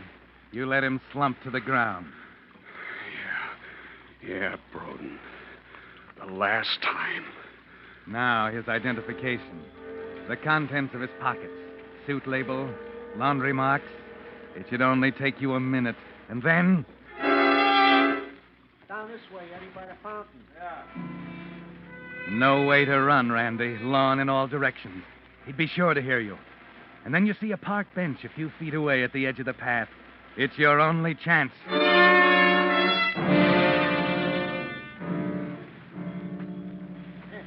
Great life, huh, Eddie? What do you mean, great life? Yo-ho, for the life of a night maintenance man. Running around in the middle of the night hunting for blown out bulbs. You says that light over the fountain? Yeah. I'll go back to the truck and get a lamp. Check. Stone cold dead in the market. Stone cold dead. Hey, what's the matter, pal? Well, my friend here he's a little drunk, I'm afraid. I was walking him through the park, and I... So help me, you like all the rest of them. Now, that's no way to do, pal. You gotta keep him walking. You never sober a guy up by letting him pass out on you sitting on a bench like that. Well, he'll be all right. Oh, now look, you're talking to an experienced drunk, brother. Yeah, let's walk him some more. Let me give you a hand. Don't. I tell you, it'll be all right. Oh, now don't get sore about it. I'm only trying to help. Just let me alone. Well, you know, if it was me, I'd trot him around the fountain 4 or 5 times. And then you know what? I don't care what. Please go on. Then I'd dunk his head right in a fountain. Yeah, that'd snap it out of him. Like that. Hey, come on. Come on, let's give it a try. Get away. I tell you, Stand! Yeah. Ain't got no 300-watt bulb. You sure? Yeah. He's nuts. There's a whole box of them there. Stick around, Pally. I'll be right back.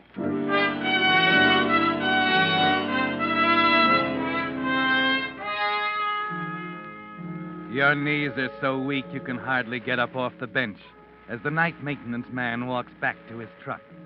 You know you have about 30 seconds to get him across the lawn to the shrubbery, but somewhere you find the strength. The shrubbery seems a mile away, but finally you make it.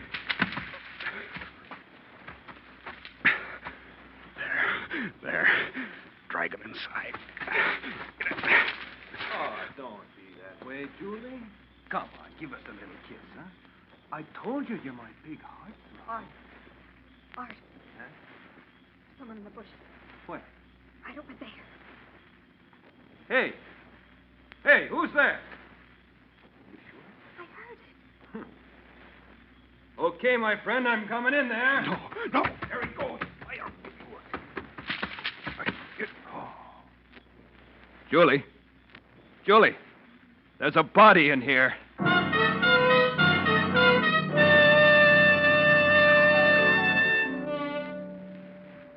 You thank heaven for the darkness. At least they couldn't see you. The maintenance man, that kid and his girl. They'll never be able to identify you in a million years, will they, Randy? An hour later, you're back in the apartment, safe in bed, with Cynthia sound asleep at the other side of the room. Still safe, Randy. Still no connection, no motive. Still safe. Still safe. Randy, darling. What? Oh. What time is this, Cynthia? I hope you don't mind, dear. I let you oversleep 45 whole minutes. You seem so exhausted. Oh, yeah. I was exhausted. Anna's bustling around in the kitchen now getting your breakfast. Well, better get up. Randy, you're a sweetheart. What? You know, sometimes I tell myself I'm married to an old stick. Then you surprise me like you did last night, and I know I'm wrong. Last night? You made a new woman out of Anna. It was a nice thing to do. What are you talking about, Cynthia? Apologizing to her that way, dear, and the wine. She was almost in tears. Oh, that. And believe me, it works. You don't catch flies with vinegar, you know. She got your cleaning off this morning right on the dot. And there's a big sign on the kitchen calendar. Laundry Wednesday. Well, I hope she keeps it up. Better get going. I'm never going to get to work. Oh, that reminds me, Randy. Hmm? Terry Lunn called. What do you want? Well, I don't know. I told him you were asleep, and he said to have you call when you got to the office. That's all he said? Why, yes. Is it that important? Why? You're white as a sheet.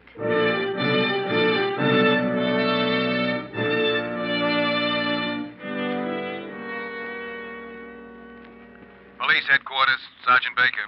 Lieutenant Lunn, please. Just a minute. Lieutenant Lunn. Terry, this is Randy Dean. Wow, Rip Van Winkle in the flesh. First time I ever caught you in the hay. What happened to that schedule? You'd better talk to Cynthia. She let me oversleep. What's on your mind? Oh, our friend, the stupid murderer. You said something about wanting to get in on the next one. Oh? Oh, we got one.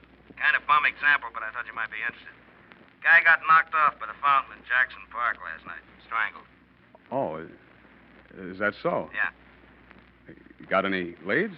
Leads? Brother, we got the guy. What do you mean? That's what I mean by a bad example.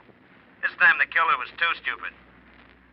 Maybe you'd rather wait, Randy. Might be something more interesting turning up. No, Terry. I'll be right over.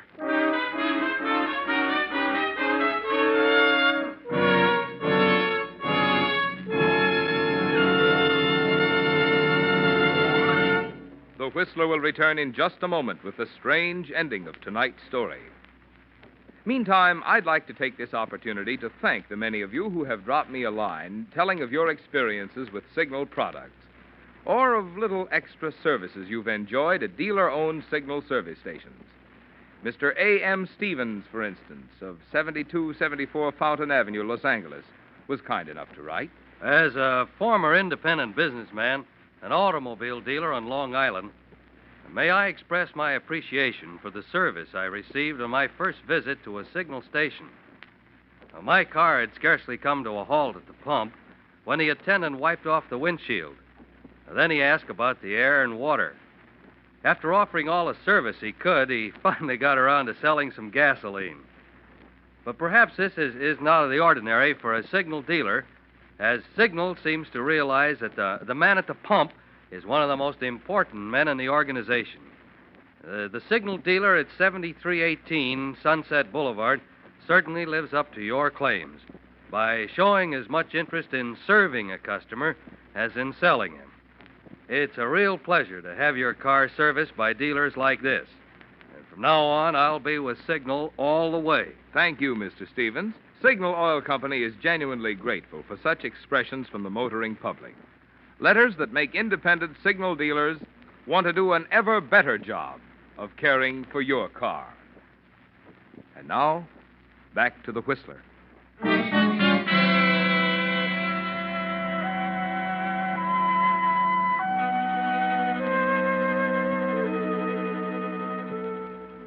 There was no connection between you and Mr. Broden, Randy. You repeat it over and over in your mind as you hurry across town to Terry Lunn's office in the homicide department. No connection. No way they could link you with the murder at the fountain in Jackson Park. And yet Terry told you just 15 minutes ago that they had the killer already. Some itinerant, perhaps. Some wayward bum who happened by at the wrong moment. Well, no matter. Mr. Broden is out of the way, and a bum goes to the chair, and that's that. 10 minutes later, you lean back in a chair and try and appear unconcerned as Terry goes over the story you knew pretty well already. The maintenance man sees the two of them sitting there on the bench. The killer pretends the dead man is drunk, you see? Oh, yes. We just went over the records at the cleaning plant, Chief, and found out the cleaner the suit came from. Oh, good. Where? The Elite Cleaners on 86th Street. Shall I call him and get the guy's name? No, we better go out there. Get a couple of men. We'll be down in a second. Mr. Dean will go out with us. Right. So the guy bluffs it out, and then when the maintenance man goes back to his truck, this guy tosses the body into some bushes and runs, leaving the world's best witness behind him at the fountain. That's what I mean by too stupid, you see? Witness? What do you mean, a witness? Yeah, he might as well have tied himself to that body with a pair of handcuffs. Well, come on, let's go. Wait a minute, Terry. Tell me what... He was all through the minute he left his suit at the cleaners this morning. What do you mean, witness? The bench, Randy, the park bench. With a nice coat of wet green paint.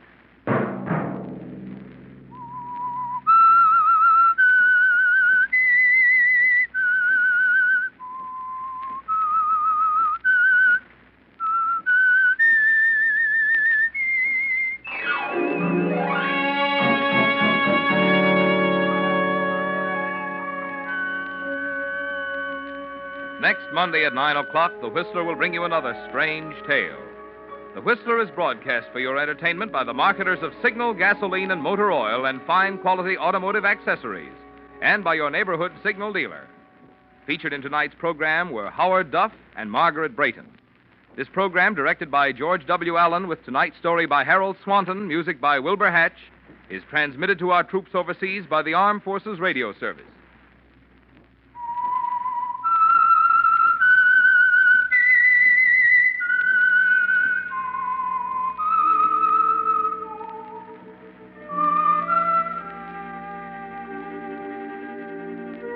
That whistle is your signal for the Signal Oil program, The Whistler. This is Marvin Miller speaking, reminding you to look for those familiar yellow and black circle signs that identify those popular Signal Oil stations throughout the West from Canada to Mexico. This is CBS, the Columbia Broadcasting System.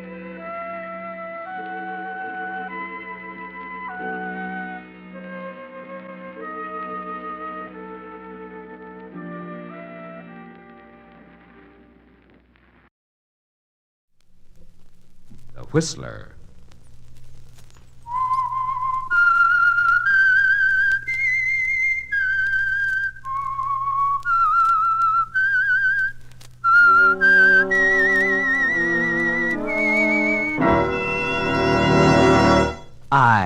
am the Whistler, and I know many things, for I walk by night. I know many strange tales hidden in the hearts of men and women who have stepped into the shadows. Yes, I know the nameless terrors of which they dare not speak. And now, the Whistler's strange story. Borrowed Byline.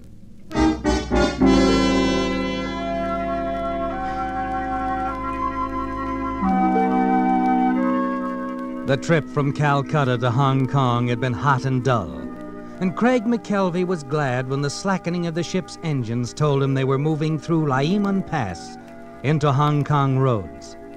At the railing outside his stateroom door, he could see the lights of Victoria rising from the jam-packed esplanade to the luxurious villas high up on the peak, and off to the starboard other lights marking Kowloon Point on the mainland.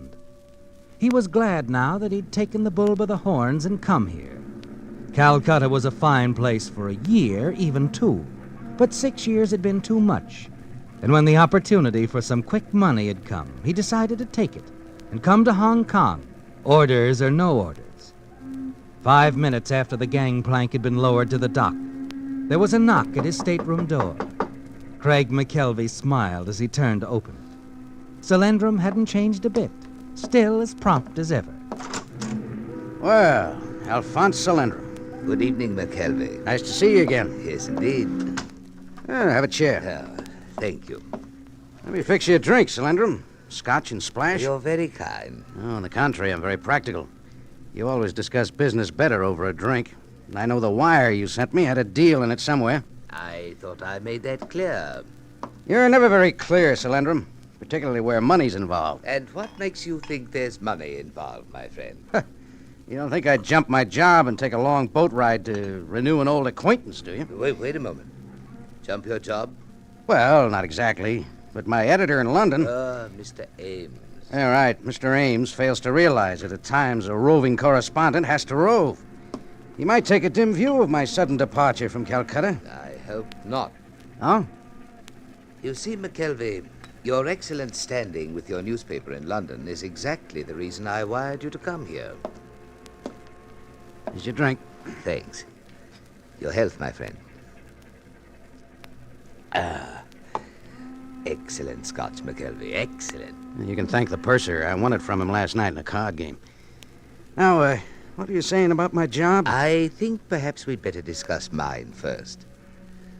I've established a new connection, McKelvey. I see. Representing a British importing firm. Sounds honest. It is. That's strange, Alphonse. I've never known you My past is a closed book, something to be forgotten. There's much to be done here, McKelvey. New worlds to conquer. The right man, the right set of circumstances, and the wealth of the Orient is here for the taking. Tell me, my friend, how much do you know of natural history? What? Do you know, for example, that on the slopes of the mountains to the west, there lives a species of deer, a small hornless animal, unimpressive as a trophy, but worthy of the most skillful hunter who ever held a rifle? If you don't mind, old man. I'm being obscure again. To make a long story short, McKelvey, this little animal is the source of one of the most precious materials in the world, a substance for which there is an almost hysterical demand at this very moment. Well, go on. What is it? Musk. Musk? An essential ingredient of the finest perfumes. What little there is in great demand on today's market. Oh, that's all very interesting, but where do I come in? I'm coming to that. It seems there is a persistent rumor that a fabulous amount of purest Tibetan musk is floating around East Asia somewhere. My firm is most anxious to locate it. So anxious, in fact, that they've retained me for the past 8 months solely to conduct the search. And that, McKelvey, is where you come in. Oh, is it? A simple dispatch in your very reliable newspaper indicating I have discovered the musk would simplify my problem immeasurably. I'm still a lap or two behind, Alphonse. I know I can be frank with you, my friend. From the moment I accepted this proposition, my problem has been to persuade my superiors in London to advance funds to cover the purchase. Needless to say, my firm in London tends to be cautious, since the transaction will come to over $250,000 American. Then you have found the musk? No. Oh. Yet you want me to file that story? Oh, come, McKelvey. You haven't developed any moral compunctions after all these years? No, just being practical again, Alphonse. You'd never get away with it, you know. In the first place, they'd never send the funds without checking. In the second place, the idea of picking off $250,000 and disappearing is simply fantastic. You underestimate me, my friend. After all, I haven't been at work on this for 8 months for nothing. So all you need is a story over my signature and they'll jump. They do anything to close fast, prevent competitive bidding. I see. You realize, of course, that this kind of a sellout would finish me as a foreign correspondent. It should be well worth your while. How much?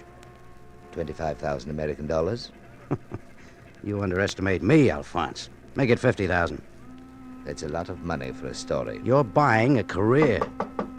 Excuse me. Yes? Cablegram, sir. Oh, here you are. Thank you, sir. Hold for arrival. What? Consider your impromptu departure from Calcutta inexcusable. Your services with this paper terminated immediately. Frank Parksley has requested temporary transfer to Hong Kong, instructing him to replace you on arrival. Ames.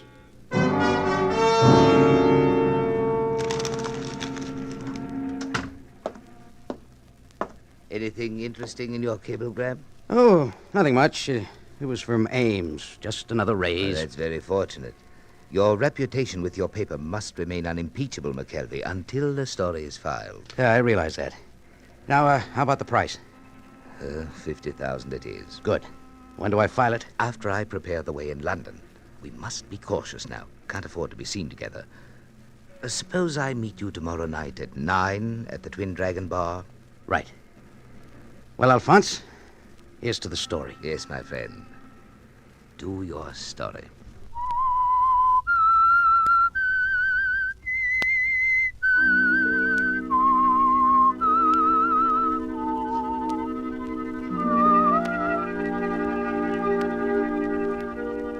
It's strange, isn't it, Craig? At the very moment it became clear that your position with the paper in London meant everything to you, with Alphonse Salendrum sitting there in your stateroom ready to pay you $50,000 for that false dispatch. The crushing wire from Ames discharging you arrived to change it all. You realized, of course, that Salendrum must never know about it. And even as you tore up your editor's message discharging you and turned to Salendrum, you were trying frantically to think of some way the story could be filed and published the following day in London. Salendrum's gone now, and you sit alone in your stateroom for a long time thinking. You remember that no one knows you in Hong Kong. Decide for the time being it has to stay that way. A few minutes after leaving the ship, you check in at a nondescript waterfront hotel. You've never been one to apologize, Craig, but this time it's got to be. You hurry down to the cable office, scribble the message out, and hand it to the clerk. Let me see now. Timothy Ames, Fleet Street. Can't believe you're serious. Came here on tip, underground movement, very active in southern China. Know you will allow me time for full report. McKelvey.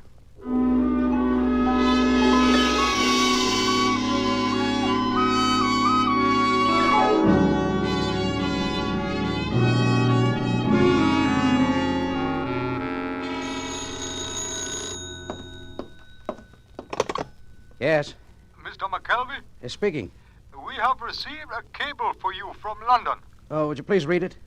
Repeat, you are relieved immediately. Parksley arriving Hong Kong, SS Malaya soonest. Ames. I see. Any answer? No answer. But at that moment, Craig, as you hang up the receiver, you know there has to be an answer. That the story must be filed somehow, even if you have to use Frank Parksley's name. That with $50,000 involved, nothing is going to stop you. You call the porter's desk. Porter's desk. When is the steamship Malaya due in? Malaya? Sunday night. Thanks.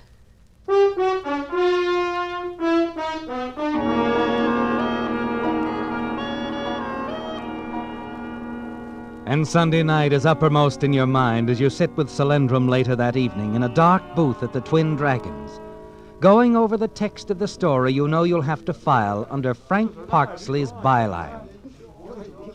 You've got that straight, McKelvey. Negotiations are underway. Mind you, nothing more. We must not imply the deal is anywhere near closed. Of course. They must fear competition, you see. Rival offers, higher bids. I see. When does it go? Tonight. Tonight, huh? Yes, we can move fast now. Everything's in readiness. Oh, aren't you being a little hasty? Why do you say that? Oh, it's very simple. The heaviest advertising days are at the end of the week. Our story might end up on the press room floor. Oh. Well, then, what do you suggest? Sunday night. We can't miss if we aim for Monday's late edition. Oh. Well, I hate to wait now. You've got to wait if you want to be sure. Well, all right, McKelvey. I'll leave it up to you. Sunday night.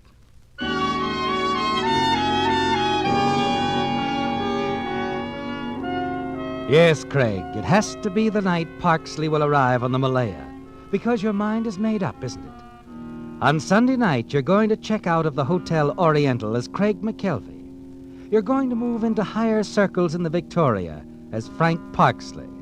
And between the two, there'll be a murder.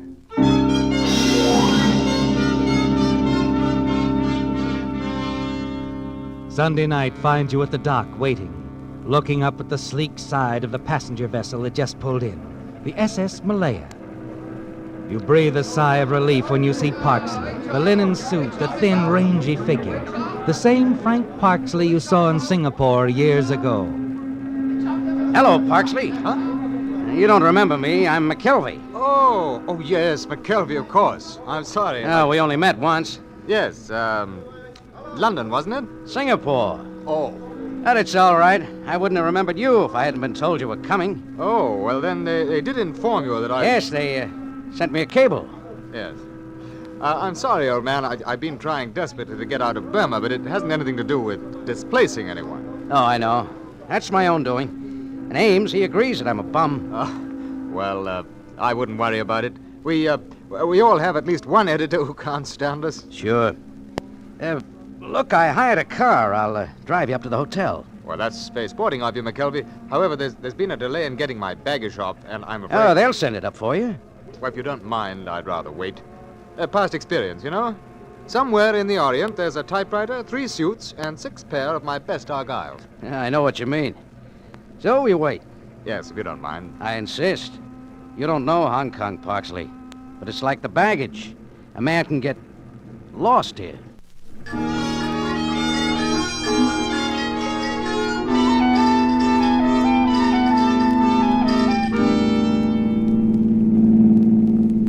I was a little surprised when they named you as my replacement, Parksley. What struck you to want to leave Burma? Oh, well, at the moment, I think there's more opportunity for me here. Oh, really? Yes. I say, is this the road to the hotel? Oh, it's a roundabout one, but I thought you might get a kick out of seeing the bay. Well, it's pretty all right. There's quite a view spot up ahead. A friend of mine drove me out to it the first time I was here. Oh. Yeah, here we are, just around this curve. Yes, I say, you're right. It takes in the whole shoreline, doesn't it? Yeah. Actually, we're not up very high. It's just the way the island jets out here. Well, not many people could know this spot. Wouldn't be so deserted. I'll have to remember it, McKelvey. You listen as Frank Parksley prattles on about the view. He's right, isn't he, Craig? Not many people know this spot. You're thinking that as Parksley turns his head, looks away from you in the direction of the bay. Your hand moves down and tightens around the handle of a heavy wrench at your side. The lights over there, McKelvey. They're glittering like the gold we mortals are always after, hmm? Have you ever thought of them that...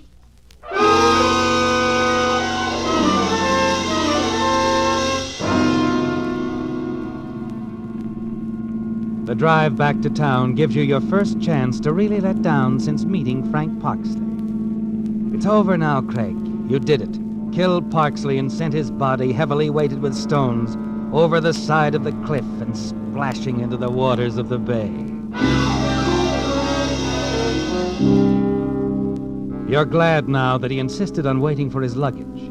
You have a use for it, haven't you? Yes, at Parksley's Hotel. But not before you return the rented car and attend to a few things at your own hotel.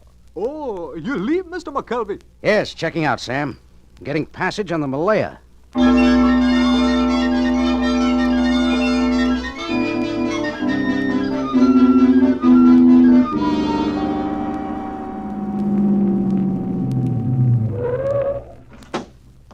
Here's the Hotel Victoria, mister. Right. There, here you go. Oh, thank you.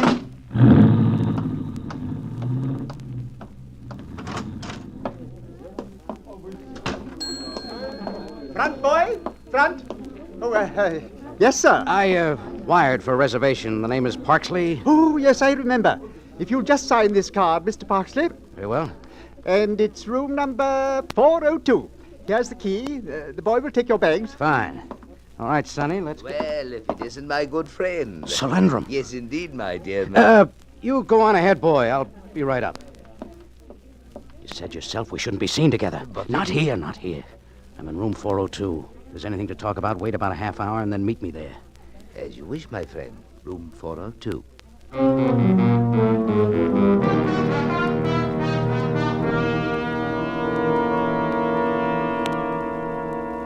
Hello.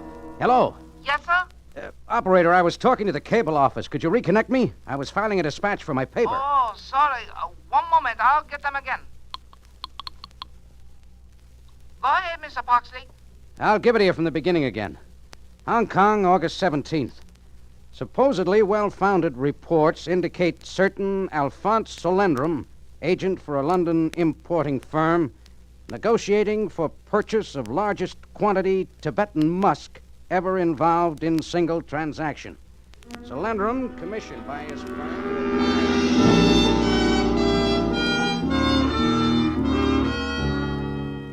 A few minutes later and it's over, isn't it, Craig? You hang up the phone, sit back, and breathe a sigh of relief. You worked fast, didn't you? And it went through. Everything you said. The report will appear in the London paper. You've managed to keep your promise to Solandrum, haven't you, Craig? With the aid of Parksley's arrival and sudden departure. Now all that's ahead is to wait and collect your fee. Hello, my friend. Come on in, Solandrum. I trust you feel free to talk now, my dear McKelvey. Anybody see you come up? Why are you so nervous? You're not at all the man of iron. Never mind. Just don't like to ask for trouble, that's all. I did a serious thing. I hope you appreciate that. You've already filed the dispatch? I have. Oh. What's the matter? Don't tell me it isn't going to work. I have better news, McKelvey. Much better. News that will preserve your integrity as a correspondent. What are you driving at? Supposing I were to tell you that anything you said concerning the negotiations for my firm in London were true. Is that what you are telling me? Exactly. At long last, after 8 months, mind you, I have been contacted by letter. The man who has the musk wishes to discuss business with me. Hey, now, wait a minute. We had an agreement. Oh, please, my friend, I'm not forgetting. Not for one moment. As you say, we had an agreement, a gentleman's agreement. And because of it, you will receive the amount I promised. But if you have to make a legitimate purchase... I'm not above such an action, McKelvey, not under the right circumstances. You're meeting this man tonight? He's coming here to the hotel, yes. I must talk to him privately. You see, the margin of profit is accounted for by the simple fact that he did not come by the musk by entirely honest means. So he's willing to sell for less? I am buying the musk for exactly half the price my firm will pay. I see. Very neat, Solandrum. So you need have no concern over your share. I'll bring it here to your room the moment my guest departs. Sorry, Solandrum. I hate to be indelicate about it, but I'm in too deep. We'll wait for your man right here. Together. Desk clerk? This is 402. Yes, sir. Mr. Solandrum is visiting with me, but he expects a caller. If anyone asks for him, would you send him up here? Certainly, Mr. Parksley. Thank you. All taken care of, my friend? All taken care of. Nothing to do now but sit and wait. Ah, yes. And the moment is close, McKelvey. This will-o'-the-wisp I've pursued these many months is almost in my grasp. Think, man, in a matter of hours, perhaps minutes, we'll both be rich.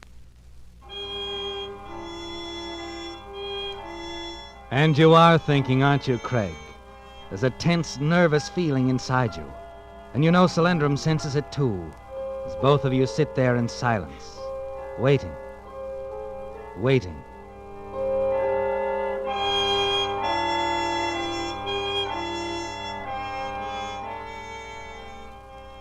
You glance at Frank Parksley's brown leather luggage piled next to the chair, thankful that the initials FP are facing you and not Solandrum. It's too late to even wish now that you'd thrown it into the bay along with the body of its owner. 11 o'clock. 11:30. 12. You're both wondering now. So many things could go wrong. So much could happen to a man alone in Hong Kong, with over $200,000 in his hands. And then...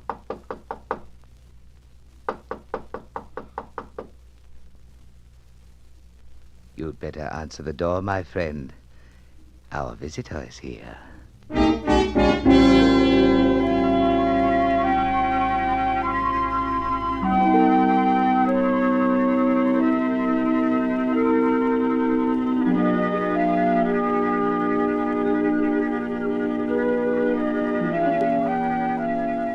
For a moment you can't move, can you, Craig? Then suddenly you find yourself on your feet. And in the few seconds it takes you to cross the room, the whole nightmarish story flashes across your mind. The cryptic wire Solandrum sent you in Calcutta, the fortune in Tibetan musk, the false dispatch, Frank Parksley's body lying at the bottom of the bay, and above all, the fear, the terrible knowledge of what will happen if they find you here in his place. Yes, Craig, from now on you have to move fast. Good evening. I wonder if I'm in the right room. Oh, yes. The man you want is inside. Come in. This is Mr. Solandrum. Good evening. I presume you're Parksley? Parksley? Yes, Craig, the man I've been expecting. That's very interesting, Mr. Solandrum. I'm Inspector Wilson. I knew Frank Parksley wasn't working alone, so I've been following him ever since he robbed a trader in Burma of a fortune in Tibetan musk. Well, this is obviously something between you two gentlemen, so I'll... Oh, no, my friend, don't go. You're in this, too. You're quite right. You see, after tracing Parksley this far, I lost track of him momentarily. Disappeared. Quite remarkable. Then this afternoon, some fishermen reported a body visible at low tide in the shallow water off Crown Point. A body? Yes. Parksley's body. Now, suppose you tell me, which one of you killed him? Oh, no. Now, wait a minute. We haven't seen this Parksley. You registered here in his name? But we haven't seen him. We were waiting for him. Then how does it happen that his luggage is there by that chair? I'd know it anywhere. Ought to. I've followed it long enough. You see, some of that luggage contains the stolen musk. What? I said that luggage contains the stolen musk. Interesting, eh? The Whistler has just brought you another of his strange tales. This is the United States Armed Forces Radio Service.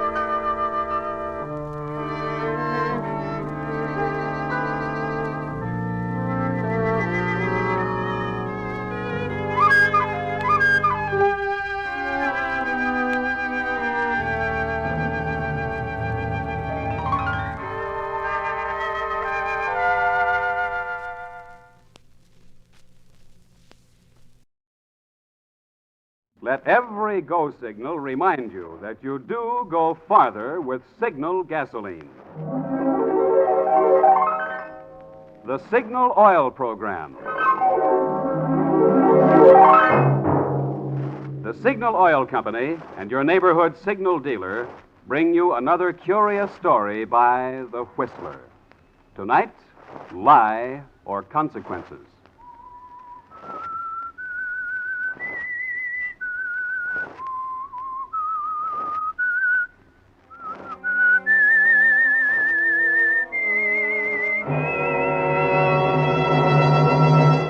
I am the Whistler, and I know many things, for I walk by night. I know many strange tales, many secrets hidden in the hearts of men and women who have stepped into the shadows. Presently I'll tell you of nameless terrors of which they dare not speak.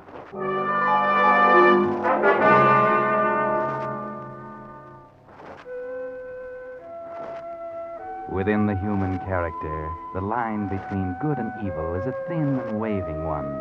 And very often, the one small impulse for good will outweigh and nullify the bad. Such was the case with Michael Cobb. Mike wasn't bad, really. It happened while he was a kid, before he knew any better. He'd gotten into trouble, gone to prison, served a stretch. Now he's out, and he's learned his lesson. He's proving that. He's going straight, working hard at his job in the office of a large department store. He's married to a girl he loves, and he's happy. Delicious. Delicious. Oh, nobody can cook a better breakfast than you, darling. Thank you, sir. Now, Mike, don't bolt your coffee. I gotta run. I'll be late. Well, a couple of minutes won't make any difference. Well, maybe not most days, but today is going to be a big one. The last shopping day before Christmas, you know. Stores will be jammed. We'll be swamped with work until late tonight. Besides, I don't want to spoil my record. 6 months and I haven't been late to work once. I know. It's fine. I'm sure the store appreciates it. Yeah, Lane, I think they do, too. I really think they like me down there. You know, like my work and everything. Oh, sure, Mike. How could they help liking you? No, I mean, well, I'm beginning to feel like all that stuff is all forgotten. Almost like something that never happened. It is. It is forgotten, Mike. Everything's different now. Yeah, it is. Oh, this is going to be a lot different Christmas than the last one, isn't it? Yes, Mike. You were wonderful, Elaine. Coming to see me, sticking by me. Oh, darling, I promise you there'll never be another Christmas like that. Never. I know there won't, Mike. From now on, they're all going to be really Merry Christmas. Yeah, you bet. Oh, gosh, that reminds me. I haven't got your presents yet. I'll have to run out my lunch hour and find something. Now, Mike, you're not going to go spending a lot of money on me. Oh, maybe next year we'll be more on our feet. No, never you mind. I'll get you what I darn please. Oh, my gosh. Now, I will be late if I don't run. Hey, here's your hat. Oh, thanks. Well, goodbye, darling. If I don't get home before midnight, Merry Christmas. Merry Christmas.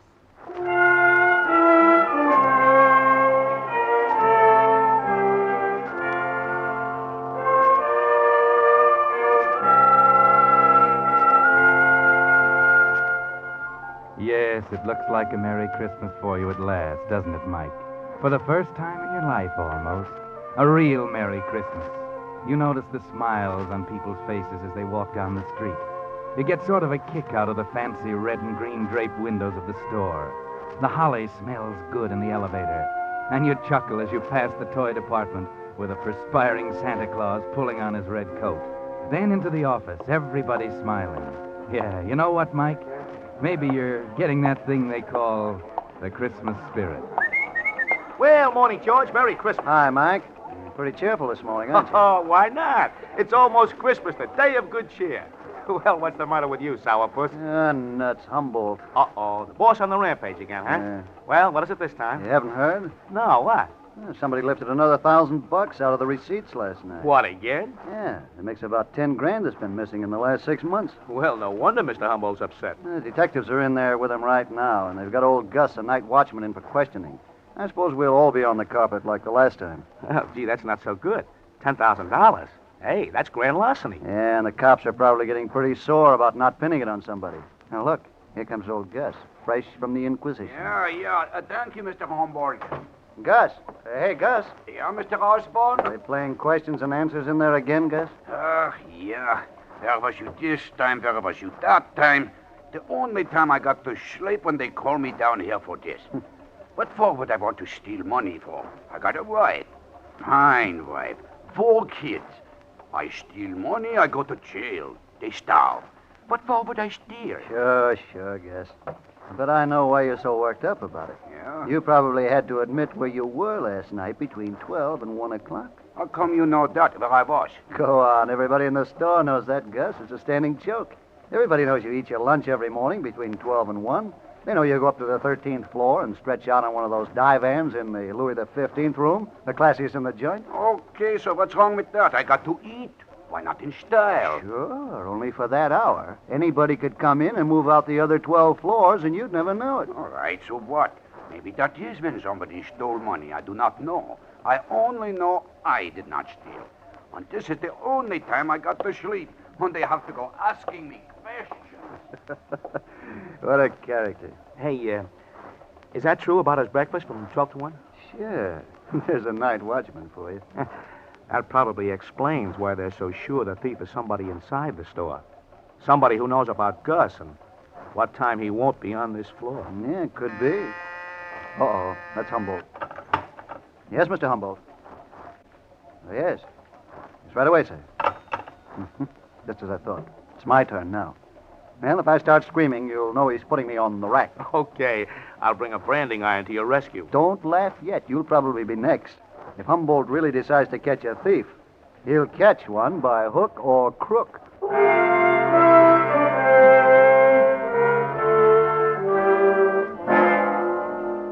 Merry Christmas, Mike. Oh, now what's the matter? You don't seem as happy as you were. Something happened to dampen the Christmas spirit, maybe? Something you can't describe, can't even put your finger on? Just a funny, sinking feeling? Forget it. George Osborne has been in and out of Humboldt's office, and almost the whole day has gone by and nothing's happened. And everything seems to have calmed down. In fact, it's George's turn to have the Christmas spirit. I really didn't expect it this year, but there it was in my pay envelope. Nice and crisp and green. With the best Christmas wishes of the J.C. Deaver's store. Oh, gee, that's swell, George. Yeah, real honest-to-gosh Christmas bonus. I can sure use it. Who couldn't? I don't know whether you'll get one or not, Mike. You've only been here 6 months. Then maybe. By the way, why don't you mosey in and pick up your pay? It's almost 9 o'clock. We close in 5 minutes. Well, I guess I'd better wait for Mr. Humboldt to call me. Golly, I thought we'd get paid earlier. I still haven't bought Elaine's present. Ah, well, don't worry. Most of the smaller stores will still be open for a couple of hours. Yeah, sure. But I thought I'd get her something she liked real well in a little store up on 10th Avenue. Oh, well, it'll be open till late. Say, I wonder if they found out anything about the 10 grand. Boy, they've really questioned everybody around, though. They didn't question me. In fact, they've never questioned me about it. I don't quite understand that. Oh, well, I don't know. I guess you got such an honest face or something. Yeah. Uh-oh. Yes, Mr. Humboldt. Oh, yes, sir. Yes, sir, I'll send him right in. Well, maybe we spoke too soon. He wants to see you. Oh? On the other hand, maybe he just wants to hand you your Christmas bonus in person. After all, you are getting to be the fair-haired boy around here these days. I'd better go in. You might even be in line for a promotion. You can't tell. Okay.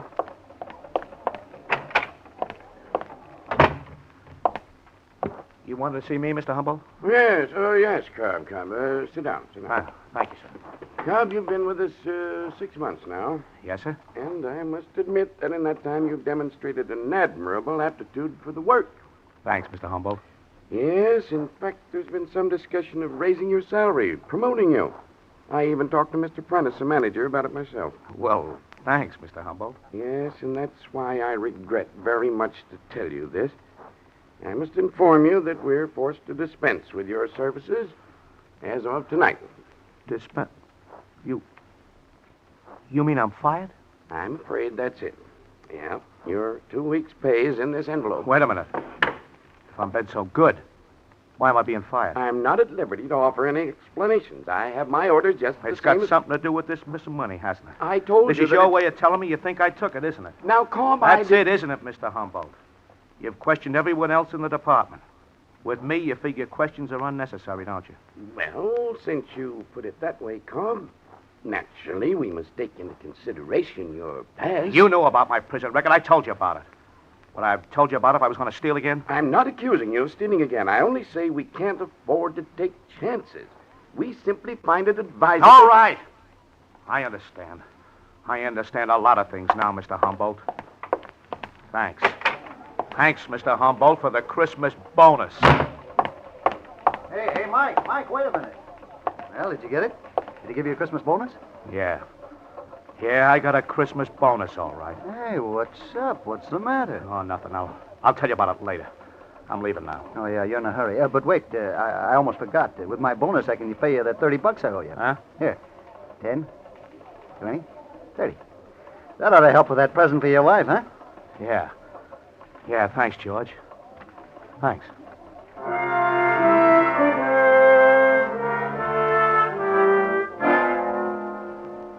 Merry Christmas, Mike.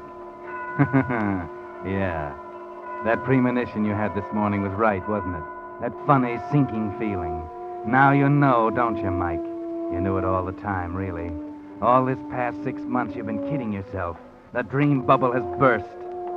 Merry Christmas, Mike. The crowds are still cheerful on the streets. The windows are still bright and gay, and the holly still spices the air. But you don't see or feel or smell. No, there's only the sensation of a chill wind cutting you to the bone as you wander the dark streets, not knowing or caring where you are. Hello, Michael. Merry Christmas. Huh? Oh, hello, Reverend Hewitt. I didn't see you. So I noticed. I was just getting home from my last-minute shopping. Won't you come in for a moment? A cup of tea, perhaps? Why, no, I... Oh, come on. I haven't seen you for a long time. That is, for a chat. Besides, it's chilly out. A cup of hot tea will warm you up. You look as if you could stand warming up, Michael. Come in. No, I've got to get along. Oh, come now. That lovely wife of yours won't miss you for a few more minutes. I tell you, I've got to go. Very well, Michael. I won't keep you. Oh, I'm sorry, Reverend. I didn't mean to, Well, I understand, son. You're troubled. Is there anything I can do? No, I'm all right. Well, I know you too well, Michael. I've known you all my life. Now, I've helped you before, haven't I? Why? I don't know. I don't know whether you did or not. All that stuff you told me about turning over a new leaf, forgetting the past, I believed it. Oh, yes, of course. Hal, maybe you should have told it to some other people instead of me. It just don't work, Reverend. It just don't work. All that stuff about being good and doing good. Hal, it don't pay you off. It does, Michael. It does. You must believe that. Even a little good done brings a great reward. Yeah, maybe to some people. Only maybe some of us are behind an 8-ball we can't get around. Michael, please come in. I feel I must talk to you. Not tonight, Reverend. Had all the talking I can stand. Now I'm going to do my own thinking. And I know what I'm going to do. You can bet your sweet life I know just what I'm going to do.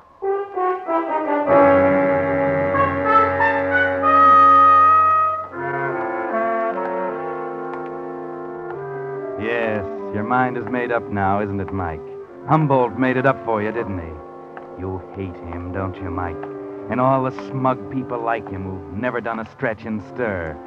They're your enemies, aren't they, Mike? Whether you wanted them to be or not. And you're just one of the cell rats.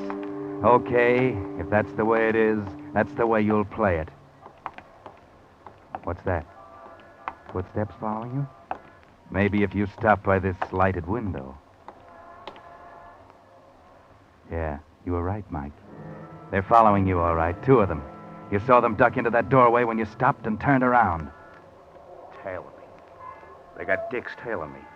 Why, sure, you dope. They wouldn't let you just walk out of there. They think you took the money.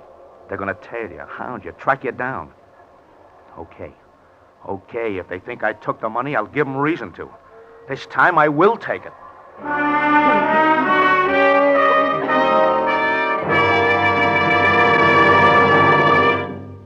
You are listening to The Whistler, brought to you by your friend, the Signal Oil Company. Marketers of famous Signal gasoline, your best buy today. Remember to let every go signal remind you do go farther with Signal gasoline.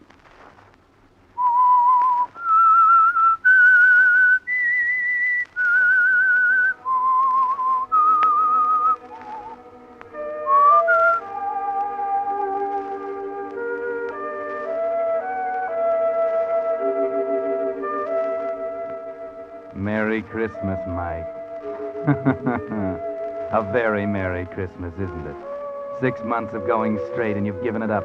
You're going back to the store and get your share of those days' receipts. Yes, it's all so simple, isn't it, Mike? It'll soon be 12 o'clock midnight, And old Gus will be up in the Louis 15th room on the 13th floor. The safe in Humboldt's office will be a cinch. You've seen it many times. And as for the two dicks tailing you now, it'll be duck soup to shake 'em. Duck soup. That's right. You're heading up 10th Avenue now. You can double back and... What's wrong, Mike? Why are you stopping? Could it be that tune, the brightly lighted window, the old man standing back there? Of course, now you remember. 10th Avenue. This is old Mr. Samuel's little store. This is it, where you're going to buy Elaine her Christmas present. And there it is. It's what you heard, the music box, sitting on the counter next to the open door, playing. Well, good evening, Michael, and Merry Christmas. Hiya, Mr. Samuels. You came in just in time. I was just about to close up. I guess down at your big store you've been closed for a long time. But here, well, we little fellows have to stay open to get all the business we can.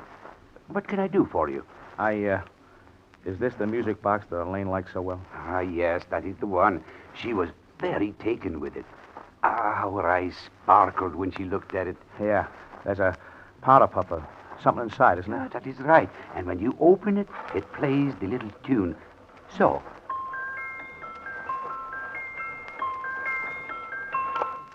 Yes, she was saying how it was her favorite tune. Okay. How much is it? Well, it's usually priced at $75, but I'll give it to you and the young lady for $50. $50? Well, yes, you see, it's a genuine antique, and it's the best thing I have in this store. Well, I'm sorry, but that's more than I figured out. I'm sorry, too. I would have let you have it for less if I could, but 50 is the lowest. Sure.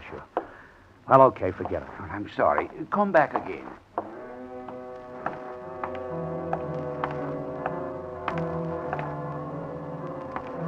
Now what's the matter, Mike? Why are you stopping?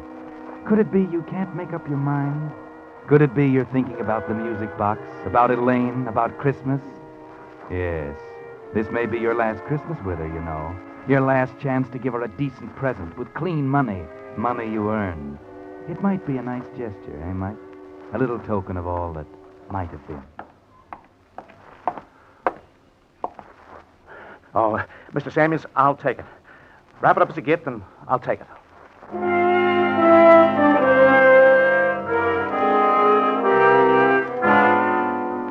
Merry Christmas, Mike. That's what's written across the package. It was going to be a symbol for a wonderful new life, wasn't it? And now it's an ironic farewell. Your last attempt at doing good, as Reverend Hewitt called it. Too bad it won't bring you that great reward he promised. It won't have a chance, because there are those two dicks still following you. And you're heading for J.C. Deaver's department store, office of Henry Humboldt, and the interior of his safe. It's almost 12 midnight, and you'll have to duck those guys quick. 30 girls, 30. The greatest little show in town, starring Tootsie Laverne and her 30 raving beauties. A new show just started. Only 40 cents. Ticket, mister. Huh? Oh, yeah. 40 cents. Thank you, sir. A new show just started. Hurry, ladies and gentlemen. It's the greatest little show in town.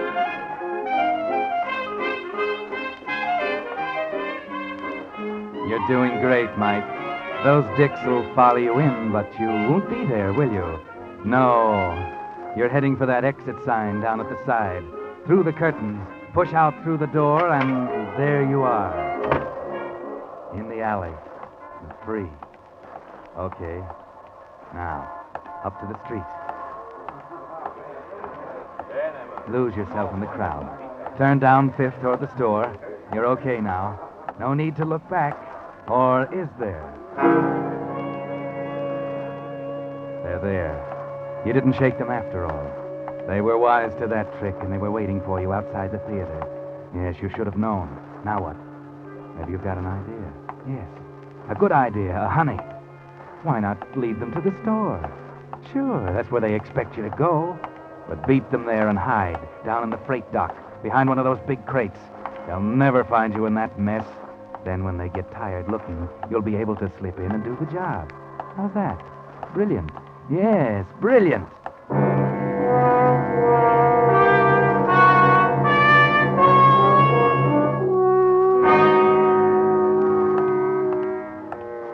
Yes, Yes, here's the store, and there they are, a quarter of a block behind. When you hit the alley, you'll run for it. Make a dash back to the back. And you'll be so far ahead then, they won't know whether you got in or not. And you'll fool them entirely. You'll have them searching the whole store. Okay, here it is. Okay, you made it. You left them way behind. Here's the freight dock. Okay, come on, coppers. Just try and find me in here. Found it. Now we've lost him. I told you knew we were following him. Sure. But let's not waste time. We had plenty of time to get in. Probably with his employee's key. Okay. Get out your skeleton and let's go in after him.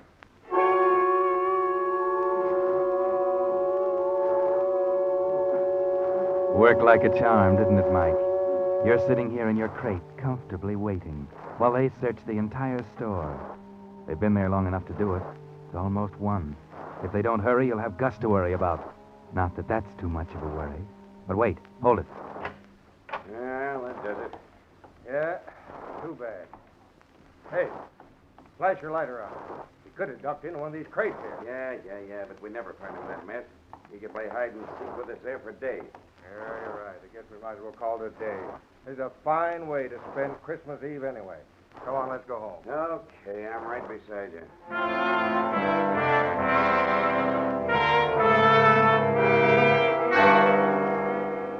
Well, Mike, Merry Christmas. This is better than you expected. They're leaving, actually going away, leaving the place to your tender mercies. You won't have to dodge them coming out. They aren't going to camp out in Humboldt's office. They're actually walking away, down the alley, and you're set. Good Lord, the music box. Something's wrong. It's going. I can't stop it. I can't. Hey, Joe, listen. Yeah, I hear it. Come on, right over here. Gotta stop it. I gotta. Okay, right here, in this crate. Too late. Okay, Cobb. We finally cornered you. Come on out. No use hiding in there now, Cab. Come on. We want to talk to you. Yeah, I know. I got the idea. Okay, you got me. Yeah, thanks for the music. Led us right to the dance floor. Yeah, that's the great reward the minister was talking about. Great. I don't get you. Oh, you wouldn't. It's a private little joke on me. Yeah? Well, that music maybe did you a big favor, Cobb. Favor? That's right. Maybe you'll see what I mean if you'll answer a few questions for us. I don't see why I should. You got nothing to be afraid of, kid, if you'll just answer a couple of questions straight. I'll answer one. I didn't do it. I had nothing to do with it. Okay. You had nothing to do with it. We didn't ask you that question. We'll answer this. You bought that music box at a store on 10th Avenue a while ago, didn't you? You know I did. You saw me buy it. And you paid for it with 2 20s and a 10, yeah. Right? Well, part of that money was marked. It was money that had been stolen from Deaver's department store. I tell you, it wasn't stolen. That was the dough I got in my pay envelope. All of it? Didn't somebody else give you part of it? No, I just earned the whole thing. Didn't George Osborne give you part of it? Osborne? Oh, yeah. Yeah, he did. Oh. He paid me $30 he owed. Okay. Now, this is very important. How'd Osborne pay you? In what denomination of bills? Well, Yeah, I remember. He gave me 3 10s. 10s? You're sure? Sure, I'm sure. And the 20s came to you in your pay envelope, huh? Yeah. You'll swear to that in court? Of course. Okay. That does it. Thanks, Cobb. Hey, wait. You mean that's all you wanted me for? It was enough. You just proved for us who stole that 10 grand from the store. And the way you were acting, we'd almost thought it was you. We hadn't have known better all the time.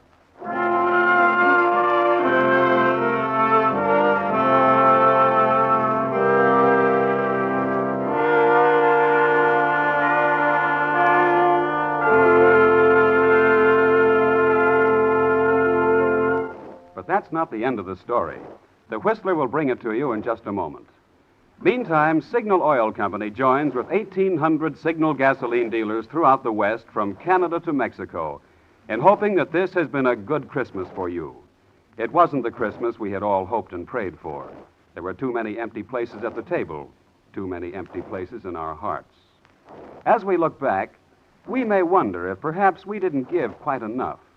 Not quite enough of our effort, of our money, and of our blood, which can mean life itself to a boy at the front.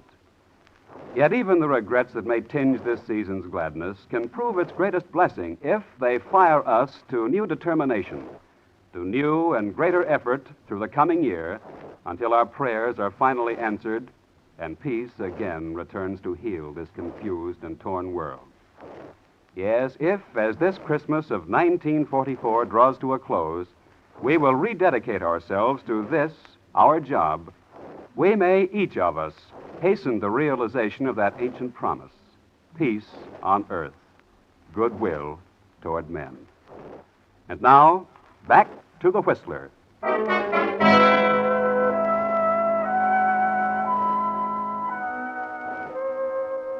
Well, quite surprising, isn't it? The police didn't suspect Mike at all. You see, it was this way. Because of his record, the cops began to tail Mike in the very beginning, when the money first began to be missed. Twice they had him under observation at the very time the money was stolen, though they knew he didn't do it. But they kept watching him in the hope he would lead them to the real thief, and he did. Yes, because when things got hot, the thief finally tried to frame Mike by giving him some of the stolen money. Marked money this time. George Osborne? Oh, no. In fact, Osborne almost gummed things up by paying his debts. The detectives hadn't counted on that. That's why they had to be sure which bills Osborne gave Mike. The 10s weren't marked, the 20s were. The 20s Mike got in his pay envelope from Humboldt. Yes, Henry Humboldt, the office manager. You see, things were getting too hot for him. The trail was getting too close.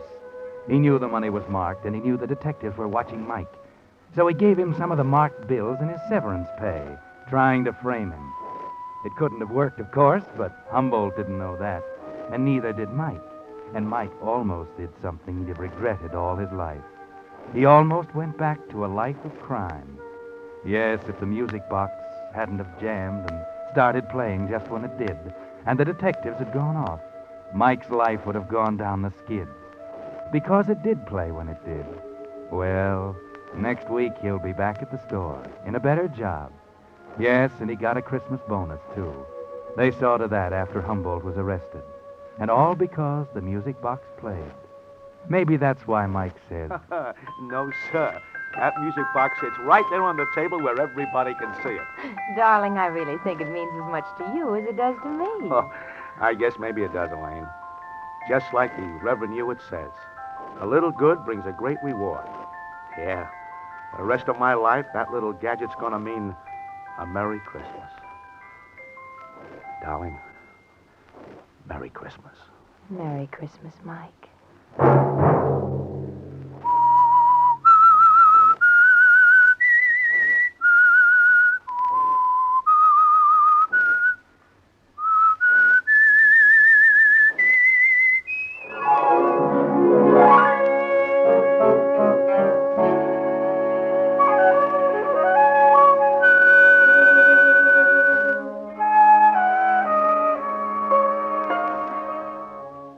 Next Monday at 9 o'clock, the Signal Oil program will bring you another strange tale by the Whistler.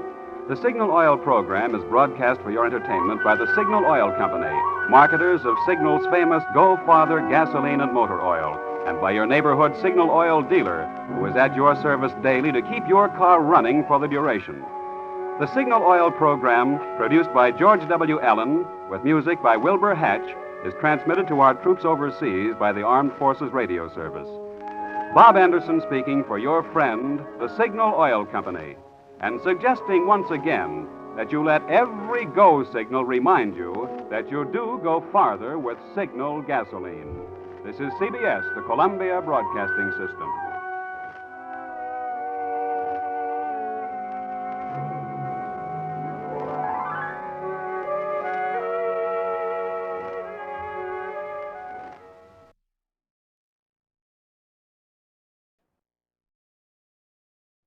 Let every go signal remind you that you do go farther with Signal gasoline.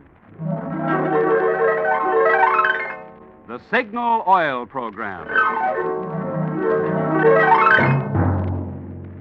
The Signal Oil Company and your neighborhood signal dealer bring you another curious story by the Whistler. Tonight, the doctor operates in crime.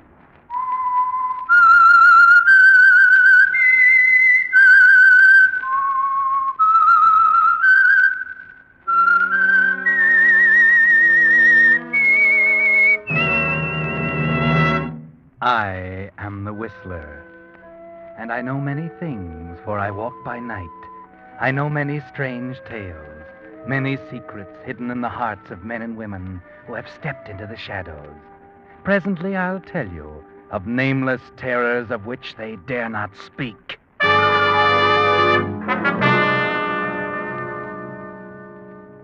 The Whistler will bring you his story in a moment. But first, for the benefit of those who missed the War Production Board's recent warning about the tire shortage, I'll briefly repeat the facts. Because of a predicted shortage of over 1 million bus and truck tires during the first quarter of 1945, WPB warns there may not be enough new passenger car tires for even B and C book drivers. So regardless of what kind of ration book you have, your best bet is to use your neighborhood Signal gasoline dealer's service for keeping your present tires in condition for recapping. By inspecting your tires regularly, he can catch and repair small damages before they become serious and ruin the carcass. Then, when he finds the tread is worn to just the proper stage, he can give you a recap job of top quality material packed with thousands of miles of additional wear for your necessary driving.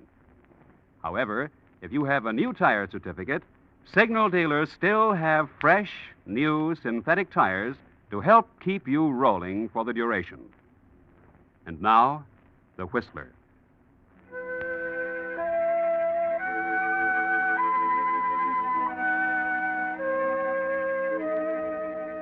From the street, it looks innocent.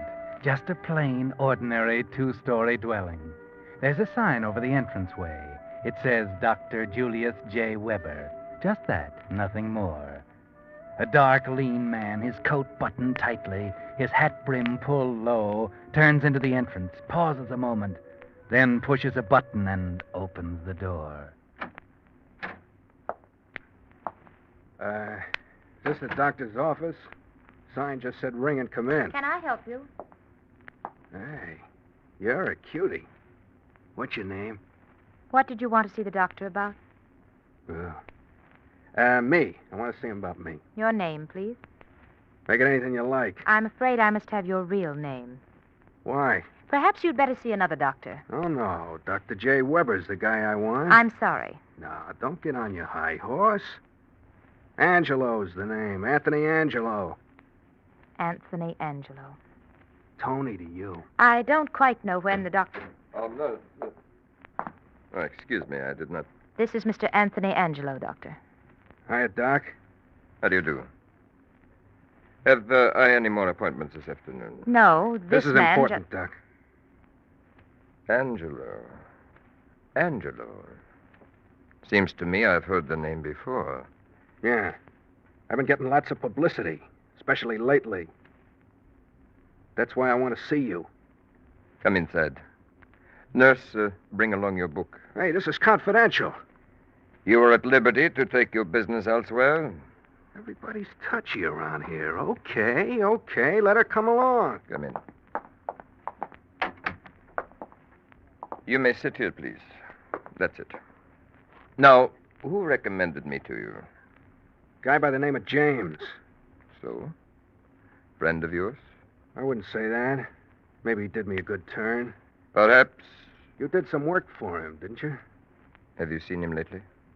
Not for 5-6 months. Then how did he manage to recommend me? Well, it wasn't personal. Grapevine gets around. What would you like me to do for you? I want the works. How badly? Pretty bad. I'm hot as a firecracker, and I don't think things will cool off this time. You want a complete job of plastic surgery, then, huh? You're the doctor. Anything you say goes. I'm glad we understand each other. What kind of face would you like? Huh? You mean I could pick my own? With certain limitations. I can change the color of your eyes and hair. I can change the contour of your face, reshape your nose, change the way you walk. Way I walk? I can take every birthmark or scar off your body and replace them with others as, well, other portions of your body. Permanent? Yes, permanently. I will extract every tooth in your mouth and replace them with plates. Well, what for? My choppers don't show. They're a positive means of identification. Yeah, that's right. Anything else? Yes, your fingerprints. I will remove them. Huh? I will get you shoes which will increase your height and change your gait. Kind of thorough, ain't you, Doc? I have to be. Will you get the camera, nurse, please? Yes, Doctor. Camera, what for? I need various photographs of you for study before I operate. I don't want it. I must insist. I never had a picture of me taken yet. You're going to have one now. You're quite a one, Dr. Weber. How much is all this going to cost me? We can come to terms on that, I believe. And where's this operation going to be performed? In my surgery. You will spend about 5 weeks here in this house. Nurse, have you the camera? Yes, Doctor. Would you mind, Mr. Angelo? A few shots of your face, please. Then your hands, torso, feet. Okay. Don't mind me. I'm only the patient.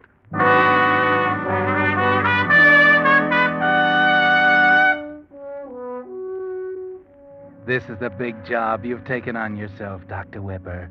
Tony Angelo is a big man in the underworld. And what you were planning, not only in aiding the forces of evil, but of your payment, therefore, just might have repercussions.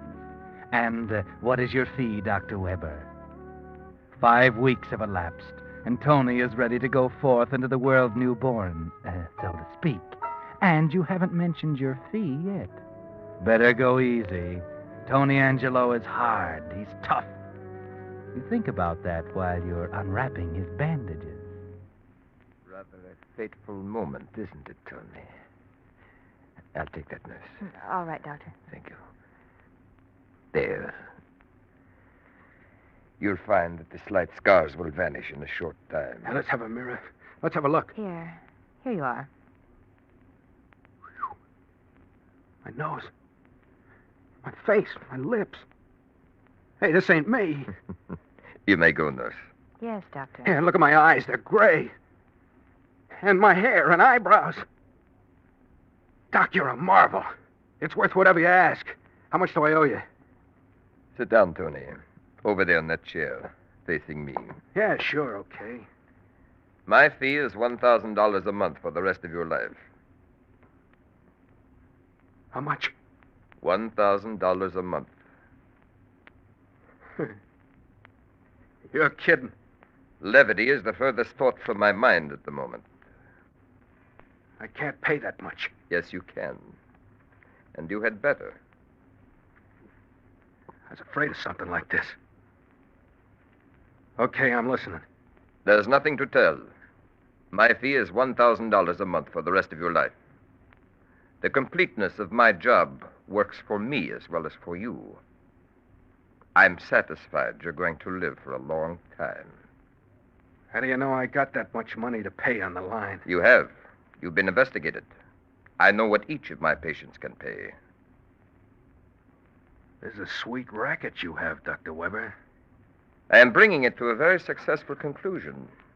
You are my last patient. I am now assured of an income for the rest of my life, which will permit me to live in luxury.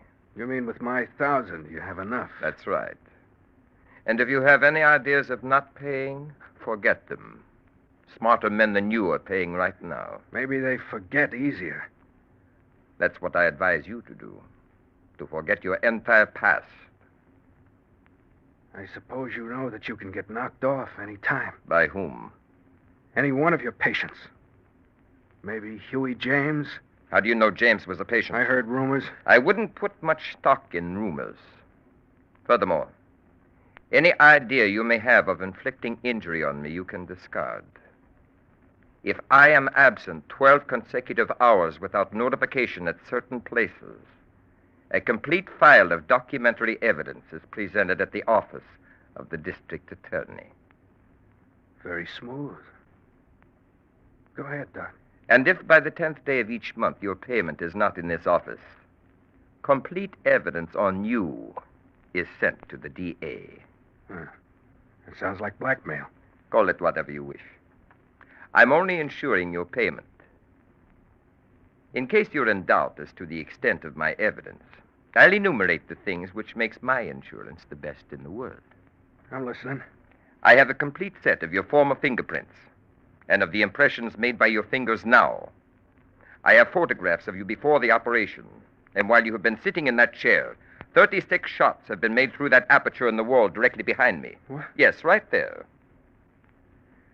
So, Tony, get rid of any idea that my plan is not foolproof. It is. There is nothing you can do. Nothing. Smooth. Pretty smooth.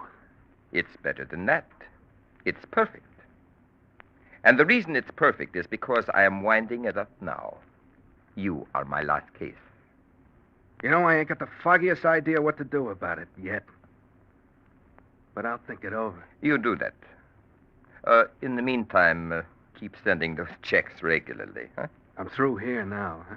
That's right. You can leave. If anything bothers you, come back. But please make it soon, because I'll probably be taking a trip. Okay, Doc. I'll be seeing you. Good luck, Tony. Oh, Mr. Angelo. I got a new name, sister. Sucker. By the way, are you in with that guy's racket? Here is your wallet, Mr. Angelo. Will you let us know what name to use in place of Angelo? Yeah, sure. You're a cutie, you know. You cutting into the doc's melon? I am the doctor's wife, Mr. Angelo. Oh. Goodbye, Mr. Angelo. Goodbye, nurse. For now.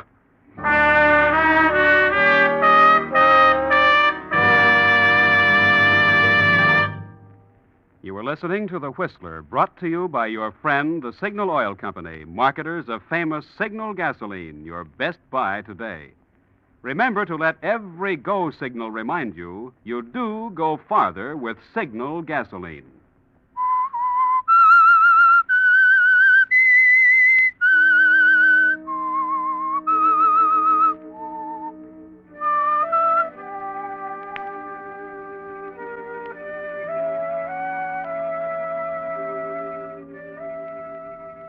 Well, that's a neat little racket Dr. Weber has, isn't it, Tony? He has you so tied up you can't possibly wiggle out of it, can you? Or maybe you can. If you can just think up the right angle. Maybe if you can track down some of the others and compare notes, then you may be able to pick up a clue, find out something that the good doctor forgot. They'll cooperate with you. They're in the same boat as you. And two heads will be better than one. So, who'll it be first? Well, there's only one you even know about, Huey James. Yes, look up Huey James, or the man who used to be Huey James. Huey James? Haven't seen him.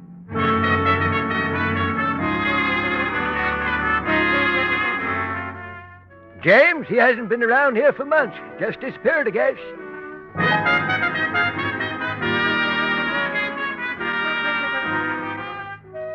I heard he got his face lifted, and as far as I know, ain't nobody seen him since. Don't even know what he looks like now.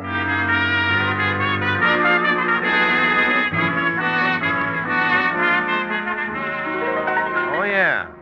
Huey James. He's the guy who used to wear those English tweed suits and smoke those English cigarettes. Players, wasn't it? That's right. Do you know where he bought those cigarettes? I might be able to track him that way. Why, sure. The cigar store down the corner. Maybe he can tell you.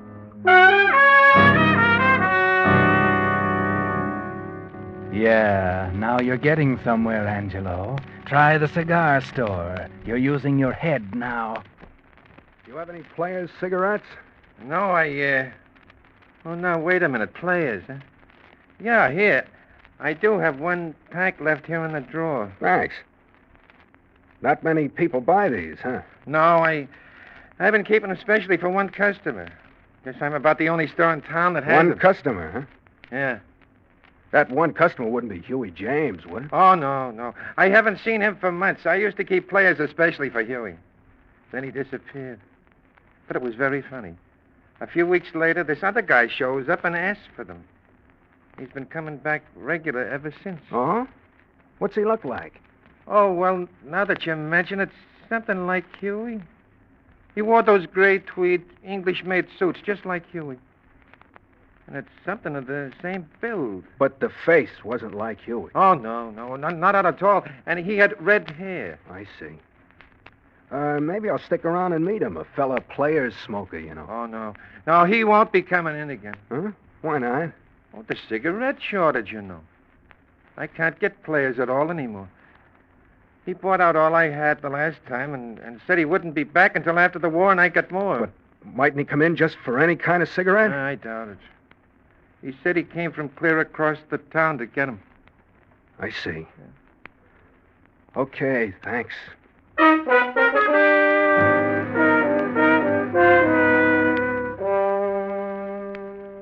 Too bad, Angelo. Just when it seemed you were getting on the track, the trail ends. You found out that Huey now has red hair, if the player smoker is Huey. But where are you going to find one red-haired man out of all those in this big city? You try everything you can think of, but the trail leads nowhere. And the date of your first payment to Dr. Weber is approaching fast. You've got to do something. Figure something out. Forget Huey. Figure something else out. Figure something. Gotta figure it out. If I plug the doc, the evidence gets turned over to the cops. Wait a minute. Who turns it over to them?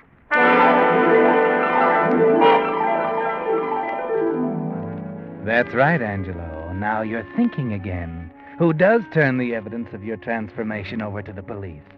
If you can get to that guy, get him and destroy the evidence, your worries are over. Slowly, a plan takes form in your mind. Could it work? Could it? Maybe. And it's worth a chance. You can't just sit and pay $1,000 a month all your life, now, can you?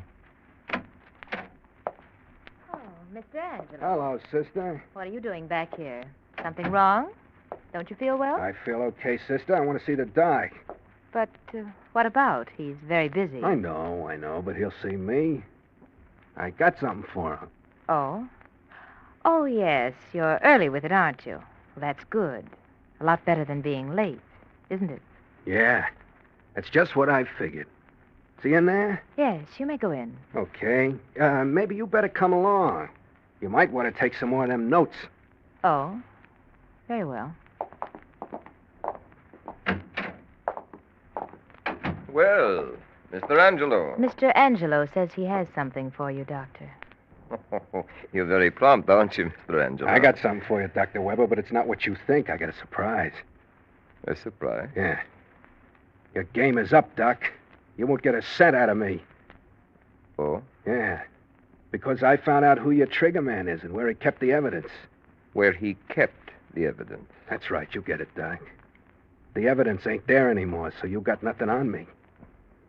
Now, if I decide I ain't gonna pay, there's nothing you can do about it. I see. I don't believe you, Angelo. You will, Doc. You will. Now I'll be running along. It's been very pleasant to make your acquaintance. See you later, sweetheart.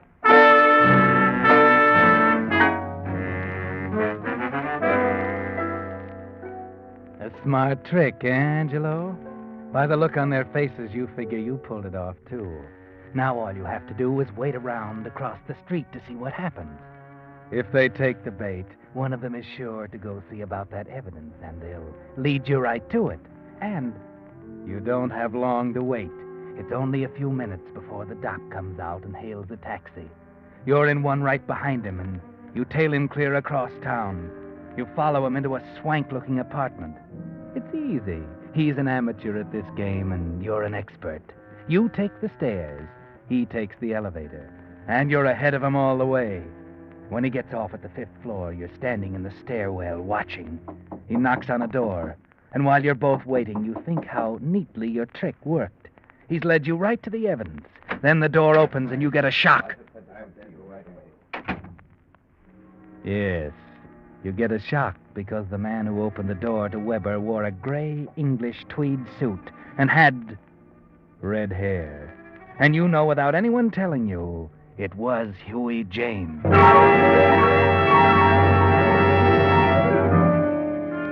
Your trick didn't work after all. He didn't lead you to the evidence, but he did lead you to your fellow victim, Huey James. Now's your chance, Angelo. You've got them together. You've got Weber trapped there, And with Huey's help, you should be able to worm the truth out of him. Go ahead, Angelo. Go on in and start talking.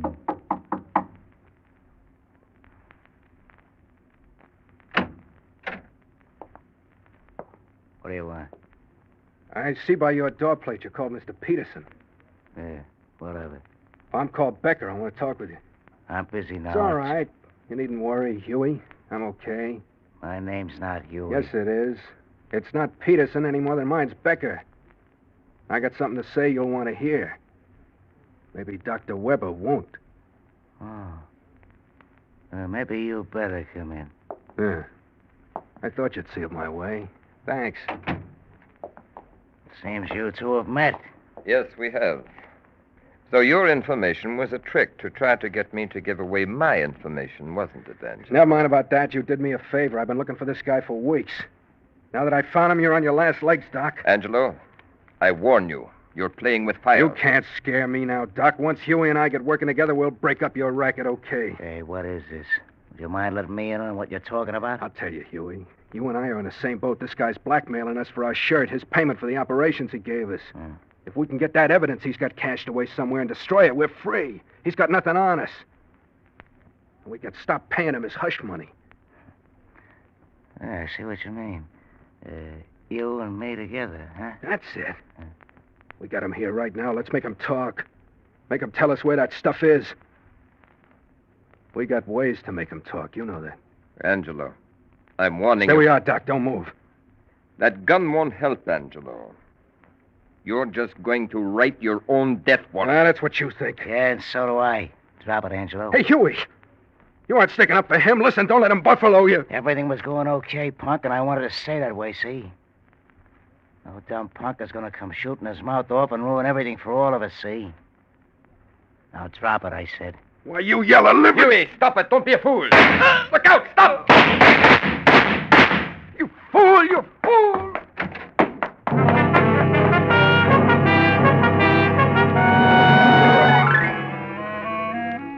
Take it easy, Angelo. Take it easy. You got a couple of slugs where they do the most harm. And there's Huey James lying over there. And you can tell from here he's dead. Your bullets did that. You're a fool, Angelo. You came here to get Huey on your side. Instead, you end up by shooting it out with him, bumping him off, and maybe getting bumped off yourself. Better get out of here while you can still walk, before the cops come. Weber, the doc got away. Here's the door. Get out. Hurry! Hurry!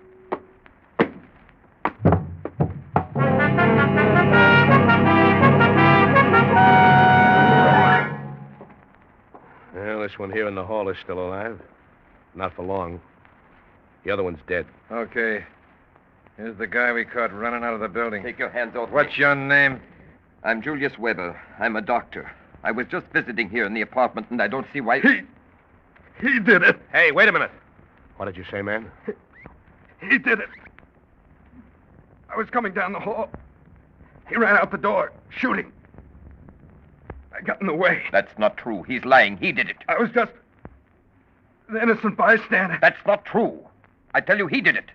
He's Tony Angelo. He's the gangster. Tony Angelo? That's not Tony Angelo. I know Tony. I tell you it is. And how do you know? Come on, speak up, brother. You're staring a murder rap in the face. I know it's Tony Angelo because I performed the plastic surgery on him. You hear that, mister? What have you got to say to that? He did it. I'm just innocent. He's lying, I tell you. Make him tell you the truth.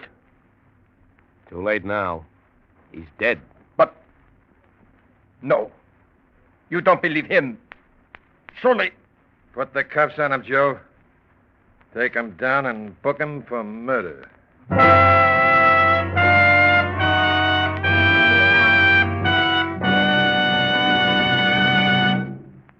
The Whistler will return in just a moment with a strange ending of tonight's story. Meantime, let's consider for a moment the very important subject of how many miles you're getting per ration gallon of the gasoline you're using. Perhaps you're among the 98% of drivers who don't know the answer to that question. Then here's a point well worth remembering. For years, more and more Western drivers who keep close track of their gasoline mileage have been switching to Signal, the famous Go Farther gasoline. And what's more important, the switch to Signal has actually increased since gas rationing. And here's why. Although certain gasoline ingredients have gone to war, Signal standards of quality still guarantee you the very finest gasoline that can be made today. And Signal still places the emphasis on mileage. Naturally, no company today can promise you the same performance you found in pre-war gasoline. And we can only hint at the brilliantly improved Signal gasoline you'll be able to buy after victory is won. But what you're interested in today is getting the most possible miles from every ration coupon.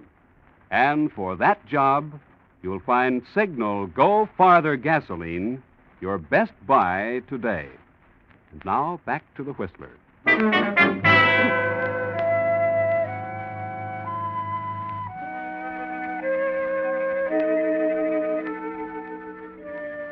Well, Angelo and Huey James both dead, and the doctor booked for murder.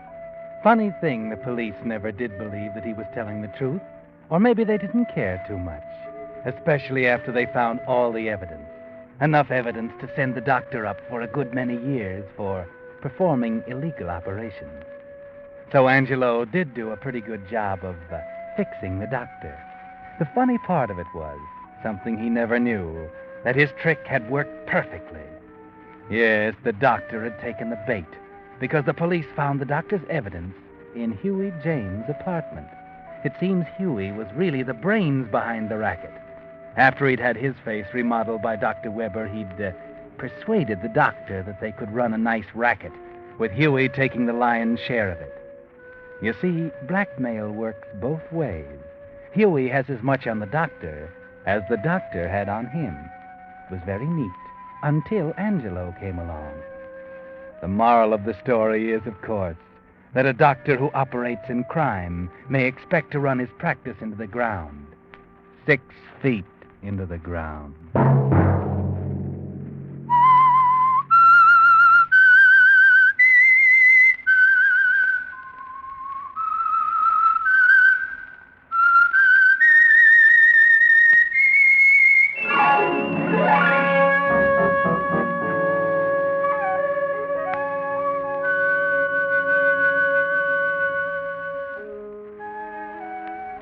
Next Monday at 9 o'clock, the Signal Oil program will bring you another strange tale by the Whistler. The Signal Oil program is broadcast for your entertainment by the Signal Oil Company, marketers of Signal's famous Go Farther gasoline and motor oil, and by your neighborhood Signal Oil dealer, who is at your service daily to keep your car running for the duration. The Signal Oil program, produced and directed by George W. Allen, with story by Selig Lester and Merwin Gerard, and music by Wilbur Hatch, is transmitted to our troops overseas by the Armed Forces Radio Service. Bob Anderson speaking for your friend, the Signal Oil Company, and suggesting once again that you let every go signal remind you that you do go farther with Signal gasoline. This is CBS, the Columbia Broadcasting System.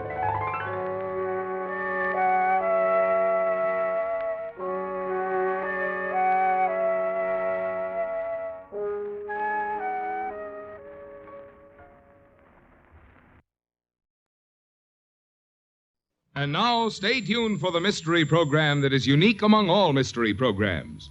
Because even when you know who's guilty, you always receive a startling surprise at the final curtain. In The Whistler.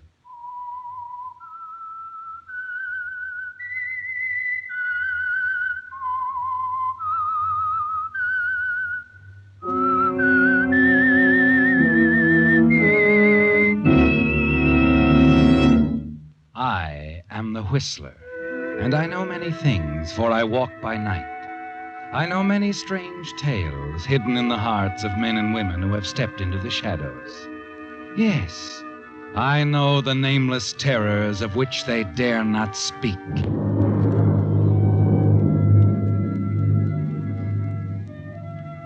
Yes, friends, it's time for The Whistler, rated by independent research the most popular West Coast program in radio history.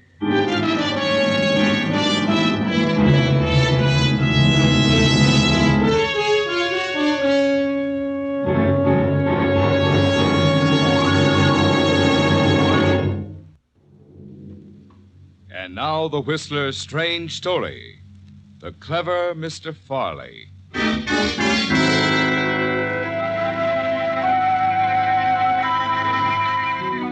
Dan Farley removed his topcoat, glanced out the window of his compartment on the luxury streamliner as it headed west from Chicago, placed his suitcase on a seat, tossed his briefcase on top of his suitcase. Dan had learned long ago that the safest place to hide valuable objects was in the open, and his briefcase was quite valuable to him. In it, he carried $150,000 in brand new $20 bills, counterfeit $20 bills. But so perfectly executed, even an expert would have trouble in spotting them as bogus.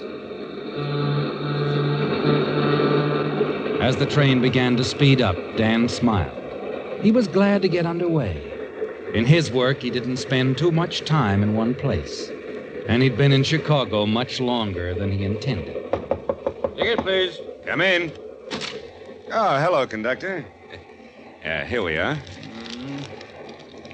Through to Los Angeles, compartment C. Mm-hmm. Not so many traveling today, huh? We'll pick up some more in Kansas City. Oh. I guess this does it. Hope you enjoy your trip. Thanks, I will. I always do.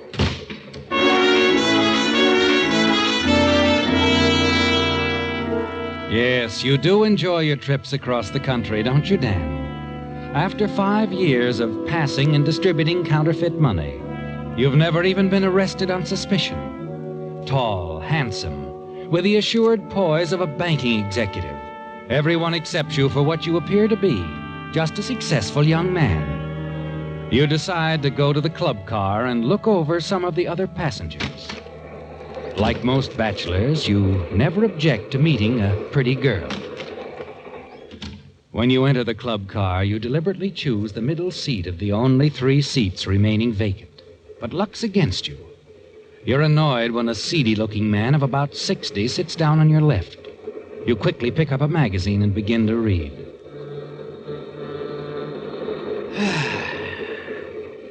Quite a train, huh? Mm-hmm. I don't have occasion to ride very many trains, especially a modern train like this. Going as far as Kansas City? Uh-huh. Traveling on business? Yes, that's right. Salesman? Nope. I kind of thought you were. I guess it's none of my business anyway. You know, I can't make up my mind whether to stop over at Kansas City or go on through to Los Angeles. Ever been to Kansas City? Never have, no.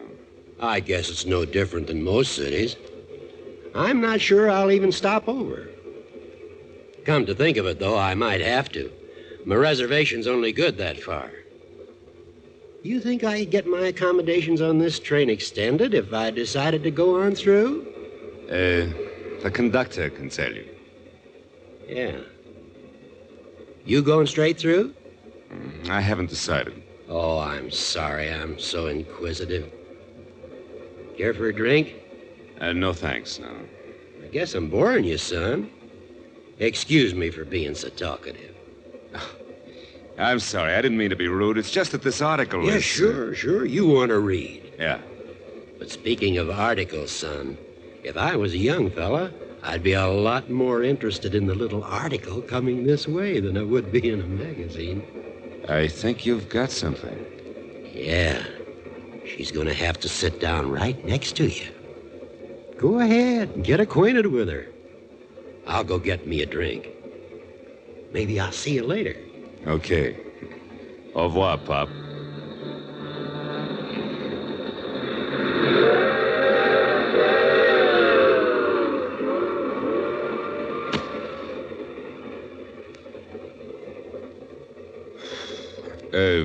If you'd rather read that book than talk to me, just tell me. I won't bother you anymore. But if you don't mind a little conversation... Why should I mind?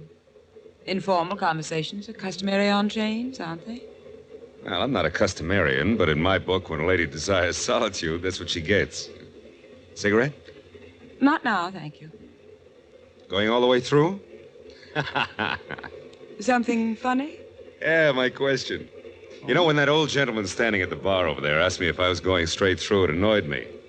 Now to open a conversation, I ask you the same thing. Should I be annoyed, too? Well, not unless I affect you the way he did me. Well, I guess this is the wrong answer, but so far you haven't affected me at all. Yeah, I was afraid of that. Well, that's the way life is, huh? Besides, we've got quite a ride in front of us. Maybe 24 hours will make a difference. Maybe. Leave your husband in Chicago? No. Oh, meeting him at the other end, huh? No. Don't tell me you're not married. I won't. I won't tell you that I am, either. In other words, what's it to me, huh? Mm-hmm. Well, do you mind telling me your name? Not particularly. I'm Judith Barnes. Judith. That's a pretty name. Chicagoan? At times. Oh, woman of mystery, huh? Have to be. I'm a spy. You haven't asked me who I am. No, I haven't. I'm going to tell you anyway. Name's Dan Farley. I'm a spy, too.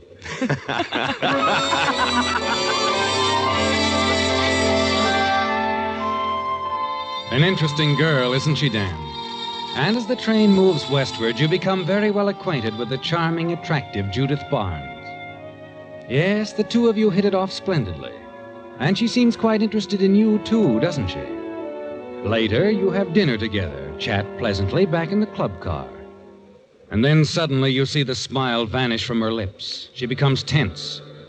You follow her gaze to the end of the car, to the tall, heavy-set man in the brown suit. He turns his eyes away and pretends to read a newspaper. You look back at Judith. Notice her attention is now shifted to the opposite end of the car, to another man sitting there. What's the matter, Judith? Dan, will you do me a favor? That depends. Well, it's very important. I wouldn't ask you. Sure. What is it? I have a small package with me. It's a very valuable package. Oh? I'll leave it here in this magazine. When I leave, will you pick it up and hold it for me? What's in it? I can't tell you. Well, now look, if I'm going to play I'll carrier explain pigeon... everything later, Dan. I'm in compartment B, car 118. Bring it to me there. Okay. Why don't you get it over with right now while Brownsuit's busy with the newspaper? What? He's the reason for all this, isn't he? He and his pal down at the other end of the car. What? They really have you boxed in here, baby. I know I can trust you, Dan. At this point, what else can you do? You've got to trust me, sweetheart.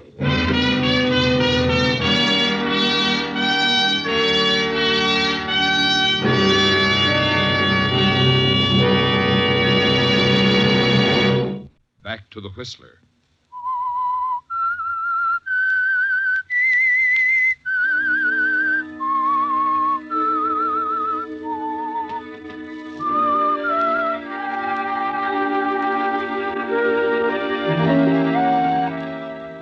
Well, Dan, when you boarded the train in Chicago, you had only one thought in mind: to get your package of counterfeit $20 bills to your contact in Los Angeles as quickly as possible.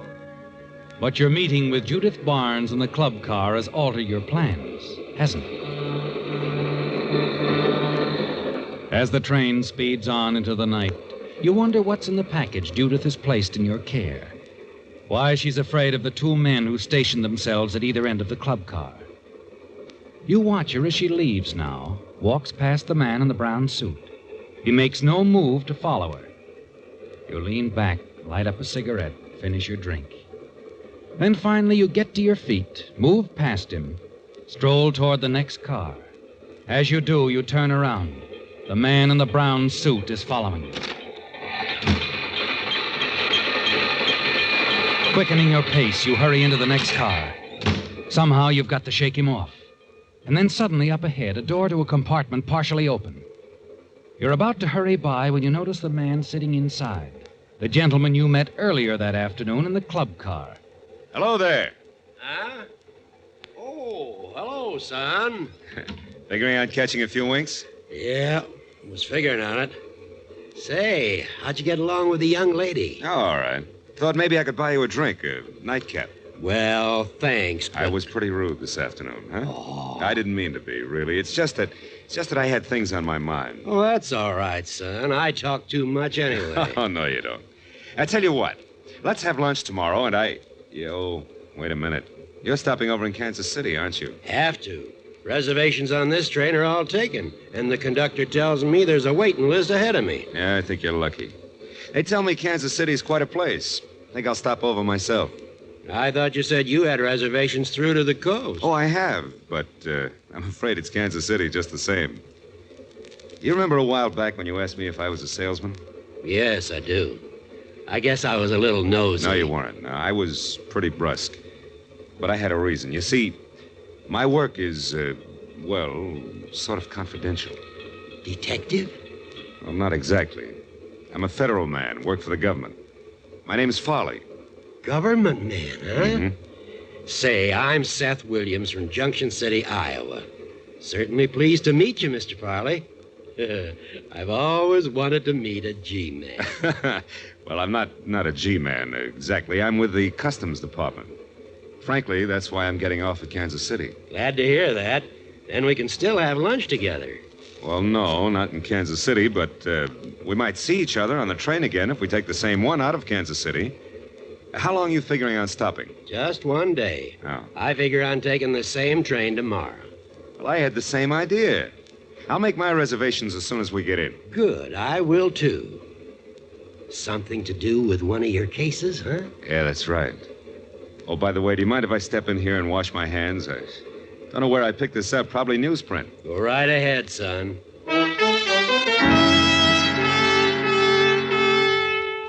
The moment you're out of his sight, you open the package Judith gave you in the club car. Your hand trembles as you pick up the piece of jewelry. A diamond brooch, exquisitely fashioned. Breathtaking, isn't it, Dan? Yes, and you're certain it's worth a fortune. You're certain, too, that Judith stole it. And if you can get it away from her, it'll even the score. You hate to part with the brooch, don't you, Dan? But there's nothing else you can do at the moment with the man in the brown suit and his friend, probably searching the train for you. Quickly, you make up your mind. Replace the brooch in the package. Step back into the compartment. You feel confident you can trust Seth Williams of Junction City. Oh, Mr. Williams. Yeah? I wonder if you'd do me a favor. Why, be glad to. I'm interested in finding a certain party on this train. Now, you could help me out and do Uncle Sam a good turn, too. Of course. What is it, son? Well, take this package and hold it for me for a while. Well, sure, but I'd rather not tell you my reasons just now. Later on, I will. Do you mind? Well, no, I guess not. But why pick on me? Want to know the real truth, Mr. Williams? Well, of course. Well, it's because you look like that place you come from, Junction City. You know the old saying, you can take the boy out of the country, but you can't take the country out of the boy? Yeah, a lot of truth in it, I guess. Yeah, there is. You'd be the last person on a train a smart crook would pick on. Well, you're not very flattering, but you make sense. I like you. I'll keep your package for you. Go ahead, look through the car. Thanks. I won't be gone long. You feel better now, Dan. Certain that the brooch is safe with old Mr. Williams. Somehow you feel you can trust him, don't you? As you leave him, step into the corridor. The man in the brown suit is nowhere in sight. You hurry through the cars to compartment B, car 118. Dan. Hello, sweetheart. Dan, please, get away from here quickly. What? Ah, let him come in, baby. Let him come in. Oh, well. Nice of you to show up, chum. Save us the trouble of coming after you. What's this all about? So the two of you are working together, huh? You know, first we thought maybe you were just making a play for the lady here. I'm afraid I don't follow this gentleman. Maybe we ought to make it clear to him, Joe. Now, wait a minute. Which one of you has the brooch? Well? Brooch? What are you talking about? We don't have it, either one of us. Look, lady, we were hoping we wouldn't have to get rough. I tell you, we don't I hate to get rough with a lady. But a man's a little different. Maybe after a little treatment, your boyfriend will feel like talking. Don't you think so, Joe? I'm sure he will. Now, just a minute. You boys are mixed up. I don't think so. We'll see, anyway. Come here. He has nothing to do with this. I know when I've lost, I'll give you the brooch. You stare at her, bewildered, unable to understand what's happened. You watch Judith open her suitcase, take out the brooch, hand it to the man in the brown suit. You're certain it's the same brooch you handed to Mr. Williams a few minutes ago. Yet here it is. Now you're being smart, sister. Thanks. Yeah, very smart. And we'll be in KC before long. I think you better stay right here in your compartment, lady. Don't make a move. All right. That might be a good idea for you, too, handsome. Oh, you don't have to worry about me. I don't know what this is all about, and I don't care. It's none of your business. That it? That's it. Keep it that way. Come on, Joe.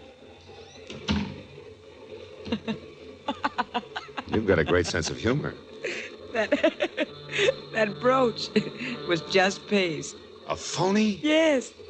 I figured something like this might happen, so I had an imitation made. A perfect imitation. Well, then why did you carry the real article with you? Because I was sure they'd search my compartment instead of coming after me. Oh? I recognized the man in the brown suit as Joe Franklin, one of the best-known jewel thieves in the business. That's why I was so worried when he showed up in the club car tonight with his partner. So you dumped the real brooch on me and then left hoping they'd tail you to your apartment and grab the phony brooch. That's right. Well, it worked out anyway. Though you did give me a bad moment turning up here the way you did. If they'd searched you... They wouldn't have found a thing. What? I had a hunch they'd frisk me, so I hid it. Where? In the club car. That was careless. Oh, quit worrying. It's practically locked up. You'd better get it right away. Use your head. Suppose those two guys find out that bauble you gave them's a phony. They're liable to come back. What do you suggest we do, then? Leave it right where it is. Sit tight. If nothing happens, those two guys will get off at Kansas City. Once they're gone, I'll bring you the brooch. How do I know you won't double-cross me, Dan? You don't. But you had to trust me before, remember? All right. We'll play it your way. But there's something you'd better remember, Dan. Yeah? You'd better come through. If you don't, you're going to be awfully sorry.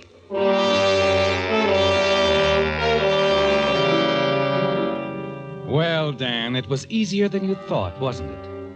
As you leave Judith's compartment, more than ever convinced she's a thief, you know exactly what you're going to do. When you reach Kansas City, you'll leave the train. Let Judith discover your absence after the train resumes its journey. Then it'll be too late for her to do anything. You can forget you ever saw her. Then another idea hits you. A great idea, isn't it, Dan? Quickly, you return to Mr. Williams' compartment. Had your party all right, son? Yeah, I did. Are you still figuring on leaving Kansas City on tomorrow's edition of the same train? Already wired for my reservations. Good. I'll take the same one. Now, meantime, if you can help me still further, that is, if you will. Well, I guess so. Well, I want you to keep that little package for me while you're in Kansas City. You can give it to me when we see each other again in the train tomorrow, huh? How do you know I'll show up? I don't. I just believe in you, Mr. Williams. All right, son. I'll do it.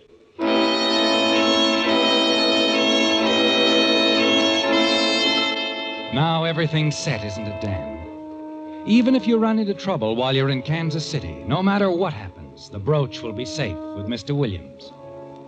You smile as you return to your own compartment. And as you step inside, your eyes fall on your briefcase. And suddenly you know something is wrong.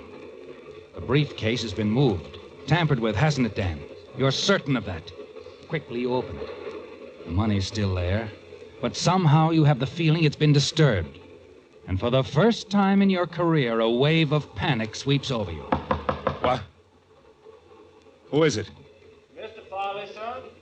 Oh, yes, Porter. What is it? We'll be arriving in Kansas City in another half hour. I wondered if you wanted to send a wire or something. No thanks, Porter. You stand there, staring down into the briefcase full of counterfeit bills. You can't take any chances, can you, Dan? You have to leave the train at Kansas City. Then the moment it stops, you hurry into the station, put the briefcase into a station locker. Yes, that's the safest place for it now. Put it in a station locker. You'll pick it up at a later date for future use. Then you go on into town and stay out of sight overnight. The following evening, you return to the station, take the train agreed upon. And as it pulls out of Kansas City, you hurry into the club car. Your fears that Mr. Williams might not be there vanish as you enter. There he is. He's come through for you exactly as you expected. Well, hiya, Mr. Williams. Hello, son. Say, I was getting worried about you. Thought you might have missed connections. I never miss connections, Mr. Williams. My little package still safe? Sure. You want it? Might as well. Here it is, safe and sound. Thanks, Mr. Williams. Now I'd like to buy you a drink. Fine. Everything went okay, huh? Everything's great, Mr. Williams.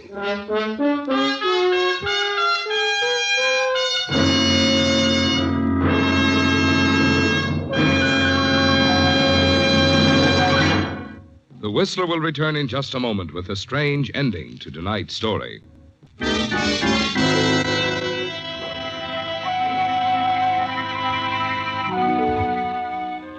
Everything worked perfectly, didn't it, Dan? Yes, and as the big streamliner picks up speed, you're more than satisfied, aren't you? You might even give up the counterfeiting racket and go into a legitimate business of your own after you dispose of the brooch.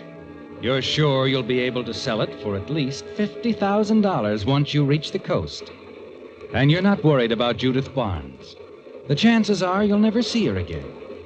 And the elderly Mr. Williams came through for you exactly as you were certain he would. Yes, sir, Mr. Williams. You did me quite a favor. Well, I was glad to do it. Would you like to see what you've been holding for me? It's very pretty. Yeah, I would. Okay, I'll show it to you. Come on, we'll go back to my compartment. It's only 3 cars back. Why, we can stop at my compartment if you'd rather. It's right ahead there. Oh, it suits me. Might stick around and beat you a game of cribbage, if you play cribbage. I'm the best cribbage player you ever saw. Come on. Here we are. Hello, Dan. Judith, what do you do? How did you know that... It was easy, Dan. I simply followed you when you left the train. You mean Mr. Williams told you? Mr. Williams told me nothing until a few minutes ago. I asked him to arrange this little meeting. You see, I'm an insurance investigator, Dan. Insurance investigator? But I thought you... You thought I lifted that brooch, didn't you? No, Dan, no. I just paid $15,000 for the return of that brooch in Chicago. No questions asked. I wanted to be sure it got back to my company. You were handling it alone? McGard was supposed to come along with me. Something must have happened because he didn't show up. So you picked on me? Yes. The minute I saw you, I knew you were just the type to get it through. But, just to make sure, I trailed you after you got off the train last night. What about the boys that got the phony brooch? They're in the hands of the Kansas City police right now. Yeah. Like I said before, you're quite an operator. Catch, baby. I guess you win. Oh, thanks, Dan. Uh-huh. This is it. Well, maybe I'll see you again sometime. I could have you picked up for attempted theft, you know. But I won't. How come? Well, in your own way, you were very helpful. You too, Mr. Williams. Thanks a lot. That's all right, young lady. You must be a darn good detective. My boss thinks so. Bye. She's quite a gal. Isn't she? Nice of her not to take action against you. Yeah. Sorry I had to lie to you, Mr. Williams. Anyway, you sure did your part. Well, I guess I'll have to change plans again, get off at Albuquerque, and get back east. I'm afraid not. What? You see, I found something of yours, too, in your compartment yesterday while you were tied up with those jewel thieves. A briefcase full of phony money. The same one you put in that station locker in Kansas City. You were the one who... That's right. Solid evidence. You're under arrest. Now, wait a minute. I was on that train looking for someone yesterday. Didn't know just who, and then you came along. But how could you... Never should have told me that lie about being a federal man, son. You see, I know all about federal men. Been a Fed myself for 25 years.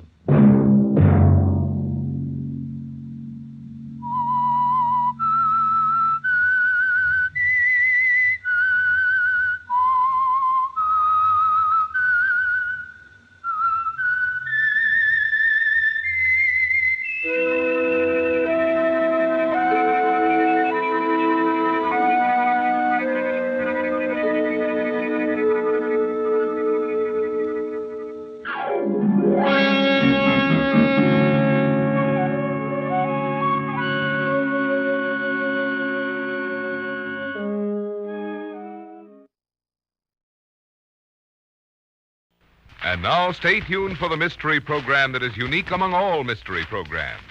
Because even when you know who is guilty, you always receive a startling surprise at the final curtain. In the Signal Oil program, The Whistler.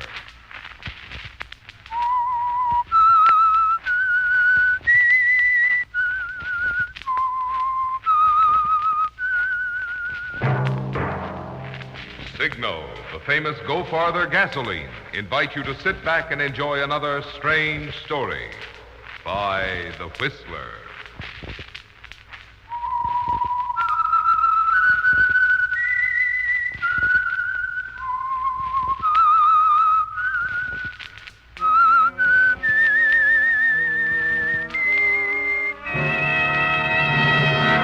I am the Whistler, and I know many things, for I walk by night.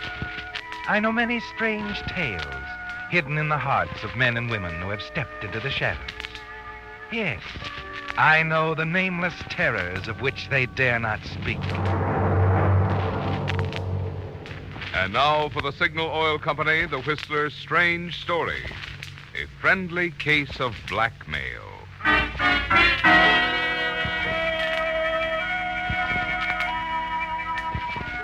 In this world, there are two kinds of people. Those who do things and those who dream about doing them. That was the philosophy of Albert Goodwin. At least, that's the way he explained it to his old friend George Wilson. It was the night George came over to Albert's apartment to ask for some money. Alone. Yes, Al, a couple of $1,000. A couple of thousand? What in the world do you need that much money for, George? You never had that much money in your life. I know. Well, you see, I want to get married. Married? Why, George, after all these years, I thought you were a confirmed bachelor like me. Well, I've just never been able to afford to before. No, I suppose not. Still, George, maybe having a wife will inspire you. Help you make something out of yourself. Start a new career, perhaps. Oh, I couldn't leave Shannon and Reed not after all these years. Oh, why not? You're still on the same job you were when I left there 18 years ago, aren't you? Oh, I've had some raises. Well, that's something, of course, but you haven't advanced your position. No, I'm still a bookkeeper. Well, I understand many bookkeepers are married and quite happy. But some women want a lot, you know. A car, clothes, jewels. Oh, no, Ethel's different. Oh, I see. Well, I'm very glad to hear that. Anyway, it's your business. You do what you want to do. But the $2,000 you're asking me for, George, that's a lot of money. If you don't have it as a bachelor, I don't see how you expect to put away enough after you're married to repay me. I'm afraid I can't let you have it. Al, I thought... I know. We've been friends for a long time, and believe me, George, I'm refusing to lend you this money as your friend. Borrowing that much money to get married on is a big mistake. But Ethel doesn't want to wait. In that case, you'll just have to make the best of your present situation. Then start doing something to better yourself. It's time you did anyway. I don't exactly know what you mean. Well, I'll tell you, George. There are two kinds of people in this world. People who do things and people who only dream about doing them. Now, take us, for example. Us? Sure. 20 years ago, we were both in the same spot, bookkeeping for a second-rate investment company for $100 a month. We both had the same chance to get ahead. Today, I have most of the things I want. Money, position. I've earned them, George. And you? Me. I have to come to you for money to get married on. Yeah, I think I see what you mean. No, don't get me wrong. All I'm saying is that you've got to set your sights high and then work like the very devil to reach your goal. Sure. Well, Al, I guess there's nothing more to say. Believe me, George, I'm sorry, but honestly, I think you'll thank me someday for not lending you this money. Maybe you're right, Al. I don't know. Maybe you're right.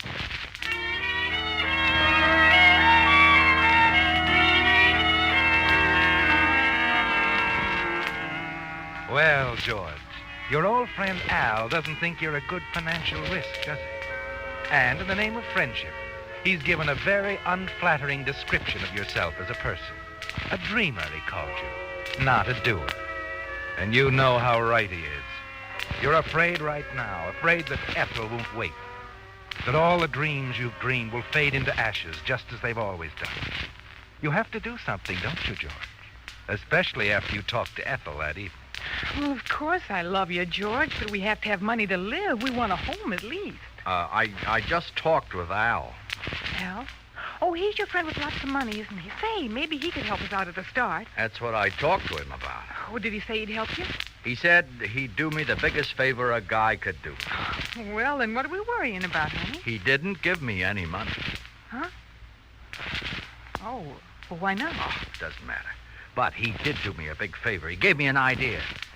An idea about what to do. Yeah, what? Ethel, do you love me?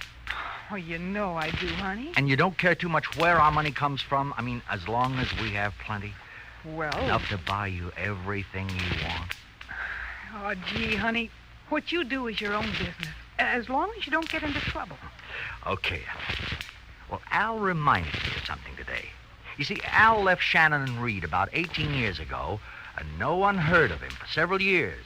Al doesn't know it, but I know where he spent those years. Where was he? In prison. In prison? Why? Embezzlement. Old Mr. Shannon told me before he died. Oh, the whole thing was handled very quietly. Al replaced the money he'd taken from the firm, served his time. And since he's been out, he's been a model citizen, made good in a big way. Don't other people know about it? I doubt if anyone does. Mr. Shannon kept it pretty quiet, kept it out of the papers. Nobody in the organization knew what happened. We all thought Al had gone east. And now he's sitting on top of the world. That's a nice spot to be sitting in. Yeah. Most of all, Al's proud of his solid position, his good standing in the community and all. You know, I wonder just how great a value Al does put on his position in life. George, you don't mean... I mean blackmail, Ethel. Oh, let's say a friendly case of blackmail.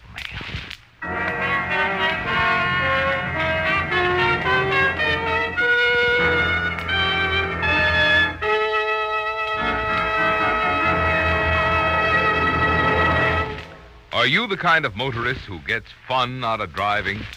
Then just for the fun of it, here's an experiment I'd like for you to make. Try just one tankful of Signal Ethyl, the premium quality of Signal's famous Go Farther gasoline, engineered to bring out the best in any car. Yes, if you like fun, you'll get sweet satisfaction out of the prompt obedience with which Signal Ethyl makes your motor respond to the starter. If it's fun you like, it's fun you'll have when the traffic light goes green and your Signal Ethyl pep makes other drivers turn green. And if it's fun you like, you'll still be having it, as Ethyl signals Ethyl's power whisks you effortlessly down highways and up hills, with the hushed purr of your motor echoing your own feelings of relaxed contentment. Yes, driving can be fun, and you'll be sure you're having all the fun your motor has to offer if you just fill up next time at a Signal service station. Fill up with Signal Ethyl.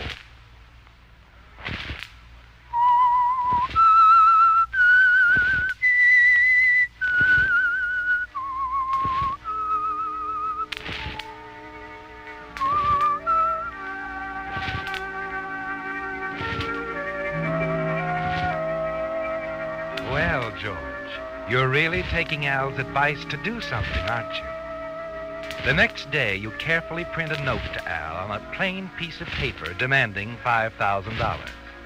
There'll be no telltale marks to identify you.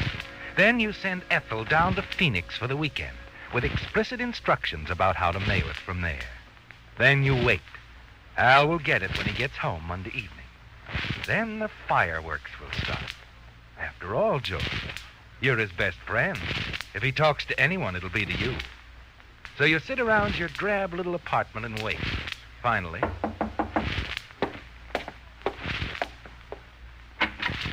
Why, Al! Well, this is a surprise. I gotta talk to you, George. Sure. Come in. Thanks. Sit down. Thank you. George, do any of the old gang from Shannon and Reed live down around Phoenix? Gosh, I don't know, Al. I haven't kept track of any of them, except you. Why, you going down there for a vacation or something? No, I got something in the mail today. Here, take a look at this. This is strange. It's printed. Yes. Go on, read it. Good one. Understand you're doing very well for an ex-convict. If you want to keep the past dead, you'll have to pay me $5,000. If I know you, you won't want your present friends and business associates to know that you served time for embezzlement. Why, Al, that's blackmail. Yes, blackmail. Yes, blackmail. Al, surely it's not true. I'm afraid it is, George. Mr. Shannon was a right guy. He kept it very quiet. Even let me tell everyone I was going east for a few years the day the auditors caught up with me. But I really went to prison. George, if this gets out, it'll ruin me. Oh, You paid for your mistake? Yes, I know I have, but apparently I haven't paid enough. People are funny about ex-convicts. I just can't let this get out now, George. It would kill me. You're my best friend. Maybe you can help me, huh? Well, I'll do anything I can, Al. Good. Now, I'm supposed to leave the money in small bills in a shoebox on the top of the mailbox on the corner of Franklin and Hudson tomorrow at 3 a.m. But you're not going to do it. I tell you, George, I've got to. But I want you to be there, hiding somewhere, to see if you can see who picks it up. You mean you're going to try to track down who this blackmailer is? Of course. I'll pay this time, but I'm going to find out who's doing this. And when I do, well, that guy, whoever he is, will be in for plenty of trouble. Yeah. Yeah, he sure will.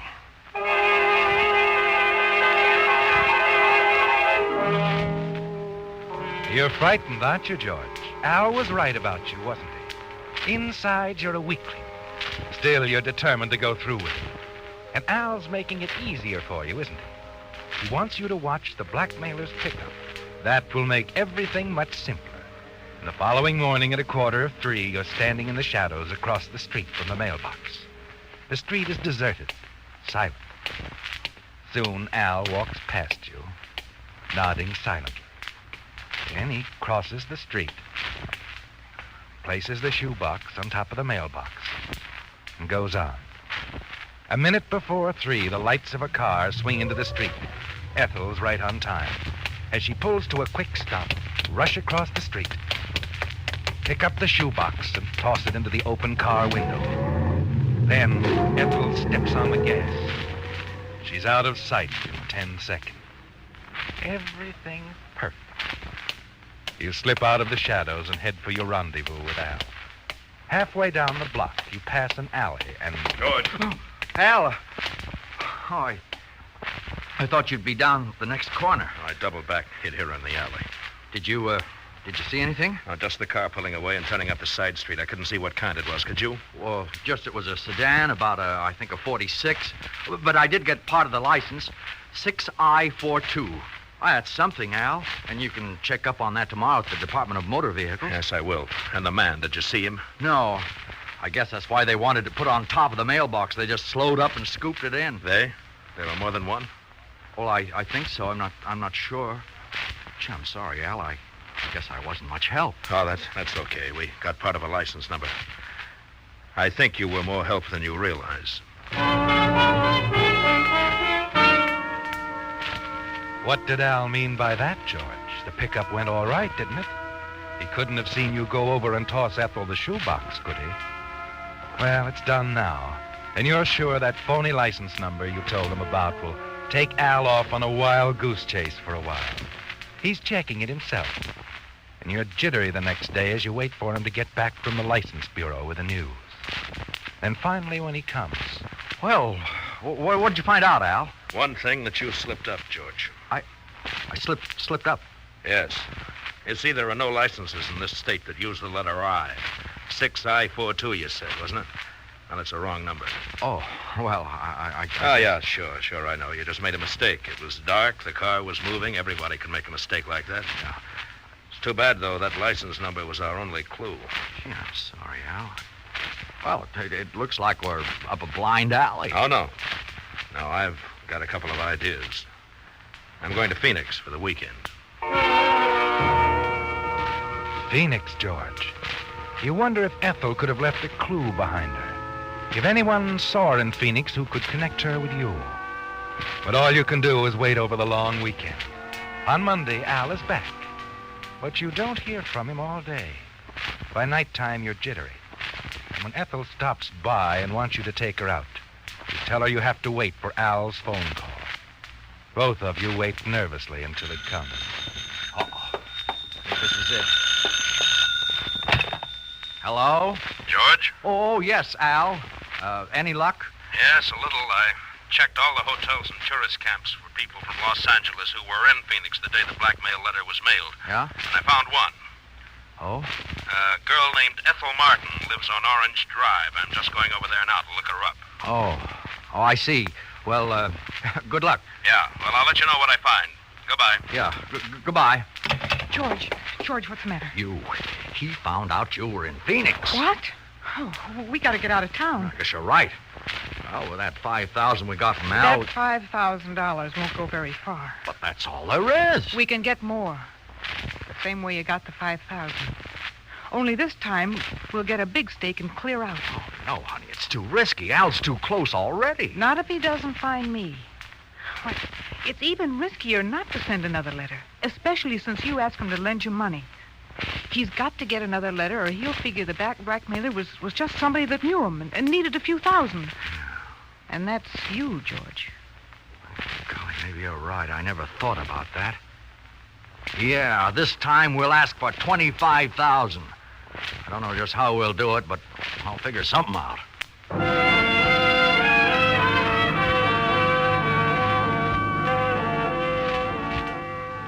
Well, George, you're finding out something that Al didn't know.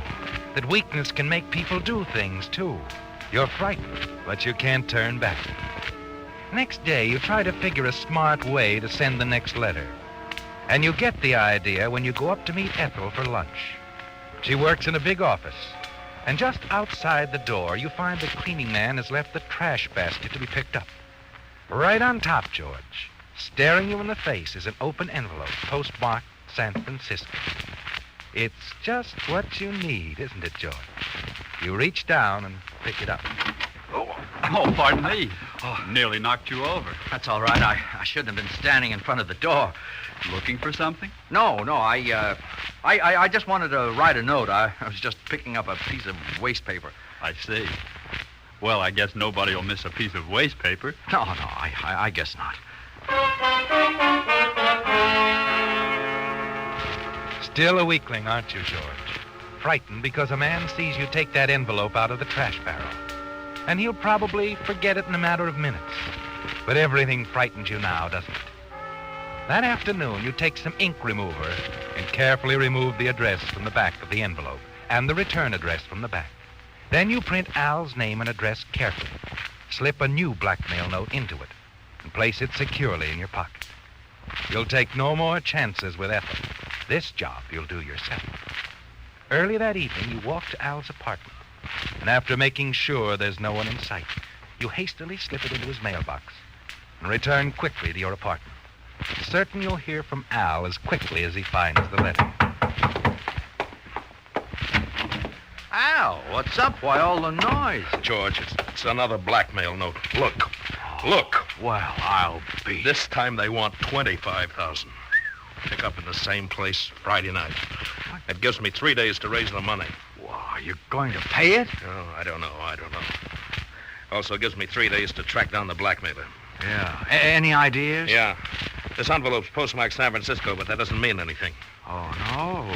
Why not? Because this wasn't delivered by mail. I picked up all of my mail when I got home this evening, then I went out to have dinner, and while I was gone, somebody slipped this in my box. Oh, what makes you think so? There's no special delivery stamp on it. This envelope's been used before. Oh, no. How do you know that? The original address was removed with ink remover. You can see the yellow stain, you see? Now watch while I hold it in front of the light. You see those pin scratches? Yeah, but you can't tell what they are. No, the new address written over has obscured them. But you can make out something of the name. You see? It's Rafferty. Yeah, that's it, you see? Rafferty. You can make out part of the return address, too. San Francisco 14. Yeah, I think maybe you're right. No, I've got something. Rafferty, San Francisco 14. I'll go up there tomorrow, and if I can find out who that letter was written to down here, then I may have the trail. And believe me, George, if I find this guy, he'll wish he'd never started this.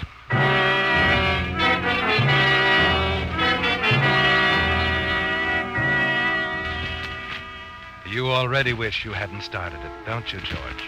And all the time Albert is in San Francisco, you're jittery. Even though you tell yourself that no matter what he finds out, he can't connect his findings with you. But as one day passes and then another, your fears grow. Finally, the next day, you can stand it no longer. You decide to leave town immediately. Hurry to Ethel's office, and you walk in the door. Oh, hello, darling. How nice. Just in time to take me to lunch. Yeah, come on, hurry. What? George, what's the matter? That man in your office in the brown topcoat, that was Al. Al? You mean... Yes. What's he doing here? I don't know. He came in a few minutes ago. Thought he was still in San Francisco. Who was that other man, the one he was talking to? The man he asked for was Jim Rafferty. Jim Rafferty. Yes. Oh, what's the matter, George? That man Rafferty. He's the one who saw me pick up the envelope in the trash barrel, the one I put the blackmail letter in. It was his envelope. Come on, honey. We've got to get out of here fast.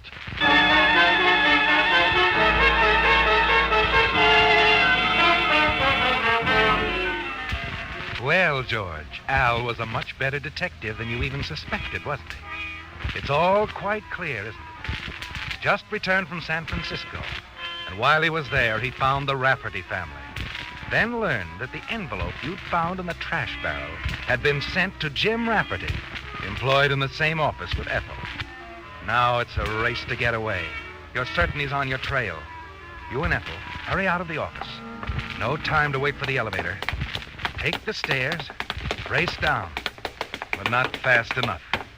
Just as you get to the bottom hall, the elevator door opens, and out steps Al. Well, hello, George. Oh, Al. Oh, hello. I didn't expect to see you here. No, and I didn't expect to see you either. Shannon and Reed haven't moved to this building, have they? Oh, no. I just came over. Oh, I'm sorry. I didn't introduce you. This is my fiancée, Miss Smith. Happy to know you, Miss Smith. You remember Al, honey. I've talked so much about him. Yes, of course.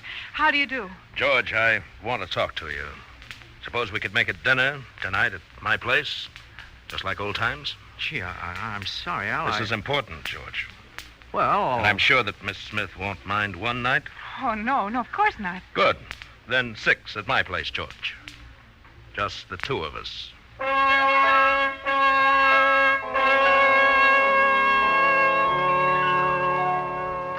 Well, George, you have to face him, don't you? Flight now would mean confession. And wherever you went, especially with Ethel, you'd be found. So at 6 o'clock, you're at Al's apartment. Al is jovial, friendly as you eat dinner. You just play along with him, watching for anything, waiting, afraid, just as he said you were. Then after dinner, he fixes 2 drinks and places them on the table. One at your place and one at his. This is it. Your drink is poisoned, you're sure of that. You can tell by the careful way he mixed them behind your back. The way he sets them down, carefully, not spilling anything. So you have to act fast. Oh, say, Al, I forgot my cigarettes. Do you have any? Sure, of course. I'll get you one. Okay. He turns his back for a minute to get the cigarettes. With one quick movement, you switch the 2 drinks. Then he's back. Ah, there you are. Oh, thanks. Now, how about a toast, George? Sure. To friendship. There's very little of it left these days. Yeah, I'll drink to friendship.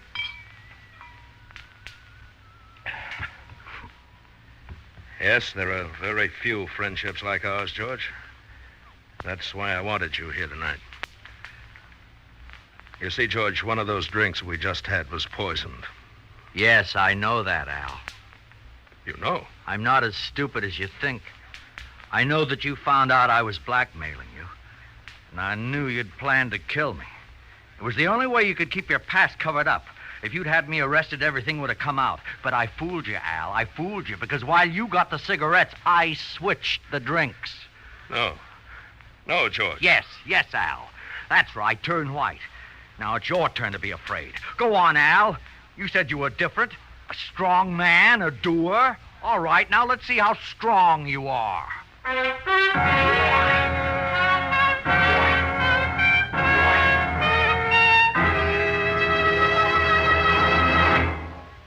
To be sure that the automobile battery you buy today will last a long while, you want to be sure you're choosing a good one. And you can be sure if you choose a Signal Deluxe, the battery which embodies what has been called the greatest battery improvement in 20 years. I'm talking about Signal's microporous all-rubber separators. Because they hold twice as much acid solution between the plates, Signal Deluxe batteries deliver up to 35% more power. Plenty for extra quick starting, plus the many electrical gadgets on today's cars. As a result, these super-powered batteries stand up so well, Signal guarantees them a full 30 months on a service basis. That's up to 2.5 times as long as many ordinary batteries, which means that all the while you're enjoying its dependable trouble-free performance, A Signal Deluxe battery is actually costing less per month. Less than you think. Because your Signal dealer will not only trade in your old battery, but has liberal credit terms available. So when you need a new battery, play safe. Get a good one. Get a Signal Deluxe battery at a Signal service station.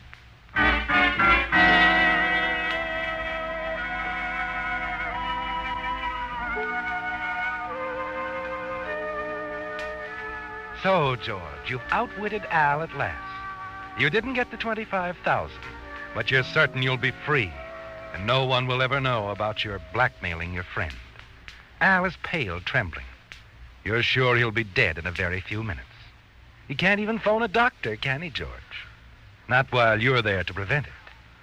You smile at his first words. George, you don't know what you've done. I think I do. I've simply outsmarted you. You told me how you were the kind who did things, that I was the kind who just dreamed. Well, this time I've switched things on you, literally. On yourself, George. What do you mean? I mean, you'll be dead in a few minutes. I? Yes, I didn't intend to kill you. It was my drink that was poisoned. Your drink? Yes. I told you I was the kind who did things. Well, I simply followed out my own philosophy. I've spent too many years building myself to lose everything, so I decided to end things deliberately, rather than have my life ruined by a blackmailer I couldn't trace. You couldn't trace? That's right. That man Rafferty was my last chance, and when he told me how the trash barrel was accessible to anyone, that he'd seen a man pick an envelope out of it but didn't remember what he looked like, I figured my situation was hopeless. There wasn't any use going on. You mean you didn't know about me? I didn't even suspect you. But you've settled the score for me. You've brought on your own punishment. Al, look, do something. No, it's too late, George. Much too late. No one in the world could help you. And the funny part of it is I was doing everything for you. You were getting the big favor you asked. I don't get it. I knew you were a weakling, George, that you'd never do anything on your own, but I liked you in spite of your weakness. So when I decided to take my life, I wrote out a will. A will leaving everything I have to you.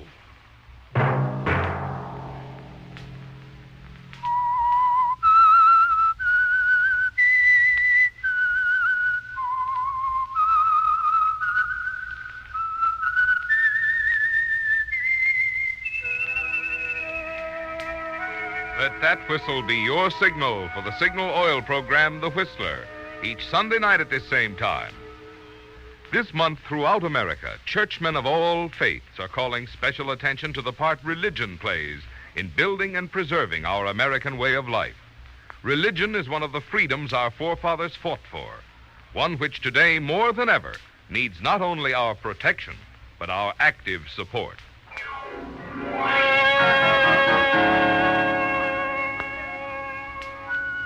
Featured in tonight's story were Bill Foreman, Joseph Kearns, Joe Gilbert, and William Conrad. The Whistler was produced and directed by George W. Allen, with story by John Everett, music by Wilbur Hatch, and was transmitted to our troops overseas by the Armed Forces Radio Service. The Whistler is entirely fictional, and all characters portrayed on The Whistler are also fictional. Any similarity of names or resemblance to persons living or dead is purely coincidental. Remember at this same time next Sunday, another strange tale by The Whistler. Marvin Miller speaking for the Signal Oil Company. This is CBS, the Columbia Broadcasting System.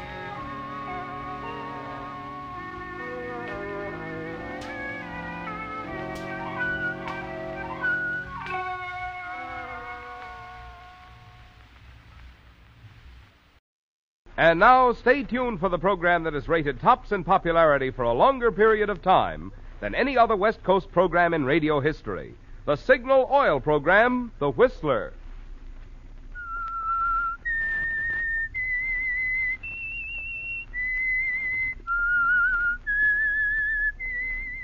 S-I-G-N-A-L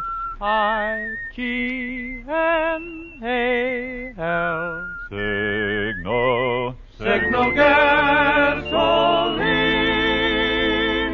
Signal, the famous Go Farther gasoline, invites you to sit back and enjoy another strange story by The Whistler. For extra driving pleasure, the signal to look for is the yellow and black circle sign that identifies signal service stations from Canada to Mexico. And for Sunday evening listening pleasure, the signal to listen for is this whistle that identifies the Signal Oil program, the Whistler.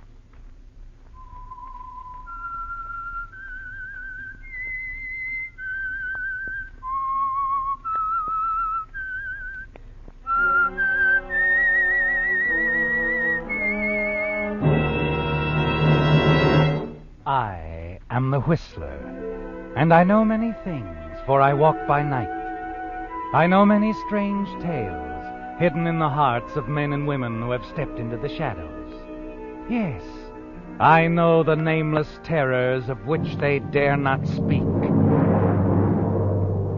And now the Whistler's strange story. A Rose for Pamela.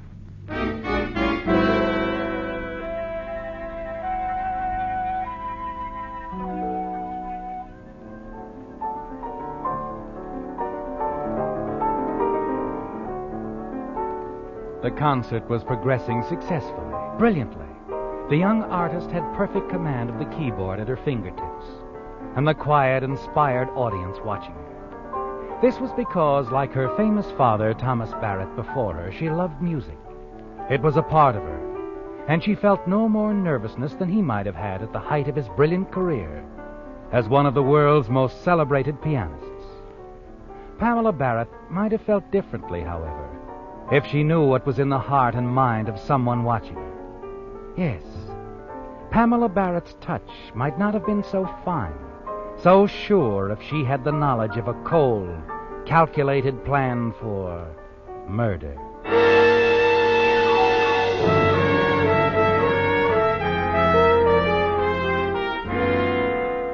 It was a plan that began some time back at an even more innocent affair, an impromptu concert at a pleasant social gathering. Friends of Pamela's and of Denise Barrett, her stepmother. Denise was watching admiringly as Pamela played for her friends.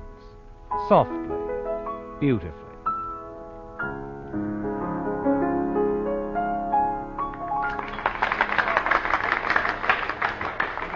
Pamela, darling, it was beautiful, wonderful. Thank you, Denise. All of you. Thanks so much. Oh, she's ready now. You must arrange a concert debut for her, Denise. I should say so. Do you hear them, darling? It's what I've been telling you repeatedly. You mustn't let anything interfere with your music.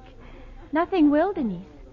Now, if you'll excuse me, Well, you've done a marvelous job as her guardian, Denise. Her father would be proud. Yes, it's a shame Thomas Barrett couldn't be here. Yes, he would have loved to hear his daughter play tonight. Yes. Oh, yes, it's our only regret. Oh, now, dear, I'm sorry I mentioned that. It's all right. It's just the excitement, the thrill of hearing her play so much like Thomas himself.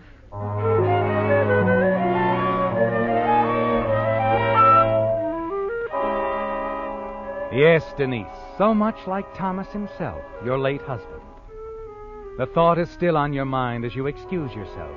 Leave your guest discussing the way you've managed Pamela, brought her along, guided her career and affairs so efficiently. And on the terrace, you're congratulated again by a guest who has remained in the background. Marty Drake, attorney for the estate of the late Thomas Barrett. She was very good, Denise. Very good. The girl does have talent, doesn't she? Mm-hmm. You think she meant that about not letting anything interfere with her career? I hope so. So do I. You ought to make sure, you know. Young girl in love that way. I've managed her pretty well until now, Marty. And she has faith in you, both personally and as an attorney. She told me the other afternoon she was glad you were handling the estate. Sure. I was just thinking, that's all. Her father's career ended by an accident. It'd be dreadful if anything had to end the daughter's, too. Please, Marty. Well, I'm sorry. Like I said, I was just thinking. Oh, Marty, it would be terrible If you couldn't handle her and couldn't talk her out of marrying Richard Matthews? I can. I must. You can say that again, baby. Her marriage had put us in the position of having to account for the $100,000 we've managed to remove from the estate. $100,000? Is it that much, Marty? We've lived well, Denise, very well, since Thomas, Fell over that cliff a year ago. But 100,000, Marty, That's the difference between a misdemeanor and a felony. You better go to work on Pamela quick. I will. Tomorrow. Oh, I thought you might like a cocktail, Mrs. Barrett. Sir? Yes. Thank you, Alma. Yes, thank you. I could use one nicely. Alma, would you tell Pamela there's another number I'd like her to play? Oh, I'm sorry, ma'am. She told me to tell you. She's gone out. There was a phone call. Not Richard Matthews. Why, yes, ma'am. Richard Matthews. Well, and you tell me not to worry. Marty, we're in trouble. So is Pamela. How do you mean? Well, we won't have much choice, Denise. If your lovely stepdaughter persists in marrying, there might be only one way to stop it. And this time you'll do the stopping. If you don't, baby, you won't be around to spend any more of Pamela's money. You'll be on the inside looking out. Don't worry, Marty. I'll stop her.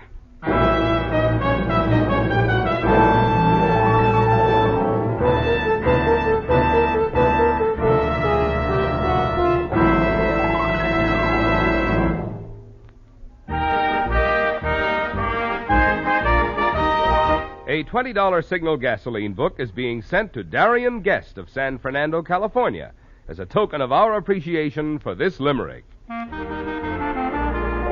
A most thrifty young woman named Penny drove from Kalamazoo to Kilkenny. She found, did this lass, in checking her gas, that Signal went farther than any. Signal, signal, signal gasoline. Your car will go farther gasoline. Well, all I have to say to the lass from Kalamazoo is that if she'd been a Westerner, she would have known that from Canada to Mexico, Signal has long been famous as the Go Farther gasoline. But mileage, mind you, is only one of the benefits you'll notice when you switch to Signal. In addition, you'll enjoy Signal's quick starting, Signal's peppy pickup, and Signal's smooth, quiet power. For like birds of a feather, mileage and performance go together. To enjoy both, just heed the advice on those Signal billboards you've seen. Next time, fill up with Signal, the famous Go Farther gasoline.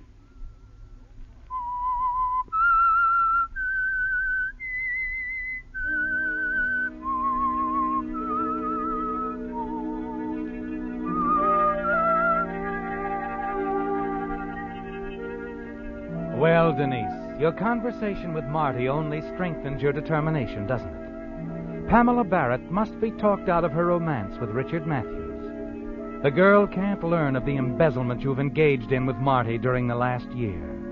It might set her to thinking, to adding up something else, something that will suggest to her that her father's death a year ago might have been more than an accident. Yes, Denise, the problem faces you squarely now. And the following afternoon, you decide to approach Pamela, to attempt the first step in dissuading her.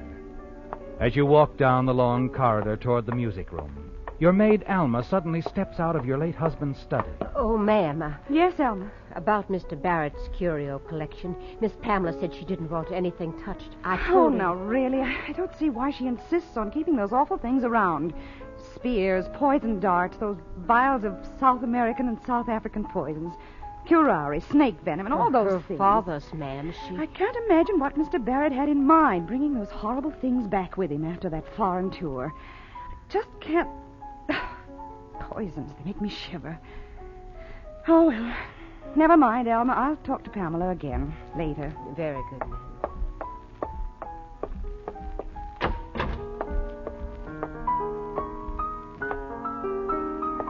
You play Chopin nearly as well as your father did, Pamela. You're still angry with me, aren't you? Well, I don't blame you, really. I should have told you the reasons I thought it best that you postpone your marriage to Richard for a year or two. The main reason is that you enjoy telling me I can't do things, isn't it, Denise? You think I'm very unfair, don't you, dear? Aren't you? I don't think so. Oh, Pamela, I know how hard it's been for you since your father died. It's been hard on me, too. I loved him very much. I've just been trying to keep a promise I made to your father about you. I guess I've gone at it very badly. Promise to Daddy? What was the promise? I promised him I'd see to it that you followed in his footsteps. Become a great concert pianist. You did?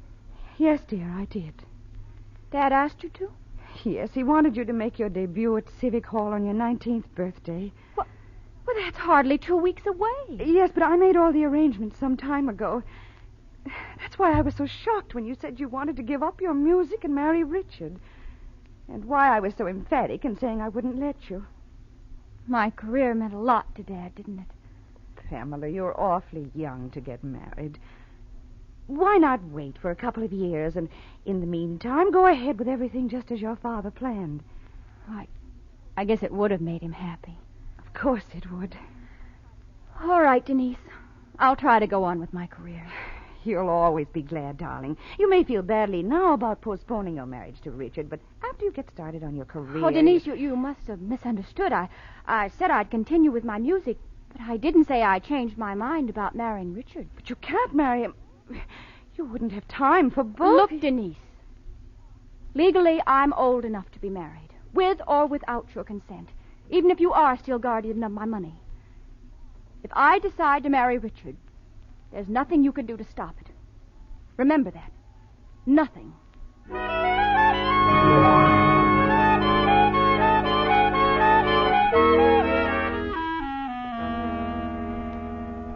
You've failed, haven't you, Denise? That look on Pamela's face. You've seen it before on her father's face. The man you married with so much more than love in mind. Yes, Denise. To gain control again, there's another step necessary, a more drastic one, but something more in your line. You've always managed with men easier than with women. And later that week, out at the swimming pool, you call on all the strength of your considerable feminine powers to turn the tide for you, win him away from Pamela. Morning, Richard. Morning, Mrs. Barrett. How's the water? Warm and wonderful. Here, give me a hand, will you? Oh, sure. There we are. Thanks. Now to get this cap off. Oh, it was such a beautiful morning, I just couldn't resist the pool.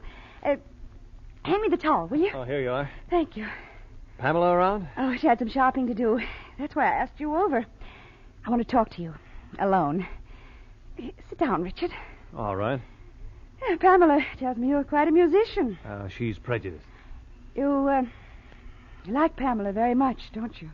I love her. Enough to put her welfare before your happiness? Of course. Then, Richard, don't let her think about getting married until she's reached the place in the music world her father planned for her. Well, why couldn't she do both? She just couldn't, that's all. Well, hundreds of women have combined marriage with a career, and rather successfully, too. Perhaps, but not Pamela. She's different. Her life shouldn't be complicated with emotional disturbances. Her thoughts should be only of her music. And you are rather distracting, Richard.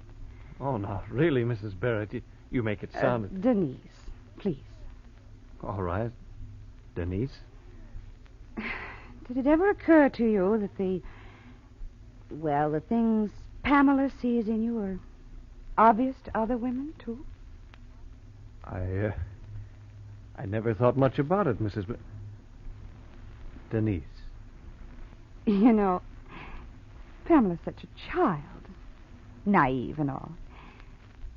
But you and I, Richard, we're the same kind. I knew it from the first time I saw you. Remember, Richard? Pamela's first concert, the afternoon you brought her the first rose? I remember. You seemed a little surprised when we were introduced. Yes, I suppose I was. I didn't expect Pamela's stepmother to be so... So, what, Richard? Well, young and so attractive. How nice of you to say that, darling. You really think me attractive? Yes, very. My, we are getting along well, aren't we, Richard? I think we should get to know more of one another, don't you? Uh-huh. Well, there's no time like the present, is there? Whatever you say, Denise.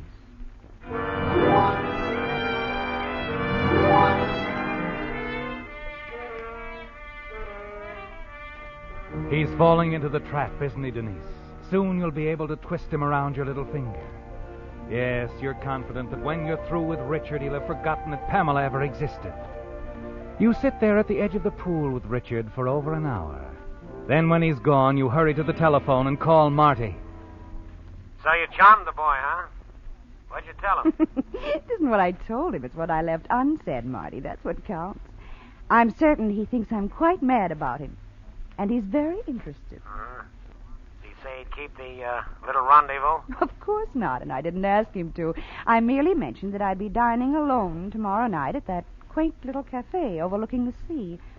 How I loved it there. The soft music, the candlelight. Yeah. Think he'll show up? How could he turn it down? Oh, well, honey. Don't worry, Marty. After tomorrow night, all our worries will be over.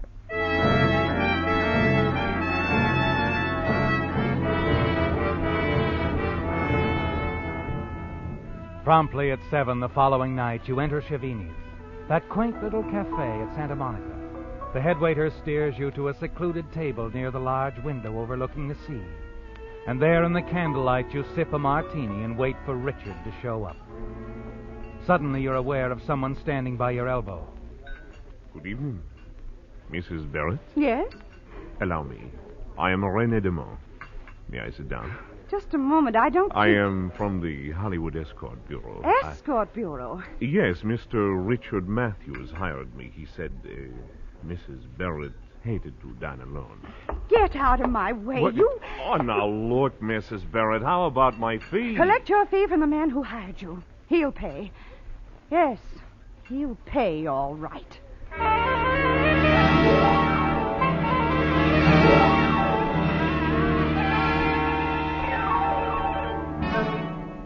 So, he sent you the two-bit Romeo, a guy from an escort bureau. Yes, of all the dirty, shabby tricks. Well, it's no worse than one you tried to pull on Pamela, baby. You must be losing your technique. You won't think it's so funny when I tell you that last night she informed me they're planning to get married right after the concert. What? I said they were planning, Marty, but the wedding will never take place. Uh-huh. How are you going to stop it? Poison her cornflakes? Don't be a fool. Poison? Yes, poison. That's it, Marty. What are you going to do? My late husband's curio collection. The poisons he picked up in South Africa and South America. Some of them are fatal in almost a matter of minutes, Marty. I thought you'd gotten rid of that stuff. Pamela wouldn't let me. Pamela wouldn't let me get rid of a thing. But how very thoughtful of her. How very thoughtful. Just a scratch from any one of those poisons, Marty. And it's all over for little Pamela. Yeah, all right. But how are you going to do it? I don't know, Marty. But I'll think of something. I'll think of something.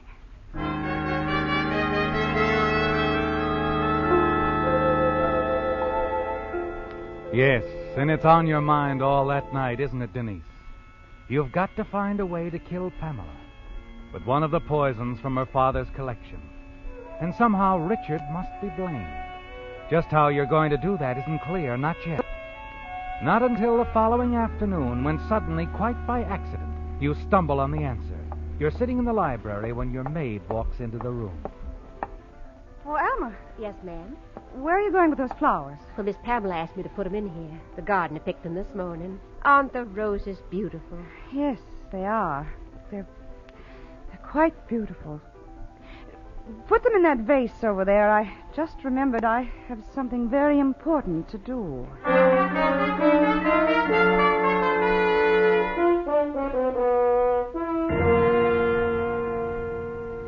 It's all very simple, Marty. We poisoned Pamela with a rose. A rose from her darling Richard. I don't follow you, Denise. Richard always sends her a rose when she appears on the stage. It's become a superstition with them. She wouldn't appear without it.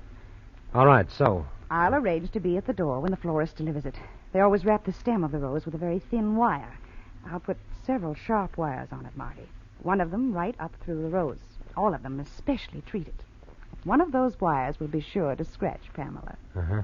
Yeah, but suppose that I'll pin the rose on her. Arrange it so that she'll be certain to scratch herself. Oh, that'll never work. The police will be sure to find That'll out. make it all the better if they do. Richard sent her the rose.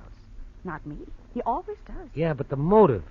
Why should he want her out of the way? Because he was madly in love with me, and he wanted the Barrett fortune, too. You see, he knew that with Pamela out of the way, all the money would go to me.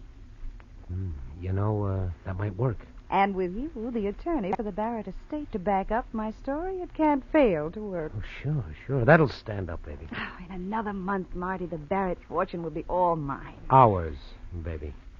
All right. Ours. However, I think I should warn you, Marty. Oh? Just in case you get ideas about pushing me off a cliff. Keeping all the money for yourself. Oh. Now, look, we're getting married. Yes, I know. But I've taken the necessary precautions just the same, darling. I've sent a letter to a friend of mine, a lawyer. That letter will be opened in the event of my death. What are you driving at? It's all there. In the letter, Marty. All the evidence the district attorney will need. How you embezzled money from the Barrett estate, and the complete story of Thomas's death.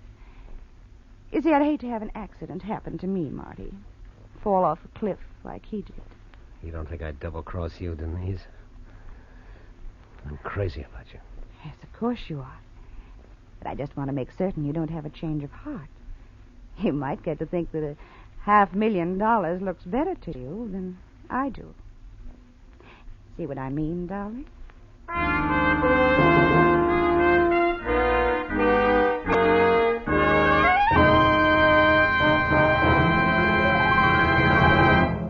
And now, a suggestion to drivers.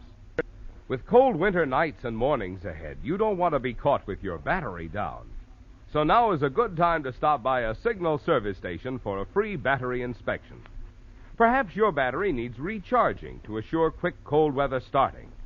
In that case, your Signal dealer has safe, speedy recharging equipment to serve you. If your cables are corroded, he can replace them with heavy-duty cables. And should you need a new battery, there's none finer than Signal's new deluxe batteries. Because they're all rubber separators or an improved microporous type that holds twice as much acid solution between the plates, Signal deluxe batteries deliver up to 35% more power.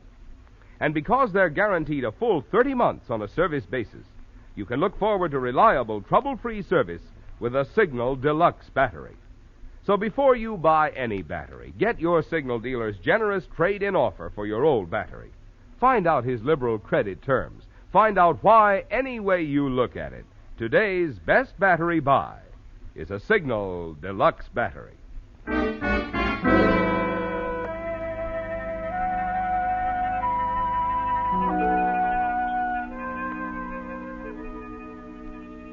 It was all so simple, wasn't it, Denise? Richard's rose arrived while Pamela was upstairs dressing for the concert. It took you only a few moments to turn it into a deadly weapon. Then you went to Pamela's room and carefully pinned it on her dress in such a way that she'd be certain to scratch herself, die by the poison you took from your late husband's curio collection. You lie down for a while, certain that you'll soon be in full control of the Barrett fortune.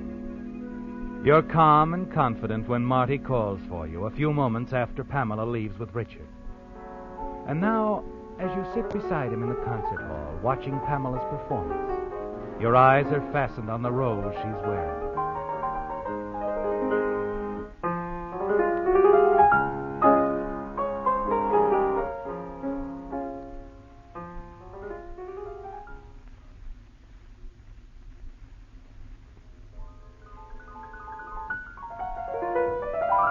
But as the recital progresses, you become more and more tense. The fear that your plan has gone wrong gradually comes over you. Something should have happened to Pamela long before this, shouldn't it, Denise? And as her brilliant performance draws to a climax, you exchange worried glances with Marty. Baby, what's gone wrong? I don't know. I was afraid of your idea from the start. It'll work, Marty. It's got to.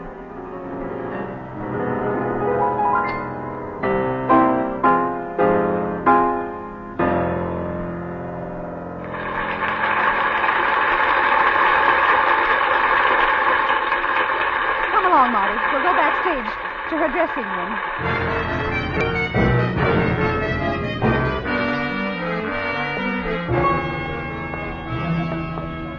This way, Marty. Oh, pardon me, please. Excuse me. Please. Oh, come in, ma'am.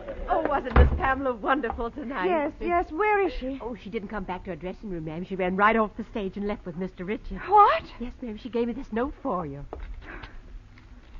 What is it, Denise? My dear Denise, sorry to rush off like this, but Richard and I are driving to Las Vegas to be married. I know you don't approve, but I hope you can find it in your heart to forgive us. Love, Pamela. Married? Miss Pamela getting married? Oh, how wonderful. Oh, no wonder the poor child was so excited before she left for the concert. Marty, I don't feel well. I feel a little pale myself. Oh, yes, ma'am. Miss Pamela was so nervous she couldn't pin Mr. Richards' rose on her dress. I had to do it for her. What? Miss Pamela was so excited You that pinned Mr. Richards' rose on her? Yes, ma'am. But you couldn't have. I did it for her. I took it at the door when it came and pinned it on her in her room. Well, that's right, but I'm talking about the artificial rose Mr. Richard brought her later when he came to pick up Miss Pamela. Artificial rose? Why did he do that? Well, Mr. Richard said that at the last minute he remembered roses made Miss Pamela sneeze this time of year. He brought her an artificial rose. Alma, what did you do with the other rose? Well, Miss Pamela thought it was too pretty to throw away, ma'am, so she put it in your corsage when the florist brought it, just before she left for the concert with Mr. Richard. My corsage? This? Well, yes, ma'am, the one you're wearing. Denise, your arm's bleeding. Oh, my, you must have scratched yourself.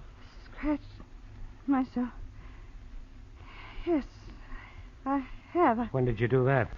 I don't know. It must have been... Marty, I feel... Well, what's the matter, man? Is something wrong? Marty! Poison. Call a doctor. You know how quickly... Oh, help her, Mr. Marty. She's... Denise. Denise.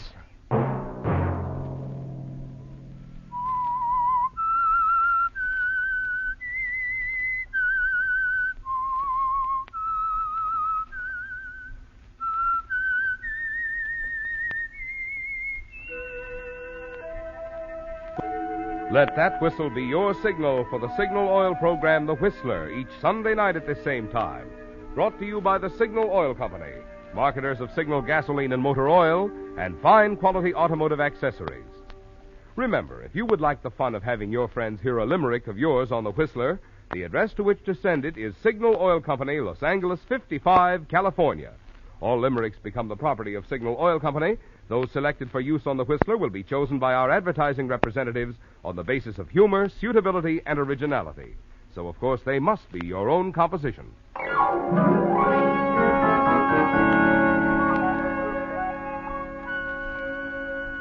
Featured in tonight's story were Mary Lansing and Frank Lovejoy. The Whistler was produced and directed by George W. Allen, with story by Nancy Cleveland, music by Wilbur Hatch, and was transmitted to our troops overseas by the Armed Forces Radio Service. The Whistler is entirely fictional, and all characters portrayed on The Whistler are also fictional. Any similarity of names or resemblance to persons, living or dead, is purely coincidental. Remember, at this same time next Sunday, another strange tale by The Whistler.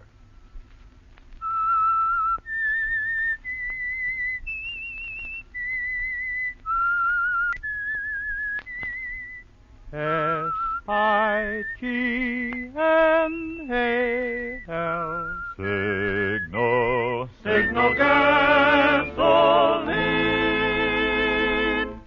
Men between the ages of 17 and 34 can earn extra money and qualify for retirement pay by taking part-time military training at home. For full information, see local headquarters of your National Guard. Marvin Miller speaking. This is CBS, the Columbia Broadcasting System. The Signal Oil Program, The Whistler.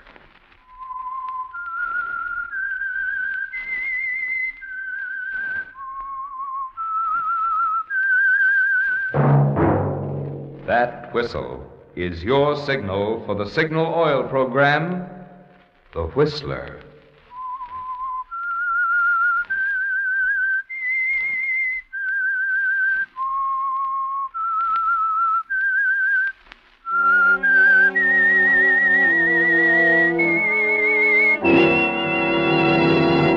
I am the Whistler, and I know many things, for I walk by night.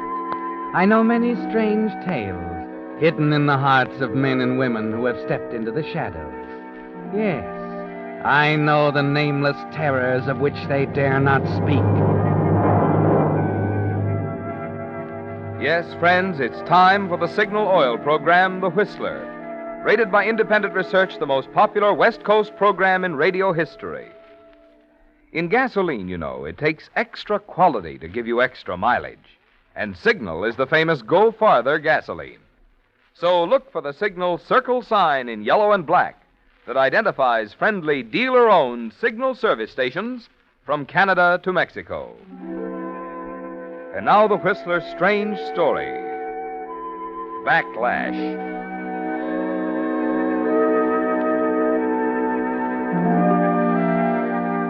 They sat at the table in silence, the dinner almost over. George Turner on one side and his wife Jan opposite him. George could feel the tension between them growing from the moment Jan's Aunt Irene had excused herself to take the telephone call.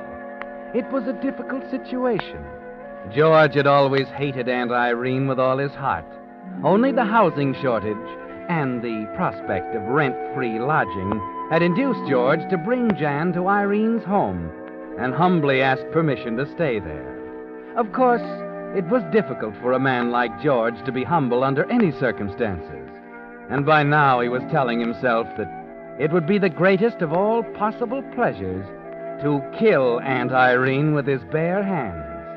The muffled sound of her voice was still coming from the next room when George looked up from his tapioca pudding to find Jan watching him quietly. George. What? Well, I don't quite know how to say this, darling. Go but... ahead and say it. This is Jump on George night, haven't you heard? No one's jumping on you, George. I just wish you'd try to understand. Uncle David means a great deal to me, you know, and... So what? What do you owe Uncle David? What's he ever done for you? Oh, is that the only standard you ever judge people by? What they've done for you? The point is that Uncle David's sick, and I feel that it's right to go to him. You mean Aunt Irene feels that it's right? It was her idea in the first place. Why not admit it? It was my idea, too, George. Now, listen to me, Jan. This is no time for you to travel 3,000 miles across the country to visit an ailing uncle. And don't give me that drivel about owing it to him. Unfortunately, it's not a matter of loyalty, it's a matter of geography. Is that clear? Yes, George. I suppose it is. Do you mind passing me that? Thank you. Well, Aunt Irene? It was Uncle David's physician, Jan, long distance. He says it's only a matter of days now. Thank heaven. Oh, George. At least we'll have something new to talk about at dinner. George Turner, Aunt Irene, please. Well, I wonder what Uncle David thinks. He's always thought the world and all of you, Jan. Why, please, Aunt Irene. I'd rather not talk about it now. Of course, dear. I know how disappointed you must be. After all, Uncle David... Irene, will you forget Uncle David? I will not, George Turner, and don't you dare use that tone of voice on me. This is my house. Good Lord, you have to throw that in my face every night at dinner? Oh, you're just like your brother, aren't you? You look enough alike to be twins, and what's worse, you're cut from the same cloth. Oh, Aunt Irene. Don't stop her, Jan. Don't stop her. She loves it. Like a kid sticking a pin through a bug. Your brother Ed's a criminal. I put him where he belongs. Sure, Ed's a criminal. He belongs in prison, but that's not the point. The really horrible part is the morbid delight that showed on your face, dear Aunt Irene, the day you took the stand and sent him up.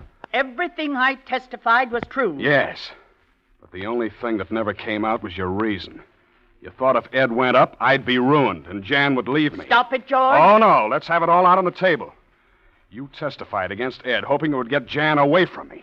You let us come to live here so you'd have a better chance to get Jan away from me. Now you wanted to go 3,000 miles across the country just so you can get her away from me. That's not true. Not a word of it. But by heaven, you've given me an idea. If I thought I could save Jan from the misery you'll bring down on her head, I'd... So at last it comes out. Well, go ahead, Irene. Do your darndest. But I'll warn you in advance, it won't work. It won't work because my brother Ed and I are cut from the same cloth. Remember?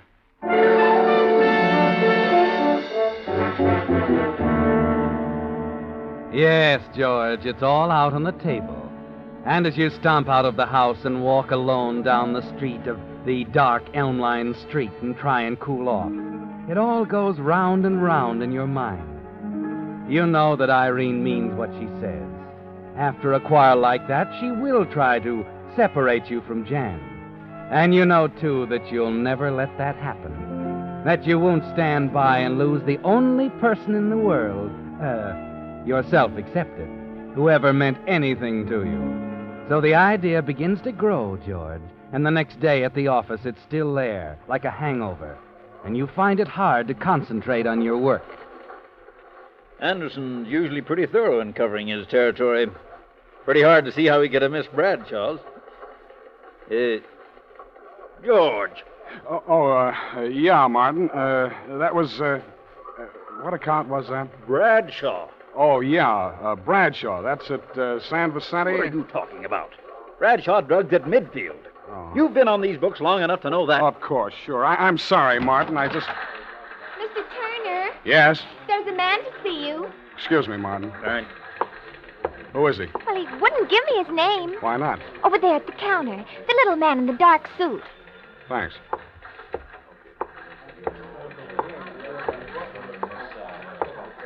Yes, sir? You're George Turner? That's right. I, ran across a little item I thought you might be interested in. 50-cent piece with a hole in it. What? Where? Seen it before? Where did you get it? A friend. That's all? Just this? A note comes with it. Want to take a look? Let me see it, quick. Take it easy. The dame over there's looking at us. Here. If you want to meet somebody, mention brother, fathers. You, interested? Yeah. Yeah, I'm interested. Good. Room 238, Franklin Hotel. 10 tomorrow morning. He picks up the note and leaves, pausing a moment at the office door to toss you a wink. And you look again at the 50-cent piece with a hole in it. It's like a magic charm, isn't it, George? The minute you saw it, the dull ache inside you vanished. Aunt Irene, the crisis, Jan's trip west. It was all unimportant after all, wasn't it? Yes. That 50-cent piece is going to make everything so simple.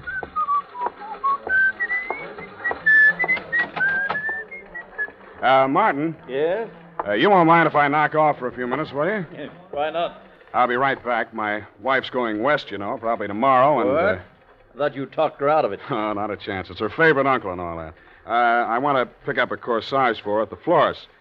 And another thing, Martin, where was that place you bought the candy the other day? That was the best candy I ever tasted. Valentine's on 8th Street. Oh, yeah. Great. I want to get a box for Aunt Irene. It's about time I did something for the old girl.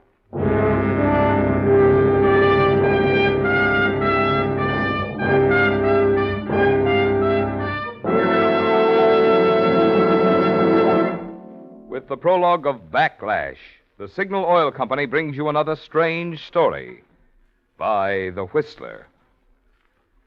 But now here's an important announcement about a change in time for The Whistler. Beginning next Monday, The Whistler will be heard each week 1 hour earlier at 8 o'clock instead of 9. Remember, beginning next Monday, The Whistler, 1 hour earlier, 8 o'clock instead of 9. Friends, at the beginning of this program, you hear me say, in gasoline, it takes extra quality to give you extra mileage, and Signal is the famous Go Farther gasoline. But just what does Signal mean by that word quality? Well, translated into driving language, gasoline quality means quicker starts, faster pickup, smoother, knock-free power. In order for Signal to give you that kind of performance, the thrill of alert, surging power that puts extra pleasure into driving, Signal gasoline must help your motor run more efficiently. And when your motor runs more efficiently, you naturally get extra mileage. That's why Signal says your best yardstick of gasoline quality is your speedometer. Check yours, and you'll find it's true. In gasoline, it takes extra quality to give you extra mileage. And remember, Signal is the famous Go Farther gasoline. Good reason why drivers who want the tops in gasoline quality and those who appreciate extra value are switching to Signal. And now back to the Whistler.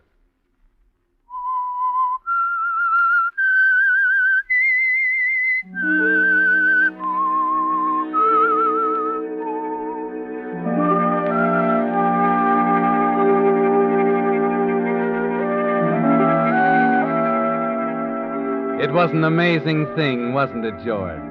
Just last night it seemed intolerable, with nothing ahead but dreary months of fencing with a vicious, dominating woman, of silent, tense evenings at the dinner table, while she picked away at the heart of your marriage to Jan, of useless rages and long, lonely walks in the night. But it's over now. You can see daylight ahead. And the thing that made the difference jingles in your pocket, the 50-cent piece with the hole in it that the furtive little man left with you this afternoon. You arrive home on schedule, a box of chocolates in Jan's corsage held playfully behind your back. Anybody home? Jan? Aunt Irene? Oh, there you are. Good evening, George. Oh, hello, Aunt Irene. Where's Jan? She'll be down in a minute. Close the door. It's drafty. I've something to tell you, George. Great. I'm listening. I had a long talk with Jan today. Oh? We decided, we, mind you, not I, that you're entirely unfair about the trip. I see. George, Jan is leaving tomorrow to visit Uncle David, and nothing you will say will change her mind. Is that clear? Of course. Well, is that all you're going to say? I think it's a wonderful idea. The trip will do her good. George, I want you to try and understand, darling. Understand? What's there to understand? Well, you see, Aunt Irene decided... I just told him. Oh? Well, George, you see, He thinks it's a fine idea. What? Of course, dear. I know when I'm wrong. A fella can't be right all the time, can he? George, what in the... Wait a minute. What are you hiding behind your back? Peace offering. For you, darling. Oh, a corsage. Well, after all, my wife's going to travel in style. What is this, George? And for you, Aunt Irene, a box of chocolates. Tell me, what have you got in the back of your head now? It's very simple, Aunt Irene. I know I said some intolerable things last night, and I'm sorry. I've thought it over very carefully and decided you were completely right. It's unfair of me to keep Jan from making the trip. That's all. You expect me to believe that? I've been wrong about a lot of things, Aunt Irene. I want to change now. I hope you'll try and understand when I tell you it's going to be different from now on. Oh, George, it's wonderful. When are you leaving, Jan? Tomorrow morning at 10:30. Oh. You'll forgive me if I don't see you off. Of course, George. And Irene will drive me to the station. Well, thanks, dear. You see, I have a very important appointment at 10 o'clock.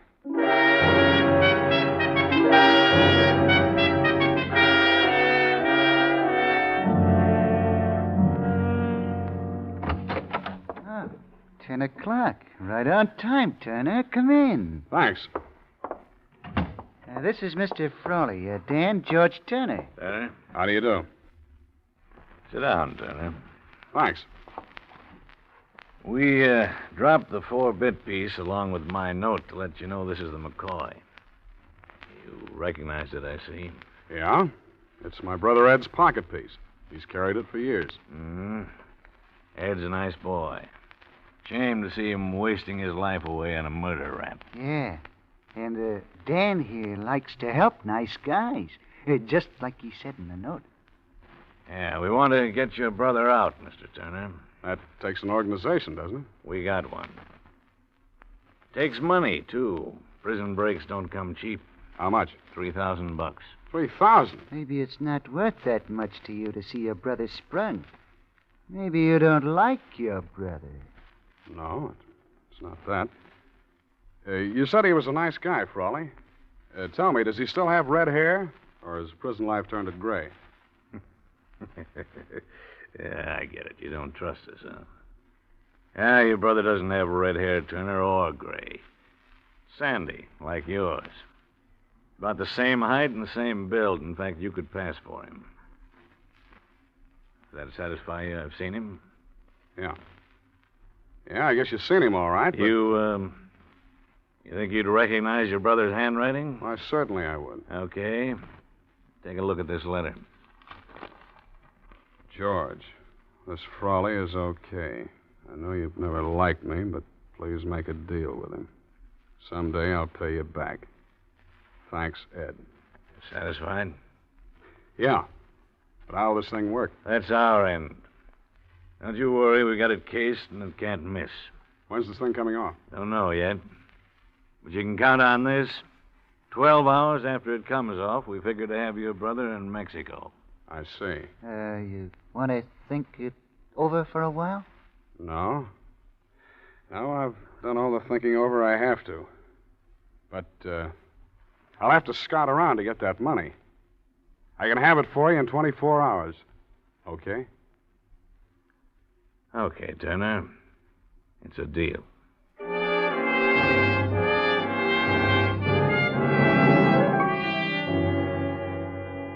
Yes, George, it's a deal. A completely new deal for you.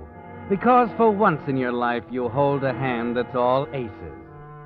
And as you go about raising the necessary $3,000, using your wife's trip as an excuse, you plan exactly how you'll play your cards. With Jan safely on her way to California. The next day, you manage to get the money to Farley. Then, after 3 days of anxiously watching the newspapers, you're driving home from work with your next-door neighbor, Mr. Cameron, the car radio playing softly as the two of you talk. Well, I'm always glad when we're out of that traffic. Oh, yes. You know, I was reading an article on that, George. Some psychologists claim that half our nervousness is due to the increased traffic since the war. Yes, I read that. They blamed the other half on living with relatives. Why, yes, so they did. Well, of course, it's a lot of foolishness with some people. Your case, for instance. Your wife's Aunt Irene is a fine woman, George. She's all right. Sometimes I don't think you understand her exactly. You know, we think a good deal of her down at the garden club. Well, she may be fine at the garden club. But... Now, wait a minute, George, before you say anything against Let's Irene. skip it. I don't want to talk about her anymore. George, This is Don Daly with a special item. Let's catch this, huh? In a daring daylight break, 3 prisoners escaped from the state penitentiary this morning, killing 1 guard and wounding 3 others. What? 2 of the fugitives have already been taken into custody by the swift work of state and county officers. The 3rd, however, is still at large. This man is Edward Turner, 37, a life-term killer. Turner is said to be armed and dangerous. He is thought to be... I am sorry, George. That's your brother, isn't it? Yes. I guess I better hurry up and get home. There may be some calls or something.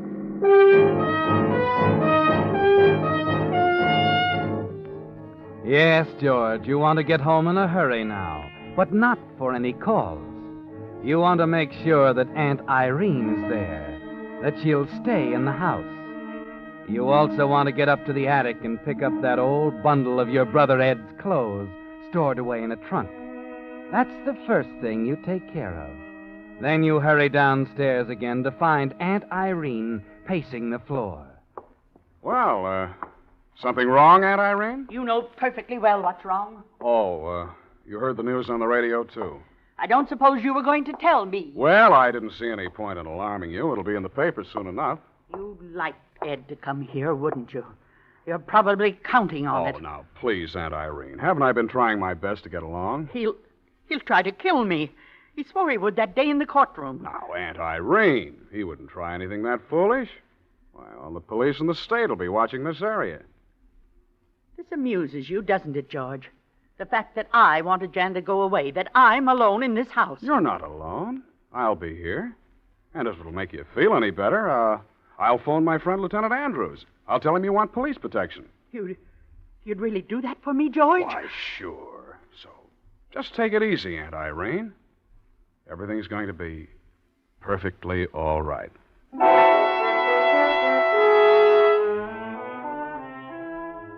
You don't intend to phone, do you, George? You get Irene to go to her room, and then you sneak down to your car in the alley where you left it. You toss the bundle of clothes into the back and drive to a secluded spot at the edge of town. It doesn't take long to change from your suit into the old one of Ed's, and a bit of dirt rubbed on your face makes the disguise more perfect. You're thinner than Ed, yes, but even Farley remarked how much you look alike. Back in town, you run the car into an alley, cut the lights, and walk the few short blocks to Granelli's Bar, a place that has changed very little since the days when Ed used to hang around it. This is an important step, George. You must establish Ed's presence in town. Hello, boys. Surprised to see me? Yes. Watch it, Grinelli. Don't do anything foolish. You see, I haven't got anything to lose. You have. Ed Turner.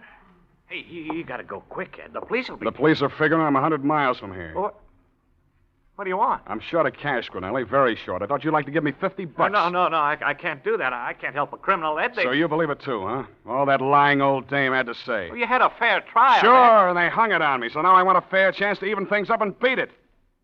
The money, Grinelli. Get it out of the register. But, Ed... Get it! All right, I'll get it. This is no good, Ed. They could close me down. So could I. Thanks. Just don't any of you do anything until I'm away from here. I wouldn't like it. And maybe killing comes easier for me now.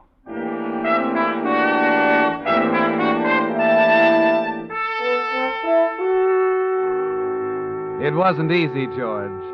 But you know as you hurry back to your car that there were 4 people in that bar who will swear Ed Turner was in town tonight, at large. 5 minutes later, you pull into a service station, change clothes in the washroom, and scrub the dirt from your face. No one pays any attention as you toss the little bundle of Ed's clothes in the back of a truck which is pulled in for gas. The next thing is your alibi, just in case something should go wrong. You drive over to the theater in your own neighborhood. The picture is one you saw a week ago on a business trip. Before going in, you purposely stop and chat a minute with the manager. Then you go inside, take a seat near the fire exit, and sit down to wait. Half an hour later, you decide it's time. You get up, unnoticed, and walk toward the fire door, fumbling in your pocket. Your hand lights on the 50-cent piece. And as you slip out, you insert it carefully into place, holding back the latch. Yes, George, you'll want to be able to get back in the theater when the night's business is over. After you've murdered Aunt Irene. It's only a few minutes to the house from the theater. You walk with quick, determined steps. This part won't be difficult, will it, George? No. You can't wait to walk in on her.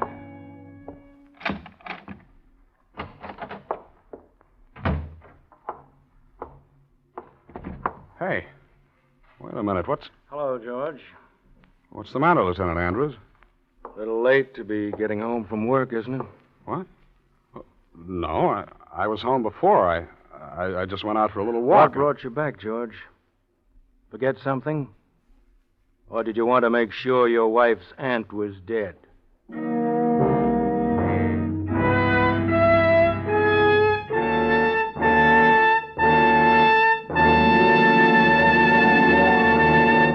The Whistler will return in just a moment with a strange ending to tonight's story. Meantime, since this is spring, the season when a young man's thoughts turn to love, and also to oil changes, if he has a car, I'd like to say a word tonight on both subjects. Love, that is, and oil changes. If you really love your car and want to keep it young, happy, and purring with contentment, make this spring's oil change a change for the better. In short, make it a change to that amazing new type Signal lubricant that's your guarantee of a sweeter running motor, Signal Premium Motor Oil. You see, because it combines 5 scientific new compounds with 100% pure paraffin base, Signal Premium Motor Oil does much more than just lubricate. In fact, tests prove Signal Premium actually keeps motors 6 times cleaner and reduces cylinder wear 1/3. So remember, if you want a sweeter running motor, if you want to keep wear down and performance up, the oil to change to this spring is Signal Premium Motor Oil. And the place to get it? Your friendly neighborhood Signal service station. And now back to the Whistler.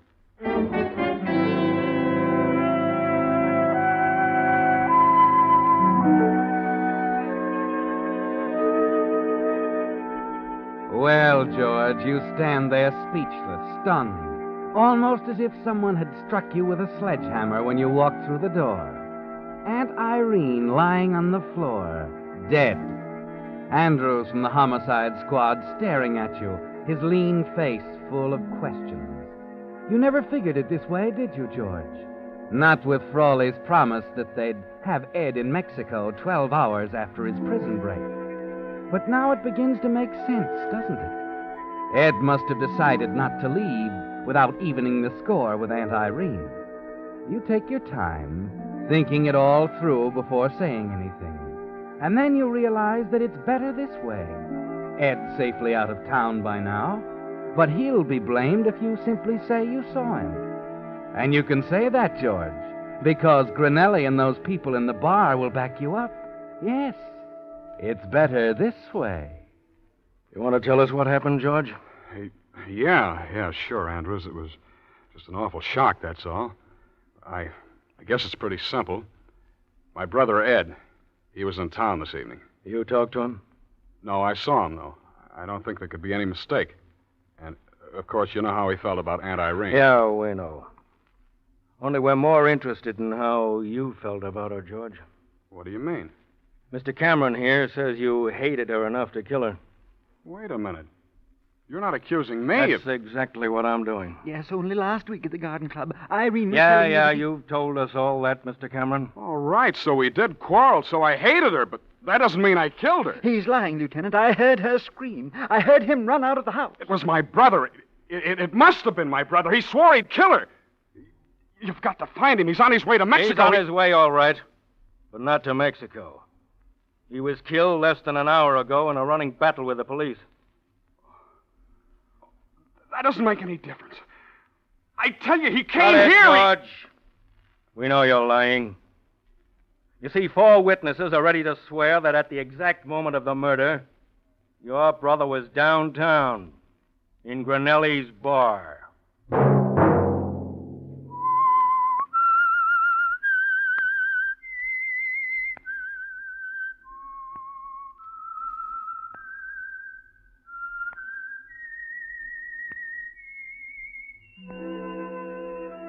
Let that whistle be your signal for the Signal Oil program, The Whistler. Each Monday at 9, brought to you by the Signal Oil Company, marketers of Signal gasoline and motor oil and fine quality automotive accessories. And now let me remind you once more, beginning next Monday, The Whistler will be heard 1 hour earlier, 8 o'clock, instead of 9. Featured in tonight's story were Howard Duff and Henrietta Tedrow. The Whistler was produced by George W. Allen with music by Wilbur Hatch, story by J. Douglas Ware, and was transmitted to our troops overseas by the Armed Forces Radio Service. This is Marvin Miller speaking for the Signal Oil Company. This is CBS, the Columbia Broadcasting System.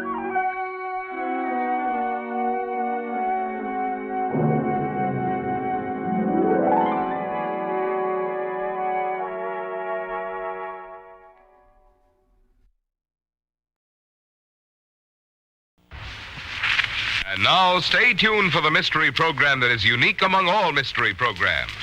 Because even when you know who is guilty, you always receive a startling surprise at the final curtain. In the Signal Oil program, The Whistler.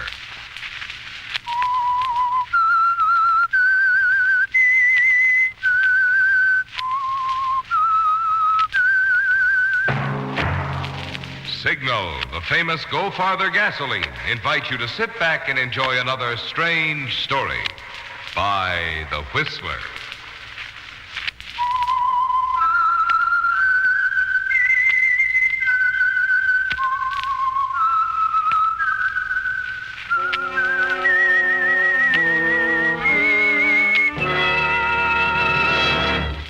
I am the Whistler, and I know many things, for I walk by night.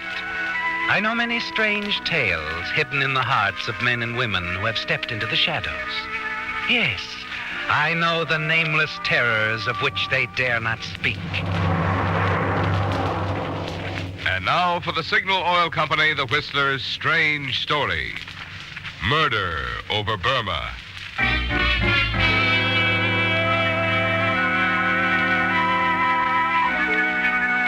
Cliff Benton wore the oppressive heat of the Burmese night like a thick coat over his makeshift flying uniform of the Far East Importing Company. He walked slowly, deliberately through the streets of Dinjan, his face furrowed with anxiety, accented with fear. For Cliff knew what the summons from Burma Charlie meant, and he knew that there was no escape. Reluctantly, he directed his steps along the familiar narrow road that led to Burma Charlie's gambling casino. A few steps from Burma Charlie's office door, a man slid out of the shadows. What do you want, Benton? Oh, Charlie wants to see me. Just a minute. Oh. Hey, boss, a guy Benton's out here. Wants to see you. Send him in. The boss. I heard him.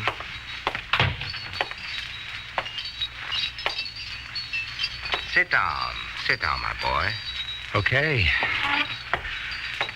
Now, look, Charlie, do you know what these are, my friend? Yes, yeah, I know what they are. They're my IOUs. Exactly. They make a neat little stack, don't they? About $5,000 worth.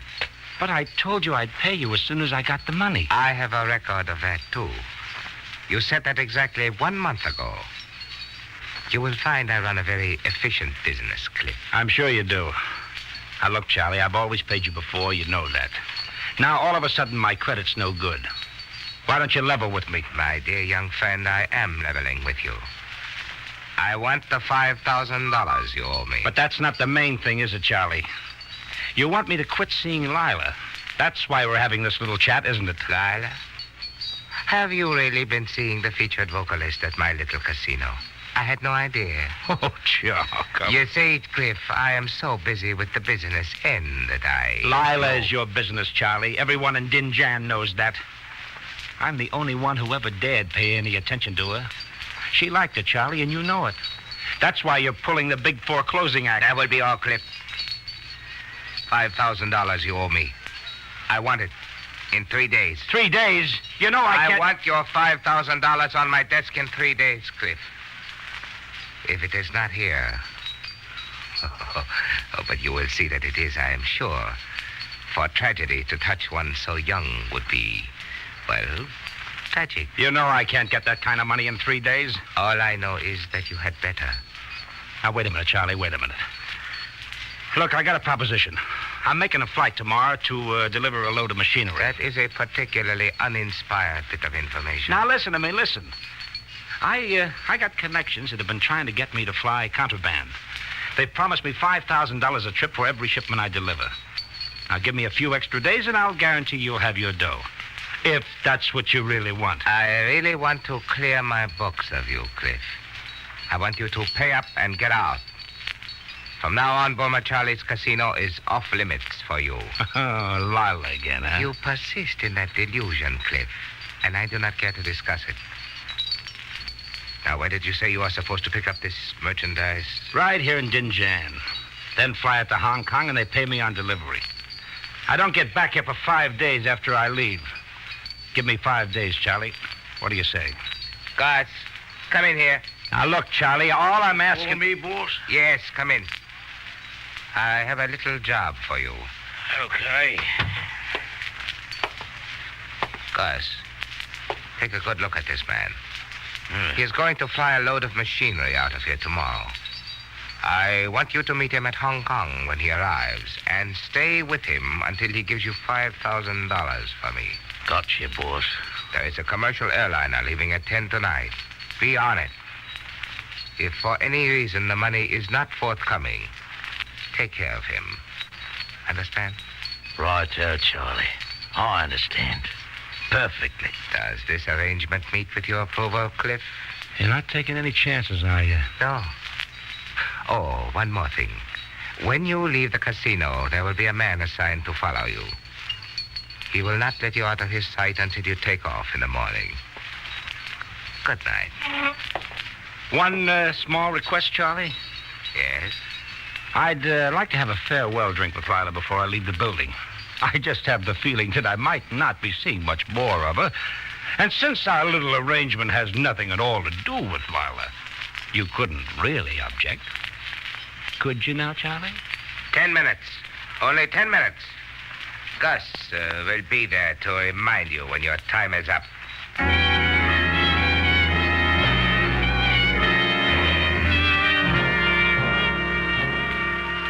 The 5-day reprieve Burma Charlie has granted you doesn't mean much, does it, Cliff? Because there is no connection in Dinjan, is there? No $5,000 for flying contraband. And now, with 2 of Burma Charlie's men assigned to watch you, there's no chance of sneaking out of Burma without paying your debts. Lila has just finished her song as you walk into the dining room. You catch her eye, and she joins you in the bar. When you finish telling her about your meeting with Burma Charlie, her lovely face is drawn and scored with fear. I've been afraid all along that something like this would happen. Well, I guess Charlie figures he owns you, or at least has controlling interest. And maybe he does. I think you know better than that, Cliff. Maybe. But does Charlie know better? Cliff, I don't know what to do. I've got to get away from here.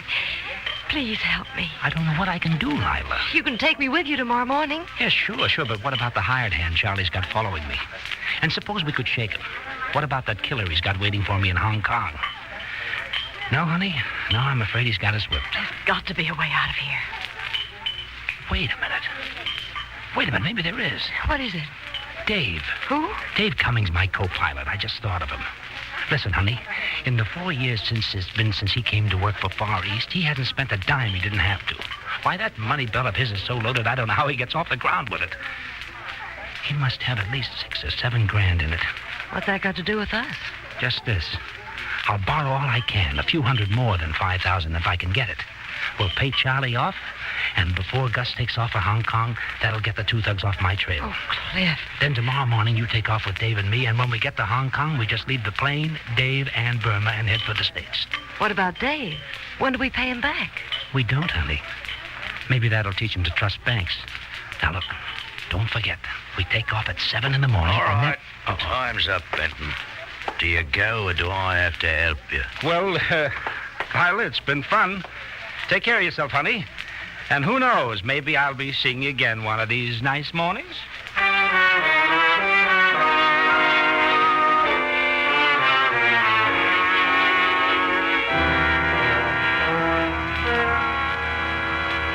Wish there was some way to help you, Cliff, but I just can't. Like I say, this is my last trip, and I'm not going to take a chance on losing all my dough. But, Dave, I told you I'll mail it to you within a week. Honest, Cliff, I'm sorry, but watching this little bundle grow is what's kept me from getting the Burma Jollies. I just can't loan it out, especially since tomorrow's my last trip. Now, look, be a good guy, Cliff, and hit the road, will you? I got a lot of packing to do. Look, Cliff, really, I'm sorry, but that's the way it is. Okay. No hard feelings. No, of course not. Well, oh, look, Dave, look, you know I'm good for it. Are you sure you won't change your mind? I know I won't, Cliff. I'm hanging on to this dough. And if anybody wants even a dime of it, he'll have to get it over my dead body.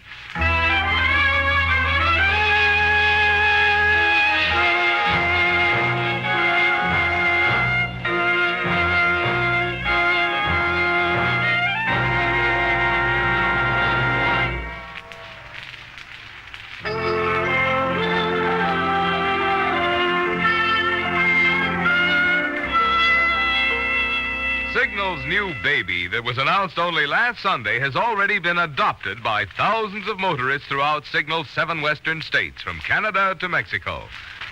I'm referring to the amazing new motor oil that reduces by 50% engine wear due to lubrication. New Signal Premium Motor Oil. And no wonder car owners are enthusiastic. After all, when you cut engine wear in half, you multiply performance and carefree driving pleasure. For instance, if your car is not already consuming oil, new Signal Premium will not only double the period during which you'll continue to enjoy low oil consumption, it will also keep that like-new pep and power in your car twice as long. Best of all, new Signal Premium Motor Oil gives you these and many other benefits at no increase in price. So why gamble with the most important, the most expensive part of your car? Your motor may be wearing out twice as fast as necessary if you haven't switched to the amazing new Signal Oil that cuts in half engine wear due to lubrication. New Signal Premium Motor Oil.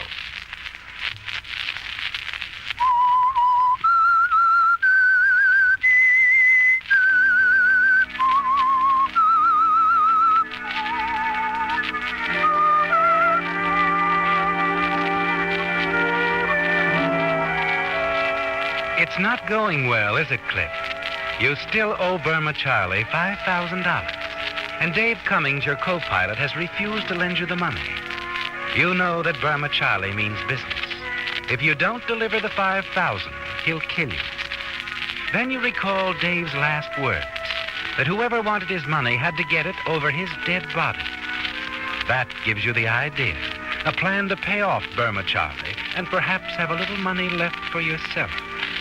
You hurry to your car and drive out to the airfield.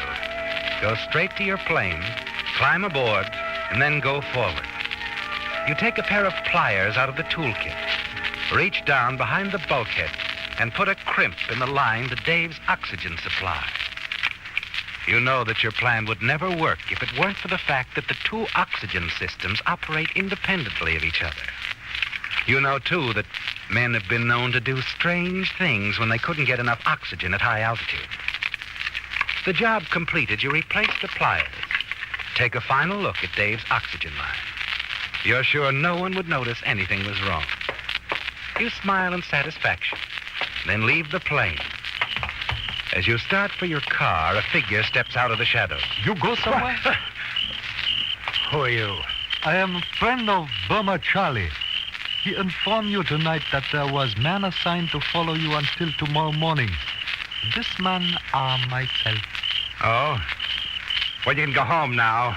I'm not going anywhere. And you can tell Charlie that he'll get his dough. Forgive me for not delivering message, but I am forced to accompany you to ensure you against become lonesome and possible seeking company of midnight train. Where we go now? Home? Yeah. We go home, Mr. Moto.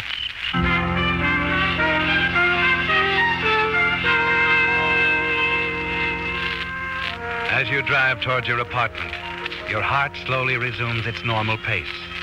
That was too close, wasn't it? Then as you come within sight of your destination, a thought suddenly intrudes itself. Lila, you can't take her with you tomorrow, can you? There's too much of a risk involved. The man assigned to follow you takes up a position on your doorstep as you enter your apartment. Lila, what are you doing here? Don't you know that... Cliff, I'm glad you're back. For a while, I was afraid you might have... Oh, Cliff, you don't know what it's been like these past few hours since you left Charlie's place. What happened? Charlie called me into his office after you left. He told me that from now on, I was his exclusive property. And that he'd kill any man I so much as looked at. How did you get here? He climbed out of the window in my dressing room. He'll kill me if he finds me. I can't go back. Oh, Cliff, let me stay here until the morning. And then we can go to the airport tomorrow. No. No, Lila, it's too risky. It's no good. We can't take the chance. It might ruin everything. Cliff, if I didn't know better, I'd think that maybe you didn't want me to go. I can't help it. I've had to change my plans. Then you don't want me to go. That's right. I don't want you to go. But... Look, baby, I might as well tell it to you straight. I've changed my mind about taking you with me to the States. Cliff, why? Why? It's very simple, Lila. I'm playing this hand by myself. Now, don't worry. You won't have any trouble finding yourself another boy. Another boy? Cliff, you said... Look, baby, I don't owe you a thing. If I promise to take you with me, that's my business. And if I've decided to break my promise, that's also my business. You were Burma Charlie's private property before I came around. Now, there's no reason why I should break up such a cozy little arrangement like that. That's not true. Besides, you told me... Sure, I told you a lot of things. But you don't go with me tomorrow. However, if you're real anxious for a change, there's the midnight train you can catch. Now, go on home. I've met some pretty low people in my life, Cliff. But I don't think I ever have or ever will meet anyone quite as low as you. This is the way out, honey. I'm sorry you have to leave so soon. Give Burma Charlie my love. Did you say that train leaves at midnight? Yeah. Oh, if you need a couple of Never dollars... mind, I always pay my own way. And I always pay my debts. Here's the first installment. You're getting off easy.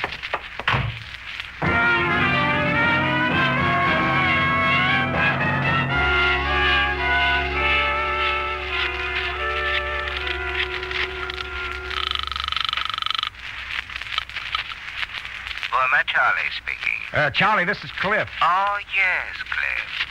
Did you suddenly find $5,000? No. I just wanted to tell you that Lila left my apartment not more than 5 minutes ago. Oh, but I know that, Cliff. Huh? Ling telephoned the information to me as soon as she left. Oh. Now tell me something I don't know. Why are you telling me this?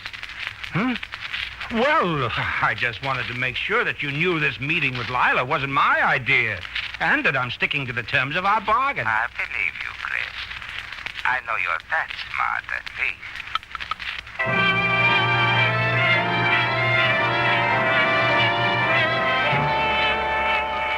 Even the weather has worked out perfectly for your plan, hasn't it, Cliff? When you reach the airport, you find just enough turbulence in the valley to enable you to convince the chief of operations that a flight over the mountains is the wiser course. Dave should be along soon, and you hope he doesn't decide to come in and check the weather.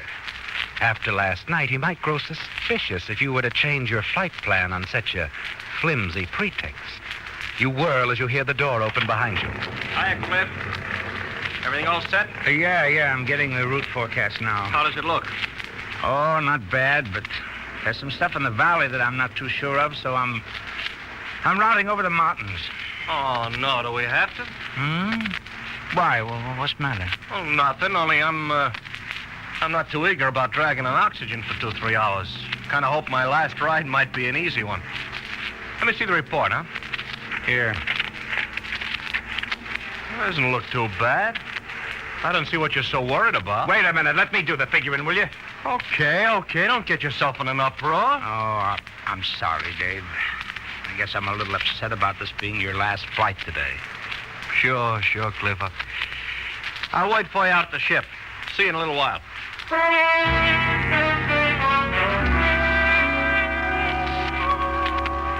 You watch Dave as he leaves the operations office and goes out to the ship. You light a cigarette, drag deeply, and turn back to your paperwork. You wonder if he suspects anything.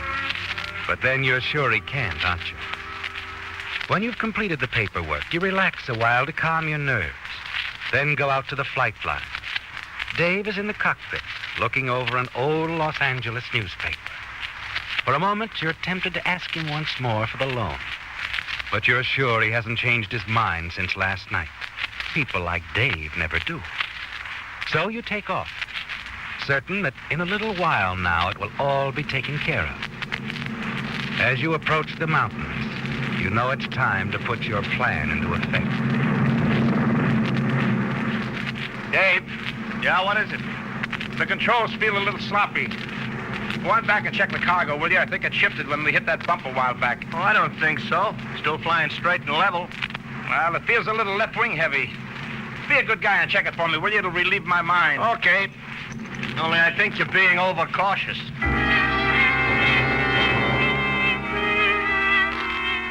No, Cliff, you're not being overcautious, are you? You've got to check that oxygen line again. As Dave closes the bulkhead door, you get out of your seat and check the crimp you made in his oxygen line last night. You make certain that it's not cut off entirely, because then Dave might notice that there wasn't any oxygen coming through the gauge on the instrument panel. It had to be crimped just so, just enough so that Dave wouldn't notice anything was wrong, until it was too late.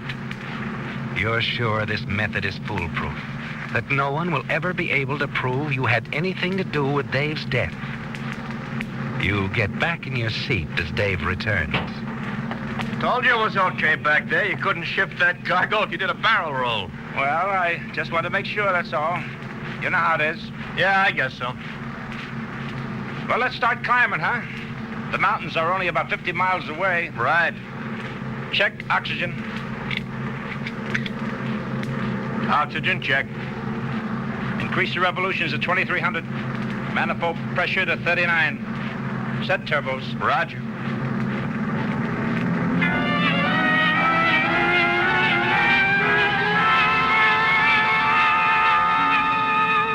The ship climbs slowly, doesn't it, Cliff? Seems like hours before you reach 10,000 feet. You both put on your oxygen masks. Then the altimeter inches up slowly to 15,000 feet. At 18,000 feet, you steal a glance at Dave. Little beads of sweat fleck his forehead, and his fingernails begin to turn blue. As his eyelids grow heavy, he fumbles for his gloves. As he fumbles, you know that he's on his way out. Anoxia, the Army called it. Nobody ever knew they were suffering from oxygen starvation until just before they passed out. Then it was too late. Well, Dave is on his way out now. He fumbles and fumbles, trying to get his gloves on. Then settles in his seat, his head slumped forward on his chest. You wait 5 minutes, and then call him on the intercom. Dave. Dave. I made it. He's dead. I made it. You have to work fast now. You turn the ship around, then put it into a dive. You must descend to 10,000 feet before you can take your oxygen mask off and finish the business at hand. At 10,000 feet, you level off and engage the automatic pilot. Then you unbuckle your safety belt and drag Dave to the rear of the cargo compartment. There, you rip open his shirt, transfer his money belt to your own waist, and open the hatch. Sorry, Dave. You had your chance last night. While the radio warms up, you open the toolbox and very carefully remove the crimp in Dave's oxygen line. And then... Far East, Flight 4, calling Dinjan Tower. Far East, Flight 4, calling Dinjan Tower. Over. Dinjan Tower to Far East 4. Go ahead. This is Benton. Co-pilot Cummings, victim of anoxia. Bailed out. Tried to stop him. Couldn't do. Coming back to field. Over. Are you all right? A little groggy, but I think I can make it. Have everything ready for report. Will do. I say, take it easy. Everything will be all right. Over and out. Everything is all right, buddy. Burma Charlie, here I come. You're gonna get your dough.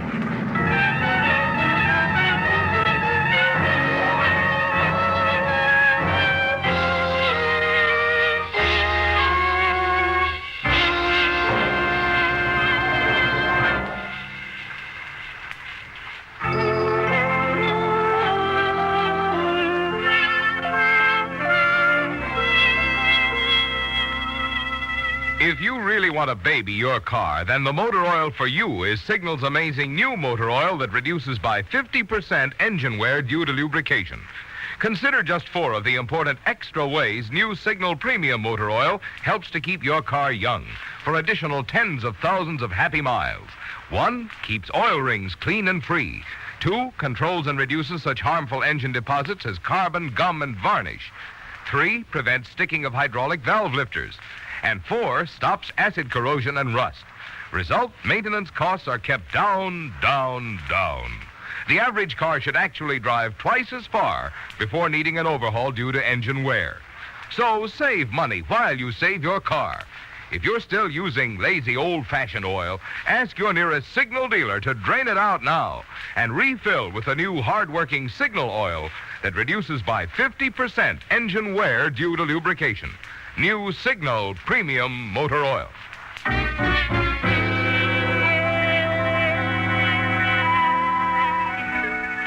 Well, Cliff, it's all over, isn't it?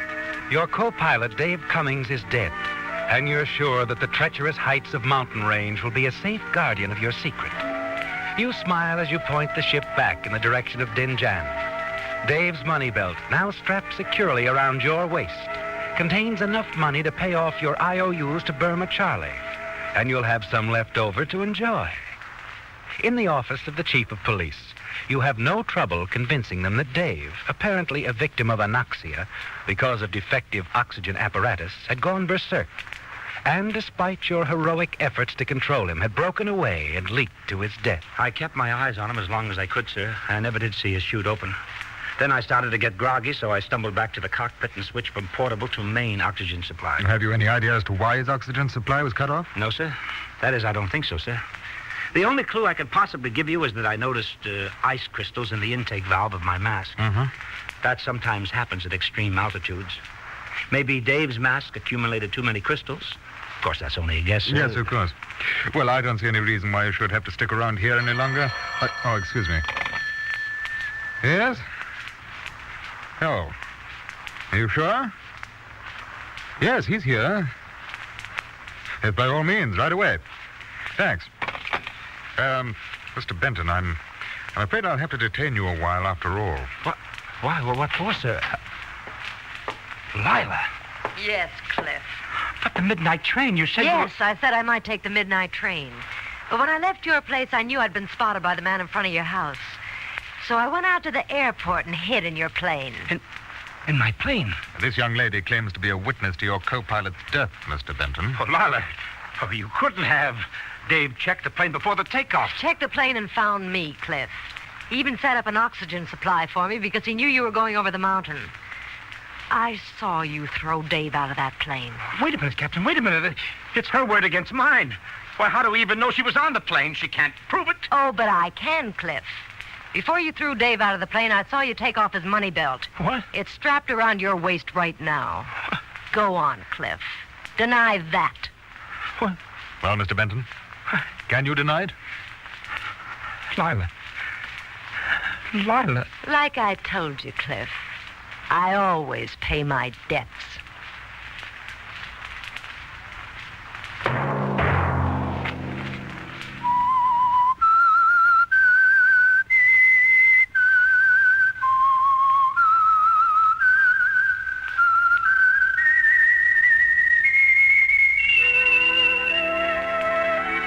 Let that whistle be your signal for the Signal Oil program, The Whistler, each Sunday night at this same time.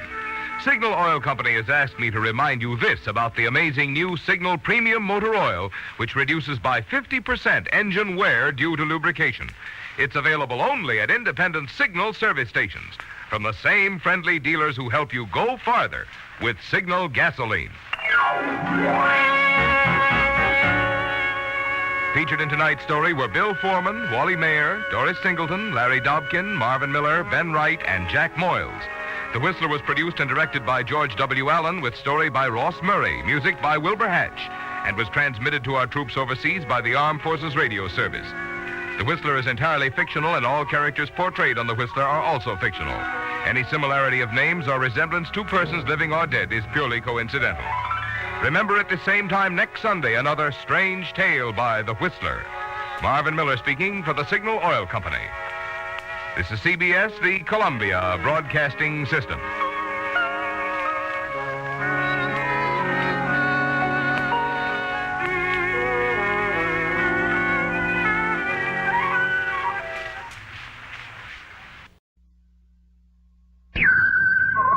Presented by the United States Air Forces in Europe.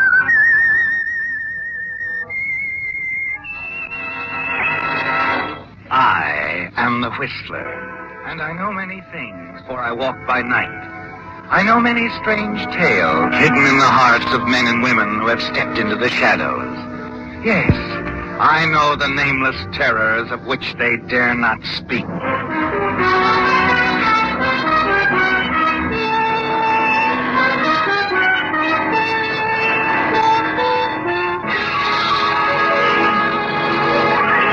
And now, the Whistler's strange story, Stolen Letter.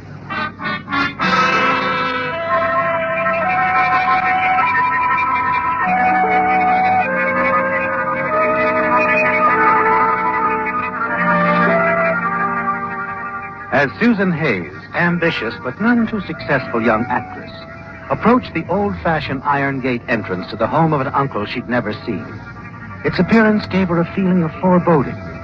She shivered slightly, and instead of entering the gates, Susan drove 100 feet or so past the gate, stopped beside one of the few electric light posts lining the lonely road, and reread the strange letter from her uncle she'd received a few days earlier.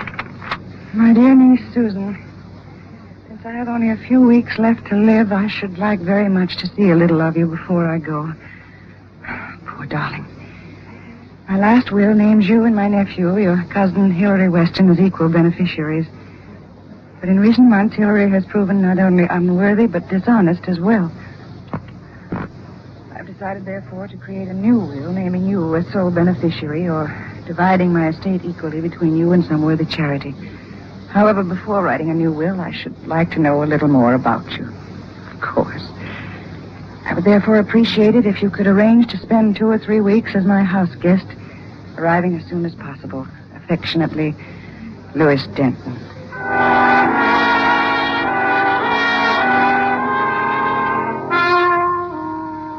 You place the letter in your purse. Decide you owe it to your uncle to spend at least a few days in his home. Then you enter the grounds. But after meeting your cousin Hillary, being shown to your room and dining, you begin to regret your decision. For your presence in the house is obviously distasteful to your cousin and your uncle's secretary, Patricia Meadows. Why can't I see Uncle Louis this evening, Hillary? At least tell him I've arrived. I'm sorry, Susan, but I have orders from the doctor to give Uncle his sedatives. I gave him one at 7, and it's past 9 now. Furthermore, he's not to be disturbed. It might make him restless. I see. Well, tomorrow morning will do just as well, I suppose. Patricia will take you to see him in the morning. She's been Uncle's secretary for nearly a year now. Right, Patricia? Yes, but I couldn't make a go of it as an actress. I decided to become a secretary. I may have to do the same thing. I'm an actress, too, but so far I haven't set any worlds on fire. I was planning on going to New York after leaving here. Sleepy? Oh, horribly. If you two will excuse me, I think I'll retire. I'm awfully tired.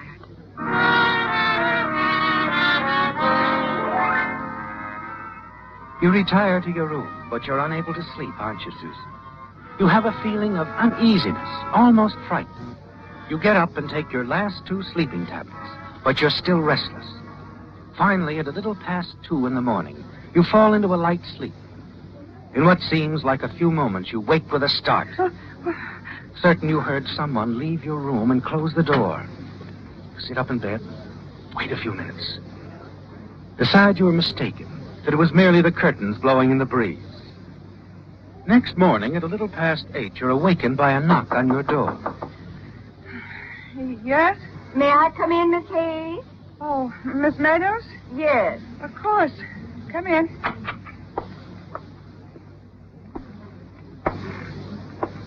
Miss Hayes, I'm afraid I have bad news for you. Yes? Your uncle died in the night. Oh, no. His heart? Well, the doctor seems to think that he may have died from an overdose of sleeping tablets. But I thought Hillary... Well, Hillary gave him his one nightly sedative at 7 o'clock. But the doctor says his appearance definitely indicates that someone must have given him some more later on. But who? Well, that's what the sheriff wants to find out. He's downstairs now. He wants to talk to you as soon as you get dressed.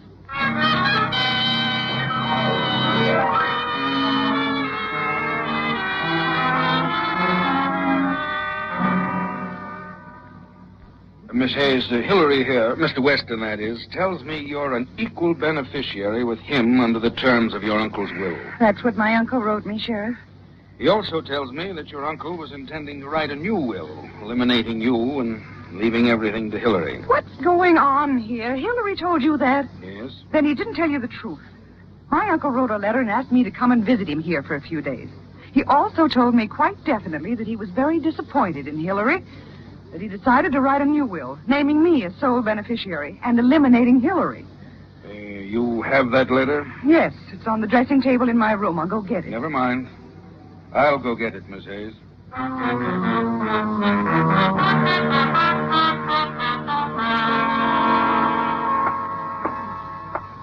You say you left the letter on your dressing table, Miss Hayes?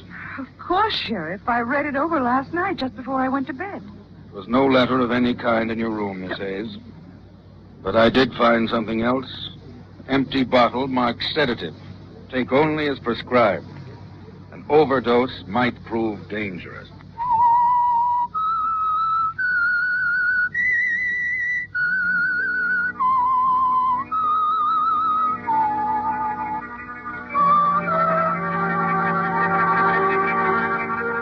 You're certain of one of 2 facts, aren't you, Susan? Either your uncle died a natural death, or Hillary deliberately administered a fatal dosage of sleeping tablets to bring about his death before he had an opportunity to change his will. You tell your story to the sheriff over and over again, but he doesn't believe you.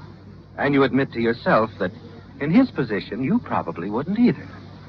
Hillary has lived in your uncle's home since he was a small child and has known the sheriff since boyhood. Everyone in town knows Hillary. You are a stranger, an outsider. You're surprised when the Crenwood sheriff leaves without placing you under arrest. There's just nothing else I can say, Sheriff. I had the letter, and now it's gone. Well, I think I found out all I can this morning anyway. There's nothing to do now but wait for the medical report. If Mr. Denton died from an overdose of sleeping tablets, I'm afraid it looks rather bad for you, Miss Hayes. But look, I told you. I took the last 2 sleeping tablets in that bottle myself. Why should I want to kill my uncle? I've never even seen him. From what Hillary here says, your motive was pretty clear. But I tell you, I don't know anything about what my uncle had in mind. All I know about him was in the letter he wrote me, which has been destroyed by whoever killed my uncle, if he was killed. Too bad you can't produce that letter you say your uncle wrote you. Might have helped your position a great deal. Whoever killed my uncle destroyed that letter. You're suggesting some specific person? Yes. Whoever had the most to gain from my uncle's death. From what Hillary says, you did. Anyway, you'll be hearing from us after we find the results of the medical report. I'll be back in 3 or 4 hours. Naturally, I expect all of you to remain in town. Of course. Bye, Sheriff. Bye, Hillary. Miss Meadows. Be seeing you, Miss Hayes. You'll all be here, of course. Naturally. Well, I think I'll ride with you, Sheriff. I've got a lot of things to do in town. I'll be back in 3 hours or so, Patricia. Take care, Susan. Of course, Hillary.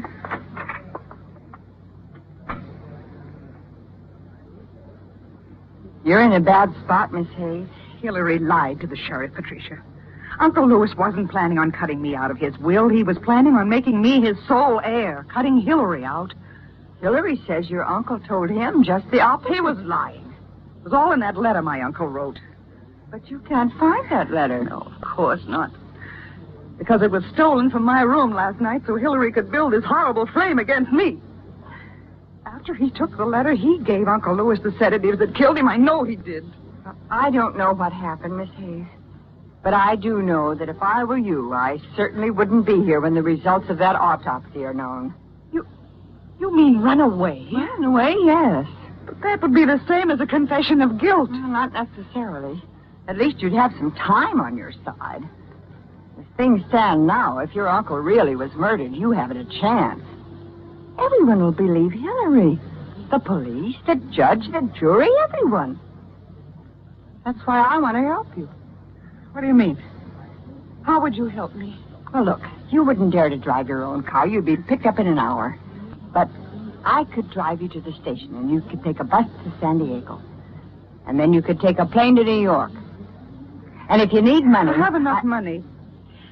Look, why are you doing this? Because I think it's the only sure way to keep you out of the gas chamber. You really believe it's that bad? As it looks now, yes. Of course, in time, I have a hunch you'll get a break. Oh, I hate to run out. But I guess you're right. All right, I'll be ready to leave in 10 minutes. Good. Now, no matter what happens, I'll manage to stall them until you're on your way to New York.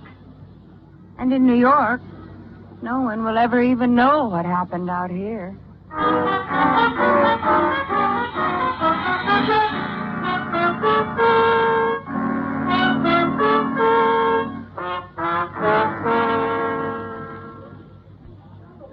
Karen Layton, Sandusky, Ohio. Were you expecting any mail preceding your arrival, Miss Layton? No. Let's see. We have a small single on the 12th floor. Well, that'll be fine. I'll only be here a few days. Here we are, 1202. Boy, show Miss Layton to 1202. Thank you. Oh, is there a beauty parlor close by? Right across the street. Madame Dana's.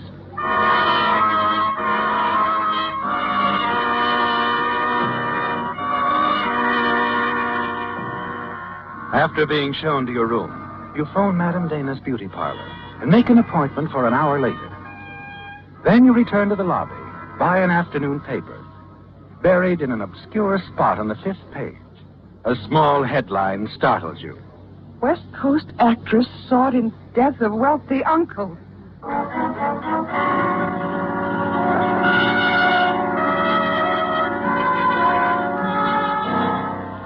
It's a brief column, but as you read on, you're certain Patricia Meadows, whatever her motive, gave you sound advice when she urged you to disappear. The autopsy proved your uncle was killed by an overdose of sleeping tablets. And the case Hillary built against you is perfect. And you're certain you would have been tried and found guilty had you remained in Crenwood. Now you must make certain that Susan Hayes is never found again. And your visit to the beauty parlor is an important step in that direction, where a brunette hair dye marks the end of Susan Hayes and the real beginning of Karen Layton, doesn't it? No recent pictures of you are out. You've never met a New York agent. So you decide to try and begin a new career as an actress. The change in your appearance seems to bring about a change in your luck, doesn't it? You call on dramatic producer Brad Williams, where you're hired as an understudy to the star of his current show. 8 months later, you're the star of a new Brad Williams production, a smash hit after 6 weeks on Broadway. It's the realization of all your dreams, isn't it? For days at a time, you forget Crenwood, your uncle, that you were ever Susan Hayes. Then one Wednesday, you're sitting in your dressing room following the midweek matinee. Yes? A lady to see you, Miss Layton. Oh, tell her to come in.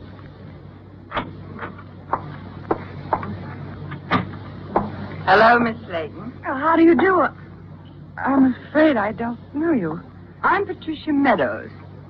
And I do know you, Miss Hayes. Miss Hayes? Susan Hayes. You know, Susan, you shouldn't have appeared on that television show last week. I recognized you instantly, even with the black hair. Well, you were all mixed up. Miss Meadows, is it? Patricia Meadows. Remember? Secretary to your late uncle, Louis Denton. And you're still Susan Hayes. Well, I'd recognize you anywhere. Oh, really, I don't know what this is all about, but Karen Layton is not only my professional name, it's my real name. Have it your way. But I'm wiring the sheriff of Crenwood County that I'm certain I've found the missing Susan Hayes, wanted on suspicion of murder. Goodbye, Miss Hayes. Oh, wait a minute. Yes? What is it you want from me? Very little, really. Just get me established in show business. You're a big star now, and I've always wanted to be one. Well, naturally, I'll be glad to help in any way I can, but... Well, you can manage what I want very easily. I just want to be your understudy. My understudy? Yes. I could learn a lot watching you. I see. And then in a few months, I'll become ill, and you'll take over the part. That is a possibility, isn't it? What makes you think you could play the part? I can play the part. You'll have to audition. Brad Williams, the producer, isn't easy to please. Neither am I. Can you arrange an audition soon? I think so. In fact, I'm sure I can. And you will? Yes, I will. Good. I'll be grateful to you forever, Miss Layton.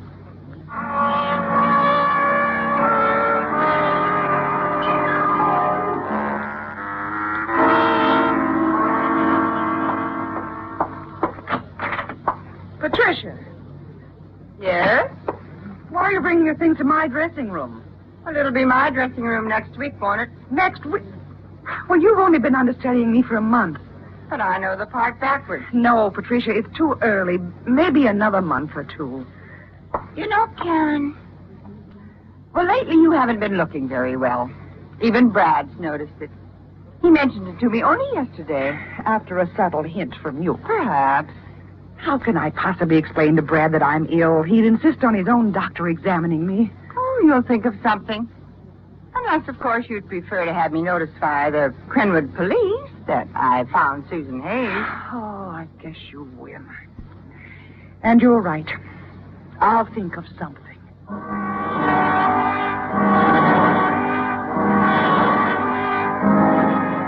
And you do think of something, don't you, Susan? You're certain now that Patricia Meadows was Hillary's accomplice in the death of your uncle. And you know that as long as she is alive, your career, perhaps your life, is in jeopardy. So you make your decision, don't you, Susan? As soon as you're certain Patricia has left the theater, you walk directly to the office of Brad Williams. Hi, Karen. Hello, Brad. What have you got on your mind? Everything okay? Yes and no. Uh-oh. What does that mean? Brad, would you mind too much if I left the show for a couple of weeks? Huh? Let Patricia Meadows play the part. But why? Oh, I don't know. I haven't been feeling well. I don't know what's the matter, but I'm just tired, that's all. If I don't rest for a couple of weeks, I'm honestly afraid I'll become ill. Well, have you seen a doctor? Oh, of course. There's nothing wrong with me, but I know how I feel, Brad. I've just got to rest for a couple of weeks. Well, of course, honey. You mean a lot more to me than the show. You mean more to me than anything. I do. You know you do.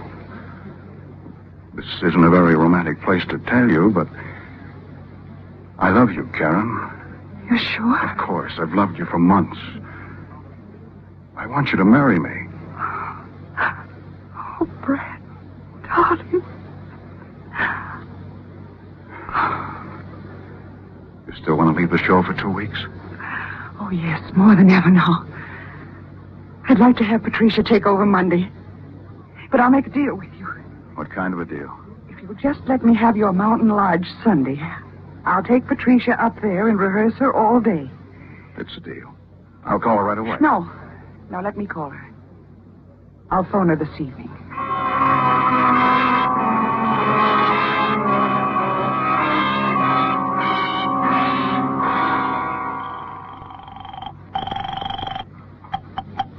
Hello? Hello, Patricia. Like I told you, you win. I told Brad right after you left. You're taking over the part Monday. I thought you'd think of something. Brad wants me to rehearse you all day Sunday. He suggested we drive up to his mountain lodge and work all day, okay? Suits me. We'll be ready about 8 Sunday morning. I'll pick you up.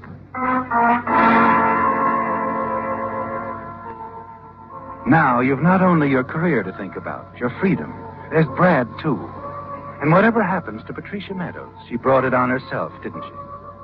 Yes, you're calm as you work out your plans for Sunday afternoon, when you're sure Patricia will have a fatal accident and be out of your life forever. Sunday afternoon, a few hundred feet from Brad's lodge on a grassy knoll overlooking a cliff, with a sheer drop of 200 feet, you and Patricia are working hard on stage business as Patricia goes through line after line of dialogue. Perfect. Was my walk all right that time? Yes, but when you read that line, I love him, I can't do without him, I just can't. You should take about 5 steps forward and speak more slowly. Oh, you ought to be holding his picture, too. Okay, I'll hold my purse for a prop. I'll do it perfectly this time. And now you watch. I love him. I can't do without him. I just can't. It's going exactly as you planned, isn't it, Susan? She's only 10 or 12 feet away from the cliff. A quick run forward, a hard push, 2 at the most while she's off balance. And your worries are over. You drop your script and start forward. Then stop. You can't do it, can you, Susan? No, you can't kill. Patricia turns back towards you. Was I all right? You were excellent. I thought when you came over so quickly, I did something wrong. You're lucky, Patricia. I was going to push you off the cliff, kill you. I'd planned it ever since I'd arranged to bring you up here. I didn't think you had it in you. I haven't. But the game's over, Patricia. I'm going to the police and tell them everything. You'll be charged with murder. Maybe. Maybe not.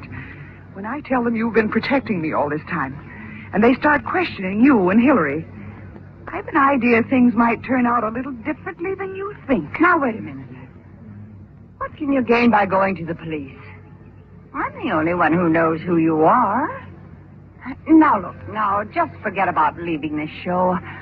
I'll just stay on as your understudy, and sooner or later I'll get a break. You've gotten your last break as far as I'm concerned. I'm going to the police and tell them everything. Oh, no, you're not. I'm not going to lose after getting this far. With you out of the way, I'll be a star in a year. You're going over that cliff. No, Patricia, be careful. Patricia, give me your hand.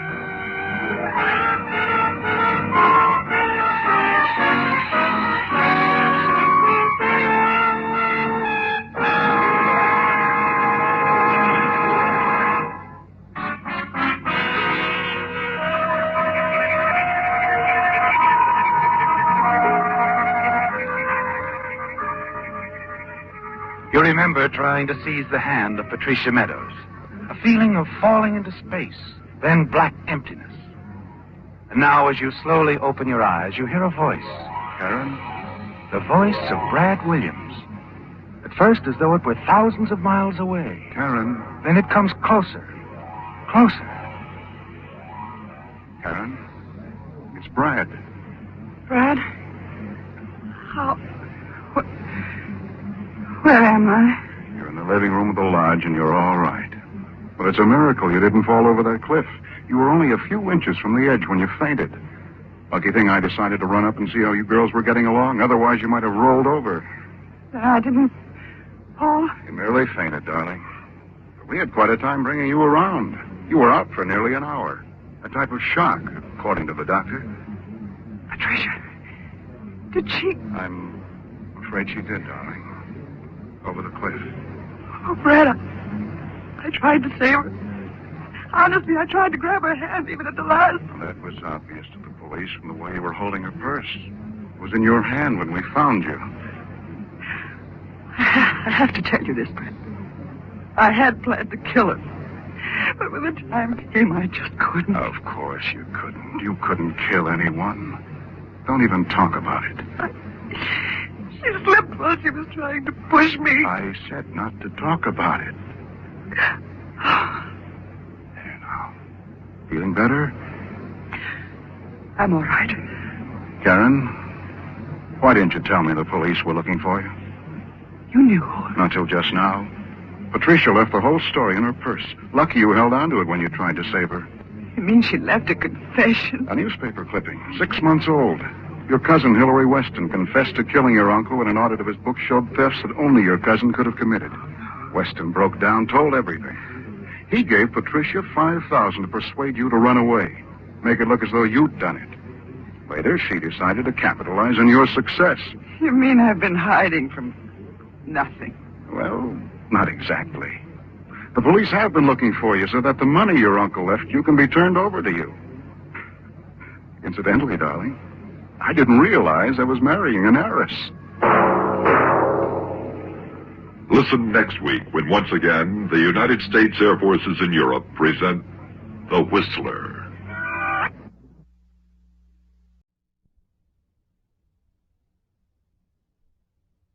The Whistler.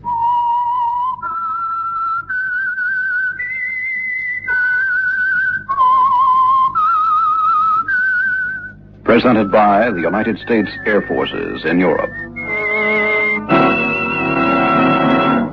I am the Whistler, and I know many things, for I walk by night. I know many strange tales hidden in the hearts of men and women who have stepped into the shadows. Yes, I know the nameless terrors of which they dare not speak. Tonight, it's the Whistler's strange story, The Havana League.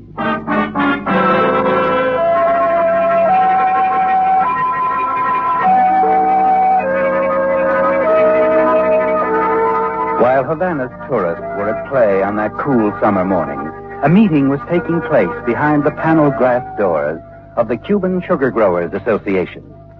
To Clifford Fargo, a handsome man in his early 30s, it was no ordinary meeting of the plantation owners, because Cliff knew that a light hung in the balance. And then, at last... The board has examined the books, Mr. Fargo, and has heard the auditor's report. There can be no doubt that $40,000 is missing from funds that were entrusted to you to equip and supply our sugar control laboratory.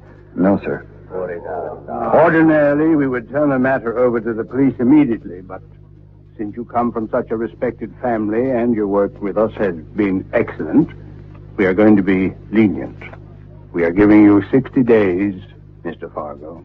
60 days in which to raise that money or be prosecuted to the full extent of the law.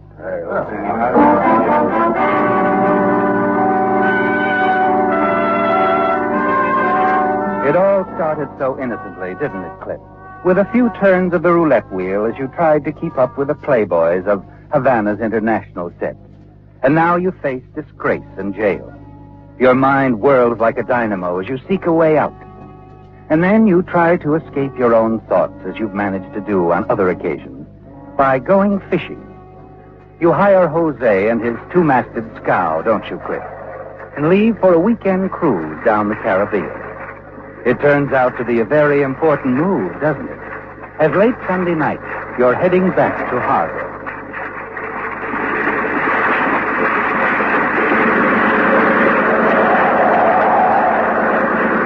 Senor! Look, senor! The wind! Burn the wind!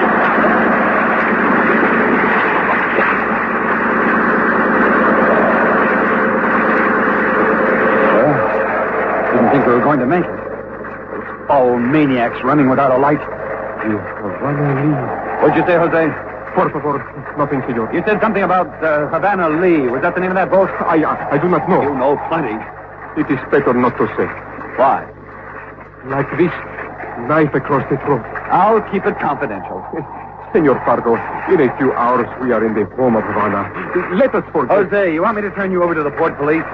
They'll make you talk. All right. But do not breathe to anyone what I say. It is both our lives. Oh, stop whispering. Who can hear us out here? Now, what about that motor launch?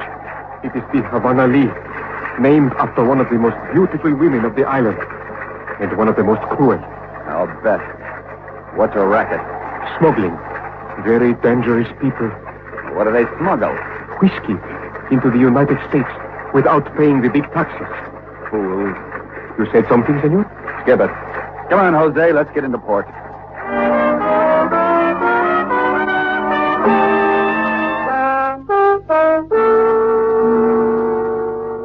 Look, mister, the waiter tells me you've been asking after Havana Lee. What for? Business. Quit stalling. I got high blood pressure. I don't like being annoyed. I'll discuss my business with Miss Lee. Who are you? The name's Fargo. Cliff Fargo. I work as a chemist. But I came here to talk directly to Miss Lee. She's busy. You can tell from me she's also a little stupid. That's not a very nice thing to say. Huh? How do you do, Mr. Fargo? Oh. So you're Havana Lee. Huh? You are beautiful. In other words, beautiful but dumb. Well, that's not quite what I meant. What did you mean, Mr. Fargo? Well, I'd rather discuss it in private. George is my partner. It's quite all right. Let's stop stalling around. Get to the point. As I understand it, you run that motor launch of yours to Florida loaded with liquor. Now, I consider it a rather risky and stupid smuggling operation. Sit down, Fargo. Yes, I don't mind if I do. Now, estimating the maximum cubic feet of your boat, you can net at most $3,000 a trip. Am I right? You made a mistake. You should have left earlier. Oh, why's that? You might not get out of here at all. George, would you mind pouring some wine? I hope you like Alsace Port 1923. It's one of my favorites. A man of taste. Please, continue. You've heard of cortisone? A new wonder drug, isn't it? Yes, extremely rare. It's worth $300 a gram, stateside. And what's your price? I can process it here for $30 a gram. The same drug? It would take 10 hours of chemical analysis to detect the difference. I see. It's safer. Package of cortisone worth $25,000 is no bigger than a man's fist. Flick of the wrist, it's overboard. I'd like to see this cortisone. How long will it take? A week? Get it. Fine. Oh, there's only one question we have to settle. And what's that? That you take on a third partner. I'll think it over. Please do, and let me know. Wait. You'll get your third. I don't buy this, Havana. We don't even know who this test tube pusher is. George. Okay. But just to set you straight, Fargo, Havana may give the orders around here, but I handle the artillery. Don't forget that. I won't forget it, George. Not for a minute.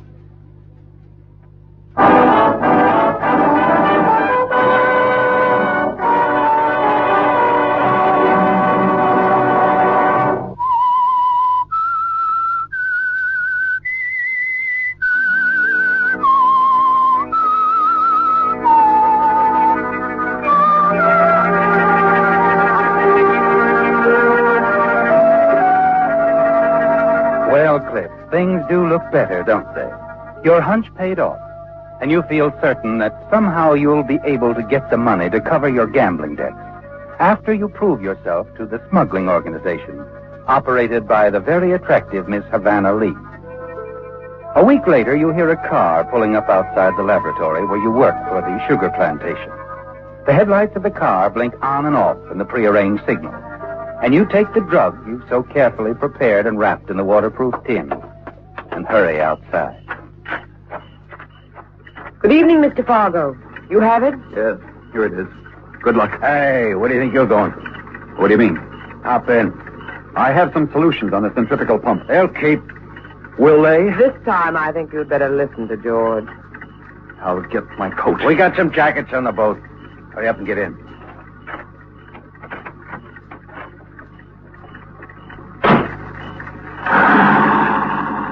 I don't understand this, Havana. Well, it's simple, really. Since you're sharing the profit, we thought it only fair you share the risk. That wasn't our agreement. It is now. So, this is your idea? Yeah. If this is a trap you're springing, I want you around so I can put a 45 against your back and pull the trigger.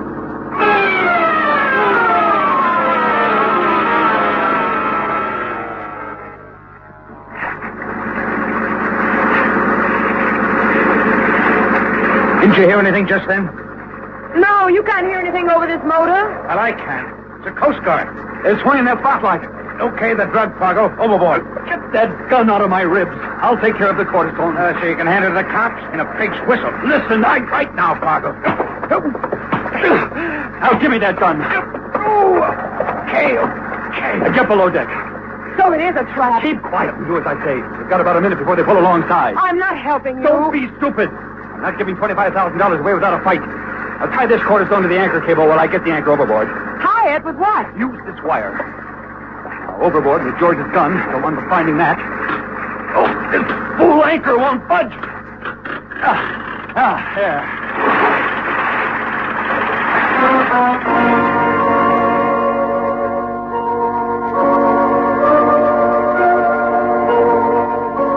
Amusing, isn't it, Cliff? The boarding party, the careful searching of the boat, revealing nothing. You smile as the boarding officer reports to his commander that all he's found is a bottle of medicine. Medicine for George's high blood pressure. Your smile widens because even that annoys Havana Lee. And George is made to look very foolish for suspecting you. Later, after you've tied up quite safely in a deserted cove along the coast north of Miami, Havana goes ashore with a drug you've retrieved from the anchor chain. And you're left alone with a quietly smoldering George. Got a light, George? No. Oh, why don't you forget it? I don't want it. I'm going to tell you something, smart boy. I'm all ears. I just decided I don't like you for a partner. Well, exactly what are you telling me, George? I don't want to see you around again, Fargo. If I do, I'll get you killed. Oh, you can't be serious. No? Okay, Fargo. Find out for yourself.